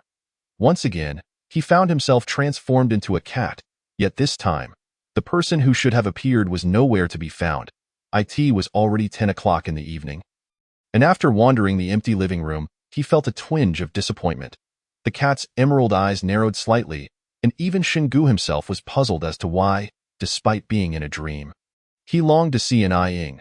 Perhaps it was a lingering memory of the last time he had been unwittingly petted, and his expression darkened. At that moment, the sound of the lock turning caught his attention, causing his ears to perk up. Xingu contemplated jumping onto the shoe cabinet to prevent a recurrence of the previous incident, but when the girl entered, she did not seem to notice him at all. Ying sighed, her thoughts lingering on her earlier encounter with Wei Shizi, her mind somewhat adrift. Undeniably, his words had left an impression on her, for he was the first person in this world to confess to her. As she pondered, she inadvertently overlooked the presence of the Persian cat. Xingu furrowed his brow, feeling a sudden urge to remind her of his existence, but just as he prepared to do so, his expression shifted to one of dismay, repressing the thought. How foolish, he mused. He had just entertained the idea of attracting Ying's attention like a cat. With a conflicted gaze, he resolved to stand up slowly. His paw inadvertently brushed against a candy, finally capturing Ying's attention. "Bosi," she exclaimed, coming back to her senses as she looked at the scene before her. "Are you trying to sneak a taste of the candy again?" Xingu, having merely nudged the candy, felt a twitch in his forehead, realizing that waiting for her here had been a rather poor decision. Fortunately, Ying soon noticed that the candy had not been tampered with. Understanding her misunderstanding, she bit her lip and picked up the small cat, saying, "I'm sorry. I was lost in thought and didn't see you." Xingu reluctantly accepted the apology but frowned at the late hour of Ying's return. The crew had wrapped up by 5, and it was now past 10. What had she been doing for the last 5 hours? An unsettling thought crossed his mind, recalling a phone call he had overheard that afternoon. Her late return and her distracted demeanor suggested she might have met the person from that call. Chapter 38. Unbeknownst to Anying, the cat harbored its own thoughts. She simply felt exasperated as she contemplated Wei Shizi's earlier remarks. Cradling Bosi, she sank onto the sofa, intending to take a moment before heading to the shower. The girl's face bore traces of fatigue, and Shun-gu hesitated momentarily before opting to gently nudge her to let him down. Strangely enough, despite it being only their second encounter in a dream, Shun-gu felt significantly better this time compared to the last. There was no longer any sense of resistance to Anying's touch. His desire to let her down was merely a reflection of his own inner discomfort. His emerald green cat eyes flickered, revealing a hint of peculiar emotion.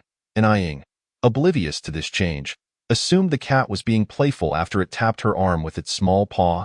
They had not seen each other all day, and she found herself missing it. With a playful smile, she picked up the little paw that had just touched her and asked, "What did you do at home today?" Of course, Anying was well aware that cats could not speak. She was simply trying to amuse the Persian cat. Shun-gu, however, pondered seriously. By the time he arrived, the cat food had already been consumed, and the cat seemed to be searching for something atop the cabinet. "You must be sneaking a bite," he replied softly, only to fall silent upon hearing the cat's meow. Anying's previously tumultuous emotions were surprisingly calmed by the Persian's unintentional comfort. Indeed, cats were the most healing creatures in the world. She lifted her head and stole a kiss from the unguarded Persian, who had been caught off guard by her playful antics, and then, emboldened, rubbed its damp nose. "So soft," the girl exclaimed. Shun-ji's lips twitched, though he did not pull away. This marked his first genuine experience of physical intimacy with another person, the warmth of her soft lips brushing against his face and her gentle breath sending his heart racing. He glanced at Anying and, as expected, noted the faint smile of satisfaction at the corner of her lips. "Forget about that," she said, shaking off the thoughts. "We have to rehearse for the script before tomorrow's shoot." With her spirits lifted, she smiled. Shun-gu checked the time. It was already past 10, a signal that it was time for bed. He noticed the dark circles under her eyes and wanted to remind her to sleep early. Yet when he opened his mouth, a cat's meow escaped instead. Anying, not understanding the Persian's words, merely petted its head soothingly. The script, filled with annotations, was spread out before her as she nestled with the cat. Leaning over on the couch to read, she wasn't a naturally gifted actress. Her recent progress was attributed not only to Shun-ji's guidance, but also to her own diligent efforts behind the scenes. Normally, she would study her lines upon returning home, but due to Wei Shizi's invitation that day, her schedule had been pushed back. Holding the script, she took a break halfway through to brew herself a cup of coffee. Drinking coffee late at night made Shun-gu marvel at her unhealthy lifestyle. He placed his paw on the script once more, preparing to insist that she sleep and no more staying up late. It seemed the cat had understood his intention, for Anying chuckled softly. "I'll just look at this last bit, and then I'll accompany you to sleep." It was almost routine for the Persian to interrupt its owner's tasks. So Anying thought nothing of it. One hand scratched the cat's chin while the other resumed her lines. Unable to deter her, Shun-gu could only reluctantly keep her company. The two, one human and one cat, sat quietly in the living room, undisturbed by one another. Gradually, the clock struck 11. Anying continued to recite her lines, while Shun-gu felt an inexplicable weariness wash over him, suddenly overwhelmed by drowsiness. His eyelids began to droop, and before he knew it, he had fallen asleep. When he opened his eyes again, he found himself at home. The morning alarm had just gone off, and Shun-gu sat up, rubbing his forehead in confusion. What had just happened? Looking at the mirror across from his bed, he gradually remembered that he had been dreaming. Scenes from the dream flashed through his mind, and he could only manage a wry smile at having dreamt of Anying again. He understood that this could not continue. Anying was the only person he could connect with without feeling repulsion, and even his dreams seemed to be reminding him of that, treating the dream as a harbinger. Shun-ji's gaze deepened with newfound resolve. Last night, Anying had recited her lines until midnight, only to discover that the Persian, who had been keeping her company, had fallen asleep beside her. With a sigh, she lifted the cat back to its bed before heading off to shower and sleep. Thankfully, she had stayed up late to study. Otherwise, she would have felt anxious about her performance in the morning. After finishing the first scene of the day, Anaying bit her lip and took a sip from the water handed to her by her assistant. Have you checked with the director about when the next scene starts? She inquired, waiting for her throat to feel less parched in the sweltering heat. The answer came from a cool male voice rather than her assistant. Shen Gu had approached without her noticing. Glancing briefly at the dark circles under her eyes, which made his heart momentarily pause before he answered her question. Ever since Anaying had learned that the outfit belonged to Shen Gu, her fear of him had diminished, and now she simply smiled at him. Mr. Shen. Shen Gu nodded slightly, then turned to his assistant, saying abruptly, I need to speak with you. His intention was clear. He wanted to be alone with her. The assistant looked to Anaying, and upon receiving her nod, left the room. At first, Anaying thought Shen Gu wanted to address any mistakes she might make during filming today, a common occurrence in the past when she was prone to errors. However, today, she felt her performance had been satisfactory. She pursed her lips, a bit puzzled. Mr. Shen. Sensing her intent, Shen Gu interrupted. It's not about filming. He paused before adding, it's a personal matter. Would it be convenient to discuss it at the CAF nearby? There was a coffee shop adjacent to the set, and since Anaying had no scene scheduled for the afternoon, she agreed, albeit still somewhat confused by Shen Ji's sudden shift in demeanor. A personal matter? What personal matters could they possibly have to discuss? Surely, it wasn't that the film star was whimsically considering an inappropriate relationship with her, Anaying joked to herself. Yet that thought was abruptly halted when she sat down at the CAF and saw Shen Gu produce a contract. The familiar handwriting and cover made her internally exclaim, what is going on? The system, disturbed from its silence, replied calmly, as you can see, Shen Gu is your 5th part-time target. Anaying recalled the system's previous mention of securing a substantial contract for her. And her forehead twitched. Can I refuse? No, the system replied flatly. Perhaps Anaying's silence had stretched too long, for Shen Gu frowned and explained, rest assured, we can continue as usual at other times. This contract merely requires you to cover for me in specific situations. I don't want others to know about my condition. After saying this, he took a sip of his coffee, and for some reason, he recalled Anaying's actions from the previous night. The coffee cup before him seemed to morph into the one she had held. Aware of where his thoughts were drifting, Shen Ji's fingers hesitated, his expression growing slightly peculiar. Anaying remained oblivious to his thoughts. She inhaled deeply as she looked at the contract before her and ultimately decided to sign it. All right, a big contract it is.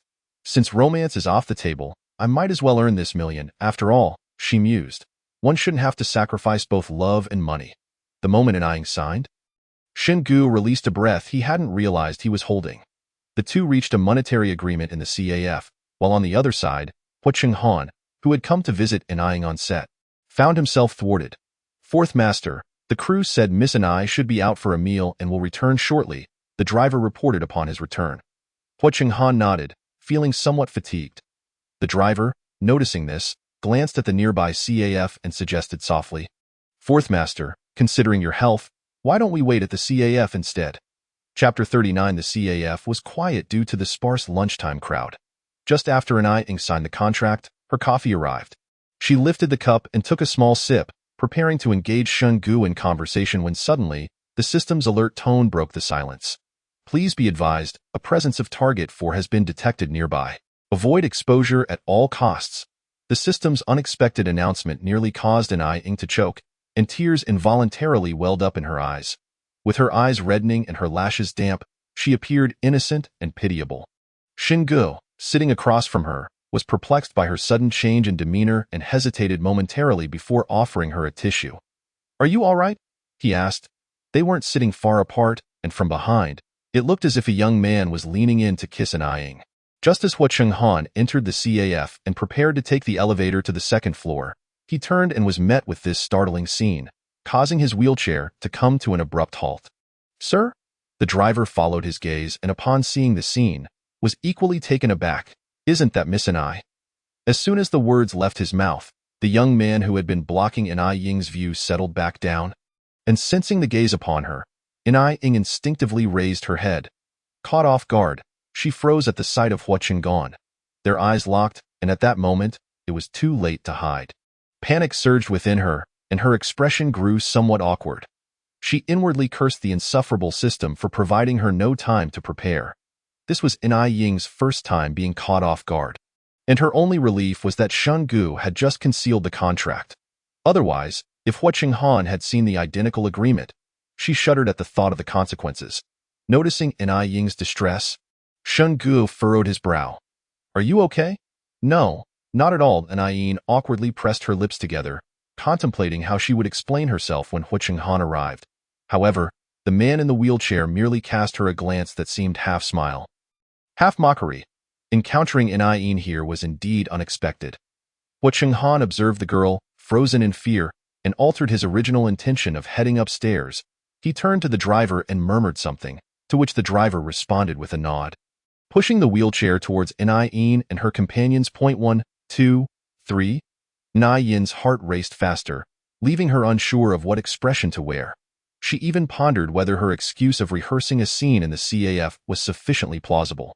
Unbeknownst to her, Hua Qinghan had already misconstrued the prior situation involving the borrowed position.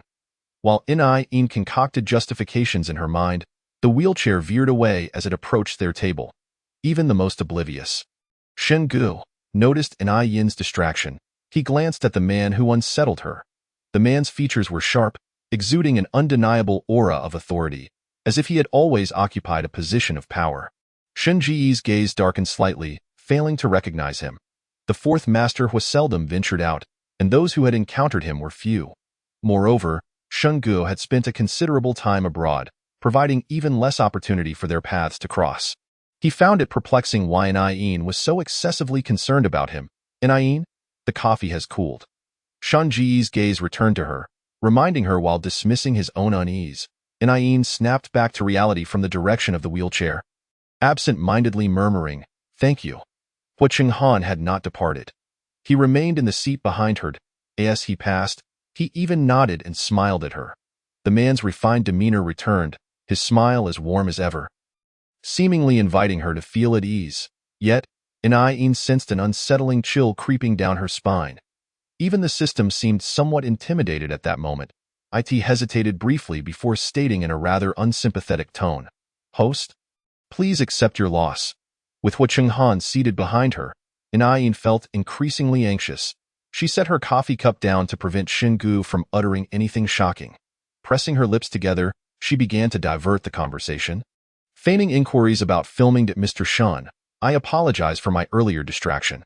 I was contemplating the afternoon scenes as mentioned by the director, and Yin endeavored to make her visit to the CAF appear genuine." Yet the two men, one before and one behind, held different opinions. Had Shen Gu not witnessed her dazed gaze directed at the man in the wheelchair, he might have believed her sincere in seeking his guidance. However, at this moment, he certainly recognized her deceit, recalling how he had overheard her on the phone the previous afternoon. That man behind her was the one who had filled her with joy? His heart sank slightly, discomfort settling within him, yet he refrained from inquiring further. After all, these matters were of no concern to him. While the two conversed ahead, Hua Qinghan sat quietly in his chair. Before long, a server brought over the coffee. Hua Qinghan did not take it but smiled down, saying, "Please replace the young lady's cup with a hot one." The server glanced ahead, presuming the two tables were acquainted. Unaware of the intricate relationships, he complied and went to place another order. Enai Yin, merely a meter away, engaged in a mental battle. Hua Qinghan saw nothing. He merely occupied the seat behind her. She was simply at the CAF rehearsing with Shen Gu. There was nothing to fear. She repeated this mantra in her mind until the server announced the arrival of a fresh cup. "Hello, your coffee has cooled. The gentleman behind you has kindly replaced it with a hot one." Just that one sentence shattered Enai Yin's attempts at self-reassurance. She felt it would be a miracle if she could drink the steaming coffee before her. Her fingertips hesitated, and she awkwardly glanced at Shen Gu. "He might be my fan." She offered an explanation she herself did not believe. Shen Gu nodded slightly. "Is that so?" He observed Enai Yin, suddenly smiling. "If he is a fan, then out of courtesy, we should thank that gentleman for picking up the tab." Following Hua Qinghan's provocative gesture with the coffee, Shen Gu altered his initial intention of keeping the peace. Though his demeanor was cool, he was not easily placated. Before Enai Yin could intervene, Shen Gu abruptly stood and walked toward the rear table. Hua Qinghan, hearing the movement, casually raised his head. His expression remained composed as he did not glance at Shen Gu but merely regarded Enai Yin with a calm demeanor. "Miss Enai, we meet again." Yet, Neither his amused gaze nor his tranquil demeanor suggested this was merely a chance encounter. Ain forced a smile and nodded. Mr. Hua, I came here to rehearse with my crew, and I didn't expect to run into you. What a coincidence. At the mention of her crew, Shun Gu frowned. Hua Chenghan noticed this and smiled lightly, neither confirming nor denying, only saying, I specifically came to find you. Ain felt a wave of despair wash over her. Thinking that her newly signed contract with Shun Gu would soon unravel, I asked Mr. Hua in such a hurry because the advertisement schedule has been set. She prepared to rephrase her statement to avoid any misunderstandings. Hoping to gloss over the matter, to her surprise, Hua Chenghan shook his head. I did not come today to discuss work. His features became increasingly relaxed. Miss An, you helped me celebrate my birthday last time, which delayed your work.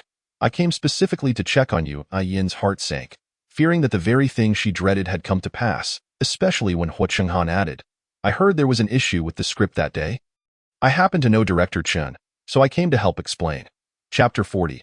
Within the CAF, only 3 patrons remained, and the servers behind the bar could not help but direct their attention to the table where the earlier encounter occurred. Initially, it seemed unremarkable, but Shun Ji's recent movement had attracted considerable attention. That young man looks like the esteemed actor Shun, one server remarked. Another girl could not resist sneaking a glance. Yes, I think so too.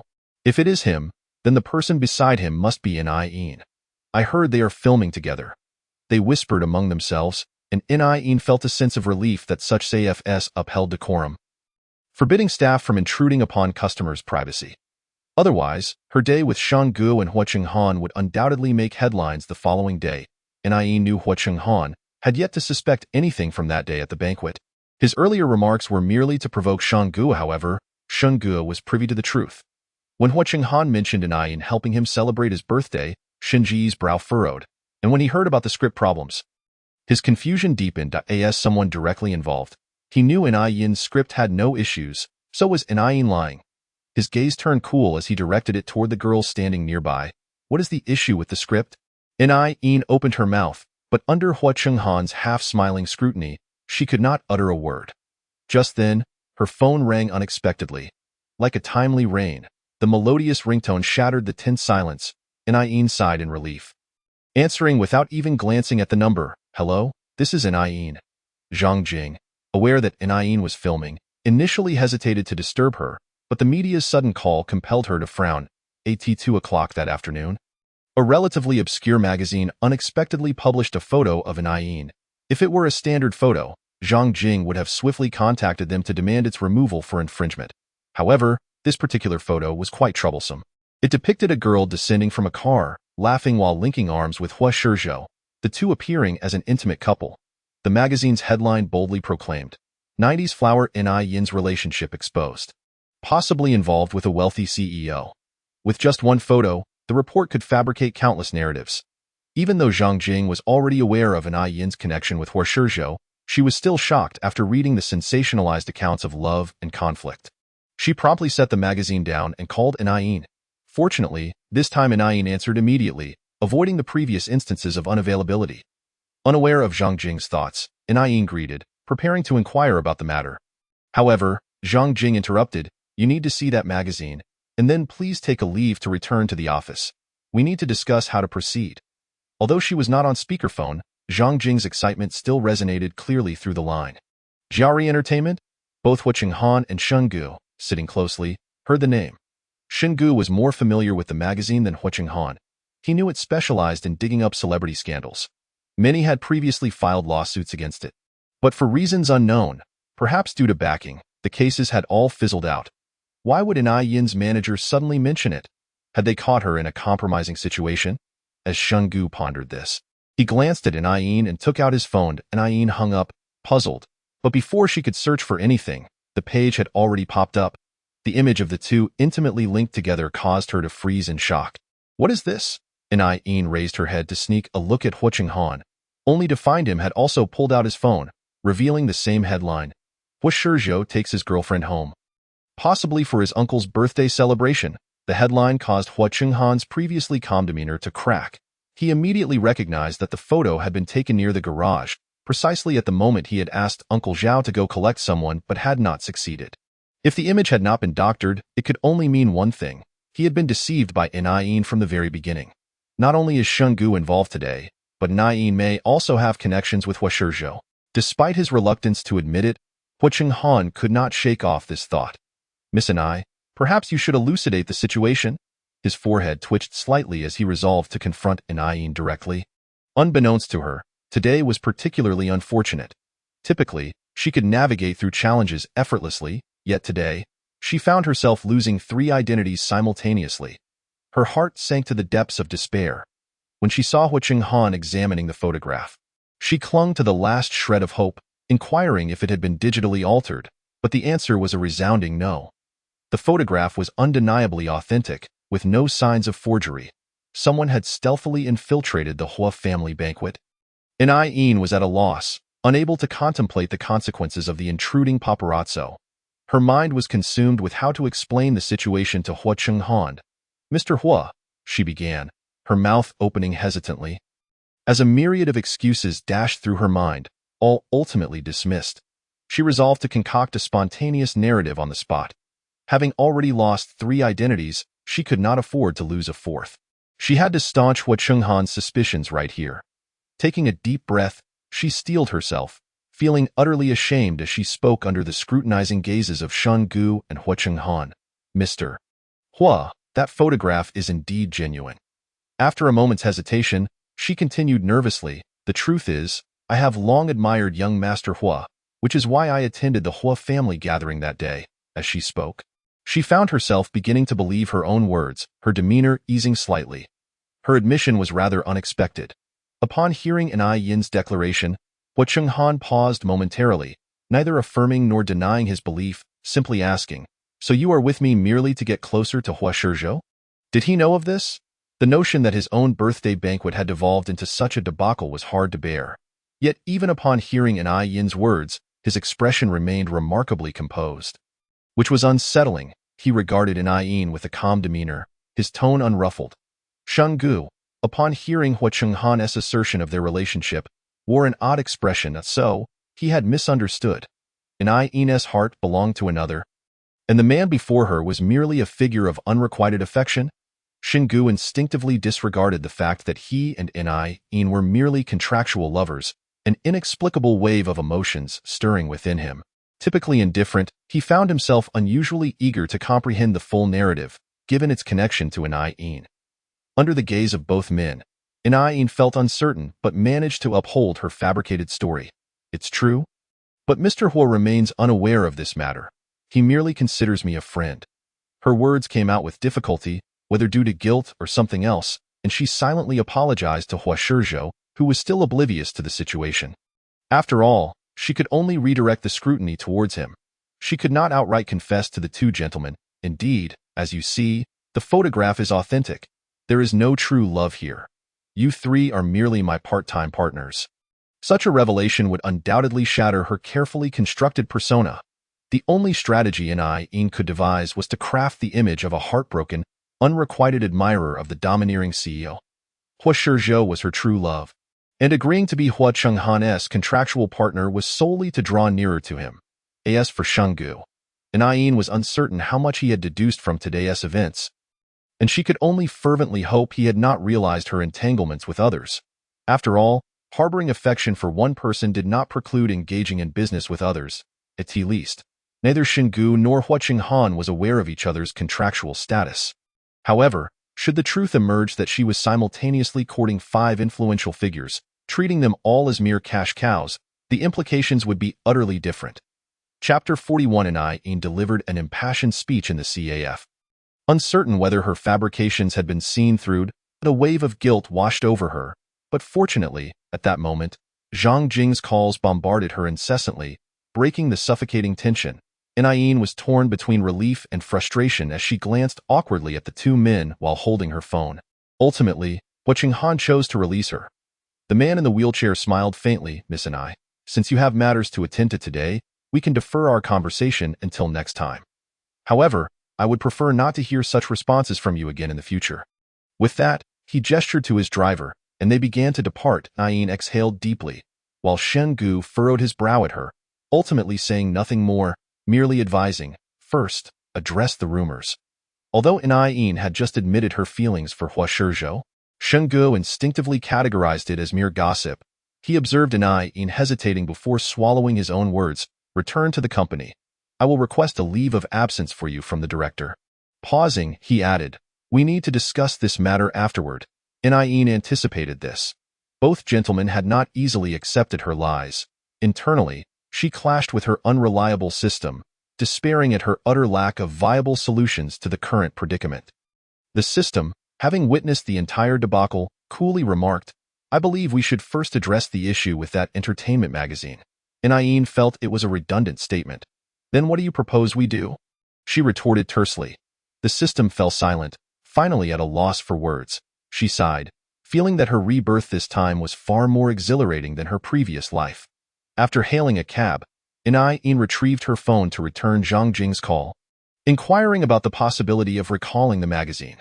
The girl's voice was tinged with urgency, and Zhang Jing, lacking time to question her about the situation, considered Yin's inquiry seriously. "The magazine is a minor issue, but this matter has already begun circulating online.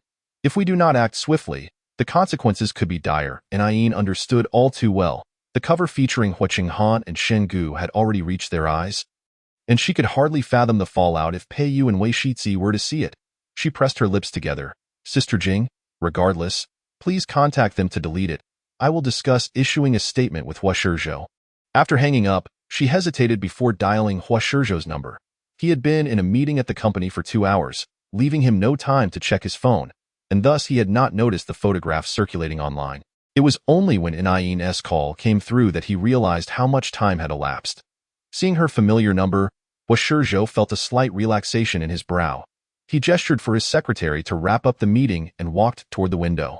"Hello." Hua Shizhou pressed his lips together, initiating the conversation. Yin had never called him first before. This was a first. Surprised, he also felt a strange mix of emotions. He heard her voice, tinged with uncertainty. "Mr. Hua, did you see today's news?" "News?" Hua Shizhou frowned, quickly searching online. The image that greeted him caused him to frown involuntarily. It was indeed the photograph taken that day at the old residence with Yin. How did it end up online? He did not suspect Yin of orchestrating this, as she had previously demonstrated a desire to distance herself from him, as evidenced by the incident with Yi Tian. He pursed his lips, scrutinizing the photo on the webpage, and heard Yin explain. "It seems a paparazzo infiltrated that day and took pictures. Mr. Hua, could you possibly issue a statement to refute this?" Her words hesitated momentarily before she revealed her true intent, as she had anticipated. Yin was indeed trying to evade him. Hua Shizhou felt a pang of discomfort but understood the potential impact on Yin's career. He nodded. "Very well. Have you thought of a reason?" he asked in a low voice. Yin pondered for a moment. "I remember I have an advertising contract with Hua Corporation, so please state that I was invited due to our collaboration." "We are merely business partners." She articulated her explanation clearly, prompting Hua Shizhou to furrow his brow before finally voicing a question he had long pondered. "Are you concerned about the impact on your career? Or do you wish to avoid being associated with me?" Despite his efforts to deceive himself, Hua Shizhou recognized that the moment he posed this question, his concern for Yin had already crossed a line. No one would be so invested in a nominal business partner, especially when they were merely contractual lovers. Yin was about to respond, but Hua Shizhou's words caught her off guard. What did he mean by part-time target number 2? She paused, finding his question odd. Given their relationship, wasn't it better to keep things under wraps? Moreover, they had no real connection, after all. Carefully considering her words, Yin replied, "Mr. Hua, isn't this something we both understand implicitly?" With that singular statement, Hua Shizhou grasped her answer. He tightened his grip on the phone, suddenly contemplating the consequences of remaining silent, letting the media speculate wildly about his relationship with Yin. The thought intensified within him, and he pressed his lips together before declaring to Yin over the phone, "It is not an implicit understanding." Amidst Yin's stunned silence, he continued earnestly, "What if I were to say this rumor could be true? We could attempt to become a real couple." After uttering this, he quietly awaited her response. Yin felt a wave of embarrassment. She had not anticipated that, following Wei Shizi's confession, another would express his feelings for her so soon. And under such pressing circumstances, She pursed her lips and replied, "Mr. Hua, I am not considering this matter at the moment. I apologize." Receiving the anticipated response, Hua Shizhou lowered his gaze, yet his hand instinctively tightened around his phone.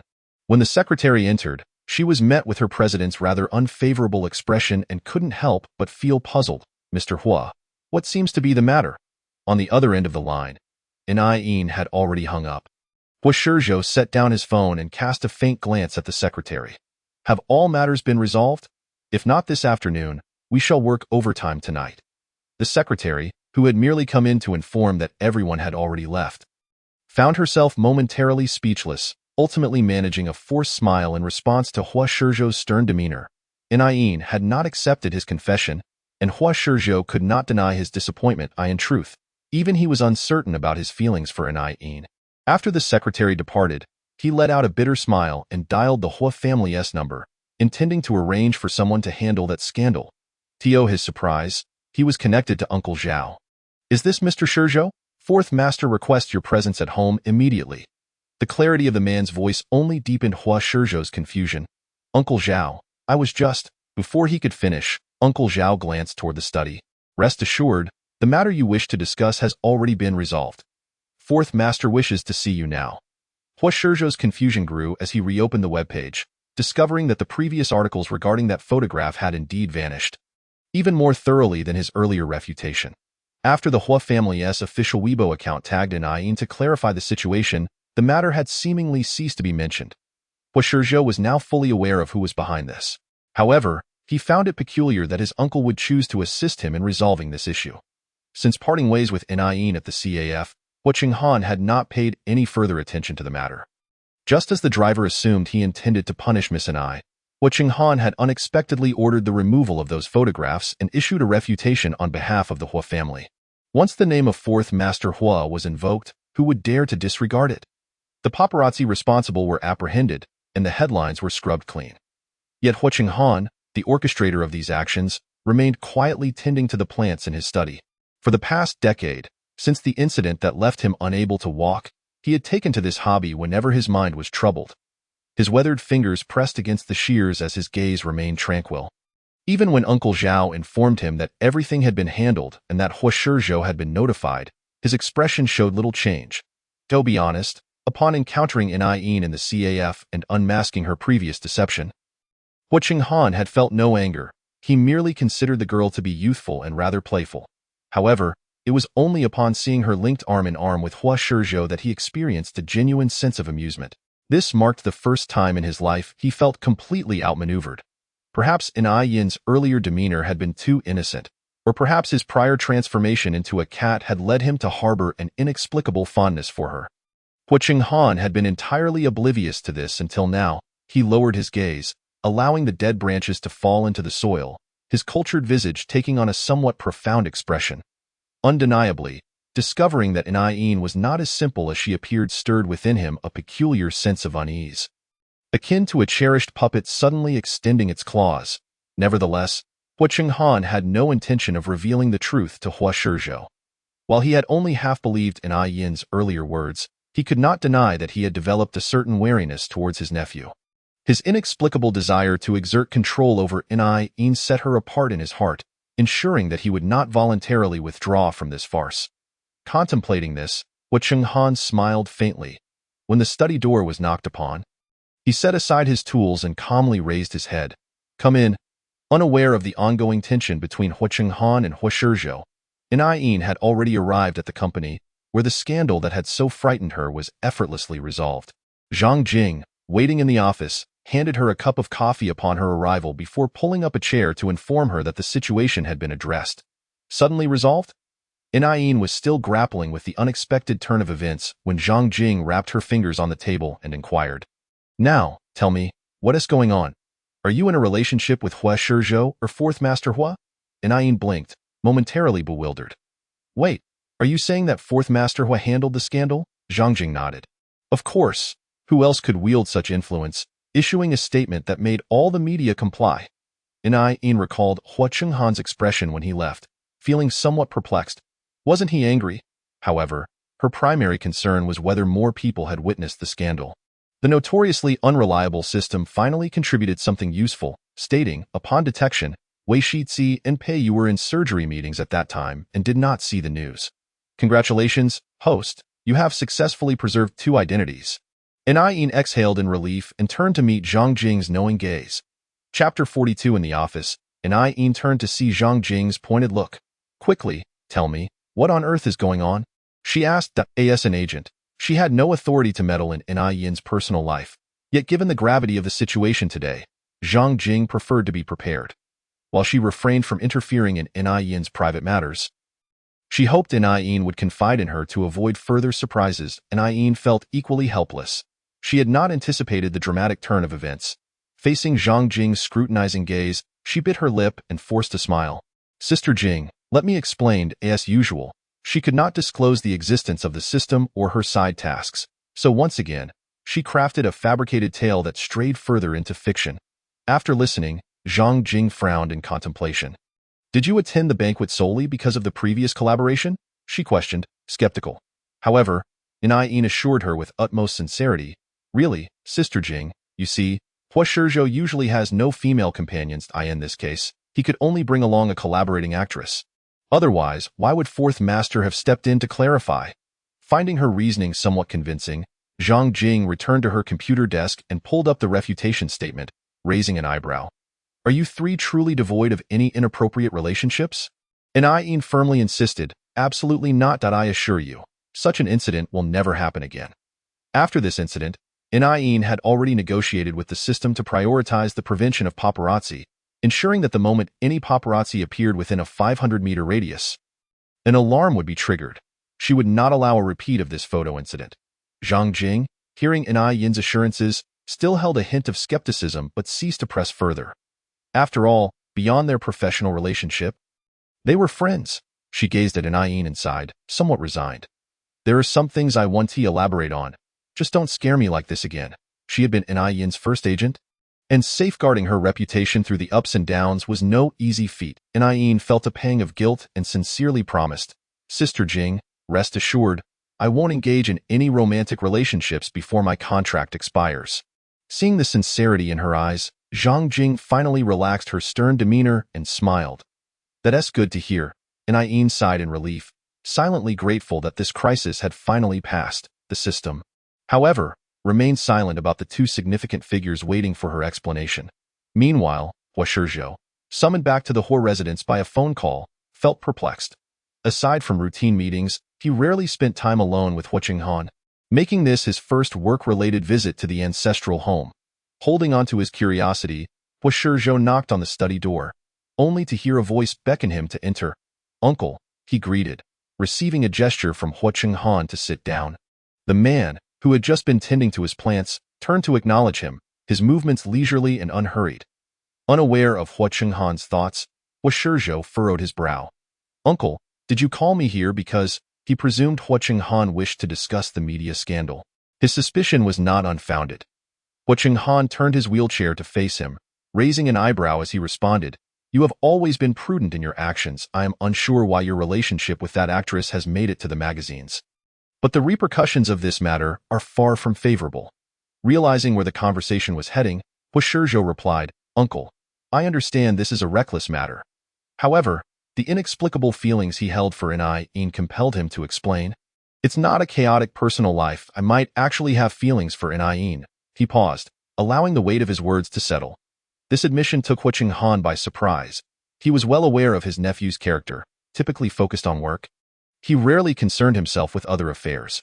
His emotional reticence had allowed Yi Tian to exploit his name for far too long.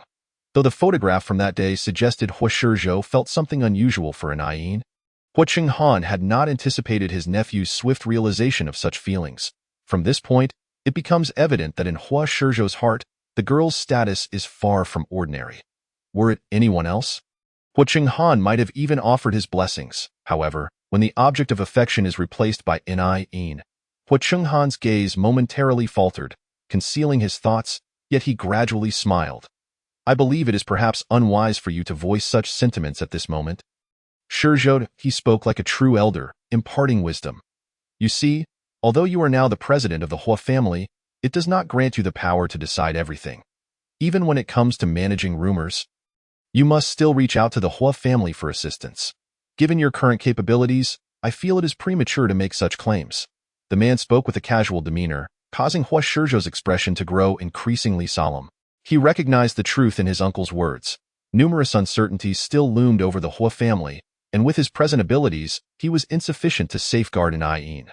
Were it not for his uncle's intervention this time, the matter between him and Yin would likely have lingered for much longer. Hua Shizhou lifted his head, the words he had intended to say sinking deep within him, and he inquired, "Uncle, what do you mean?"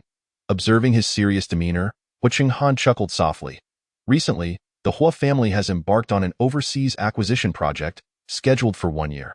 If you can excel in this endeavor, the old-timers of the Hua family will likely cease their difficulties, and you will be free to pursue whatever you desire. He spoke of company matters, yet his words remained ambiguous. Hua Shizhou, indeed, misinterpreted his intent. Selfishly, having just confessed his feelings to Yin, he preferred not to leave the country. However, Hua Chenghan's assertions were undeniably accurate. He lacked the requisite power to attain everything he wished for, including Yin. The study fell into silence. Hua Chenghan, unhurried, began to brew tea after delivering his statements. His demeanor was relaxed, as if he held everything in his grasp. Ultimately, Hua Shizhou's tightly clenched fist slowly relaxed, and he replied, "Uncle, I have made my decision. I agree to go abroad." A hint of dejection lingered in his brow, a stark contrast to his usual spirited self. Hua Chenghan set down his teacup and smiled at him. "I am pleased to see that you have not been swept away by impulsiveness and have made the right choice." Thus, the conversation concluded without a hint of conflict. It was only after Hua Shizhou departed that Hua Chenghan withdrew his gaze from the stairs. Uncle Zhao, oblivious to the thoughts of the fourth master, found himself puzzled as to why he did not disclose the truth to young Master Shizhou. Yet, matters within such affluent families were beyond his purview. After delivering the warmed medicine, he bowed his head and exited upon receiving Hua Chenghan's signal. Meanwhile, the man in the wheelchair merely poured his tea into a flower pot, his gaze cast downward. Yin remained unaware of Hua Chenghan's intentions. After a day of managing incidents, she was utterly exhausted. Having left the office at 7 o'clock in the evening, she decided to return home for some much-needed rest, postponing any explanations for tomorrow. Donning her sunglasses, she strolled to the roadside and glanced at a newly opened milk tea shop. But her feet came to an abrupt halt. Today had been too overwhelming. Perhaps a moment of relaxation was in order. With that thought, Yin stepped into the shop. During her purchase of milk tea, the system detected familiar biological waves at home, momentarily halting her expression before casting a complex glance at Yin. Should it reveal the truth about the family's cat being a human? The system pondered seriously. Following today's unexpected revelation, it felt compelled to confess certain truths to the host. Realizing it could no longer conceal this information, the system contemplated a method that Yin might find more palatable. Ultimately focusing on Shenggu, due to Yin's afternoon leave, Director Chun had granted the crew a half-day break. Shenggu sat in the living room, hesitating for a moment before deciding to call his agent for assistance regarding Yin's situation. To his surprise, upon opening his phone, he found that the news which should have been trending was entirely absent. Frowning slightly, he concluded that Yin must have handled it herself and set his phone down. A wave of inexplicable agitation washed over him. For the first time, Shenggu found himself unable to concentrate on the script. After a shower, he took out a book in an attempt to soothe his emotions and forget about the day's events. However, after flipping through several pages, he realized he hadn't absorbed a single word. His fingers faltered, and once again, his thoughts drifted into emptiness. He understood that he did not harbor feelings for Yin. Their frequent interactions were merely due to her ability to reach him. Yet, the image of Yin expressing her affection for someone else lingered in his mind, evoking a sense of perplexity. Shenggu told himself he should terminate the contract and ideally discuss the matter with Yin the following day. Gripping the book tightly, he gradually withdrew his gaze. Eventually, he fell asleep, entering the realm of dreams once more. Yin lingered in the milk tea shop until 8 o'clock before returning home. After the day's harrowing events, she consoled herself with an indulgent slice of red velvet cake. The sweet, rich flavor alleviated the unpleasant emotions of the day and allowed her to finally relax her furrowed brow. Nothing a good night's sleep couldn't remedy. Ayin thought of the affectionate little Persian cat at home, casting her troubles aside. She retrieved her keys to unlock the door, immediately spotting the little kitten rushing towards her. Shungu, too, found himself perplexed as he dreamt of Ayin once more. The familiar, sweet smile before him caused him to hesitate for a moment, yet he slowly approached. Even in dreams, Shungu reminded himself that Ayin was already fond of someone else. He called out gently, slowing his pace as he neared, preparing to evade the girl's affection. Ayin did not notice the cat's unusual demeanor. She scooped up the little kitten and planted a kiss on its furry face, exclaiming, "You truly are my favorite." Shungu, initially prepared to resist, found himself momentarily caught off guard. Ayin remained oblivious to the cold and perilous expression of the kitten, laughing at its bewildered expression. "Can you guess what flavor of cake I had today?" Unlike the awkwardness at the restaurant or the various personas Ayin had presented during filming, she now appeared genuinely relaxed, simple, and joyful. Yet this carefree girl was capable of engaging in duplicitous affairs. As Shungu pondered this, he narrowed his eyes slightly, but when he spoke again, he suddenly emitted a human voice. Chapter 43. In the spacious living room, Ayin cradled the Persian cat in her arms, just preparing to steal another kiss on its fluffy face when she heard a familiar, cool voice in Ayin. Instinctively, she thought she was imagining things. After all, they were not on set. How could she suddenly hear Shunji's voice? She adjusted her hold on the cat, smiling affectionately. "Isn't it strange? I could have sworn I just heard you call my name. How could a cat possibly speak?" Yet, curiously, upon hearing her words, the previously struggling Persian cat ceased its movements. Didn't Ayin just hear her own voice? Had it not been for the girl's words, Shungu might have thought it was merely his imagination. He had unintentionally called out Ayin's name amidst his struggle, yet this time it sounded distinctly like his own voice, not the meowing from his dreams. The idea of a cat uttering human words was quite startling. Shungu hesitated for a moment before attempting to speak. "I am Shunji." It was indeed not an illusion. His deep voice resonated in the living room, causing Ayin to gasp in surprise. For the second time, she finally comprehended that the Persian cat had indeed spoken. Despite her trepidation towards the unknown, Ayin did not release the cat but cautiously probed.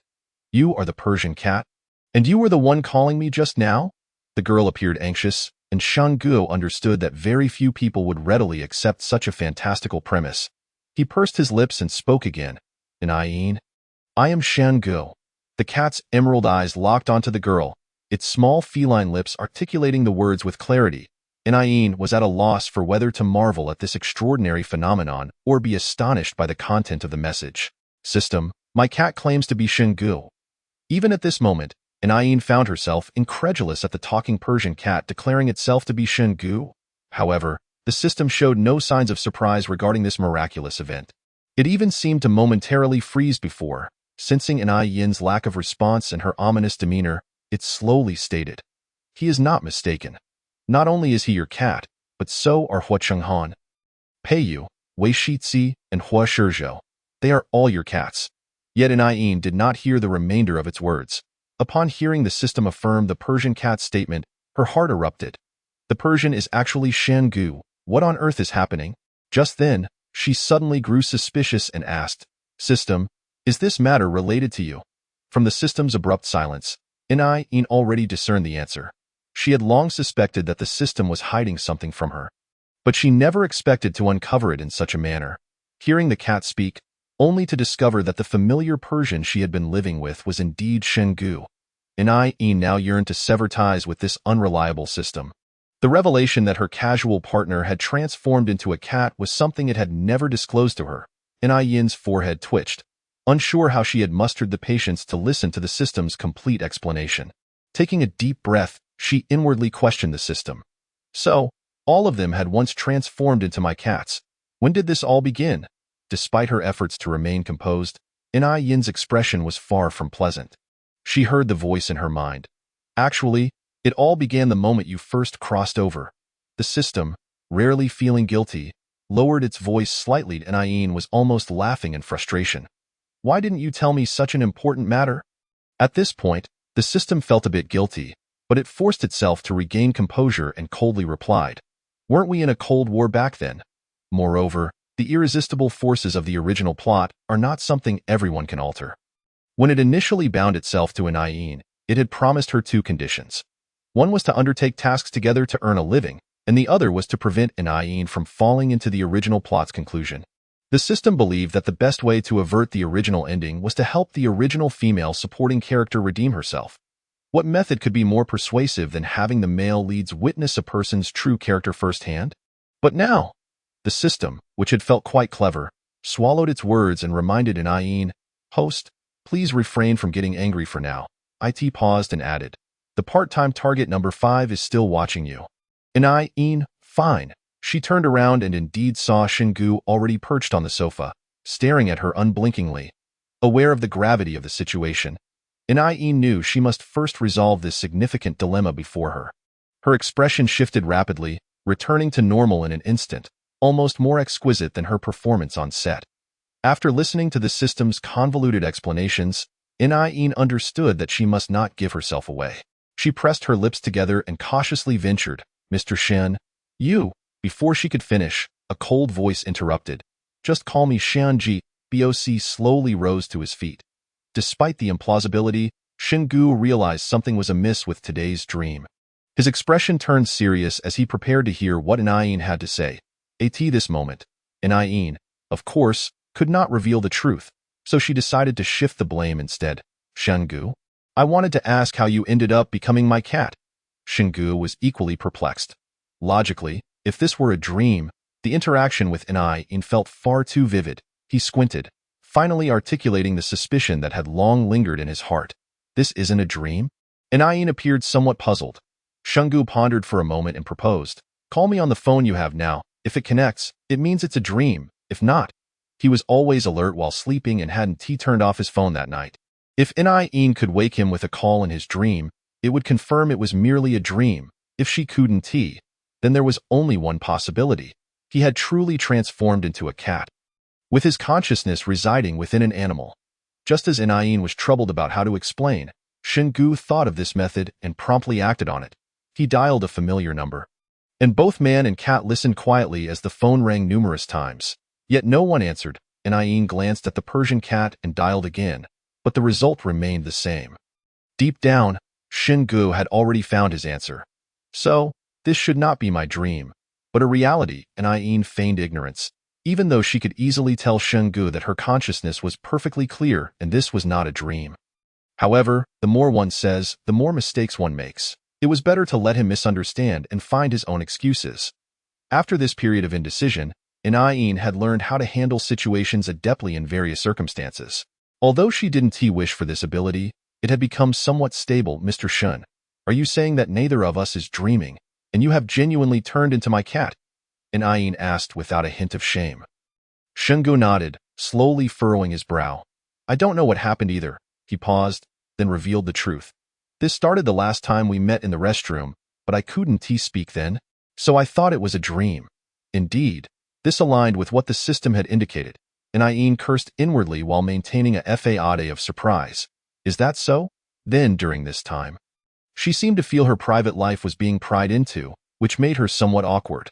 After contemplating, she shifted the topic. "Does this affect your health in any way?" Seeing that Anayin was genuinely unaware, Shingu hesitated for a moment before slowly shaking his head. It should have no impact. The adorable visage of the cat contrasted sharply with his cool voice, which inexplicably reminded Anayin of the fact that she had kissed him earlier, rather more than once. Yet, it was best not to bring up such peculiar matters at this moment. The living room fell into a quiet, somewhat awkward silence, until Shingu suddenly inquired, "Have you resolved today's affairs?" Anayin was taken aback for a moment, realizing what he was asking, and sighed inwardly that the moment had finally come. In truth, she had been preparing to abandon her contract with Shingu, as being caught in the act would make future endeavors rather inconvenient. However, hearing the cat's question, she pressed her lips together and recited the line she had prepared. "It was the agency that handled it for me."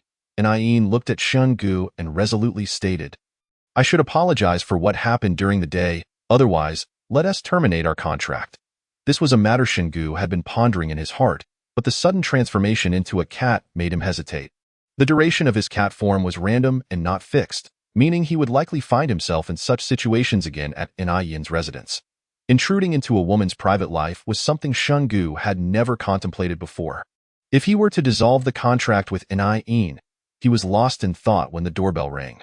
Both man and cat were puzzled. Who would come knocking so late? Yin stood up and said, "You think it over. I'll go check." Shungu nodded. As a single woman, Yin's vigilance was quite commendable. She peered through the peephole and was taken aback by what she saw. Hua Shizhou.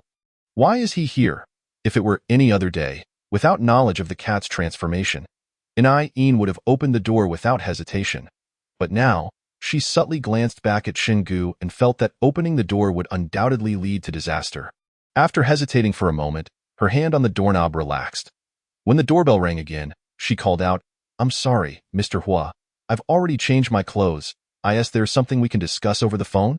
Shungu did not notice the nuances in Yin's words. His attention was entirely captured by her mention of Mr. Hua. After returning, he had instructed someone to investigate the person from the CAF. Thus he now understood Hua Changhan's identity. Hearing Yin refer to him as Mr. Hua, he unconsciously glanced toward the door. A voice he had never heard before prompted Shungu to deduce who was outside. This was the person Yin had mentioned liking, Hua Shizhou. He slightly raised his eyes, lost in thought. Chapter 44. Outside. It was quiet, and Yin assumed that upon hearing her say it was inconvenient, Hua Shizhou would leave, but to her surprise, he remained. The sound of footsteps turning in the hallway never echoed, and Yin furrowed her brow, perplexed by his behavior today. First, a bewildering confession over the phone, and now he stood at her door at night without leaving. Just a wall apart, Hua Shizhou was unaware of Yin's thoughts. After a moment of silence, he finally spoke slowly. "Yin, I came today to say goodbye. The company has a project abroad, and I may need to leave for a while." These words could have easily been conveyed over the phone, yet for some unknown reason, Hua Shizhou had chosen to come. He wanted to see Yin once more. After speaking, he hesitated, his fingers lingering on the door without knocking again. Upon hearing Hua Shizhou mention his departure, Yin instinctively frowned. Contrary to what Hua Shizhou had in mind, her first thought was about the contract between them. If Hua Shizhou left, what would happen to that agreement? But glancing at the Persian cat watching her, she knew it was not the time to voice her concerns. Yin pressed her lips together, and to maintain the persona she had established of liking Hua Shizhou, she ultimately asked, "Is there something happening at the company?" Hua Shizhou shook his head. "I just have to go." His response was somewhat unexpected. Considering the affairs of the wealthy, Yin chose not to inquire further. Outside, the sky had been dark for quite some time, and the clock ticked steadily. Just as Yin pondered what to say, Hua Shizhou suddenly spoke again. "Yin, I have seriously thought about it. What I said during the day still stands." He paused before continuing. "Regardless of whether I go abroad or not." Yin was momentarily taken aback upon hearing his words from earlier, quickly realizing he was referring to his confession. Feeling somewhat awkward, she tightened her grip on the edge of the door. She understood that she could not reveal too much in front of Bo Si, so she repeated her previous response. "Mr. Hua, you know my answer." Noticing that Yin had yet to open the door, Hua Shizhou's fingers hesitated momentarily before he slowly lowered his hand. "I understand." He knew Yin did not harbor feelings for him. But the perceptive Hua Shizhou also recognized that Yin was not fond of others either. This at least seemed a positive sign. He thought, at least when he returned from America, Yin would remain as she was now. The young man's stern features remained resolute, even at this moment, as he cast his eyes downward, concealing the complexity beneath. After Yin spoke, she turned to check on Bo Si's movements, wanting to see Shinji's expression. However, as she glanced back, she found the once vibrant cat had inexplicably fallen asleep. The small Persian cat had even rolled onto its back, exposing its fluffy belly. Yin did not need to think to know this was certainly not something Shungu, the renowned actor, would do. At this moment, the system dared to speak again. Upon detection, part-time target no. 5 has already departed. The clock struck 11, and it was only then that the system seemed to remember, informing her, "I forgot to mention that the part-time subject traversing through the cat's body will return to their own form after 11 o'clock at night." "So, you mean to say that Shungu has not been present for the last 5 minutes? Yin's forehead twitched in disbelief. Therefore, she had been performing here for half a day without anyone watching? The system awkwardly cleared its throat and encouraged her. I believe your scene with part-time target number 2 was quite splendid. Well, thank you for being an audience then. After a night of indignation, Nie now found herself too fatigued to even retort to the system.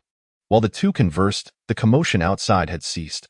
Peering through the peephole, she noticed that the hallway lights had dimmed.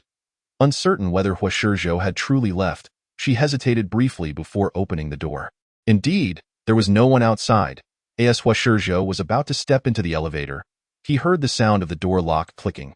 He turned around, catching a glimpse of the girl's face just as the elevator doors closed.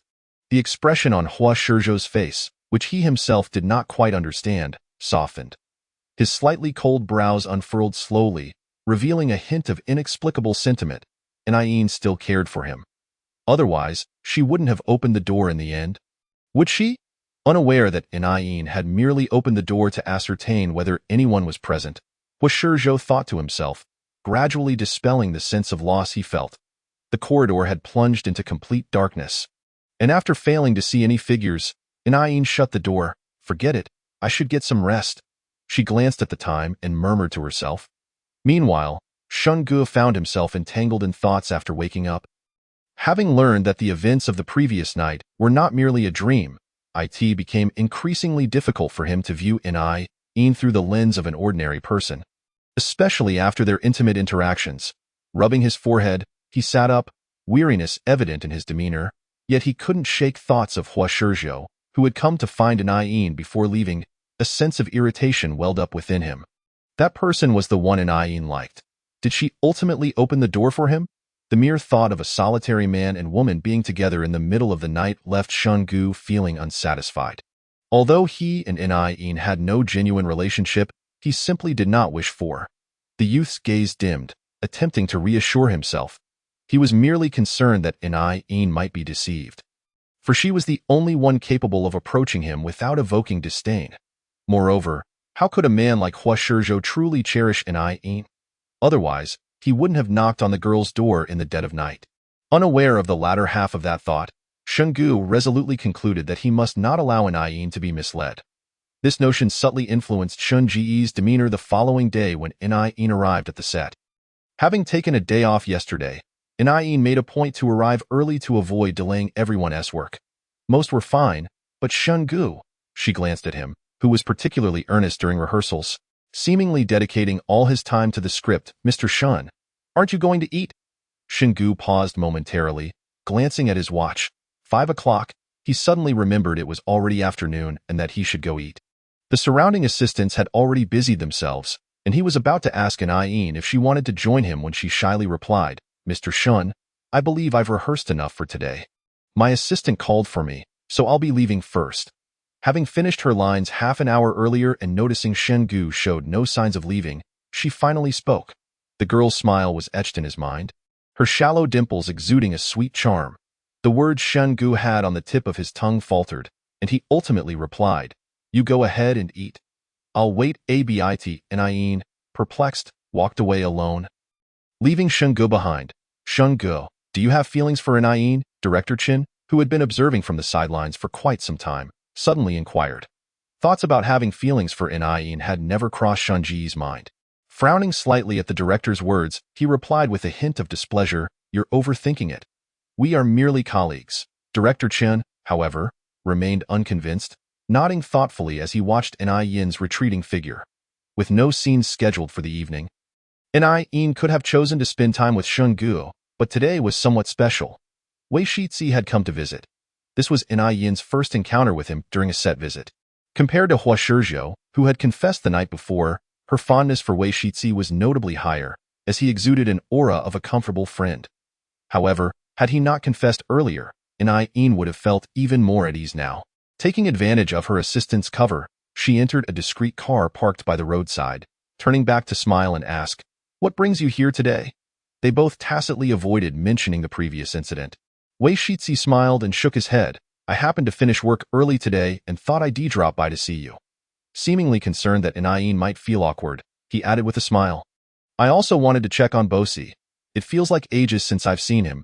He spoke casually, but upon hearing Bosi's name, Nie felt a wave of discomfort. She genuinely wished to convey to Wei Shitzi, No? You actually do not want to see Bosi at all. The mere thought of the part-time targets, disguised in cat skins, encountering one another filled her with despair. Yet, such sentiments must remain concealed. Thus, she merely smiled faintly. I've been quite busy shooting lately, but Bosi has missed you. The two prepared to go for a meal, engaging in light conversation along the way. Meanwhile, as soon as Inayin departed, Zhang Jing unexpectedly received a signal from higher-ups, instructing her to take the big boss to inspect the filming conditions of the artists under their management. Such occurrences were rare in the entertainment industry. Typically, it was the agents who would inspect the filming locations. Why was President Pei also going today? Although Zhang Jing found it peculiar, she refrained from voicing her thoughts upon observing the man's expression. Since everyone had performed well and the scenes were completed in one take, by the time they arrived, Inayin had already finished her work.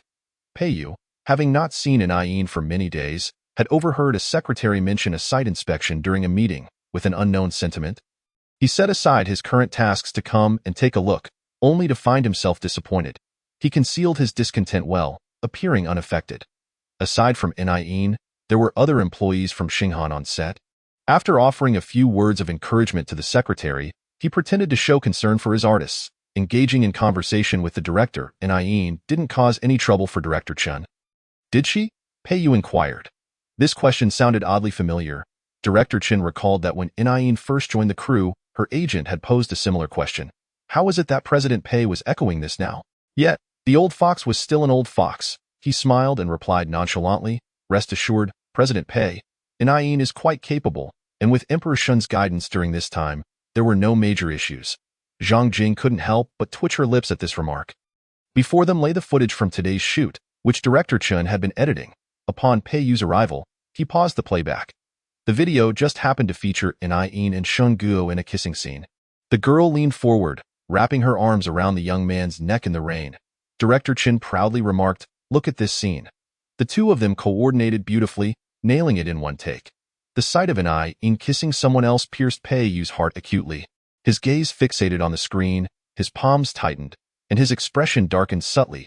To prevent others from noticing anything amiss, he could only force a faint smile, saying, "It's just that Director Chen's filming technique is excellent, making it look so realistic." This statement was overheard by Xingu, who had just approached. He glanced at Peiyu with a faint air of indifference and suddenly remarked, "This scene did not employ any camera tricks."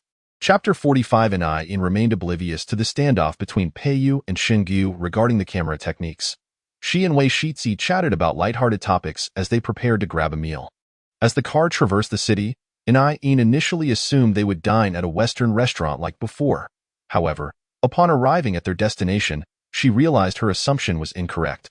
The elegantly adorned door was only partially ajar, resembling more of a viewing room than a restaurant. Noticing Inayin's confusion, Wei Shizi explained, "This is a self-made restaurant I stumbled upon by chance." Self-made restaurant. This was Inayin's first encounter with such a term, but she grasped the concept. The restaurant Wei Shizi referred to was likely one where patrons prepared their own meals. However, upon glancing at herself and Wei Shizi, she wore a skeptical expression. She knew she couldn't cook. Could Wei Shizi? Sensing her uncertainty, Wei Shizi smiled and replied, "I've been cooking for myself for quite some time. Eating out all the time isn't healthy." Originally, he had intended to invite her over to his home for dinner, but fearing it might cause her discomfort, he opted for this restaurant instead. Inayin understood Wei Shizi's intentions. Hearing his words warmed her heart, and she couldn't help but express, "Thank you" at a tea that moment. The staff pushed open the door, and Wei Shizi shook his head, saying, "You've probably grown tired of the meals outside the set. Today, you can finally sample my culinary skills." The young man exuded an air of youthful vigor, his striking features radiating an impressive charm. Had it not been for the sparse clientele in the restaurant, he would surely have attracted countless admirers. Even Inayin could not help but exclaim that Wei Shizi was truly an exceptional individual. Not only was he skilled in various pursuits, but he also possessed a gentle and considerate demeanor that made it impossible to turn him down. Intrigued by the young man's culinary abilities, Inayin found it rare to cast aside her concerns about contracts and commitments, settling comfortably by the seaside window as she awaited his arrival. This restaurant boasted an aerial design, with the highest window offering a breathtaking view of the beach outside. The weather was splendid that day, and as In sipped her juice, gazing out the window, she felt her spirits lift. When she turned her head to the sound of movement, she found Wei Shici had changed into a fresh outfit and emerged. A selection of ingredients lay before him, meticulously washed and ready, as he focused intently on his task, his profile sharply handsome. System, I feel as if I am on vacation, In mused inwardly. The system glanced at Wei Shici and had to concede that this young man was indeed the most relaxing among her various part-time endeavors and provoked the least alarm. The gentle waves outside rolled softly, and before them stood the earnest young chef. Both In and the system found this sudden sense of relaxation almost surreal, in his concern for In's hunger. Wei Shici had actually baked some sweet pastries before fetching her, and as he began his preparations, the waiter served them. In took a bite, savoring the flaky, tender texture, and involuntarily squinted in delight. The system, unable to partake, could only watch as she indulged, until it noticed that she seemed to have discovered a piece imprinted with a pattern. In, it read aloud. In, puzzled, asked, "What are you calling me for?" The system shook its head. "Look at the cookie in your hand. It bears an inscription." Only then did In realize, glancing down to find the initials of her name. Having finished the first pastry, she picked up another, discovering that each one bore a similar mark, not merely stamped but handwritten. She paused, turning to Wei Shici, who happened to look up and smile gently. "Enjoy the dessert. It will be ready shortly." No one dislikes being treated with care, and In was momentarily dazzled by that smile before regaining her composure. She watched Wei Shici. A peculiar feeling settled within her as she munched on the cookie. Suddenly, it struck her that sitting idly was not an option. So she stood up to wash her hands and donned a pair of gloves. Wei Shici was engrossed in his cooking. He heard a hesitant yet soft voice from beside him. "May I assist you?"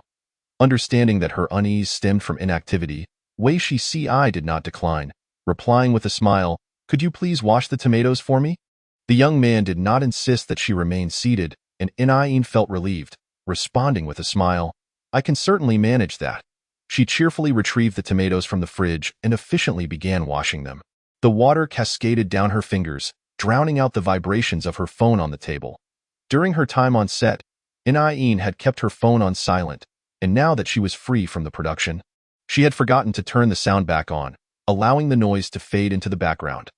Meanwhile, on the other side, Zhang Jing, unable to reach In by phone, observed the tense atmosphere between two individuals before her. Her forehead twitching in alarm. What was supposed to be a routine inspection had escalated into this unforeseen confrontation. Zhang Jing recalled the unsettling video of In filming, feeling a sense of helplessness. Peiyu's expression darkened when he realized that the intimate scene he had witnessed earlier was not a mere trick of the camera. This was the first time he found himself unable to contain his emotions. Not a trick of the camera. What did that mean? Was this Shungu truly implying that he and In had shared a kiss? His eyes grew cold as he fixed his gaze on the man beside him. Shungu, acutely aware of the shift in Peiyu's demeanor, sensed something amiss. Perhaps it was a shared understanding between men, but he could tell that Peiyu's expression had darkened upon hearing the words, "not a trick of the camera." A nagging intuition told Shungu that Peiyu's relationship with In was anything but ordinary. After all, not every company president made it a point to visit their artists, let alone focus solely on one. Having witnessed the darker side of the entertainment industry, Shungu believed Peiyu was no different from those who sought to manipulate others. His tone turned sharp as he addressed Peiyu. "What? Does President Pei have an issue with this segment?"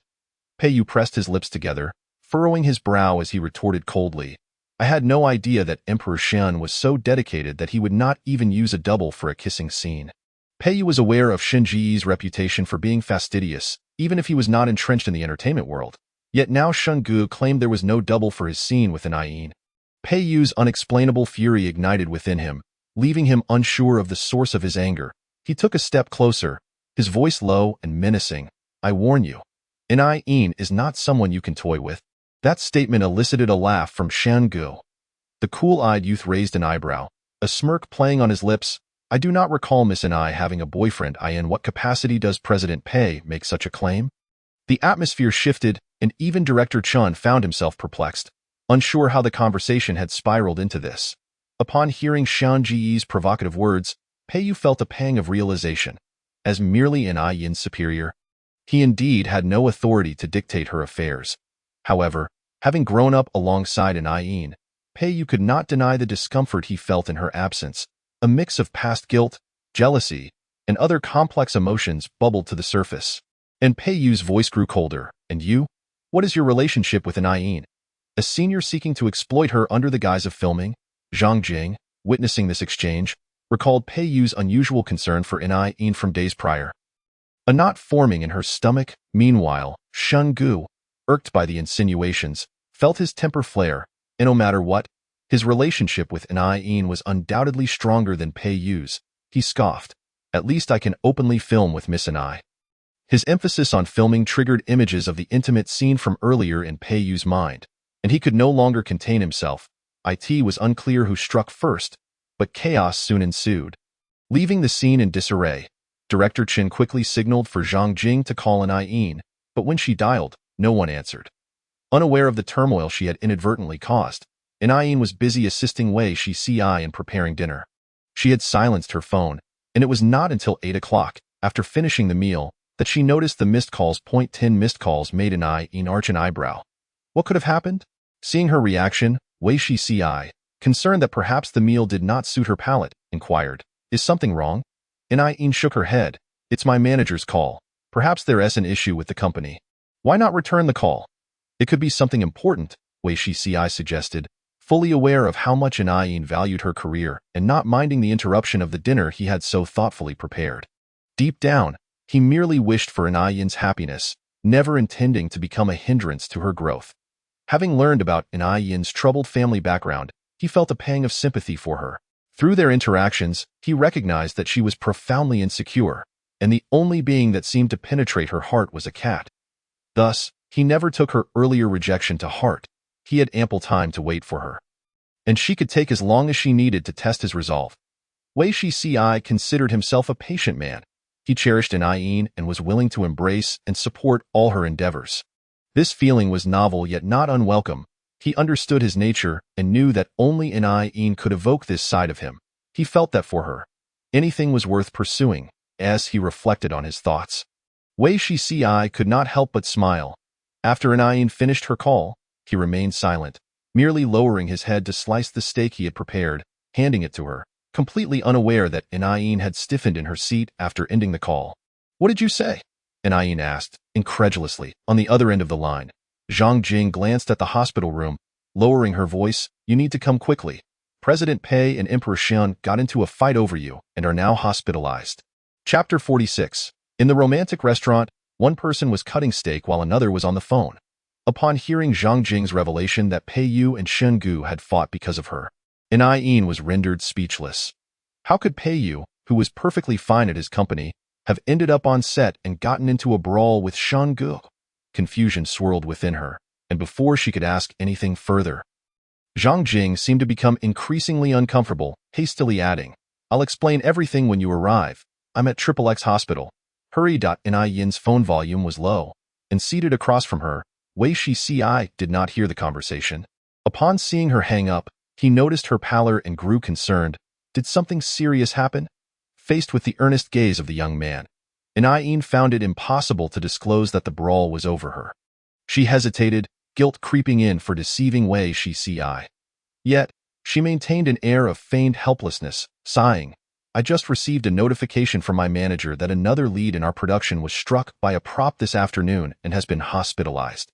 Given the circumstances, it was only right for her to visit a colleague who was hospitalized." Wei Shici understood this and expressed his support.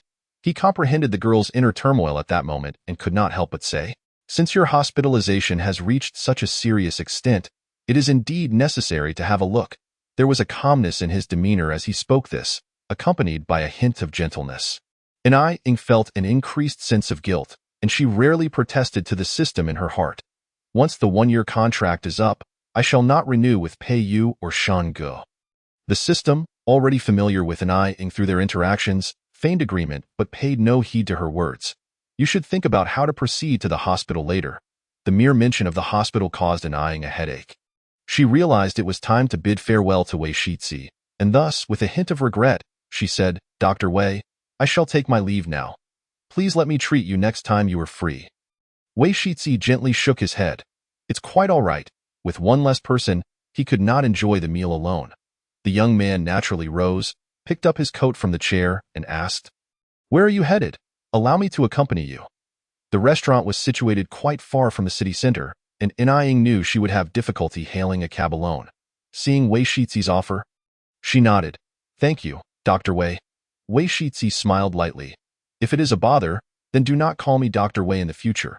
He suddenly spoke earnestly. Ying felt a long, slender hand gently tousle her hair. The tone affectionate. "Call me Shizi." Ying, a faint minty fragrance wafted from the young man's fingers, causing Ying to bite her lip, feeling inexplicably uncomfortable. It was not that she had never engaged in intimate gestures or kissed anyone before. But those feelings were always consciously performed by her. This was the first time she sensed genuine affection from another. She paused, lifted her gaze to Wei Shizi, and the words that danced on her lips circled around before ultimately remaining unspoken. On the other side, Zhang Jing, after finishing a phone call, spotted Director Chen exiting the ward and could not help but inquire, "How did it go?" Director Chen glanced into the room. "Nothing serious. Just a minor incident where a prop fell on him." "How is it on your end?" Upon mentioning this, Zhang Jing felt a bitter smile creeping onto her face and replied honestly to Director Chen. "President Pei is not in any serious condition either, yet insists on remaining hospitalized. I just spoke with Ying. She will be arriving shortly. At this point, it was evident to both that Ying was the cause of the turmoil, a fact that would be obvious to anyone in the entertainment industry after all this time. President Pei was clearly displeased with Ying's intimate scenes, and for some unknown reason, Shun Gu seemed to be adding fuel to the fire. Director Chun sighed, feeling utterly exhausted from this production. Unbeknownst to them, after escorting Ying to the hospital entrance, Wei Shizi took his leave voluntarily. Ying pondered for a moment, deciding against entering first. Instead, she wandered into a nearby flower shop and casually purchased 2 bouquets. The system did not alert her to any exposure of identity, and Ying was no longer concerned about such matters. She merely needed to ascertain the situation.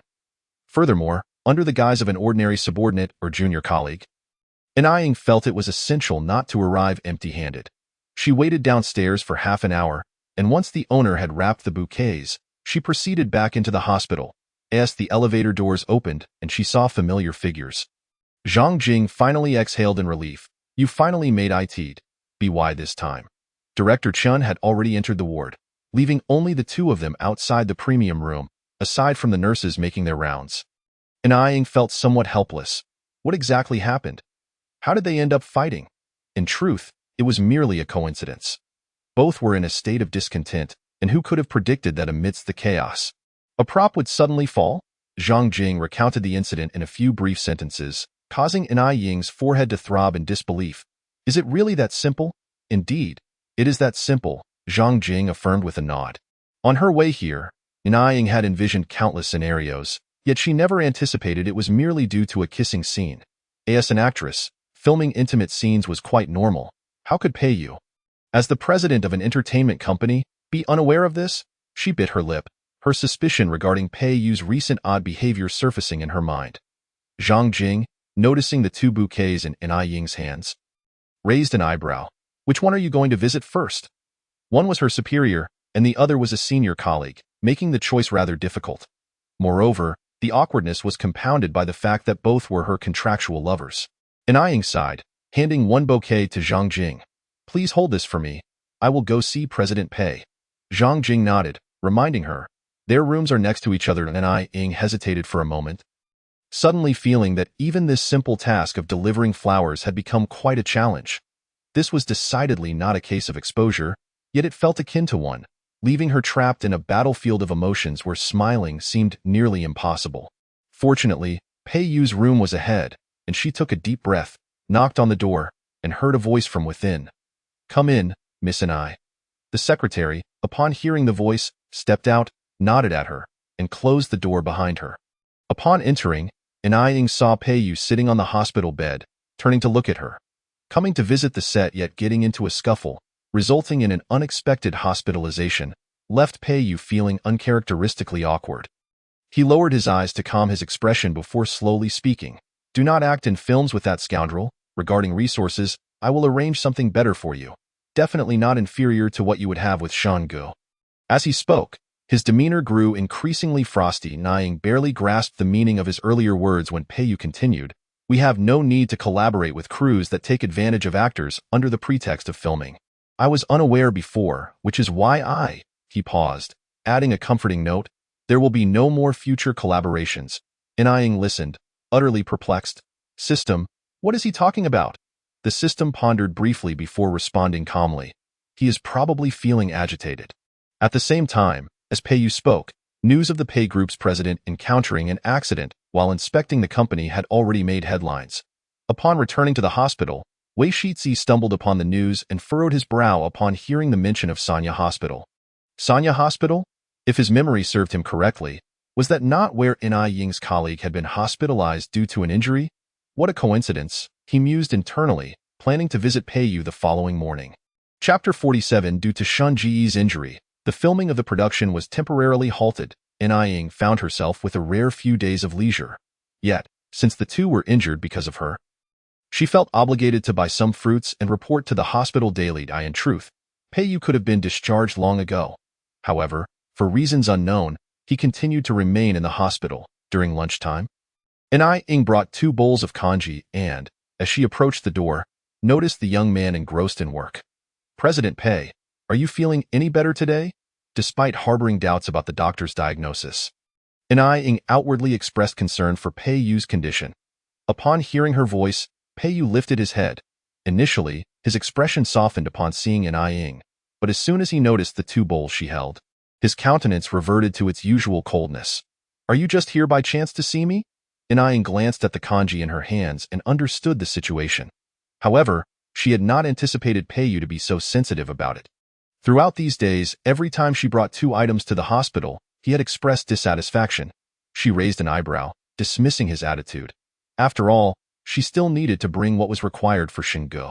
Moreover, her relationship with Peiyu was merely that of contractual lovers, and this incident was not Shunji's fault. Peiyu had instigated the matter first, and Nying felt that her patience was commendable. She placed 1 bowl of congee on the table, speaking coolly. "The film Emperor Xian is my colleague. Since he was injured because of me, I should naturally bring him something as well." The girl lowered her head to retrieve a spoon, and although Peiyu could not see her expression, he felt a surge of irritation at her words, coldly retorting, "I have told you before. You need not work with him. I will arrange better opportunities for you." Before he could finish, he was interrupted by Nying. "Why affairs do not require President Pei's concern." Nying lifted her gaze and smiled. "I will arrange my work matters myself.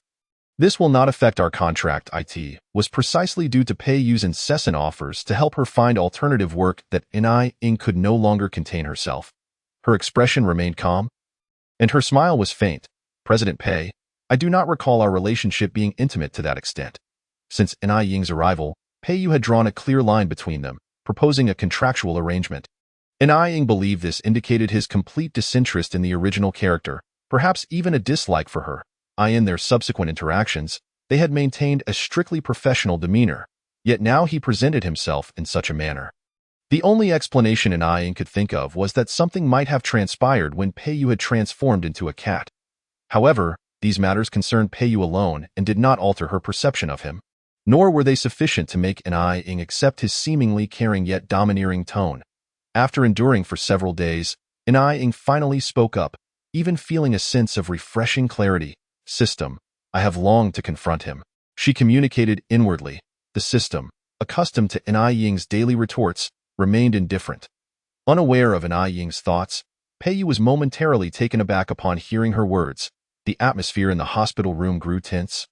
And even in a hospital gown, the young man's demeanor remained stern as he furrowed his brows and could not help but speak. "I am doing this for your own good." Nying did not respond to him. She simply placed the porridge down before preparing to head to the adjacent ward. "Mr. Pei, please rest. I will come to see you tomorrow," she said, and as she set down her belongings, she turned to leave. Peiyu paused for a moment, then suddenly declared, "Nying, I admit that I like you. Isn't this what you wanted to hear? I acknowledge my regret. When you liked me in the past, I failed to cherish you. Now, I regret it." Peiyu's gaze followed Nying as she prepared to depart, each word carefully articulated.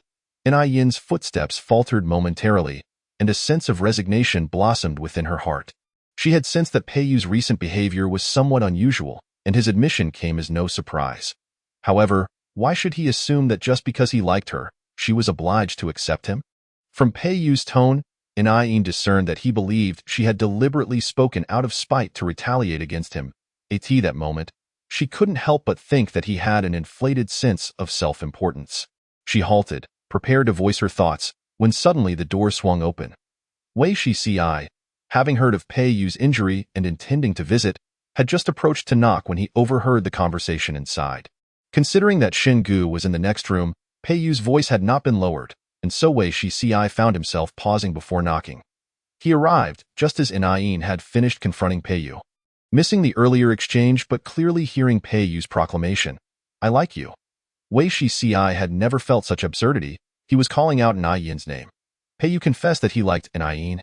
In fact, when he had first met Yin, he had inquired about her from Peiyu, who had seemed indifferent at the time. Subsequently, Wei Shici had never thought much of it, believing, as Yin had suggested, that they shared merely a typical childhood friendship. Even upon hearing Yin's voice outside the ward earlier, he had not given it a second thought. After all, it was entirely normal for Yin to visit her brother while he was ill. Yet, he never anticipated hearing such words. He pressed his lips together, his usual calm demeanor dissipating. Neither of the two noticed the door had been opened until Wei Shici spoke. "I heard you were unwell, so I came to check on you." The slender young man, dressed in hospital attire, regarded Yin with a gentle expression, causing her to freeze momentarily upon hearing his voice. The system, momentarily caught off guard, had been prepared to alert Yin about his arrival but had become engrossed in the unfolding drama of Peiyu's confession. The three of them stood stiffly in place. Yin was at a loss for words. She had not expected Wei Shici to arrive at this moment. Moreover, she was uncertain how much of the previous conversation he had overheard. While she had been caught before, this time she felt inexplicably guilty. Perhaps it was due to Wei Shici's consistently kind nature, leading her to comfort herself before finally speaking. "Mr. Wei, you've come to see Mr. Pei as well?" To be cautious, Yin intentionally distanced her address towards both men. Wei Shici observed Yin's cautious demeanor, a flicker of complexity crossing his eyes. He was not naive. Peiyu's earlier words suggested that she had once harbored feelings for him, only to be rejected. But what about now? Peiyu claimed to regret his past actions. Would Yin return to him? For the first time, Wei Shici felt a twinge of uncertainty. Before coming to the hospital, he had always believed he could wait for Yin, convinced she had no one she liked, and that he could eventually win her affection. However, reality had proven otherwise. Yin was not without someone she cherished. She simply did not cherish him. The signs of her insecurity were not unfounded. He could vividly recall the times she had been sensitive due to her emotional turmoil. The anger that had initially simmered within him began to dissipate, transforming into a deeper rage, not towards Yin, but towards Peiyu. Having known Peiyu for a long time, he was well aware of his cavalier attitude. He was furious that Peiyu had failed to appreciate Yin when he had the chance, only to brazenly declare his regret now. Wei Shici set down the bouquet he had been holding, nodding in response to Yin's words, allowing his expression to return to its usual calm as he feigned ignorance. "Peiyu has been hospitalized for quite some time. I happened to finish work early today, so I thought I would drop by. There is nothing for me to do here, so you can go on with your tasks." Hearing this, Yin breathed a sigh of relief, believing he truly had no idea what had transpired. Only Peiyu, seated on the hospital bed, sensed something was amiss. Narrowing his eyes, he watched Yin leave. And just as the door closed behind her, he was struck in the face with a punch. Chapter 48. In the quiet hospital room, Peiyu was momentarily dazed by Wei Shici's blow. Although he had sensed that Wei Shici had something to discuss with him, he had not anticipated an immediate physical confrontation. Fortunately, Wei Shici's punch seemed more an outlet for frustration than a serious assault. Wiping the blood from the corner of his mouth, Peiyu frowned. "Have you lost your mind?" Caught off guard, he struggled to comprehend Wei Shici's motives, who appeared cold and subtly furious. Wei Shici pressed his lips together, his expression growing more frigid as he spoke. "I was outside just 5 minutes ago. In other words, I heard everything you just said." A heavy silence enveloped the room. Peiyu maintained his demeanor, letting out a scoff. "So, Who exactly was that punch for? Given the look in Wei Shixi's eyes upon entering, it was clear that his anger was related to Yin. Pei Yu raised his gaze. Sneering, I had no idea Dr. Wei was so close to Yin. The anger that had been concealed within Pei Yu surged forth, deepening the shadows of his already sharp features as he stared intently at Wei Shici, seeking some revelation, yet he was met with disappointment. Wei Shici merely furrowed his brow, stating flatly, my actions speak for themselves, Pei Yu. He continued with a serious tone, and Pei Yu instinctively sensed that the forthcoming words would be hard to accept. Sure enough, Wei Shici paused, enunciating each word. I am pursuing Yin. Are you satisfied with that answer? Wei Shici despised lying about such matters. Given the earlier events outside the door, they had reached an understanding. Pei Yu clenched his fists, suddenly retaliating with a punch of his own. How dare you? He recalled the absurdity of having introduced Yin to Wei Shici, and his expression grew even colder. Wei Shici bore the brunt of Pei Yu's blow, pursing his lips as he replied, Pei Yu, that punch was a return for yours. I was unaware of your connection with Yin before. But now that I know, I won't back down. You never truly liked her, and Yin is not to blame. Yes, Pei Yu had not liked Yin back then, and it was he who had introduced her to Wei Shici. The realization struck him, and he couldn't help but feel a twinge of self-mockery. So, you came here to assert your dominance. His possessive gaze prompted Wei Shici to frown. Your feelings for Yin are merely a product of possessiveness. Pei Yu. If you genuinely cherished her, I wouldn't have struck you. Understanding Pei Yu's nature so well only fueled Wei Shici's anger further. He had no real understanding of Yin.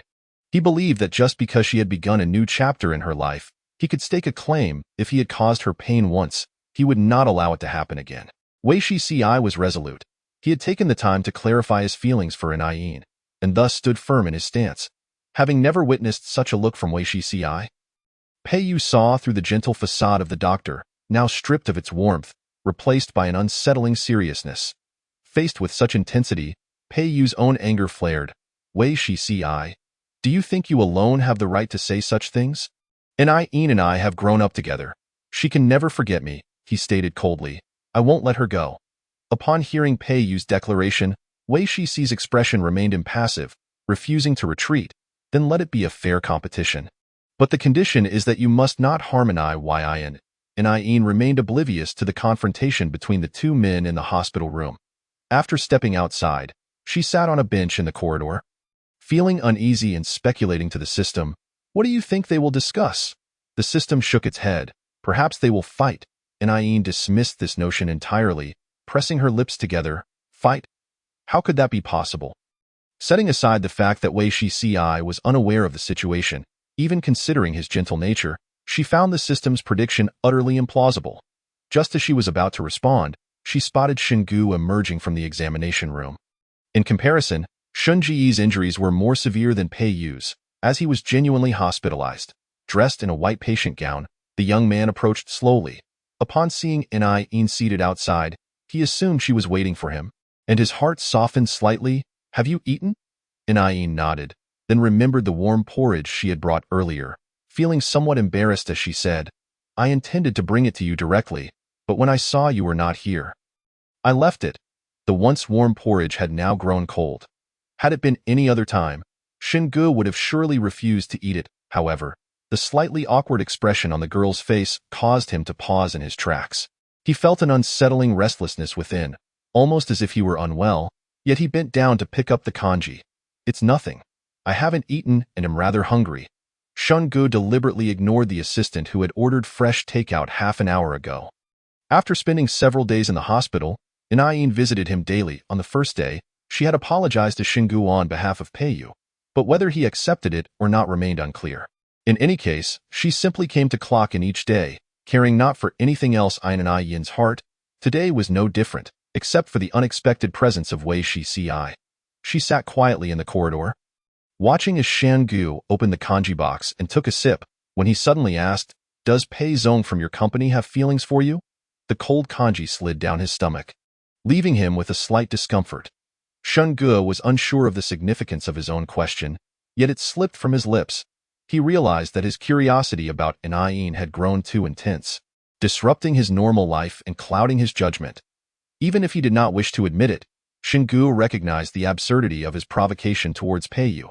He felt he was paying too much attention to Anayin, which led him to deliberately distance himself from her during her visits. However, today, the sight of the girl waiting alone outside the ward compelled Shingu to frown slightly.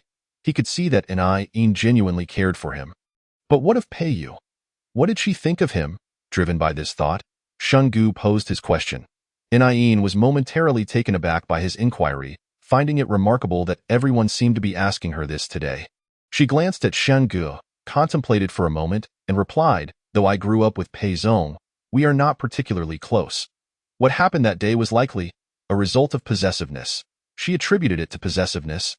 Echoing Wei Shixi's earlier words, Shingu nodded, feeling an inexplicable sense of relief, and his concerns about Peiyu diminished. He juxtaposed Hua Shizhua and Peiyu, concluding that it was merely a bygone chapter in Anayin's life, and discussing it now held little significance.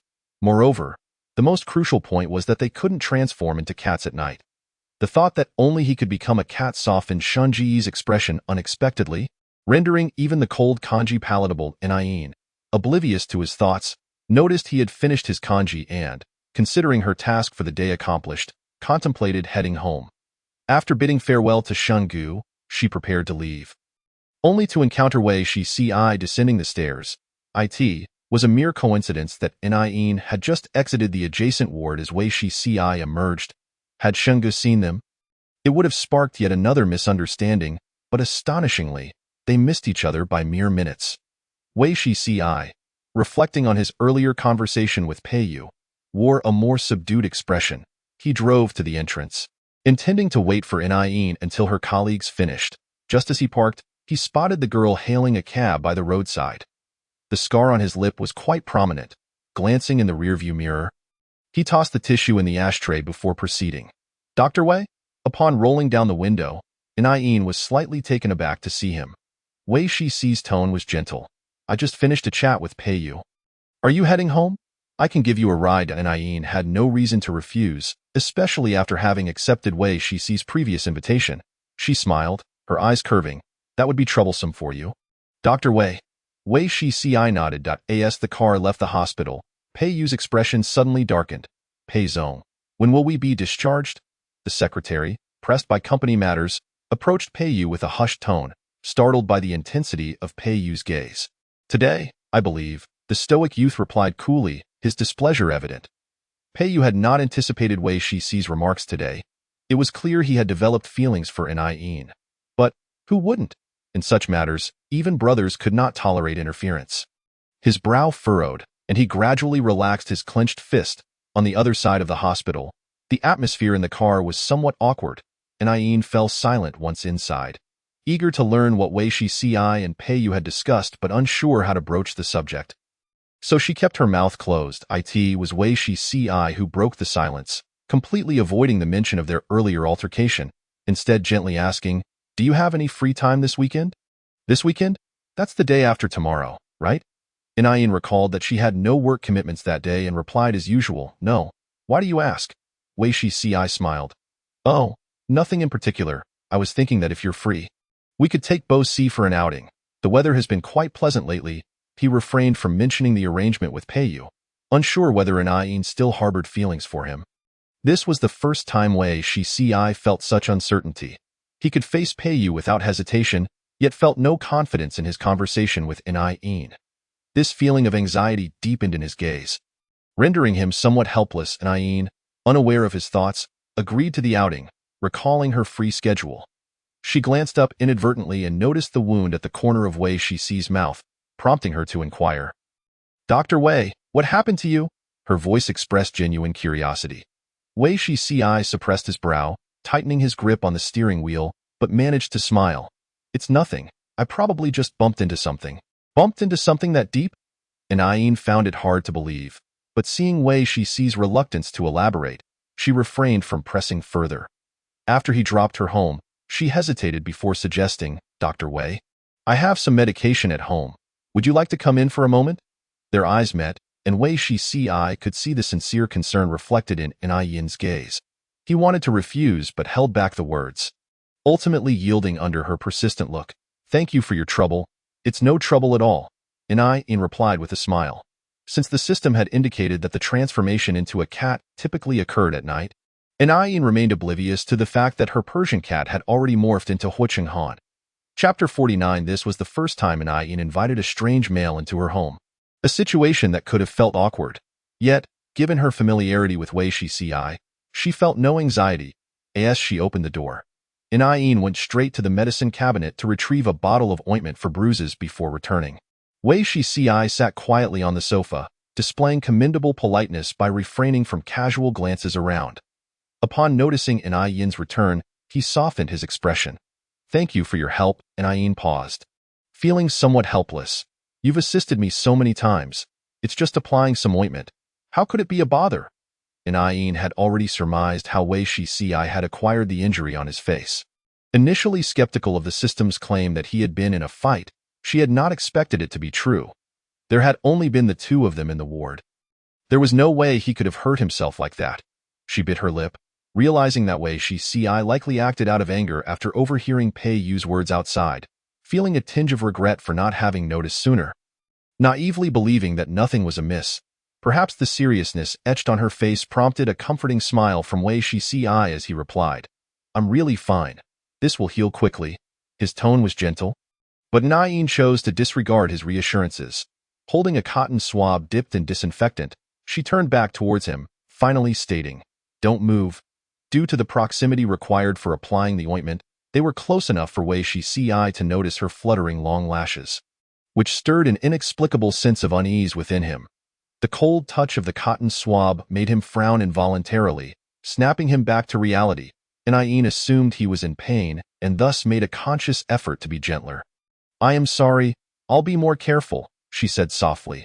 Wei Shici lowered his gaze, inhaling the pleasant fragrance of gardenias wafting through the air, his brow gradually easing. This was the first time they had been so close, and it only dawned on Yin after applying the ointment. She raised her head and accidentally bumped into his chiseled jaw, letting out a small gasp of surprise, just as she was about to rub the spot. A pair of hands gently pressed against the area she had hit. Wei Shici's fingers were long and clean, those same hands that wielded a scalpel now tenderly caressing her forehead. Does it hurt? He asked softly. Yet, at that moment, she was too flustered to answer. They were too close, and the proximity made her heart race. Uncertain whether her face had flushed, she awkwardly considered pulling away, but was unexpectedly met with the warmth of a kiss on her forehead. Assuming she was in pain due to not hearing a response, Wei Shici leaned down to lightly kiss the spot that had been bumped. Yin heard him chuckle softly beside her ear. When I was a child and got hurt, my parents would do this. Yin, from now on, I'll do the same for you. All right. Wei Shici's originally cool voice, now imbued with warmth, inexplicably stirred a blush in her cheeks. It was only then that Yin realized he was flirting with her. Perhaps it was the sincerity in his gaze, or perhaps his clean, gentle aura, but when that kiss landed, she felt herself ignite. She was not one to shy away. Her usual awkwardness in close proximity to others was entirely absent with Wei Shici. She distinctly recalled that during his first confession, she had not felt like this at all. Yet now, Yin did not reject that kiss. The atmosphere was so charged with intimacy that it was abruptly interrupted by the sound of a cup shattering. Huicheng Han never anticipated that upon transforming into a cat once more in his dreams, he would witness such a scene. Yin engaged in a kiss with another. Huicheng Han found the absurdity of this dream almost laughable. Did his subconscious truly wish for Yin to be with someone else? He recognized the impossibility of this notion, yet the sight before him, even if merely a figment of his imagination, was unbearable. He leapt onto the cabinet, deliberately knocking a teacup to the floor, startling the two who had unconsciously drawn close to one another. The sound of shattering glass interrupted Yin, who turned to find it was the Persian cat. And she couldn't help but exhale in relief. However, before she could fully dissipate her embarrassment, a voice echoed in her mind. Host, please be advised, target number 4 has been detected within 50 meters of your location. Please remain vigilant. Wait, less than 50 meters? Could it be? Yin stiffened and turned again, only to meet the deep gaze of the Persian's emerald eyes. So, the current form of the Persian was actually Huicheng Han? The revelation sent Yin into a state of shock, nearly causing her to leap up. beside her. Wei Shixi assumed that their earlier intimacy had made Yin feel somewhat uncomfortable, with a hint of regret in his demeanor. He said, Yin's romantic musings were abruptly shattered, her mind racing with panic over having been caught kissing Hua Chenghan. Though her thoughts were chaotic, she clung to her rationality. She remembered that she had never disclosed to Hua Chenghan that this dream was based in reality. Thus, all she needed to do was pretend it was merely a dream, ensuring he did not suspect anything. Under the circumstances, Wei Shixi had to depart, and Yin bit her lip, seizing the moment of his misunderstanding, and feigned a startled demeanor as she said to Wei Shixi, "I'm fine, you should head back now. It's already quite late. In truth, it was merely dusk." Yet, after the incident, Wei Shixi interpreted Yin's words as a sign of embarrassment and nodded in understanding. His previously outstretched hand fell silently to his side, and he smiled gently, saying, "Then I'll take my leave. Do rest early." Since the teacup had shattered, Hua Chenghan had remained silent, merely observing the two from the cabinet. Upon seeing Wei Shixi's face, he furrowed his brow. Wasn't this the pet doctor known to Yin? Of course, Hua Chenghan was also aware of his other identity as the young master of the Wei family. He squinted as he watched their conversation unfold, an unsettling suspicion creeping into his mind. He had often dreamt of Yin, but it was illogical to dream of Wei Shixi as well. Could it be that this was not a dream at all? Hua Chenghan had never believed in phenomena beyond scientific explanation, yet today's events instilled a sense of doubt within him. They say that one's thoughts during the day manifest in dreams at night. Regardless of the dream's nature, it is often a reflection of the subconscious. Yet Hua Chenghan was certain he had never contemplated Wei Shixi. Even in a dream, he should have envisioned Yin alongside Hua Shizhou. Not in this current scenario. He slowly rose to his feet, taking 2 cautious steps forward, and upon hearing the door creak open, he softly called out, Yin.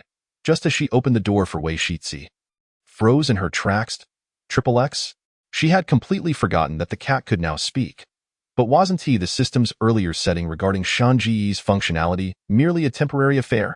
Yin was nearly beside herself with frustration.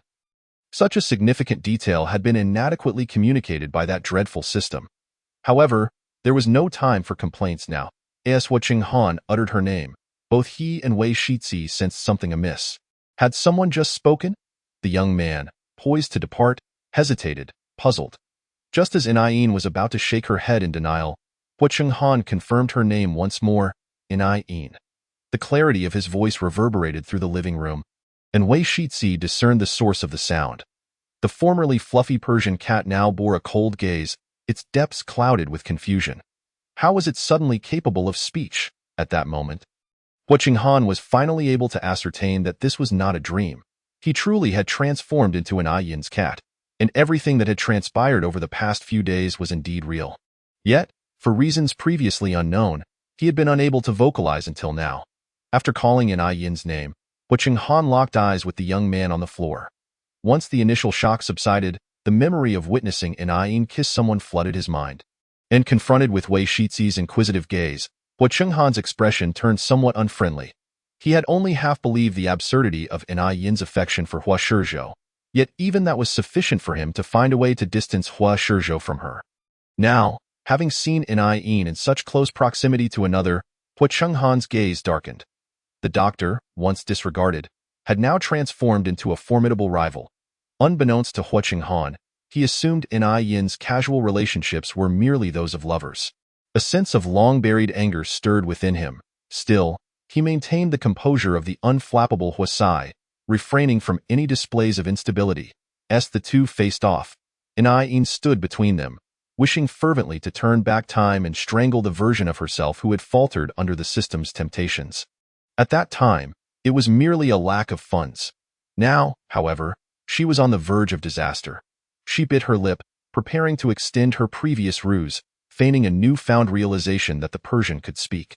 Yet before she could utter a word, Wei Shixi spoke first. "If I'm not mistaken, this cat can talk?"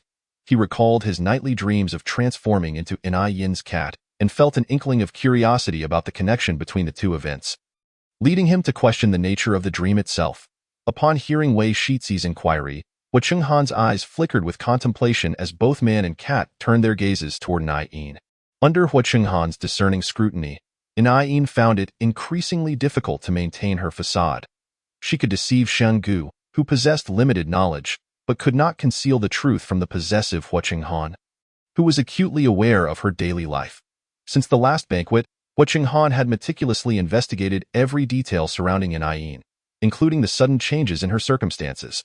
Most critically, he had learned that the Yin from months prior was not the same as the one before him now. How did Yin come to know Hua Shizhou? Piecing together the subtle shifts in her personality, Hua Qinghan was nearly certain that this peculiar event, once thought to be a dream, was intrinsically linked to Yin. He narrowed his eyes slightly and calmly remarked, "Miss Yin, perhaps you could clarify what is transpiring here." Under the weight of his gaze, Yin felt as though all her secrets were laid bare. She mustered a strained smile, saying, "I'm not sure what is happening. How could it be Mr. Hua?" Unaware of Yin's past interactions with Hua Qinghan, Wei Shizi furrowed his brow, catching on to the undertones of the conversation. He inquired, Yin, do you know Hua Sai?" The moment Wei Shizi affectionately addressed her, Yin's heart sank. As predicted, upon hearing Wei Shizi's reference, the Persian's eyes darkened further as he gnawed on the words. His tone laced with a mock curiosity. Yin. Chapter 50. Yin's expression shifted upon hearing that in the stillness of the living room, under the scrutiny of two pairs of eyes. She awkwardly chuckled, "Mr. Hua, the earlier incident was merely a misunderstanding." As she spoke, a flicker of disappointment crossed Wei Shizi's features, though he quickly masked it with composure. He had promised to wait for Yin to accept him. Thus, he was not entirely surprised by the current scenario. The slender youth pressed his lips together, remaining silent, and Yin found it difficult to meet his gaze, feeling an unfamiliar pang of guilt towards Wei Shizi. Yet, being scrutinized by Hua Qinghan left her feeling trapped. All she could think was that she needed to explain herself to Wei Shizi later. For now, she had to stabilize Hua Qinghan's emotions. "Mr. Hua, I was merely administering medicine to Dr. Wei. You know we are friends." The word friends not only addressed the earlier kiss but also indirectly clarified the reason behind Wei Shizi's affectionate address. However, such an explanation felt rather feeble in the present context. Hua Qinghan neither accepted nor dismissed her claim. He merely observed their expressions before slowly stating, "Miss I believe it is time for us to have an open and honest discussion. Are you certain you want Dr. Wei to be present?" The Persian's emerald gaze glimmered with an inscrutable depth, seemingly laden with implication. Under his penetrating scrutiny, Yin felt as though all her secrets had been stripped away. Wei Shizi, too, detected the undercurrent of hostility from Hua Qinghan towards him and frowned. "Mr. Hua, I am unaware of the complications between you and Yin, but although you currently exist as a cat, it is still inappropriate to be alone with a young lady at this hour." He was not without his own edges. Often, his gentleness stemmed from indifference. However, Hua Qinghan's seemingly placid yet assertive demeanor compelled Wei Shizi to furrow his brow. While he could tolerate Yin's secrets, he could not abide by her being threatened due to them. During their time together, he had come to understand Yin's character. She yearned for freedom, and though she appeared cheerful on the surface, Wei Shizi sensed the deeper emotions she kept suppressed. She was not truly happy, always burdened by some concern. This repressed sentiment had lingered within Yin, leading Wei Shizi to recognize that many things remained hidden from him, yet he never held it against her. After he spoke, the atmosphere in the living room grew even colder. Hua Qinghan's eyes held an inscrutable depth. Yet suddenly he broke into a smile. Perhaps before Dr. Wei spoke these words, he could have inquired whether Yin agreed. Even in the form of a cat, he remained ever composed and self-assured. His aura impossible to overlook. Yin watched the two men, who seemed to be locked in a verbal duel, and sighed inwardly. After a moment's hesitation, she addressed Wei Shizi. "Dr. Wei, perhaps you should return for now. I can manage the situation here." She wished to keep Wei Shizi uninvolved, as her intuition warned her that what Hua Qinghan was about to say could be of great significance. She lacked confidence in her ability to smooth over any ensuing chaos. In this moment, she inexplicably wished to shield Wei Shizi from witnessing her current state. She pressed her lips together, her expression unchanged, yet there was an air of distance about her. Wei Shizi gradually sensed the distance that had re-emerged between them after the initial closeness they had struggled to establish. Yin had once again become a solitary figure. A flicker of disappointment crossed his gaze, but ultimately, under the pleading look of the girl, he acquiesced. Then I shall take my leave. Wei Shitsi closed the door behind him. He paused and turned to look at her. In, regardless of what transpires, my opinion of you will never waver. In was taken aback by this declaration, sensing that Wei Shitsi might know something. Yet, such speculation was entirely unfounded. She listened to him say that his phone would remain on throughout the night and that she could call him if needed. Her previously tumultuous emotions began to settle. She opened her mouth but found herself at a loss for words, merely nodding in silence as she watched him disappear into the elevator. Hu Chenghan observed their interaction, a flicker of contemplation passing through his eyes. He was not an uninformed youth, thus, his perceptiveness was sharper, and he had certainly noticed the shift in Yin's feelings towards Wei Shiti. If previously she had treated everyone equally, now, Hu Chenghan, though reluctant to admit it, had to acknowledge that she held a deeper trust for Dr. Wei. However, there were still secrets between them that Yin remained unaware of. Hu Chenghan had no intention of revealing this. His desire to possess Yin had never changed. He could not discern whether it was the memory of Yin shielding him with her body while he was a cat that stirred his emotions, or the realization during their interactions that she was particularly attuned to his heart. He felt both admiration for her youth and a stirring of romantic feelings. He recalled the day of his birthday when a drunken Yin had embraced his neck, an intimacy no one had ever dared to show him before. Yet, he had tolerated her audacity, even finding the inebriated girl endearingly charming. This was no longer the usual him. Knowing this, when he realized that his transformation into a cat was not a mere dream, Hu Chenghan was not particularly surprised. Rather, it felt as though it was meant to be. The girl in his dreams and the real Yin were indeed similar. She had always been a bad girl with numerous secrets.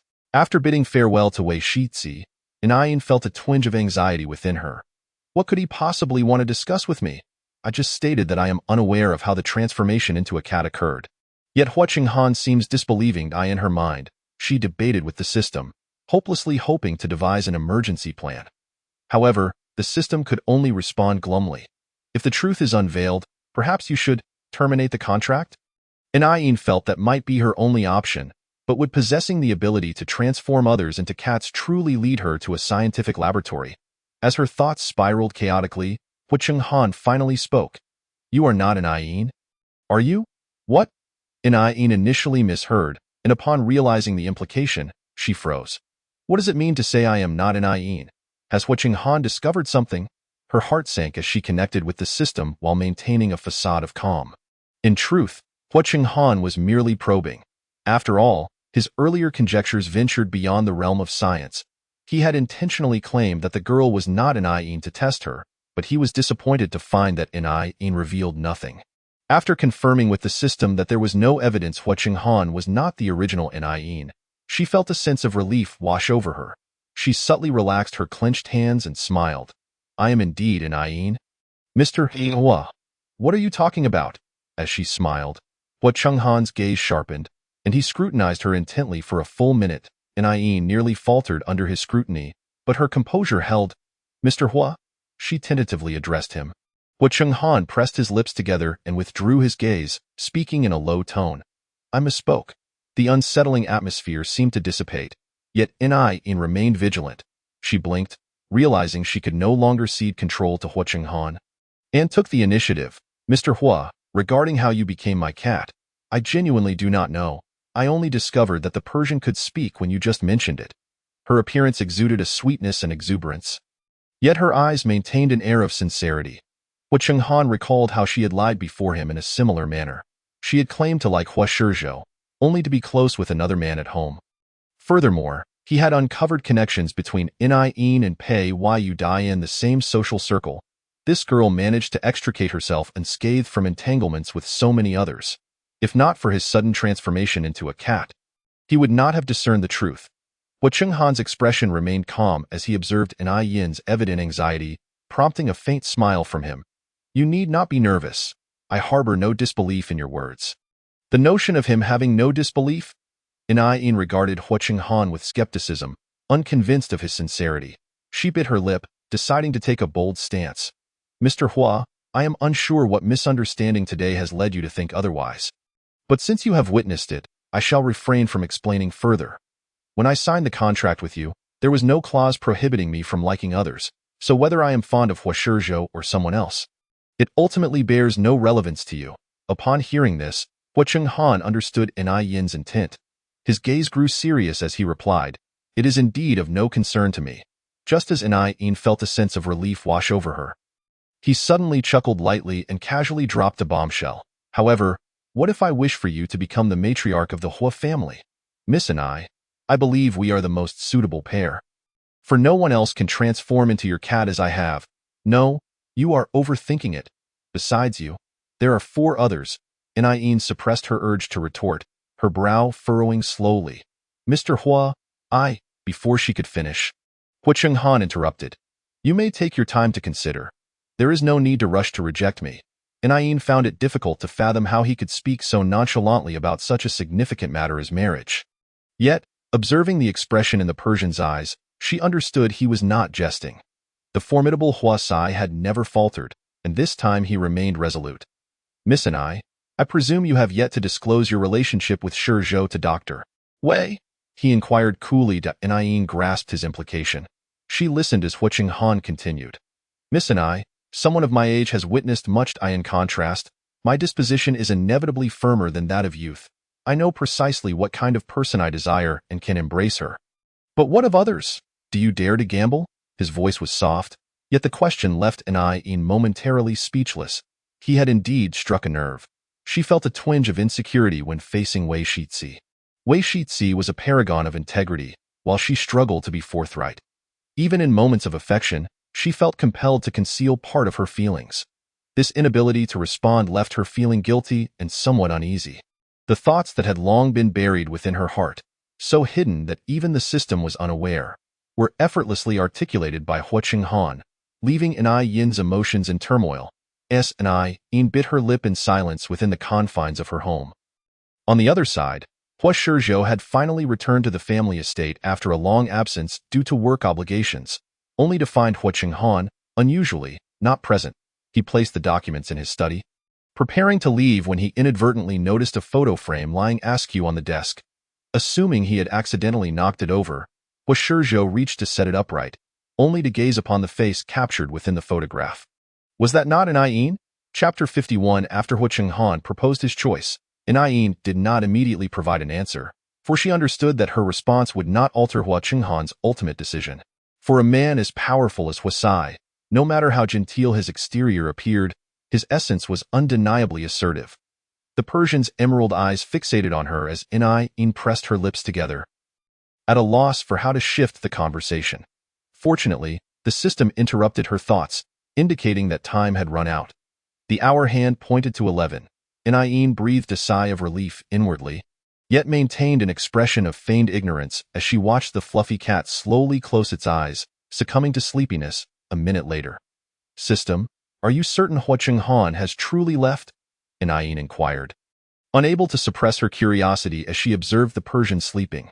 The system, reliable this time, confirmed. "Rest assured, host, the Persian does not possess any familiar fluctuations. It is merely an ordinary cat now." Skeptical, Enai Yin crouched down and poked the soft little cat, only to have the sleepy Persian instinctively grasp her finger, nipping at it with its tiny fangs. "All right then, this is it. It is absolutely impossible for Hua Chenghan to be inside this creature." Enai Yin set her heart at ease and scooped up the Persian cat from the ground, laying it on the sofa. Her gaze was fixed intently on the sleeping feline, momentarily devoid of the desire to pet it. As her mind lingered on Hua Chenghan's words, from the tone of Hua Sai, it seemed he had already uncovered many truths. Aside from the existence of the system, Enai Yin could not ascertain just how much Hua Chenghan truly understood about her. She pressed her lips together, feeling a twinge of annoyance.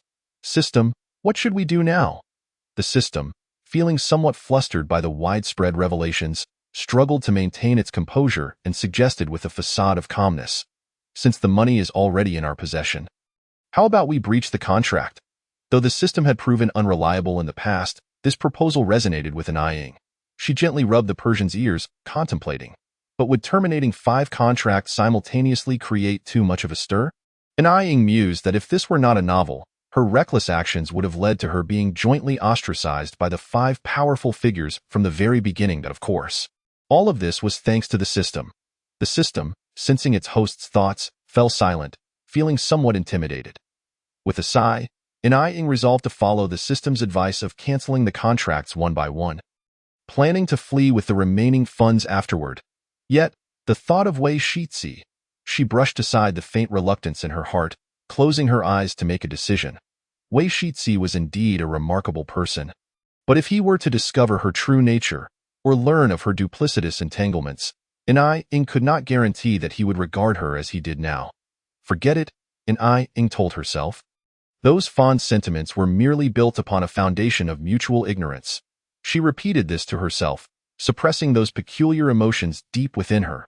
In recognized her own emotional detachment, yet having traversed into an unfamiliar world with nothing to her name. This was the only way she could shield herself. Perhaps due to her inner turmoil, In glanced down at the slumbering Persian and, in a moment of frustration, leaned down to plant a kiss on its fluffy little head. Observing the cat merely roll over to expose its belly while continuing its peaceful slumber, she sighed in resignation but ultimately refrained from waking it. Once her mood had settled, she gently carried the now sleepy Persian back to its bed. She reminded the system to alert her of any unusual activity before preparing to wash up and rest. Despite feeling quite awake at midnight, Wei Shitzi had yet to depart. It was undeniable that after In had requested him to leave. He felt a tinge of disappointment. However, his concern for the girl prevailed, preventing him from leaving the community. He was oblivious to the reasons behind Ying's threats from Huachenghan, nor did he comprehend why Huachenghan had transformed into a cat, let alone the nature of the dreams that plagued him each night. Yet, this yearning for understanding was quelled whenever he encountered Ying's guilt-ridden gaze. Unconsciously, Wei Shitzi felt compelled to yield whenever he faced her. As long as she cast him that anxious look, all his helplessness faded into insignificance. While Huachenghan and In conversed above, Wei Shitzi's heart was anything but tranquil, however, as the cigarette but in his fingers burned down to ash. He simply extinguished it with a casual flick. He was aware that In disliked the smell of smoke. At that moment, his thoughts revolved around this very sentiment, his body instinctively making choices on his behalf. Wei Shitzi understood that perhaps this girl would forever remain the softest place in his heart. The notion of love at first sight seemed absurd, yet Wei Shitzi clearly remembered how his heart raced the moment he accepted the cat from In that rainy night through the elevator. This was his secret. After learning of her acquaintance with Peiyu, he wrestled with his feelings for a long time. In truth, he had recognized her claim of being merely Peiyu's sister as a lie the moment she uttered it. Yet people often indulge in self-deception. In had not deceived him. Rather, he had deceived her. He cherished In, the girl who had held the cat while trailing behind Peiyu, which led him to mislead both her and himself. He had crossed paths with In through Peiyu, and despite countless attempts to restrain himself, he could never suppress his feelings. To others, he appeared as the cool, gentle doctor, yet only Wei Shitzi understood that in loving In, he was also selfish.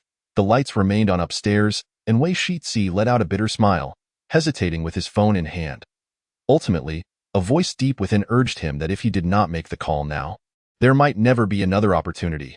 Beneath the car lights, Wei Shitzi's jawline appeared sharp and resolute, embodying a sense of reckless abandon.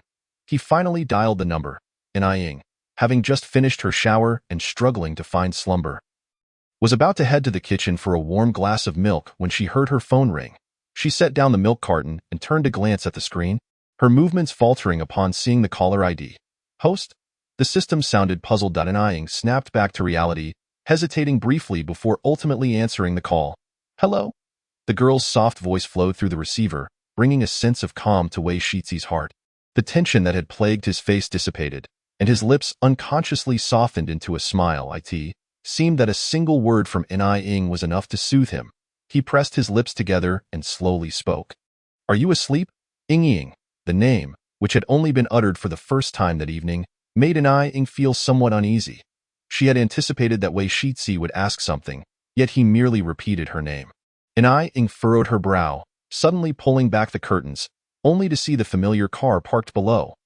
The young man within seemed to have noticed the movement above and looked up, catching sight of In standing by the window with her phone in hand. It was quite late, and In realized that Wei Shitzi had likely never left.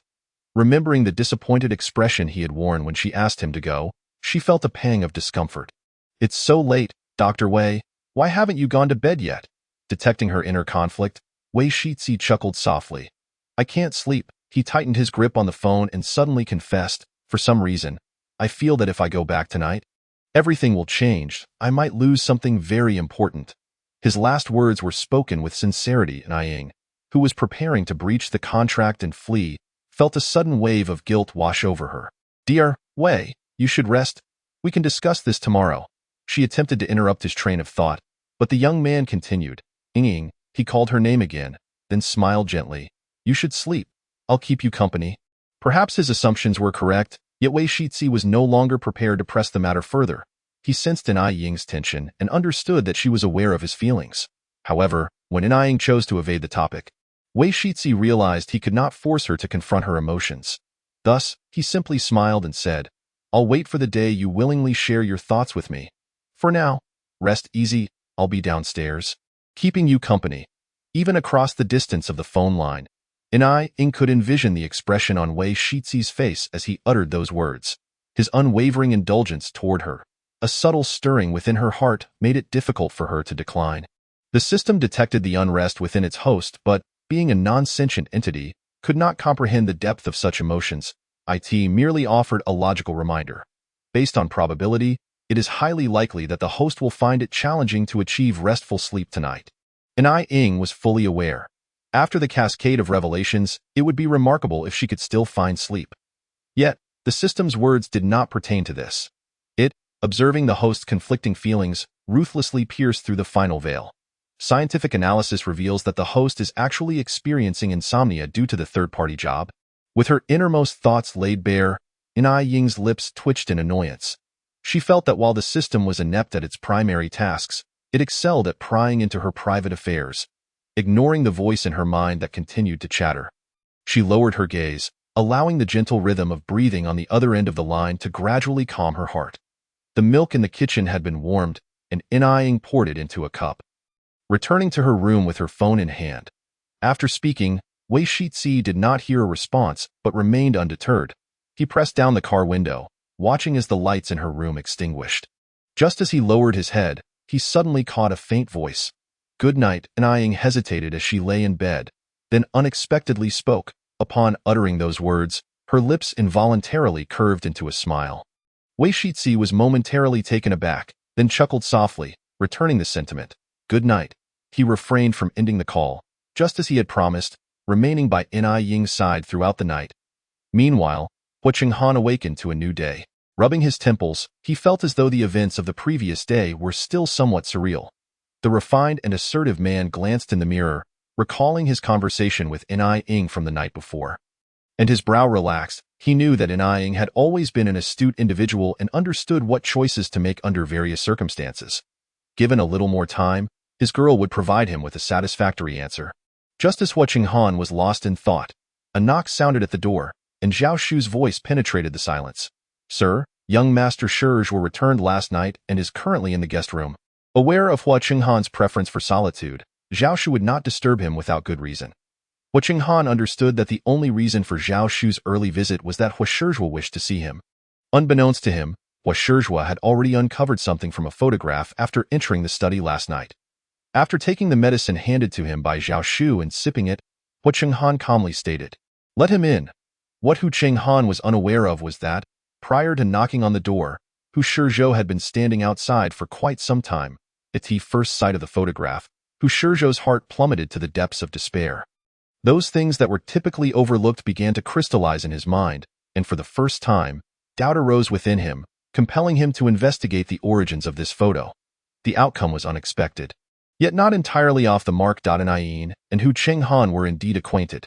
In fact, a game project for which In Ying had once served as a spokesperson was affiliated with the Hu family. Astonishingly, Hu Shizhou, as the president, was completely oblivious to this. In such a scenario, only one possibility remained. Hu Chenghan did not wish for him to know. It was only by virtue of Hu Chenghan's desire to keep him in the dark that Hu Shizhou remained unaware. As the true power within the Hu family still resided with Hu Chenghan, with his fingers tightly gripping the doorknob, he forcefully closed his eyes. After an indeterminate amount of time, he finally knocked on the door. He heard a calm voice instructing him to enter. It was Hu Chenghan's usual nonchalant tone. Hu Shizhou took a deep breath and slowly pushed the door open. Hu Chenghan, taken aback by Hu Shizhou's eagerness to see him so early, merely set down his book and inquired, "How is the progress on the overseas acquisition project?" His expression remained as composed as ever. Hu Shizhou suppressed the dissatisfaction simmering within him and replied coolly, "The preliminary work has commenced. We should be able to complete it ahead of schedule in less than 8 months." Hearing this, Hu Chenghan smiled in satisfaction. "I trust in your capabilities." Observing Hu Shizhou's less than pleasant demeanor, he assumed it was due to some discomfort abroad, thus suggested, "If you haven't seen your parents in a while, you might consider making a trip home for lunch today, and please convey my regards to my elder brother and sister-in-law." In the past, Hu Shizhou would not have dared to contradict Hu Chenghan, for the man before him had always been his utmost respect. However, the matter concerning Yin was simply intolerable. A hint of self-deprecation crossed the young man's meticulous features as he suddenly asked, "Uncle, do you wish for me to leave so badly?" This single question caused Hu Chenghan's fingers to falter slightly.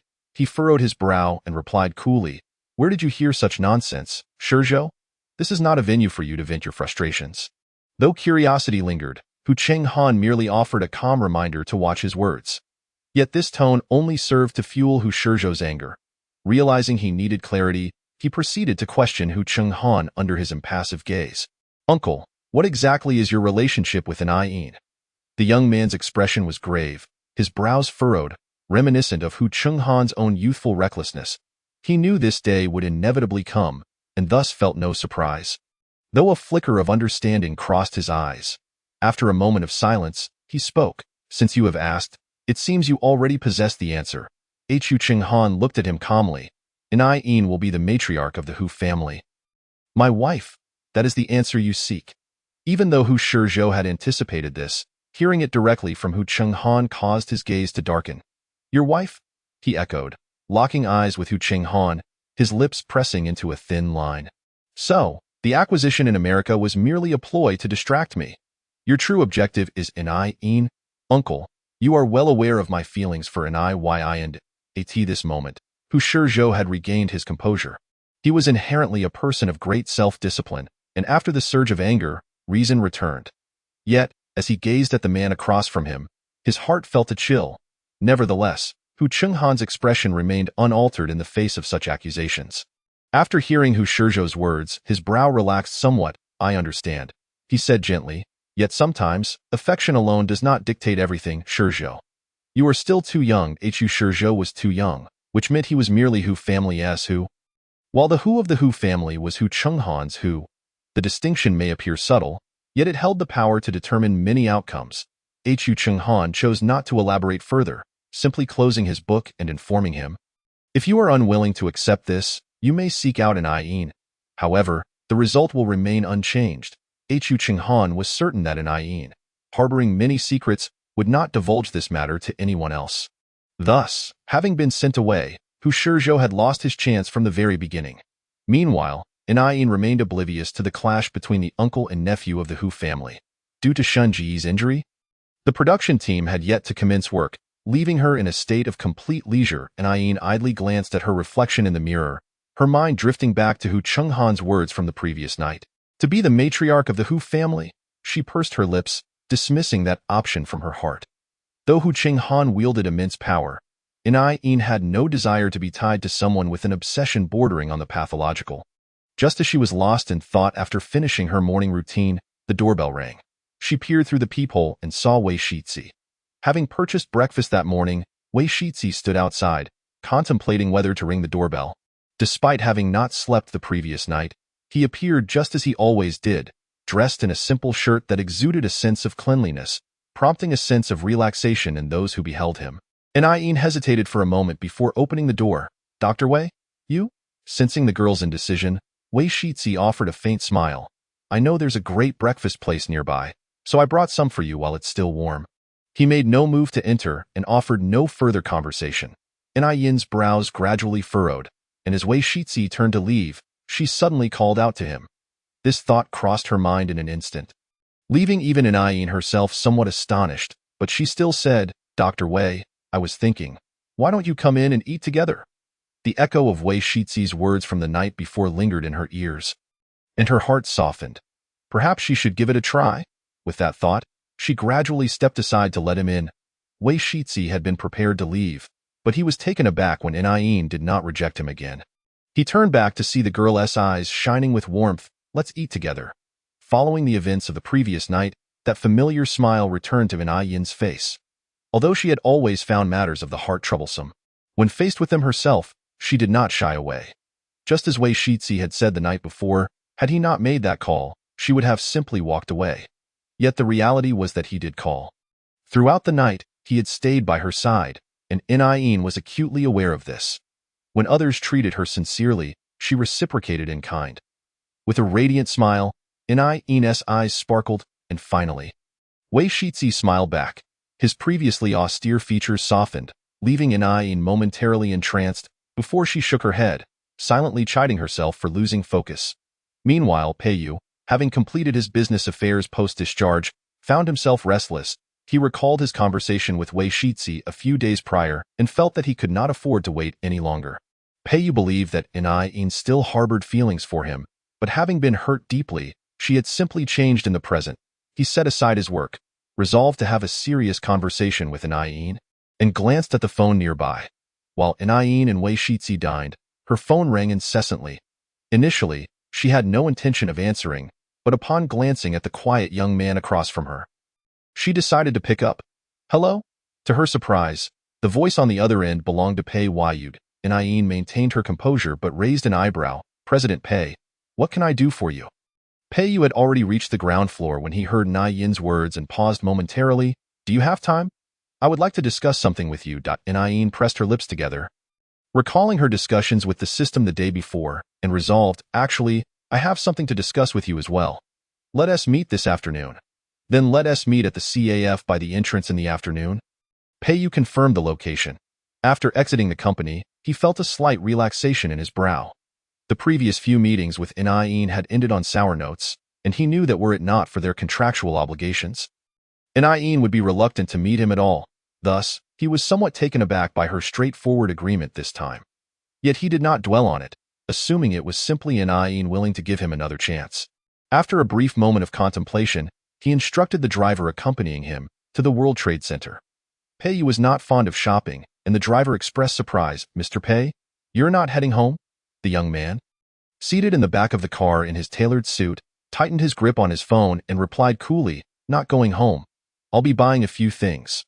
The World Trade Center was the most bustling area in City A. After entering, Peiyu hesitated for a moment before striding directly toward a brand store. "What can I assist you with, Mr. Pei?" As a successful businessman, Peiyu attracted numerous glances upon entering the mall. Paying them no mind, he merely surveyed the counter before asking, "Do you have any rings suitable for a proposal?" Clearly taken aback by Peiyu's intent to purchase a ring, the attendant hesitated momentarily, thinking to herself, "I wasn't aware that the esteemed Mr. Pei of City A had a girlfriend." However, she quickly regained her composure and, under the young man's steady gaze, recommended a couple's ring. It was a remarkably designed piece. Peiyu took a moment to examine it, recalling that Yin had previously expressed a fondness for this brand's clothing, and made up his mind. "I'll take this one." Yin remained unaware that Peiyu had gone to buy a ring in preparation for their afternoon meeting. After putting down her phone, she looked at Wei Shizi, no longer concealing her thoughts. That was Peiyu on the phone. She intentionally stated this to gauge Wei Shizi's reaction. However, she was disappointed to find that the young man simply regarded her quietly. Somewhat resigned, "Yin, I've told you before, my feelings won't change, regardless of the circumstances. You need not test me." Indeed, Yin had been probing Wei Shizi. She deliberately answered the phone in front of him, intending to test him. Upon hearing Wei Shizi's words, she tightened her grip on the spoon and suddenly said, "Haven't you always wanted to know the truth? I can tell you now." The system in her mind, which had been relaxed, suddenly felt a pang of panic. "Host, please remain calm. Tell him that this is a novel, and the world will collapse." The atmosphere that Yin had painstakingly cultivated was shattered by the system's interruption, causing her to twitch her lips in irritation as she retorted fiercely, "Be quiet." However, after her outburst, she added, I have no intention of telling Wei Shitzi about my transmigration, and if you say another word, I will block you. Although the system was aware that the host lacked the ability to mute it, it nonetheless fell silent, and Ying chose to ignore it, turning to Wei Shitzi and slowly asking, what if you find out that I am different from what you imagined? Hearing her words, Wei Shitzi furrowed his brow slightly. Different in what way? Ying's long eyelashes fluttered as she struggled to maintain a nonchalant demeanor. Stammering, for instance, I am involved with 5 people at once. Chapter 53. When Ying mentioned being involved with 5 people, Wei Shitzi was taken aback, his usually gentle demeanor momentarily faltering. Ying felt a wave of anxiety wash over her, but feigned indifference as she gazed down at the spoon. The system, momentarily displaying a rare semblance of empathy, comforted her. Don't be afraid, host. I detect no anger within Dr. Wei. You still have a chance. Encouraged by its words, Ying dared to lift her head, only to find Wei Shitzi looking at her with a hint of helplessness. Fearing a misunderstanding, or perhaps worried about scaring Ying, he carefully chose his words and asked, Ying, what is going on? Although she longed to reveal the truth about the faulty system she bore, Ying recalled the previous warning about the potential collapse of the world. So, she merely pursed her lips and said, I'm sorry, but I cannot tell you about this matter. Ying felt a pang of guilt for her lack of honesty, especially in front of Wei Shitzi. However, the complexities of her situation rendered her unable to explain, and she lowered her head once more. This action, however, led Wei Shitzi to misunderstand her intentions. After uncovering the history between Ying and Peiyu, Wei Shitzi realized that Ying harbored feelings for Peiyu. During the time they had entered into a contract, Ying had just been rejected by Peiyu.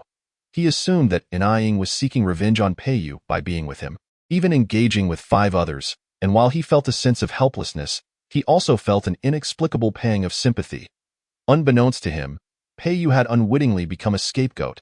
At this moment, Ying was filled with trepidation. After a prolonged silence, she thoughtlessly declared, forget it, system. Let's just go abroad later. As she spoke, she felt a warm hand gently rest upon her head. Ruffling her hair, Ying looked up in surprise, only to see Wei Shitzi smiling softly. Ying, don't overthink it. His demeanor was vastly different from what Ying had anticipated. She frowned slightly and finally asked, Do you not think poorly of me? I was not only with you but also involved with 4 others. Upon hearing this, Wei Shitzi's expression remained unchanged. In the face of Ying's anxious gaze, he slowly withdrew his hand and asked earnestly, These are all matters of the past. What about in the future? He paused, choosing his words carefully. If in the future, would you still act this way? In the future?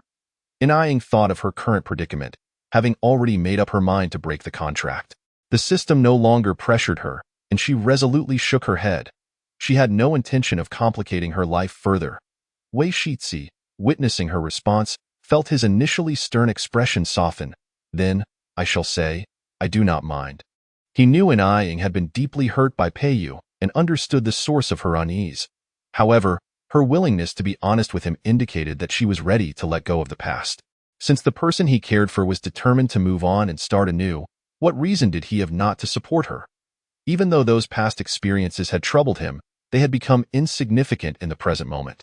Wei Shitzi's upbringing had instilled in him a broad-minded nature. He understood the importance of looking forward. If those who had wronged him deserved a chance to apologize, then why not offer the one he cherished a fresh beginning? Wei Shitzi had always wished for Ying to find happiness, and that desire remained steadfast, so he simply told her that he did not care. You need not feel this way, Dr. Wei.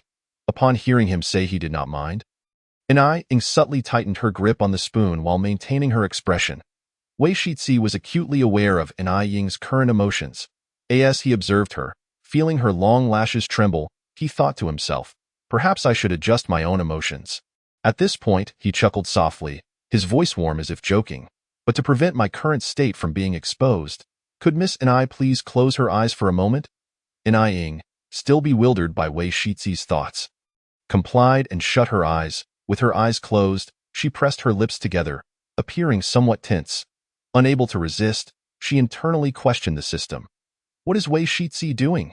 The system, eager to reveal that she shouldn't cheat, ultimately succumbed to curiosity and peaked, unexpectedly discovering that Wei Shitzi had produced a ring. The system recognized that it was identical to the one he had intended to present to Ai Ying when he initially planned to propose, only to have held back due to her rejection. System? There was no response, and Ai Ying frowned slightly. Observing the girl's inner turmoil, it finally replied, "Rest assured, it's a surprise." What kind of surprise could this possibly be?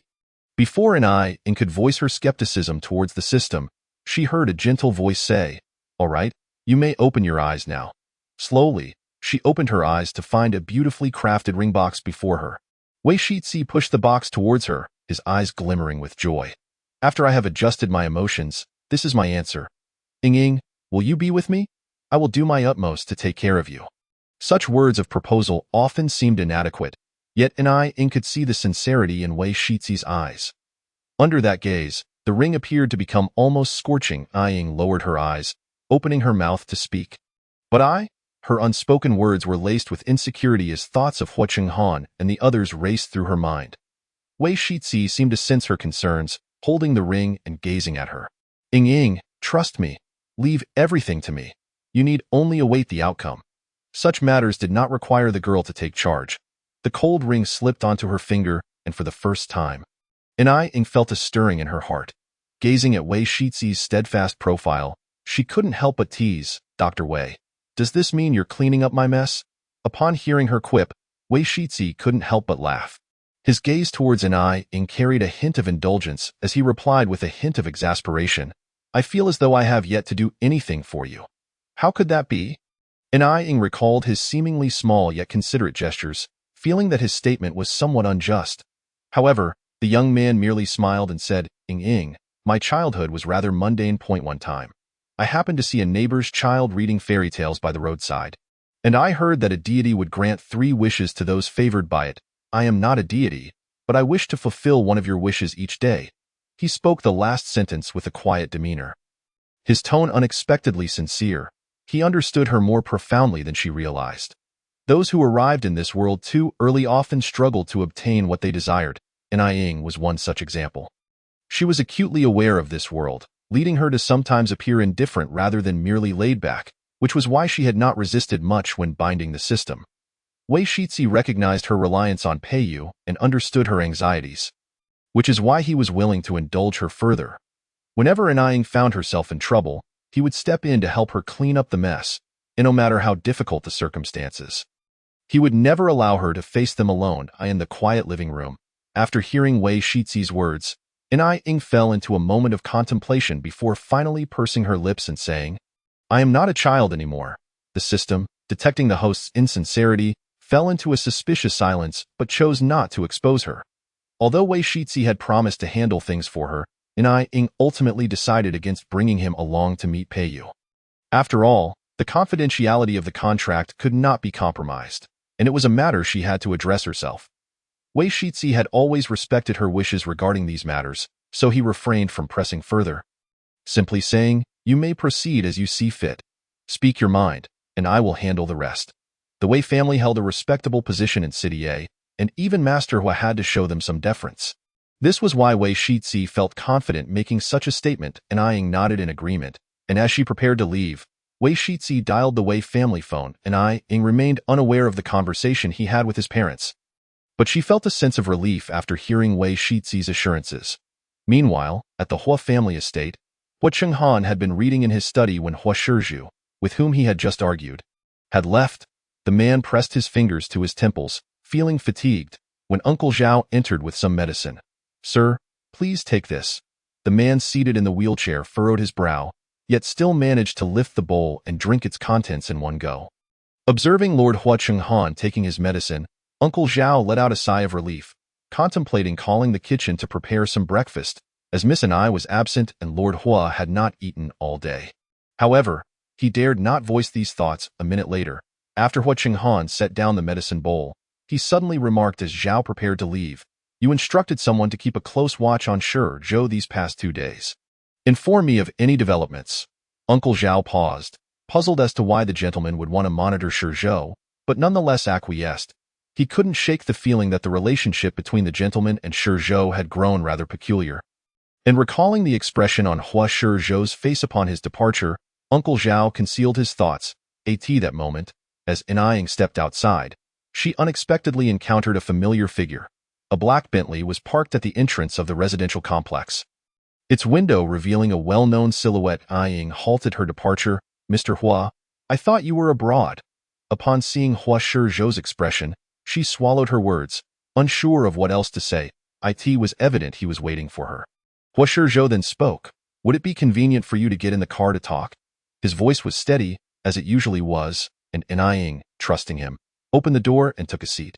Hua Shizhou gazed at the girl he hadn't seen in a month, a flicker of complexity flashing in his eyes. After conversing with Hua Chenghan, he had emerged from his anger, but that did not mean he had given up. Perhaps, he mused, one must experience youth once more. With a hint of self-mockery, he smiled faintly. "Inaying, I wish to speak with you privately." With only 10 minutes remaining until her appointment with Peiyu, Inaying frowned slightly. "Mr. Hua, I have something to attend to."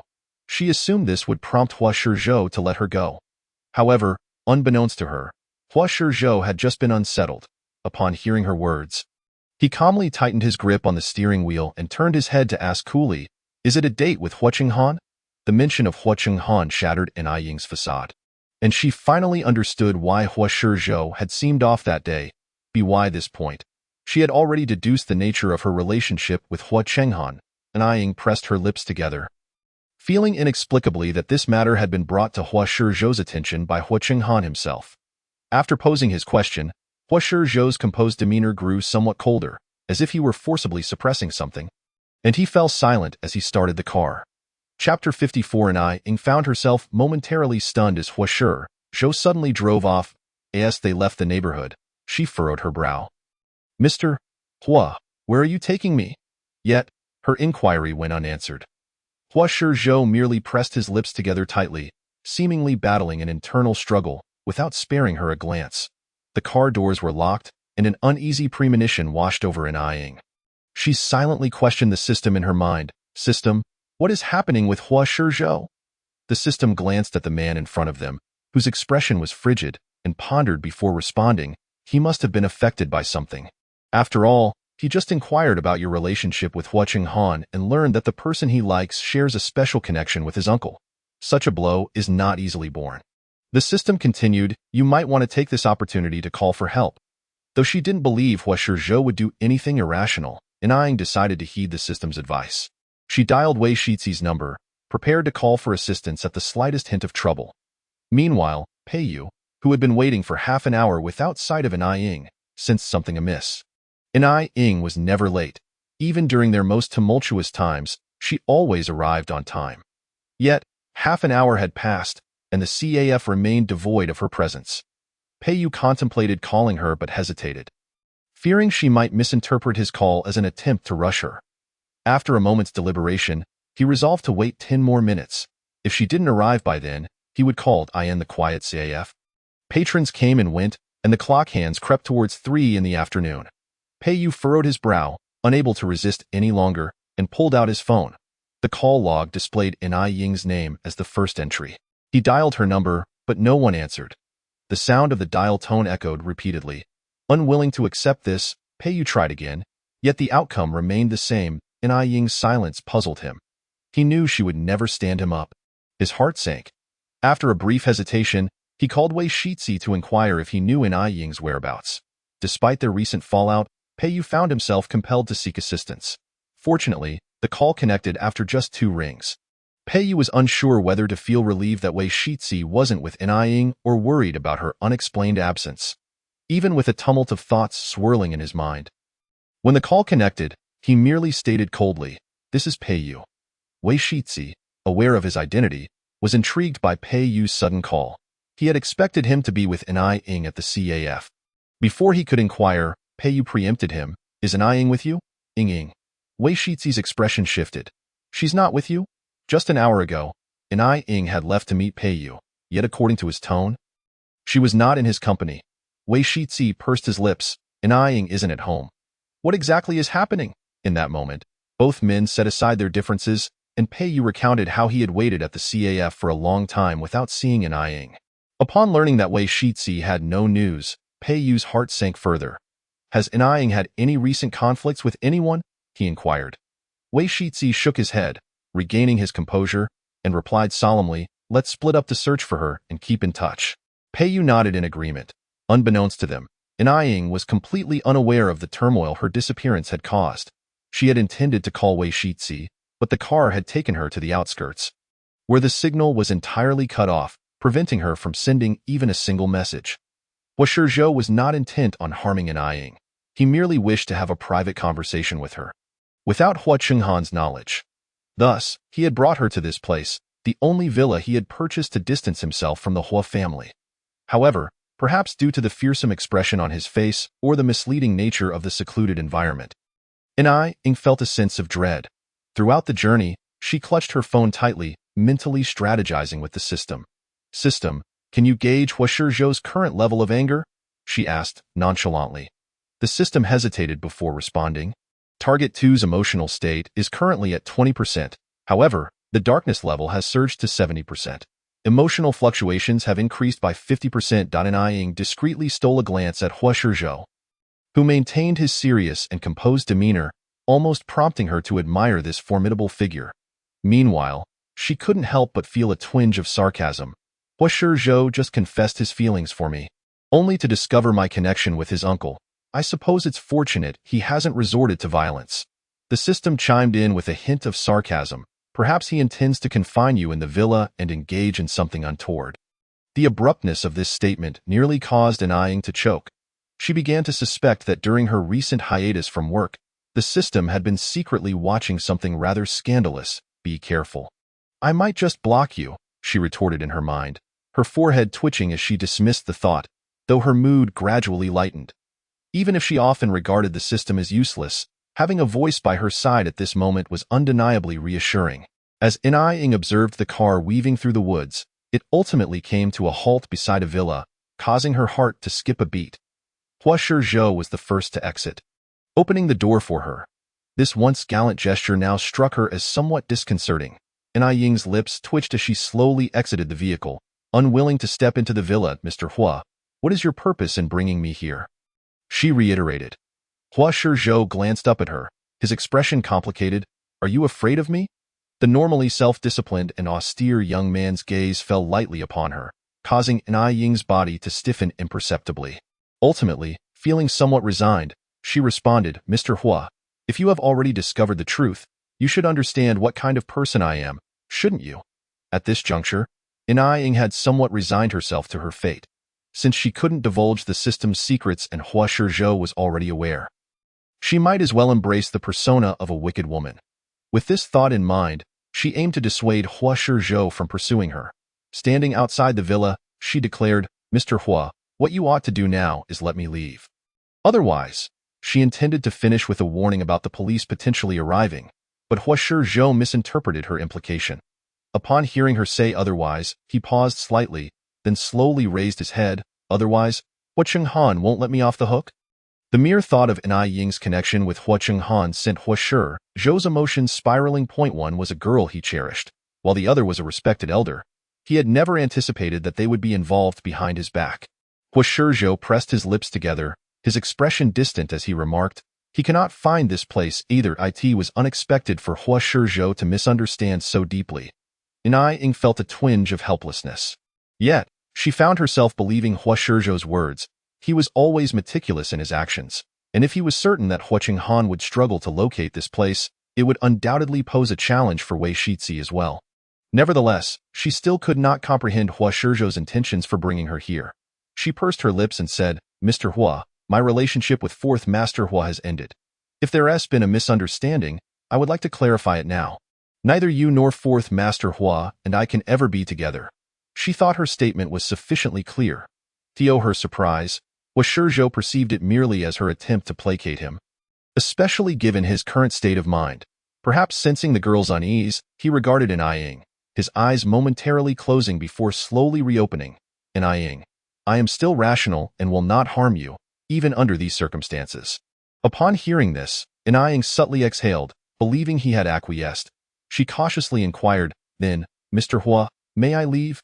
However, Hua Shizhou shook his head. "I will return you when the time comes." "When the time comes? What time?" Ying felt a flicker of confusion. Only Hua Shizhou knew that he needed to wait until he calmed down and thoroughly understood what Nying meant to him before allowing her to leave. He approached everything with utmost seriousness. Including his emotions, he would not depart until he had a resolution. Meanwhile, as they conversed, Hua Chenghan received word as well. Fourth Master. The person following Miss and I reported that she got into a car after leaving this afternoon and has yet to return. A car? Hua Chenghan paused in his reading, lifting his gaze with a hint of indifference. Have you traced the license plate number? The bodyguard in the house shook his head just as Uncle Zhao entered. Sir, young Master Shizhou has gone missing and I Ying had gotten into a car with an untraceable license plate, and now Hua Shizhou was also missing. It was difficult not to draw a connection between the two events. Hua Chenghan's brow furrowed, and under Uncle Zhao's gaze, he spoke coolly, check the airport. Perhaps out of rivalry, or perhaps genuine affection, Hua Chenghan understood that Nai Ying's disappearance was undoubtedly orchestrated by Hua Shizhou. He had plotted for quite some time, intending to catch him off guard. The wolf he had nurtured had grown up only to bite the hand that fed it. This feeling was new to Hua Chenghan. He had not anticipated that the seemingly calm and rational Hua Shizhou could act in such a manner. No, perhaps it was precisely because he was so rational that he was capable of this. For he had never been a puppet in anyone's hands. After Uncle Zhao departed, Hua Chenghan wearily pressed his fingers against his temples. While everyone was concerned about Nai Ying's disappearance, Shun Gu, who remained in the hospital and was unaware of the situation, unexpectedly found himself transformed back into a cat upon awakening that evening. Chapter 55. Everyone knew that Nai Ying was missing. Wei Shizhi was the first to search her home, but the empty room revealed no trace of the girl. Only a Persian cat lounging quietly on the sofa, which also noticed Wei Shizhi's presence. Shin Gu had grown accustomed to reverting to a cat. Upon opening his eyes, he recognized the familiar decor and felt more at ease here than in his own home. Thus, after transforming into a cat again, Shun Gu did not panic but prepared to wait for Nai Ying at home. An hour later than anticipated, when the sound of a key turning in the lock echoed, Shin Gu turned his head only to be surprised to find a young man he had never seen before. Perhaps due to urgency, the youth frowned and walked with a hurried pace. Who was he? How did he possess a key to Nai Ying's home? A flicker of seriousness crossed Shun Ji's eyes, and just as he was about to speak, the young man, having searched the house and found it empty, abruptly closed the door. After confirming Nai Ying's absence, Wei Shizhi's heart sank to the depth. He dialed the family, and in despair, initiated a citywide search. Meanwhile, Shun Gu, taken aback by the sudden door slam, took a step back, his emerald eyes flashing with rare annoyance. Yet, as a cat, he lacked the strength to operate the slightly elevated door lock. Shun Gu paused, leaped onto the coffee table, hesitated briefly, and used his paw to swipe at the phone. Initially skeptical of the young man's connection to Nai Ying, Shin Gu now felt certain that a thief had just entered her home. Although the intruder exuded charm and was exceptionally handsome, it did not change the fact that he had unlawfully entered someone else's residence. Shin Gu instinctively overlooked the key in the young man's hand, furrowing his brow in thought. The fluffy little cat lay beside the phone, gently pressing a few digits with its paw. The first attempt failed to connect, prompting Shun Gu to dial again. After confirming the phone number, Shun Gu settled quietly to the side, waiting. However, the dial tone persisted for quite some time. Yet no one answered. It was late. Nai Ying would not have left her phone behind. At this moment, Shun Gu finally realized that something was amiss. Nai Ying might have encountered trouble. Narrowing his eyes, he glanced at the clock on the wall. Over the past few days, Shun Gu had discerned the pattern that he would revert to his human form every night at 11 o'clock. And there were still half an hour until that time. Although he was reluctant, he had no choice but to remain at home and wait. Yet, the young man who had just come and Nai Ying's disappearance still weighed heavily on his mind. Meanwhile, at a villa in the outskirts, Nai Ying sat at the dining table, occasionally glancing at Hua Shizhou across from her. The man appeared as he always did, clad in a suit, his demeanor cold and restrained. Yet, Nai Ying could hardly comprehend why he had chosen to keep her here. Nearly 8 hours had passed, and Hua Shizhou showed no intent of taking her away. What frustrated Nai Ying the most was that perhaps her earlier words had made an impact. Hua Shizhou had not spoken since, not even inquiring about her relationship with Hua Chenghan, merely maintaining a calm demeanor while preparing and eating his meal. This atmosphere made Nai Ying uncomfortable, prompting her to involuntarily voice her thoughts. System. What on earth is he thinking? The system did not know Hua Shizhou's thoughts, but it was aware that Ai Ying might soon be able to leave. Someone is coming to pick you up? It stated blandly. Hearing the voice in her mind, Ai Ying's hand, which held the spoon, paused slightly. Without revealing her excitement to Hua Shizhou, she inquired, "Is it Hua Chenghan?" It was not that she mistrusted Wei Shizi. Rather, in Ai Ying's perception, he was merely an ordinary doctor, and finding her would undoubtedly take longer than Hua Chenghan. To her surprise, however, the system shook its head in denial of her assumption. Look ahead. Ai Ying raised her head at its instruction and saw a young man slowly approaching through the expansive floor-to-ceiling window. Wei Shizi had yet to uncover any leads on Ai Ying's whereabouts after making calls. However, he suddenly recalled Ai Ying's earlier mention of treading 5 boats and began to investigate the whereabouts of several individuals, soon discovering something amiss. Hua Shizhou had brought Ai Ying here primarily to evade Hua Chenghan, and thus had not been as cautious around others, allowing Wei Shizi to easily ascertain their location. To prevent any unforeseen circumstances, Wei Shizi had informed his family on the way, and upon learning who had abducted Ai Ying, he chose not to alert the authorities. After all, Ai Ying was a celebrity. Should this matter become public, it would have significant repercussions on her. It must be said that Wei Shizi had accurately guessed Ai Ying's thoughts. After being taken by Hua Shizhou, her greatest fear was indeed to call the police. If the situation were to be exposed, Ai Ying could already envision how the media would distort the narrative. Upon seeing Wei Shizi arrive alone, she felt a sense of relief but also concern. Hua Shizhou's emotions were currently volatile. If Wei Shizi were to provoke him, yet, deeper within Ai Ying's heart lay another hidden anxiety. Although she had reassured herself that Wei Shizi would not mind, when faced with those men who had connections to her, could he truly remain unaffected? This was, in truth, Ai Ying's greatest worry. Knowing of her disappearance, Hua Chenghan, Pei Yu, and Shen Gu would not remain silent. It was merely a matter of time before they found her. Ai Ying was uncertain how Wei Shizi would perceive this matter. As she pondered. The doorbell rang. Hua Shizhou assumed it was Hua Chenghan and furrowed his brow slightly. Ai Ying bit her lip and tentatively suggested, "It should be someone here to pick me up." Hua Shizhou glanced at her. His emotions complex, Ai Ying barely had time to contemplate further when he suddenly asked, "If Hua Chenghan were not in the picture, would you choose me?" Ai Ying was momentarily taken aback by this unexpected question. But once she regained her composure, she earnestly contemplated his words. If Hua Chenghan, Wei Shizi, and the others were absent, would she accept Hua Shizhou's confession? She lowered her gaze in thought, but the answer remained unchanged, no. In truth, upon discovering that Hua Shizhou was the male supporting character in the plot, Ai Ying had completely dismissed any notion of developing a relationship with him. The same applied to Pei Yu. From the beginning, Ai Ying had never intended to integrate herself into the story.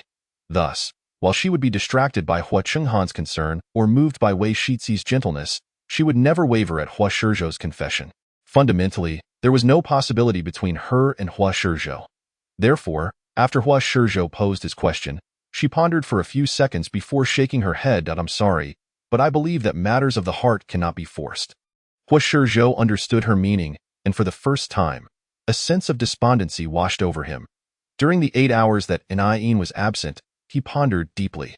What troubled him the most was being reassigned away from Ai Ying by Hua Chenghan. In the days of absence, Hua Shizhou often wondered if he had not left at that time. If Hua Chenghan had not been by Ai Ying's side, would she have chosen him instead?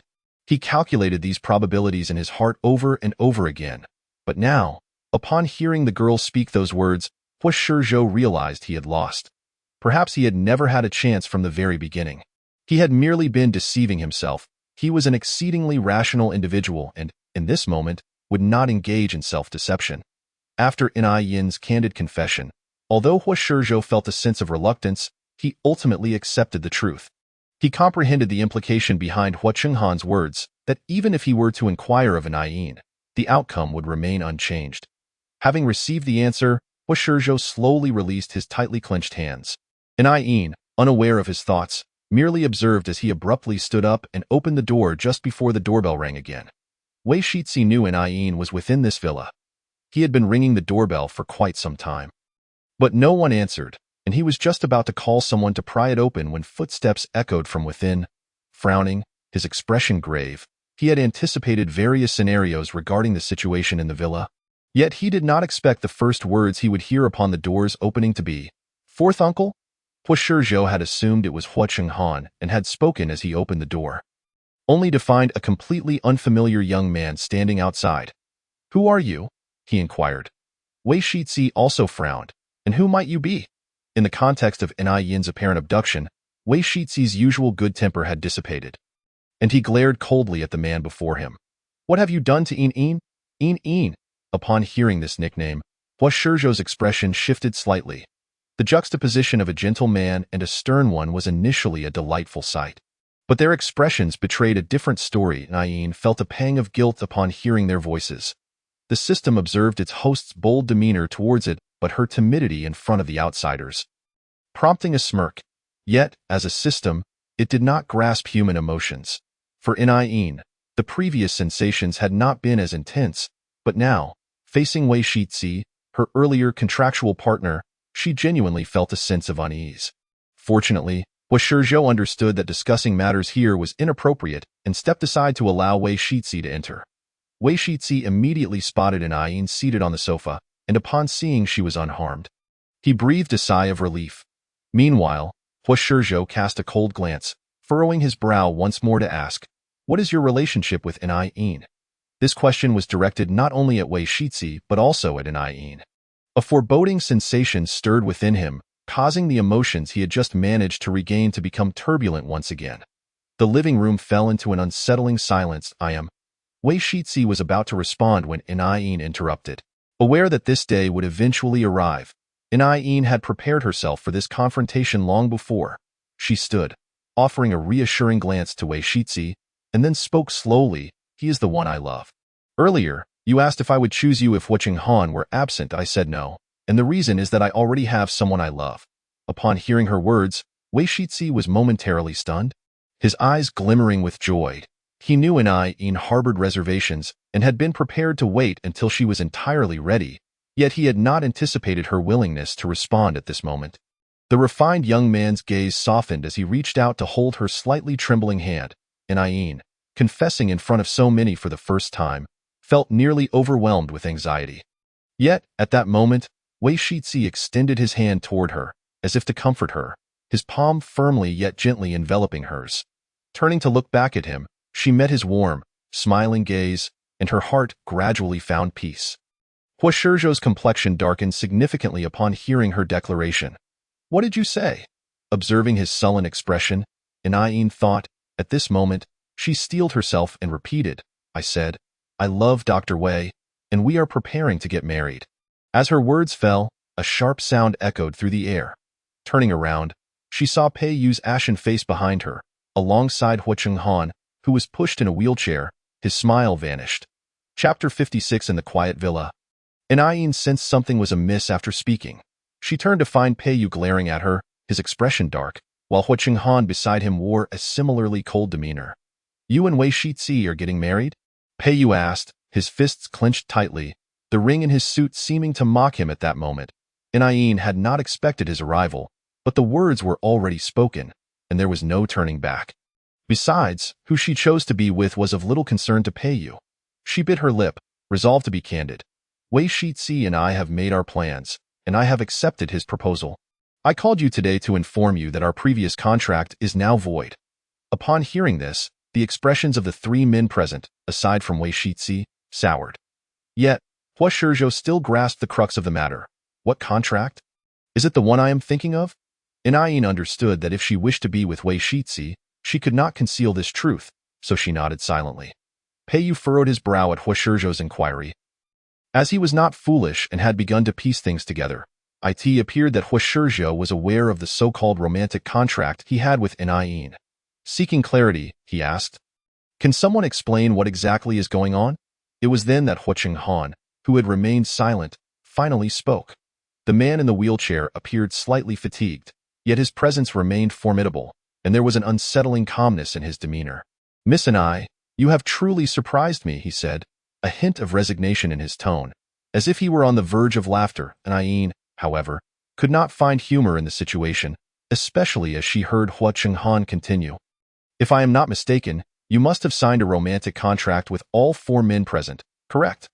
Under Hua Shizhou's incredulous gaze, Hua Qinghan continued with a faint smile, including myself, having signed 4 contracts and deceived 4 prominent businessmen for such a long time. Even Hua Qinghan had been unaware of the complete truth until today.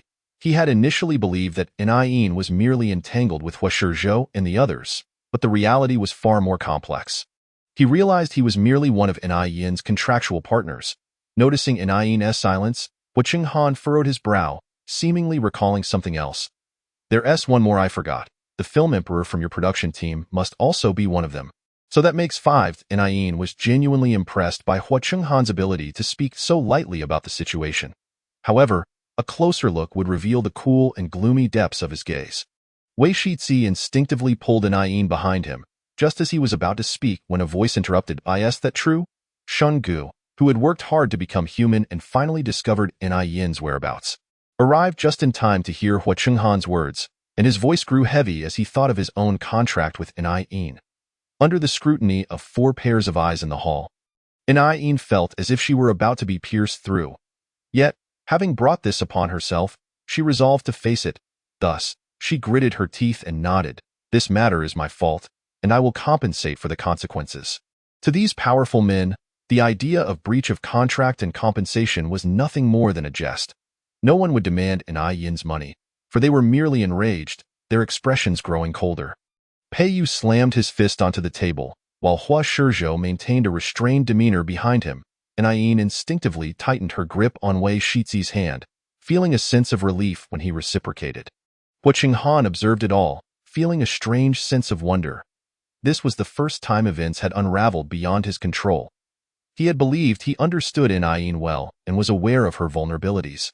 Yet he had still lost. The fact that Yin did not choose him was indeed unexpected. Hua Qinghan gazed at their clasped hands, feeling his throat grow dry. He bit his lip and softly posed a question that had lingered in his heart for a long time. Why? What? Yin's puzzled expression prompted him to repeat. Why choose him? Yin comprehended his question this time. Clutching Wei Shizi's hand, her heart gradually settled. She turned to Hua Qinghan, hesitating briefly before replying. Perhaps it is because being with him allows me to be most like myself. Not everyone is enamored with power. What Yin desired had always been quite simple. It was merely the result of being bound to a system that had led her to this convoluted situation. Upon receiving this answer, Hua Qinghan's gaze momentarily faltered, the complex emotions within transforming into contemplation. Having just stripped away her own facade, Yin believed all matters had been clarified, yet she had not anticipated the evening's unexpected twist. It was not until she heard the system's reminder in her mind. Host, have you forgotten about the cat situation?